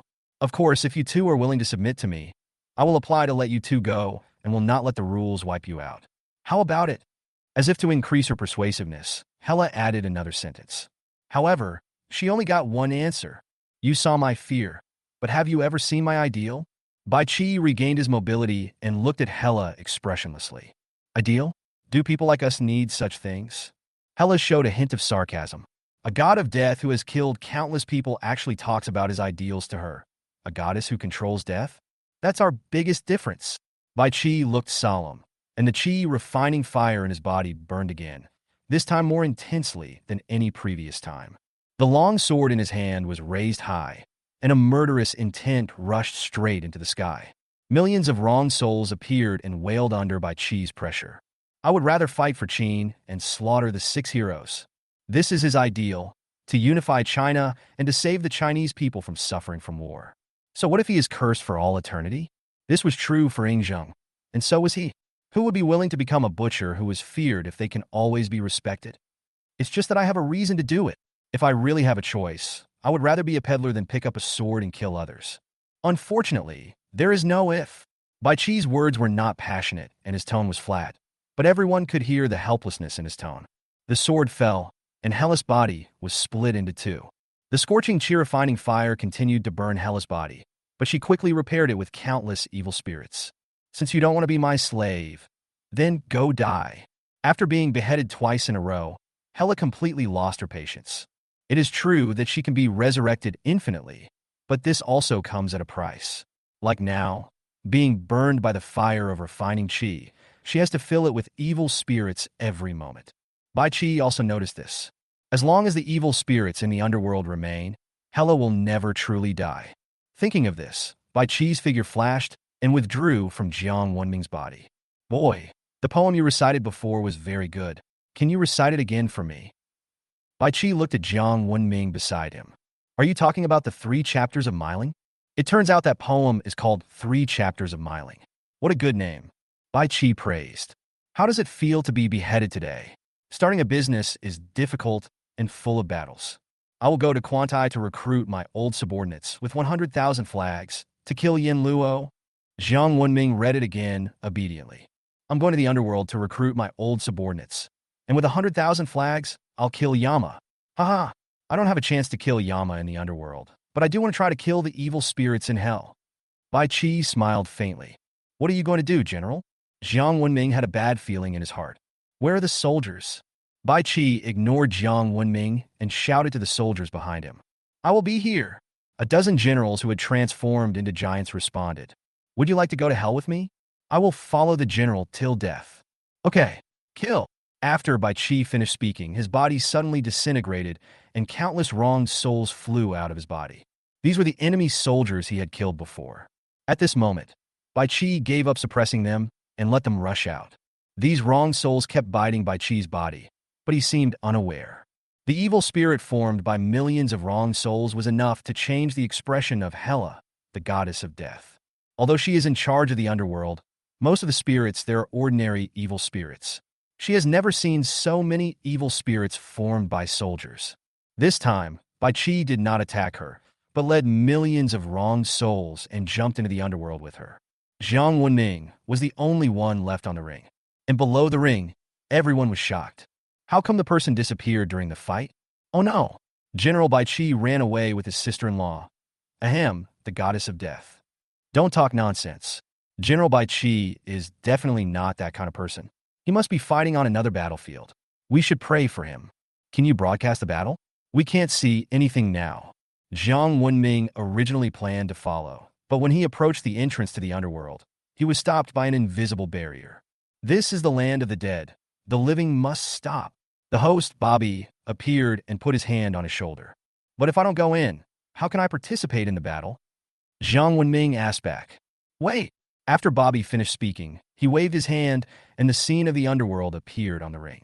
At this time, Bai Qi was leading an army of wrong souls to attack the underworld. The troops on both sides were countless. The goddess of death Hela was fighting with Bai Qi at this time, and the two sides were in a stalemate. Time passes by little. The battle lasted for a whole day, and many people chose to leave the audience because they could not bear the hunger. Chairman, would you like to eat something too? The secretary brought Li Jianguo a bowl of rice. My ancestors are still fighting on the front lines. How can I eat? When Li Jianguo said this, he also glanced at Jiang Wenming on the stage and Qin Shi standing in the gate of creation. He has been standing there from the beginning until now, straight and motionless. Bai Qi was his subject and represented the majesty of the great Qin. How could he not witness it with his own eyes on such an important occasion? The sun rose and set, and 3 days passed. Even Jiang Wenming couldn't hold on any longer and could only sit down and close his eyes to rest. Boom! Suddenly the ground began to shake. The projection on the ring disappeared instantly. All the spectators who were still watching the fight were confused and had no idea what was going on. Did anyone see what just happened? I don't know. I was just taking a nap. Don't look at me. I'm eating. You are a bunch of unreliable guys. You don't even pay attention to such an important matter. Are you still Chinese? I'm sorry. I was wrong. That's not right. Why are you asking us if you know the answer? Nonsense. If I knew why I would ask you. I was so engrossed in the novel I was reading that I missed it. While everyone was discussing, a figure suddenly appeared at the entrance to the underworld on the ring. Then came the second, third, and fourth. They supported each other and walked slowly from a distance, each step so firm. Look, it's General Bai Qi and his men. Oh, we won. Long live China. Long live the Qin dynasty. Long live General Bai Qi. At this moment, all Chinese people were excited. After 5 days and 4 nights, we finally won the last game. Your servant Bai Qi has fulfilled his mission and will present the head of the foreign god to your majesty. Bai Qi said as he knelt on one knee and took off a cloth bag from his waist. Inside was Gila's head. Chapter 65. Return the property to its original owner? No, it should be returned with interest. Hela is dead. Hela, the goddess of death and king of gods, was actually killed by a mortal. Everyone was shocked by this scene. At this time, Qin Shi Huang Yingzheng finally showed a smile on his serious and majestic face. Without saying a word, he just nodded at Bai Qi and other soldiers, then turned and left, disappearing into the gate of creation. Farewell to His Majesty the First Emperor. Bai Qi bowed towards Yingzheng's back, then slowly stood up. Boy, let's go. Bai Qi smiled at Jiang Wenming. This junior respectfully bids farewell to Lord Wu Anjuan. Jiang Wenming quickly saluted the other party. Qi training is the foundation of the human race. Don't slack off. I hope you practice well. After Bai Qi finished speaking, his body began to dissipate bit by bit. Looking at Bai Qi, who had turned into ashes, Jiang Wenming finally realized what he meant by leaving. In this battle, at the cost of his own soul being torn apart, he calmed the resentment of millions of wronged souls and made them serve him. Now I can't hold on any longer. The audience outside the venue was somewhat incredulous. Didn't we win? How could Lord Bai Qi die? Has it returned to the Pantheon? No, there are no incense lamps burning for him in the Pantheon. How so? Well, Lord Bai Qi.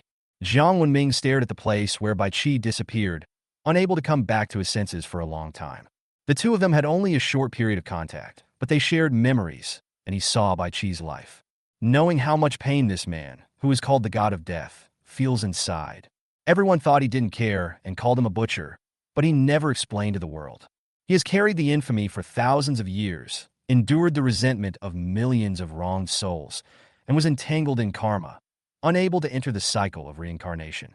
But he never let these wronged souls get out of control and hurt others. He used his death to appease the resentment of these wronged souls. It was so then, and it is so now.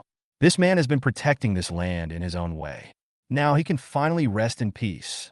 Jiang Wenming wiped away the tears from the corners of his eyes, turned around, and walked off the stage. The 3 wars of gods have ended, and they won. Congratulations to the Huaxia Empire for its victory. Now please choose whether to continue fighting or collect the spoils. The host Bobby waved his hand, and a scroll appeared in front of Jiang Wenming. Now is the time to reap the spoils, just like when they invaded and plundered China hundreds of years ago. Sooner or later you will pay for what you have done. This time, Jiang Wenming did not ask Li Jianguo what he wanted, but spoke directly. Hand over the key of fortune and return all the cultural relics looted from China. Otherwise, I will continue to fight until I have fought 5 rounds and completely destroyed your empire on which the sun never sets. This is a naked threat. The top leaders of the British Empire originally planned to be tough, but when they saw the murderous aura on Jiang Wenming's body, thinking of Bai Qi's death just now, he dared not say anything in rebuttal. The other party is angry. Don't provoke him. Just give the key of fortune to us. We still have so many colonies. We can just develop somewhere else. Huaxia is now in a strong momentum. We cannot fight head-on. We should be patient for now. When the other 3 empires take action to destroy them, we still have a chance. The top leaders of the British Empire began to discuss the matter. We agree to your compensation. Sorry, I changed my mind. Now you have to pay more. Jiang Wenming smiled coldly. What else do you want? Are all Chinese people like this who go back on their words? Don't get me wrong, this has nothing to do with China. I am representing myself now. You have beaten me for so long, so it's not too much for me to ask for some compensation, right? Jiang Wenming looked like a scoundrel. What compensation do you want? The representative of the British Sun asked, suppressing his anger. If they just want money, they don't care. Anyway, from now on, the British Empire and China will have no dealings with each other, so it's useless for them to take the money. The British Museum, Westminster Abbey, Buckingham Palace, St. Paul's Cathedral, London Bridge, I'll leave them to you. Jiang Wenming listed all the iconic buildings of the British Empire in one breath. The level of familiarity was so great that for a moment the people of the British Empire thought he was a local. Impossible. Why don't you just go and rob it? Am I not robbing now? Jiang Wenming asked back. Not only do we have to defeat them, but we also have to destroy their faith and break their backbone. Without landmark buildings, their morale will fall apart. As long as we take down these buildings, even if we only take down one or two, if not all of them, it will be enough to destroy their national confidence. A country without national confidence has no future at all. Kill people and destroy their hearts. Jiang Wenming wanted to give others a taste of their own medicine. Jiang Wenming could never forget for a moment the expressions on their faces when they invaded China. Now is the time to get your money back with interest. We in the British Empire will never agree to this request. Don't agree? Fine, then continue fighting. I want to see how many of you Nordic gods dare to enter the arena. Jiang Wenming's words directly hit the sore spot of these people. Even the goddess of death Hela was defeated. Do they really have a chance to defeat China? Odin might be able to do it, but who can guarantee that there is no one in China who can defeat the God King? Just now they sent a mortal general to defeat Hela. The majestic and domineering figure of Qin Shi Huang is still before our eyes. If the generals under him are so powerful, how powerful must he be? The top leaders of the British Empire did not dare to gamble, because once they lose the bet, they will never be able to turn things around. My patience is limited. I'll only count to 3. After 3, I'll keep fighting. 1, 2. We agree. Seeing that Jiang Wenming was about to shout out 3, the top leaders of the British Empire finally panicked and quickly agreed. Please ask the host to be a witness. Jiang Wenming bowed towards the stage. Bobby appeared, looking somewhat helpless. This kid blackmailed the other party in front of him, and now he wants him to be a notary. He is really not polite at all, but all this is within the rules, and he can't stop it. Since both parties have reached an agreement, let's fulfill it. As Bobby spoke, he pointed his finger into the air, and a map of the British Empire appeared. The 4 iconic buildings above suddenly rose from the ground and finally disappeared into the void. The Huaxia Empire should choose a place to store the spoils as soon as possible. Bobby glanced at Jiang Wenming. Just place it next to the ruins of the old summer palace and arrange them in order. Jiang Wenming blurted out without even thinking. The British Museum, which houses countless cultural relics from China, can finally be taken back today. Get it back with interest. As the buildings fell to the ground one after another, the audience of the British Empire felt like a deflated ball. There is no more that superior attitude. They once plundered treasures from all the countries in the world, and today they finally tasted the feeling of being robbed. This is the key to good fortune that you want. Bobby threw a golden key into Jiang Wenming's hands. Chapter 66 Rules Upgrade. When Jiang Wenming received the key to good fortune, the destiny of the Chinese Empire began to boil again. The golden dragon, representing the nation's destiny, appeared and roared towards the sky. The key of creation flew out of Jiang Wenming's hand uncontrollably and sank into the golden dragon's mouth. Suddenly, golden light shone brightly and stars lit up in the sky. Then, hundreds of incense lamps appeared out of thin air in the Chinese pantheon. China's national fortune has doubled again. Look, what is that? Someone exclaimed. I saw phantoms flying out from the gate of creation and entering the Chinese pantheon under the gaze of everyone. These phantoms are either dressed as scholars, military generals, or emperors. Among them was the Qin Shi Huang whom they had met before. The heroic spirit returns. These are the heroes who existed in the history of the Huaxia Empire, and now they have returned according to the coordinates. When Jiang Wenming saw this scene, a vague understanding arose in his heart. The key to creation may be the key to welcoming back the gods. This time it was a heroic spirit. So will it be the gods in heaven next time? or the gods of ancient times? At the moment when the heroic spirit returned, fragments of memories suddenly appeared in the minds of all Chinese people. This is the story of these heroes. The missing history has reappeared. Li Jianguo was trembling all over, with a look of ecstasy on his face. No one knew better than him what this meant. The completion of history means that they have more information, which will make it easier for them to awaken in the future and will result in fewer sacrifices. They, China, have finally stood on the same starting line as other empires. All this is thanks to Jiang Wenming. In the past, when Li Jianguo heard people calling him the hope of China, he just smiled, but now it seems that this is indeed the hope for the rejuvenation of their China. Long Yi, go and bring some food and drink to Wenming so that he can recover his strength as soon as possible. There are still several fierce battles to fight. Li Jianguo turned and said to Long Yi beside him. Although the British Empire was defeated, there were still 3 other empires behind it. I don't know whether China can survive this disaster. Ryuno ran towards the ring with the food he had prepared long ago. At this moment, the host Bobby suddenly made a gesture to silence. Since the Huaxia Empire has collected 3 keys of good fortune, the rules of the myth arena will be upgraded again. All competitions will be temporarily postponed, and the arena will be reopened in 3 days. What? The rules of the competition are being upgraded now. Isn't this obviously biased towards China? We protest. The Huaxia Empire is clearly at the end of its rope. Why are you still stalling for time? We don't accept this. It is strongly urged that the game should start now. When the audience from the other empires heard that they had to wait 3 days before the next match, they immediately became unhappy.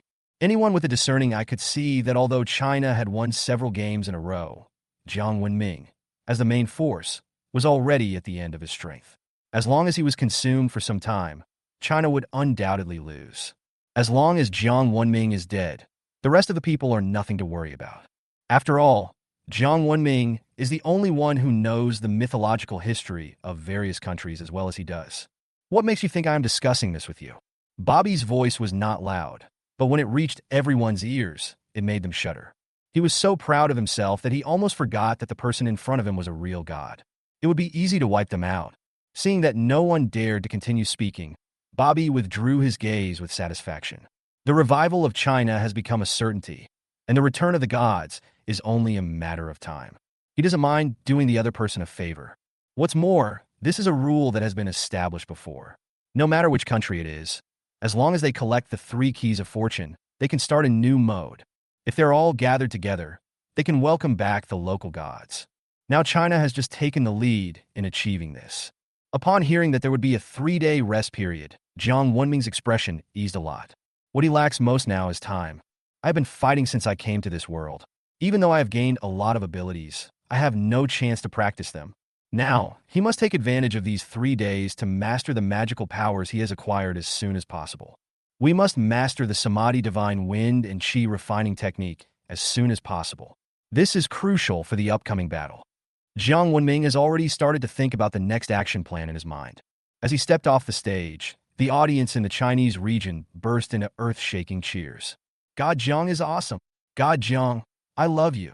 God Jiang, are you in need of a disciple? I've been smart since I was young.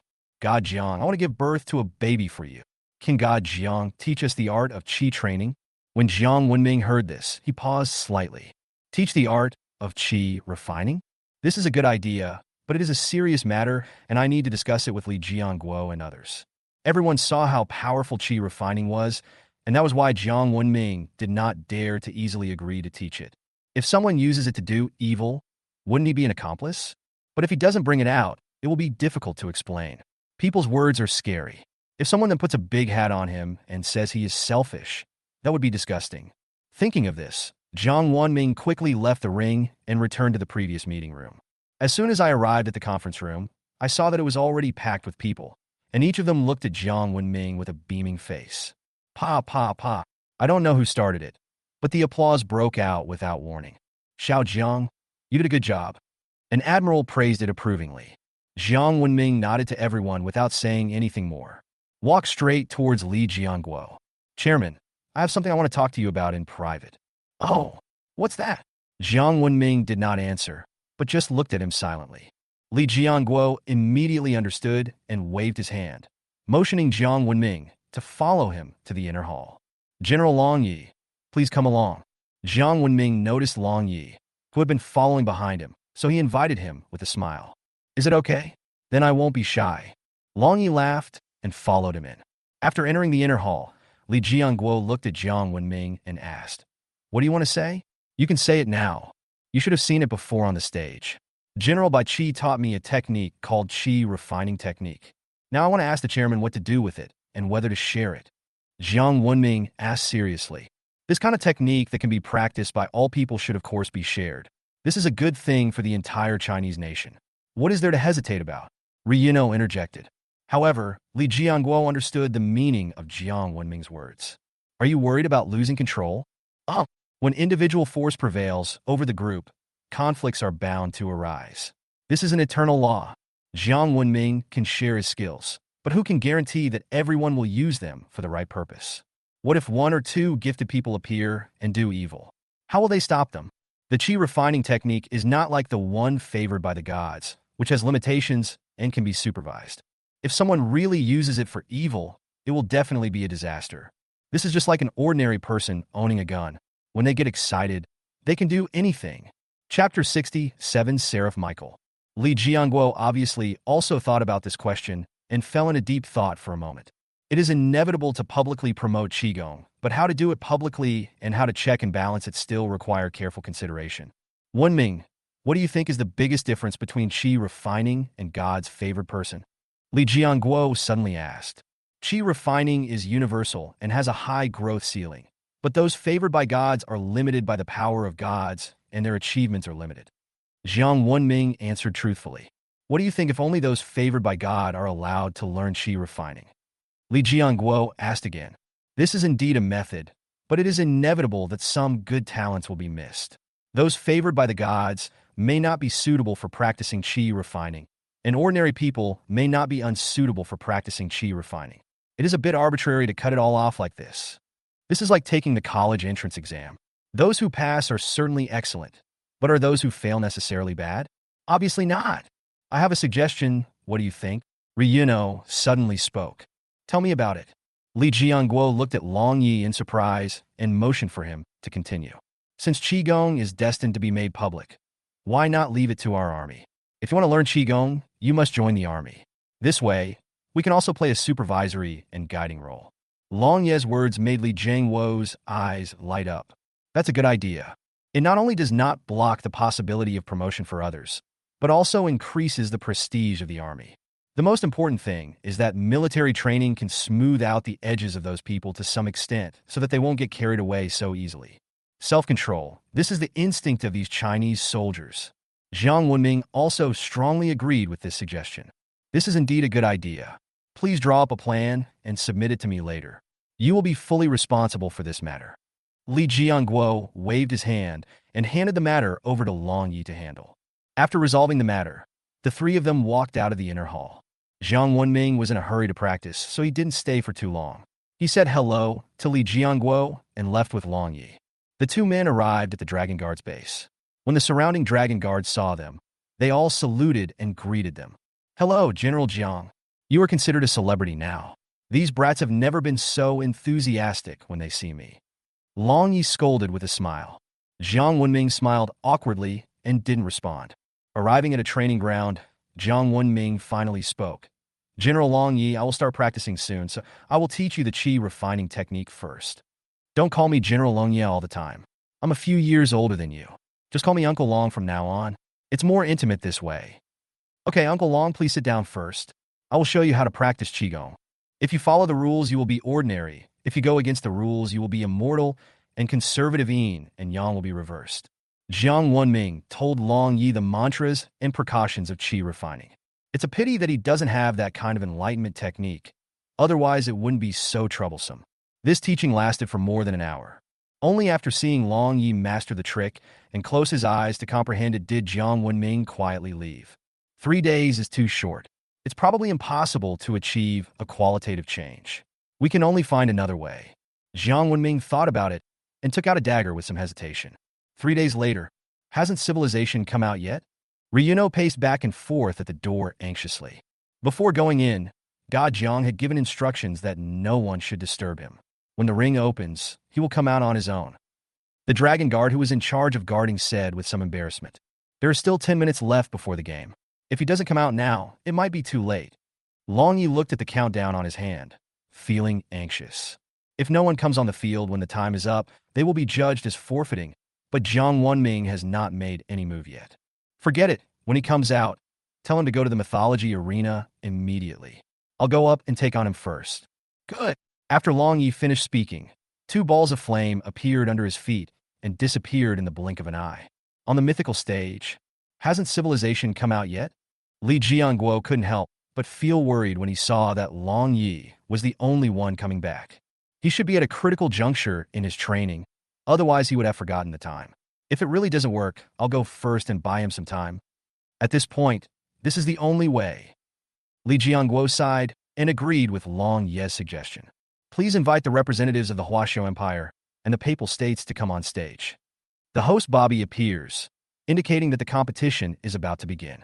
Just at this moment, a sun suddenly rose in the distance and was rushing towards this side at a very fast speed. Why are there 2 suns in the sky? Fuck, a meteorite. Run. No, there seems to be a figure inside. Brother, what's with your eyes? You can see this. That's nothing. My master can see the nuns in the temple across the mountain through the crack in the door. Just as everyone was talking, the scorching sun set and turned into a young man. Fuck, it's God Zhang. God Zhang's appearance is so cool. Hey, why is his head bald? You don't understand this, right? If you're not bald, you're not strong. People in the neighboring Sakura country say so. Bullshit. If that was true, the monk would have been invincible a long time ago. I guess he ran too fast and burned up. That makes sense.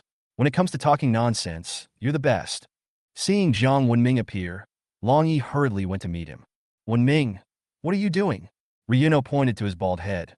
I accidentally caught fire while practicing, so I just shaved my head. Jiang Wenming replied somewhat awkwardly. Please ask the Huaxia Empire representative to come on stage as soon as possible. Bobby's voice sounded again. Okay, no more talking, I'll go up first. Jiang Wenming greeted Long Yi and walked quickly onto the stage. At this time, the representative of the Papal States had already come on stage. He was a middle-aged man wearing armor, and his style was a bit like a Western knight. Please choose a fighting method. Call the god to war. Jiang Wenming spoke without thinking. Only by calling on the name of God to fight can his greatest advantage be brought into play. The other party was obviously prepared and quickly handed a scroll to Bobby. Jiang Wenming also took out the list he had prepared long ago and handed it over. After taking the scroll, Bobby threw it into the air and announced the start of the game. But this time, they were not allowed to enter the Gate of Fortune, but were randomly selected from a list. The Papal States took the lead in selecting the participating gods. This is an angel with 3 pairs of wings behind him, holding a golden sword in his hand, which looks like it is burning with flames. Seraph Michael. Jiang Wenming frowned when he saw this person. He didn't expect that the Papal State would use its ultimate move right after its first move. Seraph Michael, also known as the Battle Angel, is the leader of the 7 Seraphs. He is extremely powerful and can be said to be the top fighter in the Eden Pantheon. Soon it was Jiang Wenming's turn. 10 golden lights lit up and fell on the 10 names on the scroll. Chapter 68. The combination of the golden horn and the silver horn, the advent of the golden and silver kings. Neza the third prince, Li Jing the pagoda-bearing heavenly king, the 2 generals Hung and Ha, the king of the golden horn and the silver horn, the scorpion spirit, the 100-eyed Taoist, the demon king Jiao, and the 9-spirited saint. Jiang Wenming glanced at the 10 names and made up his mind. The quality of the gods refreshed this time is still relatively high, and most of them are powerful people. Jiang Wenming focuses on the 5 characters: Neza, the scorpion spirit, the golden horn and silver horn, and the 9-spirited saint. Needless to say, Neza has a low status, but amazing fighting power. It's a pity that the opponent is Long Ye's natal deity, so it's difficult for him to choose. Otherwise, what's the difference between this and Ryuno appearing in person? The scorpion demon is very powerful, especially the needle at the back of her tail, which even Sun Wukong cannot withstand. Unfortunately, Michael has the ability to purify and restrain her poison. In the end, he could only look at the king of gold horn and silver horn and the saint of 9 spirits. Jiling Yuansheng is a prehistoric alien species with terrifying strength. Even Sun Wukong has to admit defeat when he sees him. But he is devoted to spiritual practice and does not like fighting, so he is bound to suffer some disadvantages when facing the battle angel Michael. In the end, only the Golden Horn and Silver Horn kings were left. Although the two demon kings were not very strong, they had strong backgrounds and a large number of magical weapons, especially the purple gold gourd and the golden rope, which are simply powerful weapons. They can catch anyone below the level of a saint. Thinking of this, Jiang Wenming began to have an idea in his mind. The seven-star sword is lightly lifted in my hand, and the banana leaf fan half covers my shoulders. Its shape is like flowing clouds leaving the sea and mountains, and its sound is like thunder shaking the mountains and rivers. He descended from the sky with great majesty and angrily led the group of monsters out of the cave. Purple gold gourd and jade vase, golden and silver horn lotus. The younger generation Jiang Wenming respectfully welcomes the arrival of the golden and silver boys. Jiang Wenming was gambling on the possibility of adding entries, and also gambling that Taishang Laojun would help him. Jin Jiao and Yin Jiao are originally two spirit energies, one yin and one yang. Now he forcibly merges and summons the two. This not only makes up for their original weaknesses, but also enhances their original strength. The fusion of yin and yang forms Tai Chi, which is the foundation of Taoism and is also valid in theory. Just look at the configuration of those Taoist bosses, and you will know that each of them has two boys beside him. Is this a coincidence? Of course not. The two boys represent yin and yang, while they themselves represent yuan. One yuan, two principles, three talents, for symbols, 5 elements, 6 paths, 7 stars, 8 trigrams, 9 palaces. 9 is the number of great perfection, and the one that is left behind is the 1 yuan. This cycle repeats over and over again. This is the Tao. No matter how things change, they still remain essentially the same. As Jiang Wenming's voice fell, a beam of black and white light fell from the void. It slowly condensed into a 2-meter-tall figure. He has 2 golden and silver horns on his head, where his armor has a golden rope around his waist, holds a 7-star sword in one hand, a jade bottle in the other, and carries a purple gold gourd behind his back. Success! Jiang Wenming was delighted. This attempt was too crucial for him.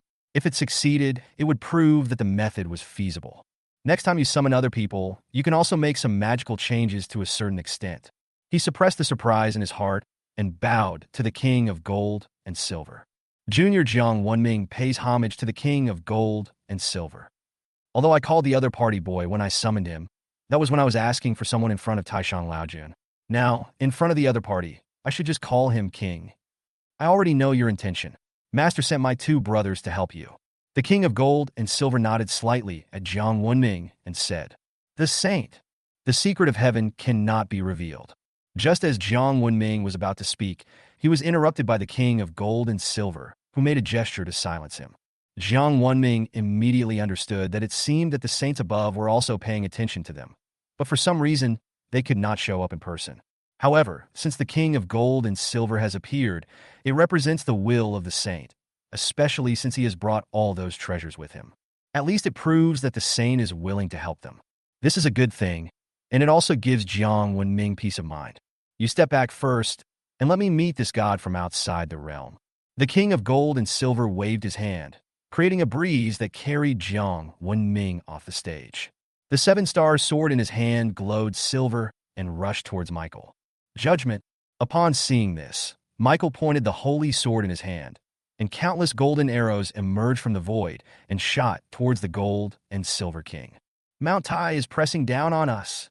The king of gold and silver stretched out his hand and pressed down, and a mountain fell from the void and smashed towards Michael. As soon as the two sides made a move, they started a contest of magic.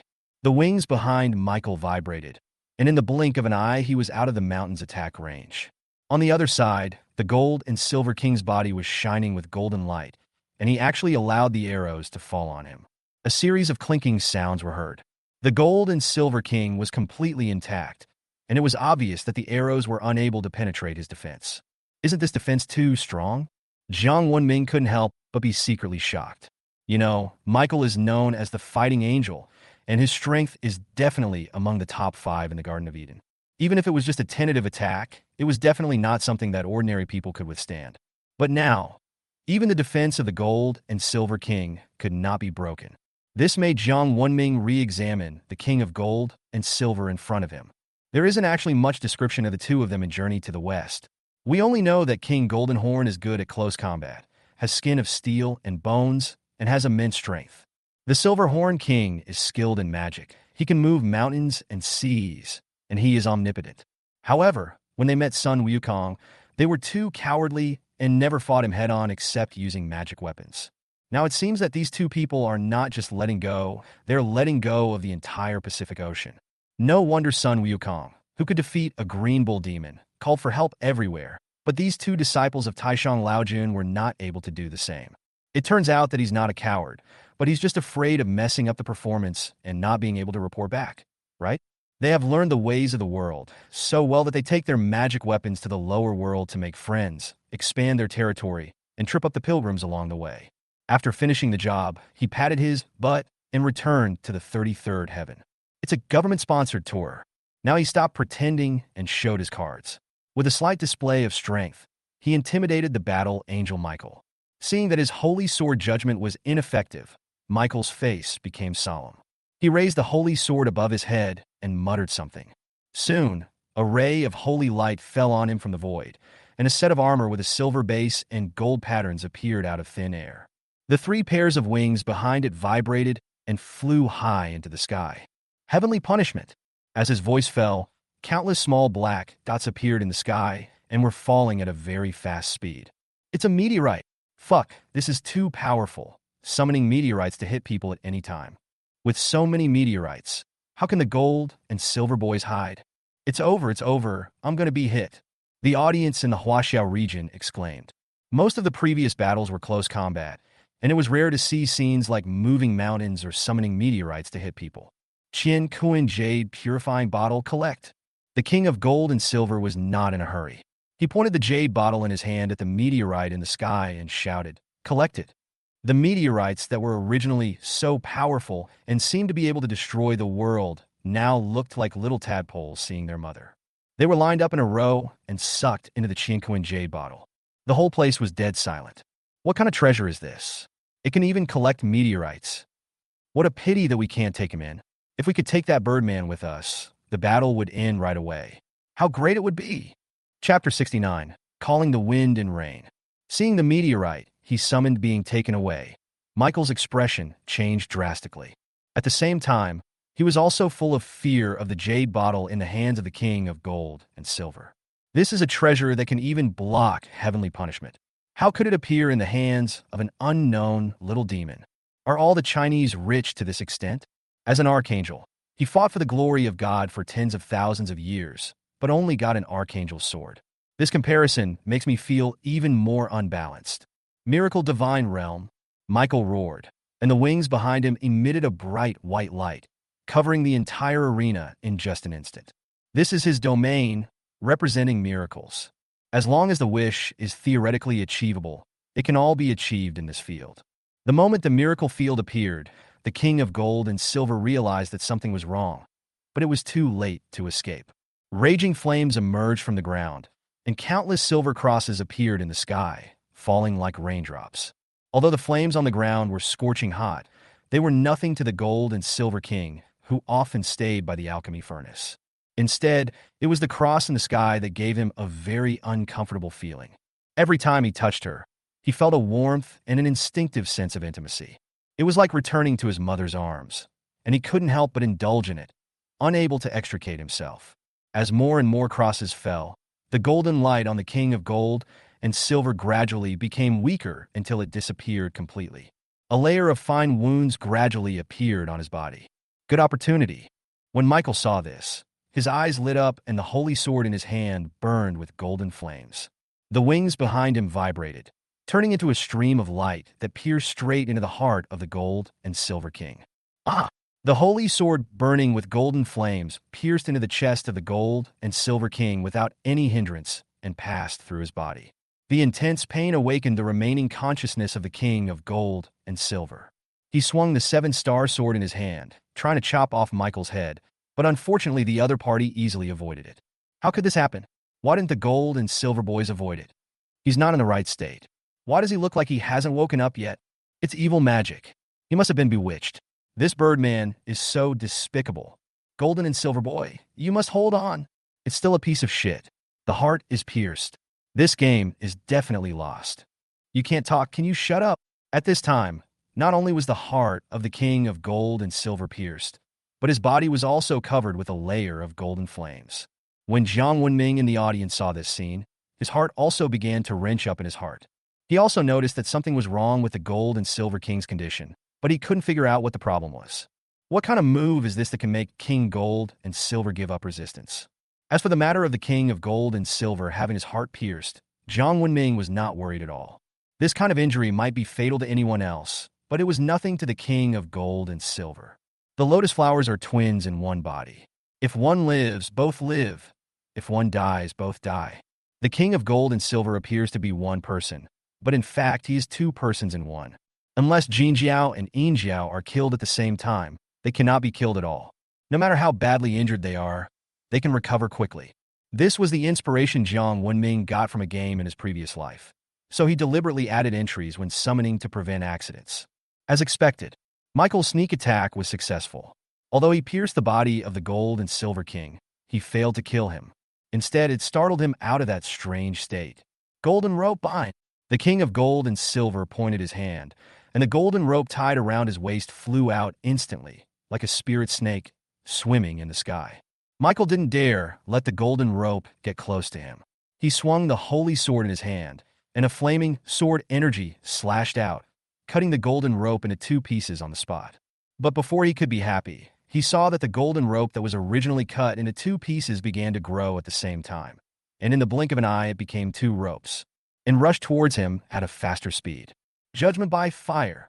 Michael swung the holy sword in his hand again, creating a large sea of fire, trying to burn the strange rope. But at this moment, the King of Gold and Silver suddenly moved, and his originally golden skin quickly turned silver. At the same time, there was an extra palm leaf fan in his hand. Before Michael could figure out why the other party didn't die, he saw the monster that had turned into silver waving the fan in his hand and fanning him. The sea of fire in the sky instantly rolled back, and both its speed and power were several times stronger than when Michael unleashed it. Michael's body, like a torn sack blown up by a typhoon, disappeared from its original position in an instant and slammed heavily into the barrier of the ring. Boom!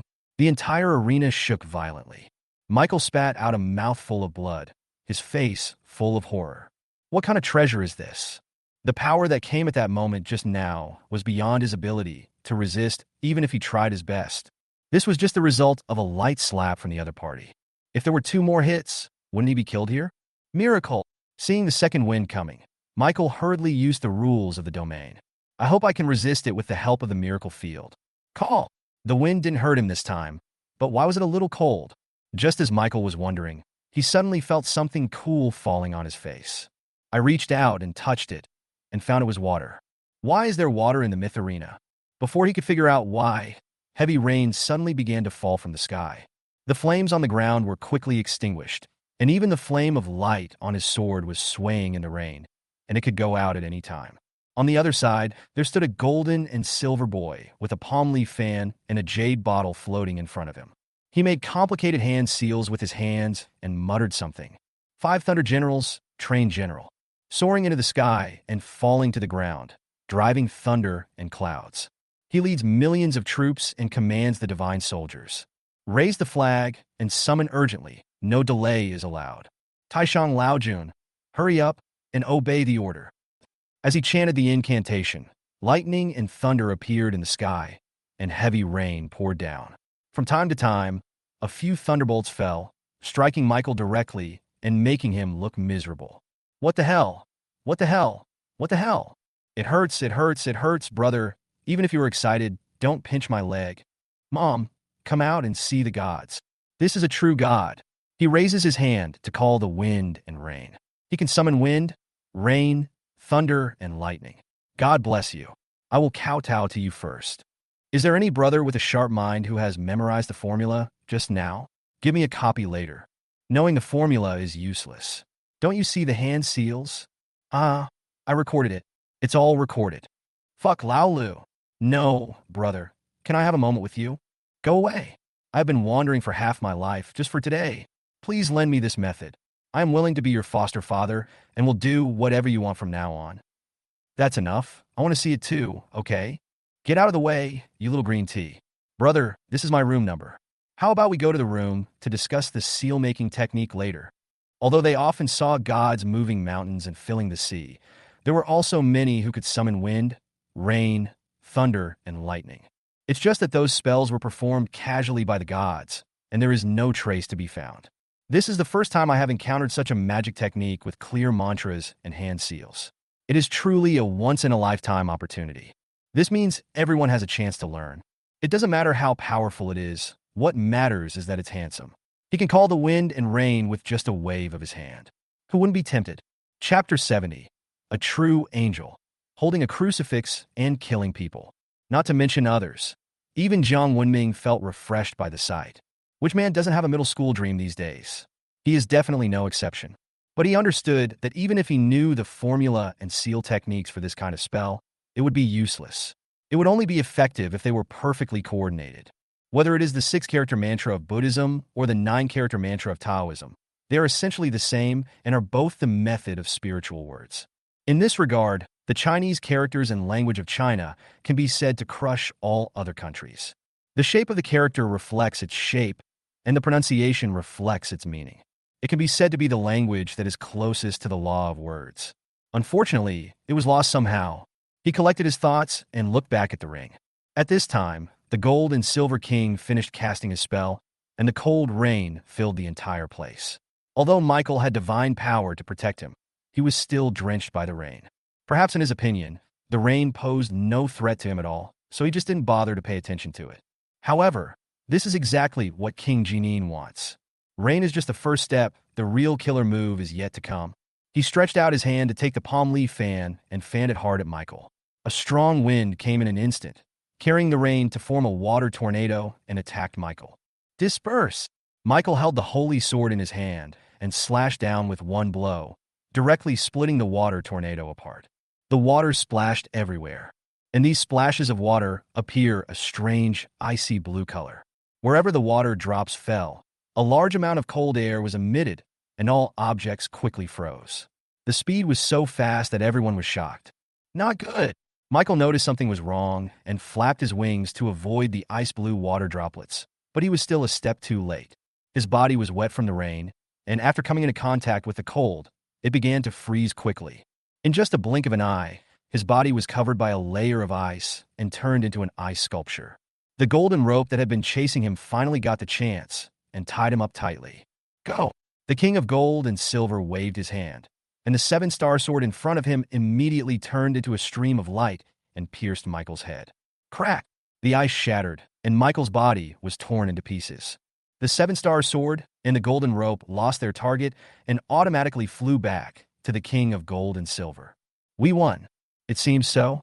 That Birdman has turned into scum, so he must have won. But why hasn't the referee announced the result yet? Now the audience has learned their lesson. As long as the referee doesn't come out to announce the result, it means the game is not over yet. No matter how outrageous the situation on the field is, no one dares to determine who will win or lose until the last moment. Time passes by every second. Michael's body was still inside the ice, his eyes open. But the host Bobby never showed up. What's going on? Is he not dead yet? Even Jiang Wenming was a little nervous. The king of gold and silver frowned slightly. He could sense that the opponent's life breath had disappeared, but the game had not yet ended, which meant that there were still variables. In order to avoid long nights and dreams, he took out the Qinkuan jade purifying bottle and pointed it at the pile of broken limbs. Receive! No response. Is your vitality so strong? The Qinkuan jade purifying bottle can store all inanimate objects, whether they are magic weapons, supernatural powers, or mountains, rivers, lakes, and seas. They can all be stored in it with a single thought. The only restriction is that no live animals can be collected. Now that Michael's body cannot be collected, it means that the other party is still alive, even if he no longer has any vital signs.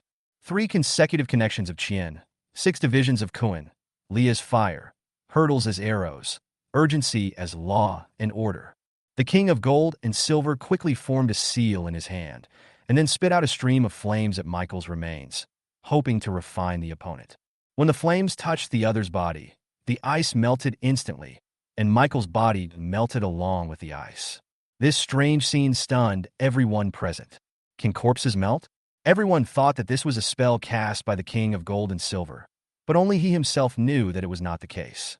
This is the other party's way of saving his life, because he could already feel that the other party's life force was recovering rapidly. Boom! Michael's body dissolved in the flames, then reassembled and condensed into shape. 3 pairs of white wings spread out, and a golden halo appeared above the head. This is his true form. Pagans, prepare for judgment.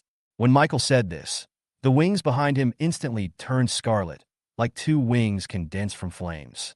With the point of the holy sword in his hand, countless silver crosses fell from the void. These crosses were different from the last ones. They were covered with thorns and looked bloody. No matter how you look at it, it looks like it's used for executions. The crucifix. Jiang Wenming's face darkened.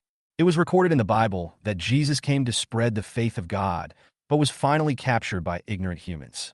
He was given a hat woven with iron thorns, and was forced to carry a cross, and was whipped and humiliated along the way. Finally, he was stripped naked, nailed to a cross, and bled to death. They used this to narrate to the world the greatness of the Son of God, who was sinless, but willing to be punished for all living beings. Isn't it tragic? However, what is terrifying to think about is that everything Jesus experienced was arranged by God. Christ's crucifixion was not accidental. He had become the Lamb of God at the creation of the world. A nominal Son of God died in torture, but the one who benefited was the Heavenly Father. It not only proves God's love for the world, but also proves his supreme authority to shepherd all living beings, killing 2 birds with 1 stone. He keeps saying that all living beings are his children, but the way he treats them becomes more and more cruel. Whether it is Adam, Eve, or Jesus, they are all his children, but their endings are more tragic than each other. The torture cross should be a taboo object, but now he uses it to deal with his enemies. That says it all. That is faith, but also judgment. No wonder the King of Gold and Silver was in a trance before. It was all because of that old god. Jiang Wenming finally figured out the key. That is a form of brainwashing, which is a common tactic used by them in Buddhism, relying on brainwashing to forcibly convert others' beliefs. This is a kind of mental attack that penetrates every corner, so the King of Gold and Silver will be affected. Now the other party is using the same old trick again, obviously intending to use this method to forcibly convert the King of Gold and Silver. No, I have to find a way to stop him. When facing mental attacks, the best way is to strengthen your will. Jiang Wenming carefully recalled all the information in his mind, hoping to find a solution. Would it be better if we sang the national anthem at this time? This was the first thought in Jiang Wenming's mind. However, he quickly rejected it. The reason is very simple. The national anthem is only useful to contemporary Chinese people. The King of Gold and Silver is a monster from some unknown era. Isn't it like playing the lute to a cow to sing the national anthem with him? Got it. A book suddenly came to Jiang Wenming's mind. Chapter 71. Leading the recitation of the Tao Te Ching, Lao Tzu appears. The Tao that can be told is not the eternal Tao. The name that can be named is not the eternal name. The nameless is the beginning of heaven and earth. The named is the mother of all things. Jiang Wenming was extremely grateful to his former university teacher at this moment, who had not threatened to fail him, but had forced him to memorize the texts. Now he just happened to need them. In order to make the King of Gold and Silver hear more clearly, he deliberately performed a magical transformation. This scene left the audience stunned. What is Jiangshan doing? Recite the text? Why haven't I learned this one? Is there any top student here who can explain to me what this means? Li Jianguo and a group of generals on the rostrum were all confused and didn't know what Jiang Wenming was going to do. The Tao that can be told is not the eternal Tao. The name that can be named is not the eternal name. Li Jianguo chewed on these 2 sentences over and over again, and the more he chewed, the more he felt that the artistic conception contained in them was profound and unfathomable. Long Yi, who had been paying attention to the fight in the ring, noticed something unusual. As Jiang Wenming recited, the Gold and Silver King, who was originally suppressed, actually showed a tendency to become stronger. Could it be related to these words? But seeing Jiang Wenming shouting at the top of his lungs, I somehow couldn't help but recite along with him. The Tao that can be told is not the eternal Tao. The name that can be named is not the eternal name. The dragon guards who were closer to Long Yi couldn't help but recite along after hearing Long Ye's recitation. Soon more and more people started from speaking softly to speaking loudly, and from being chaotic to being orderly. Heaven and earth are not benevolent. They treat all things as straw dogs. Sages are not benevolent. They treat the people as straw dogs. As everyone recited in unison, a mysterious aura rose from China. This moment, everyone forgot all the distracting thoughts in their minds and became immersed in the scriptures.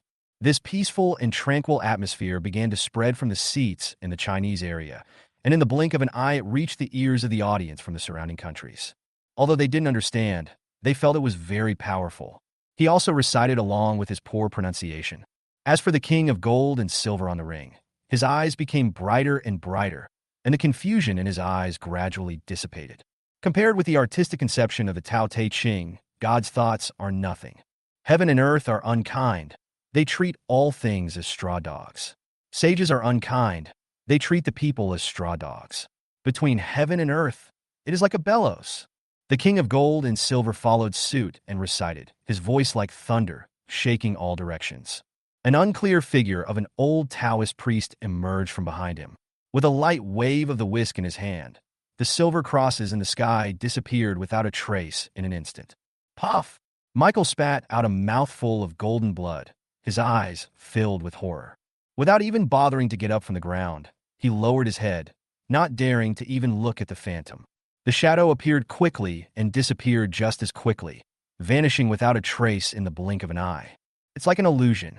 But no one present dared to think so, because the opponent had just hit Michael seriously with a light swing. This strength is simply horrifying. Only Jiang Wenming looked excited and almost blurted out the other person's name. Taishang Laojun, this is Taishang Laojun. Jiang Wenming screamed in his heart, the saint has appeared. Little guy, don't let your imagination run wild. What you are reciting is the scripture of Laozi Lier. What does it have to do with me, the Lord of Tao and virtue? A warm voice suddenly sounded in my mind. Jiang Wenming was stunned for a moment. Then he realized that it was Taishang Laojun who was sending him a message. Etc. Laozi Lier? Aren't he and the Lord of Tao and morality the same person? Judging from the tone of the other party's words, it seems that he does not acknowledge the relationship between the two. But why hide it? Could be related to the mythological civilization fault. Jiang Wenming recalled the past events in his mind. It seemed that the gods he summoned had told him implicitly not to call out their real names. Now, combined with the reaction of the Lord of Morality, a bold guess emerged in Jiang Wenming's mind. The gods were trapped somewhere, restricted, and had their true names erased from the human world. The higher the status of the god, the greater the restrictions he faces. This can be seen from the previous calling of names. None of the bigwigs in China, including the top bigwigs from other pantheons, showed up. Among the Tathagata, Hela, Siniseo, and Tsukuyami who have appeared so far, except for Tathagata who is at the saint level, the others are only equivalent to the Daoyuo Jingxian level. Including the crippled Shiva, he was not as powerful as the legend said. You have to know that in myths and legends, these are all powerful God-King level beings, representing the end of a pantheon. But the combat effectiveness displayed was not as good as expected. Jiang Wenming hadn't thought too much about it before, but now it seems that there's a lot of water in this. But there's no point in thinking about this now. The most urgent task is to get the keys of good fortune from the other two empires first. His eyes returned to the ring. At this time, the gold and silver kings regained their golden skin, which meant that the golden horn king had fully recovered, and the two sides switched forms. Mountain moving technique. The king of gold and silver raised his hands in the air as if he was holding a mountain, and smashed it towards Michael with all his strength. Michael was seriously injured at this time, with countless broken bones in his body. It was difficult for him to move. He could only watch as a mountain fell from the void. Boom! The earth shook violently. Michael's figure disappeared and was crushed under the mountain. It's finally over. Jiang Wenming breathed a sigh of relief. After fighting for so long, it finally comes to an end. Now all we have to do is wait patiently for the host to announce the results of the competition. Time passed by minute, but Bobby never showed up. Isn't he still dead? Jiang Wenming was shocked. The opponent was already at the end of his strength just now, and now he was hit by the mountain. How could he not die? As if to verify his idea, the mountain began to shake violently. The mountain rose little by little until it was completely off the ground. Jiang Wenming's pupil shrank. What did he see? A tall figure with 3 pairs of jet black wings behind him. You should know that angels' wings are all pure white, symbolizing purity. But now an angel with black wings appears. A name emerged in Jiang Wenming's mind. Fallen angel Lucifer. But the one who was suppressed just now was clearly the battle angel Michael. So how could Lucifer appear there? Where is Michael? A series of questions arose in Jiang Wenming's mind. Unless Michael and Lucifer are the same person, Jiang Wenming was shocked by his own thoughts. One of the two represents God, and the other represents the devil. Lucifer is even called Satan, the king of hell. It is well known that he is at odds with the gods in heaven. But now the facts are before us. Michael is Lucifer, also Satan, the king of hell. All of this is a conspiracy by the gods in heaven to manipulate all living beings. Chapter 72, Fallen Angel Lucifer. Merciful Heavenly Father, what exactly did I see? Why did the archangel become Satan? This must be an illusion created by the Chinese god. Don't believe it. We should believe in the Heavenly Father. How could he allow Satan to become the archangel? Even the audience in the Papal States found this scene difficult to accept, and some even felt as if their faith had collapsed. They try to make up stories to justify their beliefs. But for people in other empires, they don't care whether it is an angel or a devil. The originally clear situation became confusing again. The archangel turned into Satan. The gods in the Garden of Eden really know how to have fun. The high-ranking officials of the Greek Empire showed a look of sarcasm on their faces. Anyone with a discerning eye can see what's going on. It's just that the collapse of the faith of the Papal States has nothing to do with them, and they don't believe in God. They only care about winning or losing the battle. Lucifer, surrounded by black air, held up the mountain with both hands and walked towards the king of gold and silver step by step. He threw the mountain aside and looked at him with cold eyes. A giant sickle with a chilling aura appeared. Death's scythe. Lucifer flapped his wings behind him, transformed into a flash of lightning, and swung his sickle towards the neck of the gold and silver king. Golden light spell. The king of gold and silver shouted loudly, and a layer of golden light enveloped his body. Clang! There was a sound of metal collision, and the gold and silver king took 2 steps back, but was not hurt. Lucifer looked solemn, and his body turned into a shadow again, slashing towards the king of gold and silver. The clanging sounds were endless, and the onlookers were dazzled. But no matter how Lucifer attacked, he could not break through the defense of the king of gold and silver. That layer of golden light seemed to be impervious to all attacks. No matter how he attacked, he could not break it. Although every time the king of gold and silver attacked, his power was incredible, but he could not touch Lucifer. The two sides were in a stalemate. Golden rope. Soon, the king of gold and silver threw out the golden rope and rushed forward with the 7-star sword in his hand. Lucifer knew how powerful the golden rope was, so he didn't dare let it get close to him and could only rely on his mobility to dodge continuously. Seeing that he was unable to catch up with Lucifer, the king of gold and silver became a little anxious. He stopped immediately, and a silver light flashed on his body. Switch to Silver Horn King mode. Wind, rain, thunder, and lightning, obey my command. The Silver Horn King wielded the 7-star sword and began to cast a spell. In an instant, the wind and clouds surged, and countless thunders flashed in it. Fall! With his order, countless lightning bolts fell, covering the entire arena. Faced with this kind of covering attack, Lucifer had no way to avoid it and could only resist it. After the thunder and lightning, the black air around Lucifer's body was dispersed, and green smoke came out of his whole body, which was a horrible sight. You succeeded in irritating me. As he spoke, 3 pairs of wings as white as jade slowly grew out from behind him, and a weapon that looked like a sword but was not a sword appeared in his hand. The weapon was covered in rust, had double-edged blades but no tip.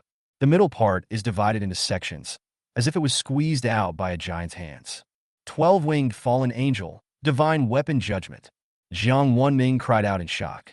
This weapon is very famous. It is said that before Lucifer fell, he used this weapon to fight for God and slaughtered countless gods. It represents the will of God and is therefore called the Blade of Judgment. It can be said to be a powerful artifact second only to the shepherd's whip in God's hand. The 12 wings formed after the fusion of Michael are exactly the form of Lucifer before his fall. Holy Light Seraph, Lucifer. This is his true fighting form. King Gold and Silver, be careful. He holds the artifact Judgment. Also, his name is Holy Light Seraph Lucifer. Jiang Wenming shouted loudly, using all his strength. The audiences were all confused and didn't understand why Jiang Wenming emphasized the other person's identity and name. I didn't expect that in your China, there is someone who can call out my nickname and real name. Lucifer was also a little surprised when he heard Jiang Wenming's words. The title of Holy Light Seraph became a taboo after he left the Garden of Eden, and even some newly born angels did not know it. Unexpectedly, I was called out by a foreign kid who had just reached adulthood, but he didn't take it seriously. What if I knew his real name? Could I still cast a curse on him? But he has another identity, that is Satan, the Lord of Hell. What curse could work on him? However, after hearing Jiang Wenming's words, a smile appeared on King Silverhorn's face. I should have told him the other person's real name long ago. How can he use his ultimate move without knowing his real name? But it's not too late now. He reached out and took off the purple gold gourd that he had been carrying from behind his back. The gourd automatically shrank the moment it was taken down and fell into his hands. The Silver-Horned King pulled out the cork from the gourd, pointed the bottle mouth at Lucifer, and shouted, "Lucifer, the Seraph of Holy Light." Lucifer hummed in confusion. The next moment, his body flew uncontrollably towards the purple gold gourd. Holy light feel. Lucifer was horrified and quickly expanded his domain. But he still couldn't stop being sucked in. At the moment he was sucked into the gourd, he used the magical weapon in his hand to cross the mouth of the gourd to prevent himself from being completely sucked in. The Blade of Judgment is a divine weapon, and its grade is similar to that of the purple gold gourd, so it cannot be absorbed in, and the two sides are in a stalemate. Hell is coming. A charred, sulfur-smelling, scorched earth world appeared, and countless evil spirits crawled out from every corner, rushing madly towards the Silver-Horned King. Faced with these endless evil spirits, the Silver-Horned King had no choice but to forcibly stop controlling the purple gold gourd. 5 Thunder Curse. When facing evil spirits, the best spell is the 5-directional divine thunder. Countless bolts of lightning fell, and although they cleared out the evil spirits around him, they also allowed Lucifer to successfully escape the suction of the purple gold gourd and run away. Grass. Jiang Wenming's defense was broken directly. It was just a little bit short of putting Lucifer into the purple gold gourd. The other party must be on guard now, and it would be extremely difficult to get him to agree. After escaping from the trap, Lucifer did not move away, but swung the judgment in his hand and slashed at the Silver-Horned King. The Silver-Horned King was obviously not as tough as the Golden-Horned King. He did not dare to withstand the opponent's attack and could only dodge everywhere. Lucifer was so perceptive that he quickly noticed the problem with the two forms of the Gold and Silver King. The Golden-Horned King is not afraid of physical attacks and has immense strength. The Silver-Horned King is not afraid of magical attacks and is good at using various spells. The advantages and disadvantages of both sides are obvious. The Golden Horn and the Silver Horn are one yin and one yang. Lucifer and Michael are one light and one dark. How similar the two sides are. In that case, then try this trick. Lucifer sneered, and his body suddenly split into two. Chapter 73, I Call You. Do you dare to answer? It's not just the people that are divided, but also the Blade of Judgment. The battle angel Michael, holding the holy sword of light Archangel Blade, stands on the left. Satan, the god of death, holding the dark Hallows scythe, stands on the right. The two sides formed a siege and launched an attack on the Silver-Horned King at the same time. Battle Angel Michael, god of death Satan, Jiang Wenming shouted again. The Silver-Horned King immediately understood and pointed the purple gold gourd in his hand at Michael. Michael, I call you. Do you dare to answer? When Jiang Wenming heard this, he almost fell to the ground and died. Is this Silver-Horned King a fool? Now that you ask this, even a fool would know there is a problem. Oh, you idiot, you thought I would? Michael sneered, and before he could finish his words, he was sucked into the purple gold gourd. That's fine too. Jiang Wenming was completely speechless. There really are fools. Upon seeing this, Satan quickly threw out his sickle and reassembled it into the Blade of Judgment. At the same time, they advanced and attacked the Silver-Horned King. The Silver-Horned King was unable to cope with the situation and had to give up controlling the purple gold gourd, watching Michael escape. Well, almost again. What a pity. I feel that the gourd of the golden and silver boys is very powerful. Just by calling someone's name, they can be taken in. It's really amazing, but it's a pity that I can only take one person at a time, otherwise I would have one long ago. The audience in the Chinese region felt regretful after watching this. It's obviously just a little bit short, but I'm always interrupted at the critical moment. The god of death, Satan, had obviously seen through the shortcomings of the purple gold gourd. He hid among the group of evil spirits with a sickle in his hand and commanded those evil spirits to serve as cannon fodder. Michael fought against the Silverhorn King head-on. No, it should be said that we should suppress him and beat him. The Silverhorn King is good at magic and is no match for Michael in close combat. After only a few rounds of fighting, he was covered in blood. Switched to melee combat for King Golden Horn. Jiang Wenming acted as the conductor under the ring. The Silverhorn King was furious with Michael at this time. Seeing Jiang Wenming still pointing fingers at him, he became even more angry. If you can do it, go ahead. Is it okay? Why didn't you say so earlier? When Jiang Wenming heard this, his eyes suddenly lit up. Although the King of Gold and Silver is very powerful, his brain is not very good, so he has these 3 treasures in vain. It's all in vain. When Jiang Wenming heard that he could play, he was not afraid. Instead, he felt eager to try. When King Silverhorn saw Jiang Wenming's expression, he was also stunned. What he said just now was just an angry remark, but he didn't expect that this silly boy took it seriously. What are you immortal doing here? Just wait down there quietly, or I'll skin him alive. No, King Silverhorn, it doesn't matter if I'm weak. Can't you just lend me your strength? Just wait and see how I can help you deal with them. Hearing what Jiang Wenming said, King Silverhorn was so depressed that he almost vomited blood. Look, is this human language? I can't do it, so why don't you come? I'm lending you the power. Why don't you go to heaven? But now he had no better way to deal with the enemy in front of him. Just as he was hesitating, the voice of King Golden Horn sounded in his mind. Second brother, why not let him try? If it doesn't work, use that trick. Seeing that his eldest brother had spoken, King Silverhorn could only accept his fate. Displacement. A stone was kicked away by him. The next moment, Jiang Wenming appeared on the ring. Junior Jiang Wenming, please come to me, King of Gold and Silver. Although Jiang Wenming was startled by the sudden change of position, he quickly calmed down. He immediately began to perform the spell to summon the gods. The King of Gold and Silver was not polite either. He immediately turned into a stream of light and merged into Jiang Wenming's body. Feeling the surging power in his body, Jiang Wenming wanted to roar excitedly. That's the feeling. It is no less powerful than Bai Qi's previous possession.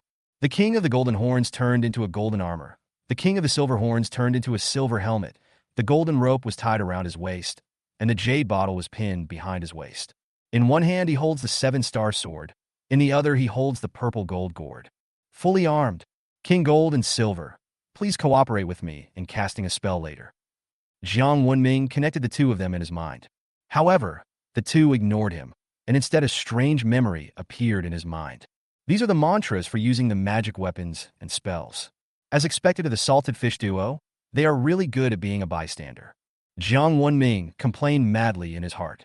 Their meaning is very clear. They will give you everything, whatever you want, and you can use it freely. The audience was already stunned. Especially the audience in the Chinese region, they never expected that Jiang Wenming would actually take the stage in person. This is a battle of gods. This is not a mythical arena battle. As long as they are on the field, the gods can directly attack those favored by them. How dare he? Is God Jiang crazy? No matter how urgent it is, I can't go on the field myself. It's all over now. Won't I be chopped down by the opponent? That shouldn't be the case. God Jiang is not a fool. He must have his reasons for doing this. We should trust him. That's right. God Jiang is my father. How could he fall here? What? God Jiang has a daughter. It doesn't look like it. How old are you, sister? I'm 8 years old. Fuck. He is worthy of being called God Jiang. He can give birth at the age of 8. On the ring, Jiang Wenming looked at the army of evil spirits rushing towards him and took a deep breath. Call! A gust of wind came out of his mouth. Samadhi divine wind. All the evil spirits that were blown by the wind were instantly turned into ashes.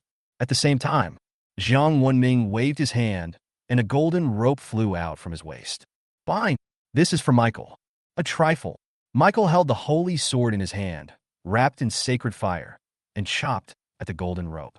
But the next second, the golden rope in front of him disappeared without a trace. Wrong. Not disappearing.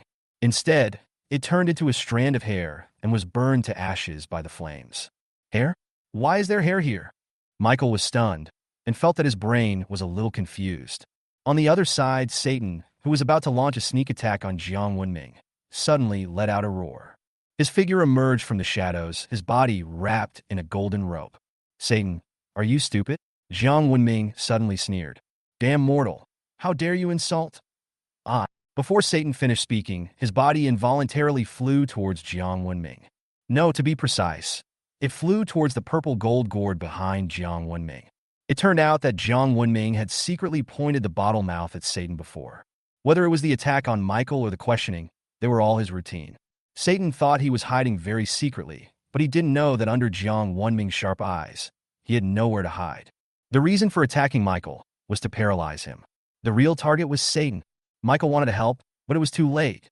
At this time, Satan was tied up by the golden rope and could not use judgment to resist the suction of the purple gold gourd. In just a blink of an eye, it was included. After Satan was put into the purple gold gourd, Jiang Wenming quickly took out the cork and blocked the bottle mouth. Michael, right? Now you're the only one left. An evil smile appeared on Jiang Wenming's lips. Chapter 74. Jiang Shen died again. Don't panic. Wait and see him come back to life. Somehow, after seeing the smile on Jiang Wenming's face, Michael felt a little creepy. He actually felt fear towards a mortal. I'm just a humble mortal. Don't open your mouth and speak like a mortal. What do you think you are in my eyes? A god? No. You are nothing more than a birdman with wings. Michael was about to retort when he suddenly caught a glimpse of Jiang Wenming, who seemed to be intentionally or unintentionally pointing the gourd mouth towards him. This outrageous move almost made him vomit blood on the spot. I can't pay attention to him. This guy just wants me to talk to him. I absolutely can't be fooled. Michael kept reminding himself in his heart, every failure makes one wiser. Since he knew that if he answered the other party's question, the gourd would be taken away, how could he be fooled a second time? It's a pity that Satan was sucked into the gourd, and he couldn't restore his 12-winged form. The current strength has been greatly reduced, but it's enough to deal with a mortal. Divine punishment. Light swords appeared from behind Michael. Here you go again. You really won't cry until you see the coffin. Jiang Wenming was speechless for a while. He kept using these few moves over and over again. It looked like the game would be over soon. He casually took out the jade bottle from behind and pointed the mouth of the bottle at the lightsabers that were about to fall. Go! Receive! Both sides attacked at the same time. Countless sword lights fell, but were absorbed by the jade bottle. That's it. Jiang Wenming was about to mock Michael when he suddenly realized that he had lost track of him. Not good! Jiang Wenming shouted loudly and immediately planned to leave the place. A golden sword pierced through his chest, and the golden flames instantly burned his body to ashes. Mortals are just mortals. Even if you have so many treasures and great powers, it cannot change the fact that you do not have divine bodies. Michael's sarcastic voice spread throughout the room. Although we lost the incarnation of Satan in this battle, we were able to obtain so many treasures, so overall it was not a loss. Ah, God Jiang is dead. God Jiang died again? Fuck, brother, your words made me hold back my tears instantly. Suddenly I feel that Jiang Shun's level of faking his death is getting higher and higher. Why do you all think that God Jiang is not dead? I don't need to guess. I know there will be a twist. The host hasn't even come out yet. What you said seems to make sense. The audience in the Chinese region was not at all panicked. After experiencing several ups and downs, they were no longer surprised. No one would believe that Jiang Wenming was really dead, except Michael in the ring. Your Holiness, should we alert the Archangel? A cardinal whispered to the Pope beside him. The Archangel has the guidance of Heavenly Father. When is it our turn as servants to give reminders? The Pope glared at the cardinal beside him, as if questioning him. Are you teaching me how to do things? The papal state seemed harmonious, but in fact it was divided into two factions, one believing in God Jehovah, and the other believing in the true Lord Jesus. Although on the surface they are the same faction, those who know their history know that the two factions are not in harmony with each other. This generation of popes belongs to the Jesus faction. They belong to heaven, while Michael belongs to the Garden of Eden. It is not important for them to win or lose against China. What is important is to take advantage of this opportunity to weaken the power of the other faction, and thus become the only belief. But this idea can be done, but not said. On the ring, Michael reached out and picked up the treasures that had fallen to the ground, especially the purple gold gourd and the jade bottle. One can recruit people, and the other can recruit spells. They are simply treasures to him. With these treasures, future battles will be easier. Michael smiled. Suddenly, the golden rope suddenly moved on its own, spreading along his palm, quickly spreading throughout his body, and becoming tighter and tighter. It turns out that angels are also greedy. I thought you were really pure and unselfish. Jiang Wenming's teasing voice came. Next second, the palm leaf fan that was lying on the ground and had not been picked up suddenly moved and then turned into the appearance of Jiang Wenming. 72 transformations. Who are you? Michael's pupil shrank and he asked harshly, feeling inexplicably shocked. Because he didn't notice from beginning to end when the other party transformed. And what happened to the person he just killed? Could it be that there are two people favored by God? It cannot be blamed on his lack of knowledge. The magical power of incarnation is only circulated in the East, and the Western gods have never seen it. Who are you? Didn't you just call me a lowly mortal? Now that you are about to be killed by a mortal like me, do you feel angry? Jiang Wenming said this as he raised the seven-star sword in his hand and stabbed it towards his head. Clang! When the sword touched Michael's body, it was bounced away. Jiang Wenming looked at the seven-star sword in his hand with some confusion. Ha! A mere mortal dreams of killing a god. Michael gave a sarcastic laugh. Jiang Wenming didn't believe it and chopped a few more times with his sword, but it was still bounced away. Mortals are mortals after all. How can they hurt gods? He is a divine body, and no one can hurt him unless they possess divine power. Although Jiang Wenming possesses the power of the king of gold and silver, he himself does not have any divine power. He saw this clearly and dared to ridicule without restraint. Although he was tied up now, the power of the golden rope was limited. As long as he delayed for a while, he would be able to break free. By then, he would definitely use the most cruel method to kill the mortal who blasphemed the angel. Let us two brothers do it instead. You don't have divine power, so you can't kill him. The voice of the king of gold and silver rang in Jiang Wenming's mind. So you need to use divine power. Why didn't you say so earlier? Jiang Wenming suddenly realized. What do you mean? You have supernatural powers? How is that possible? The king of gold and silver was bewildered. Divine power is the name given to the Western gods, and they have another name in the East, the power of all living things. Only people and gods who are worshipped with incense and offerings can be condensed. Jiang Wenming doesn't have a deity status, so how could he possibly receive incense and offerings? I don't have divine power, but my natal deity does. The blood affinity between him and Dijun is 99%, so it is very easy for him to borrow the other party's divine power. It's just that he has never shown it to the world, so the king of gold and silver and the others naturally don't know about it. Junior Jiang Wenming respectfully invites the Lord of Heaven, the father of the 10 sons, and the emperor of all monsters, Jun, to come. As he finished speaking, a white light suddenly lit up in the gate of creation. In an instant, the whole world lost its color. The golden armor and silver helmet on Jiang Wenming's body also fell off automatically, and he turned into two great demons, the king of golden horn and the king of silver horn. Boom! White light fell on Jiang Wenming's body, and a pair of golden wings spread out behind him. His body flew up involuntarily and stood high in the sky. Endless light emanated from him, like a second sun, illuminating the eyes of the crowd.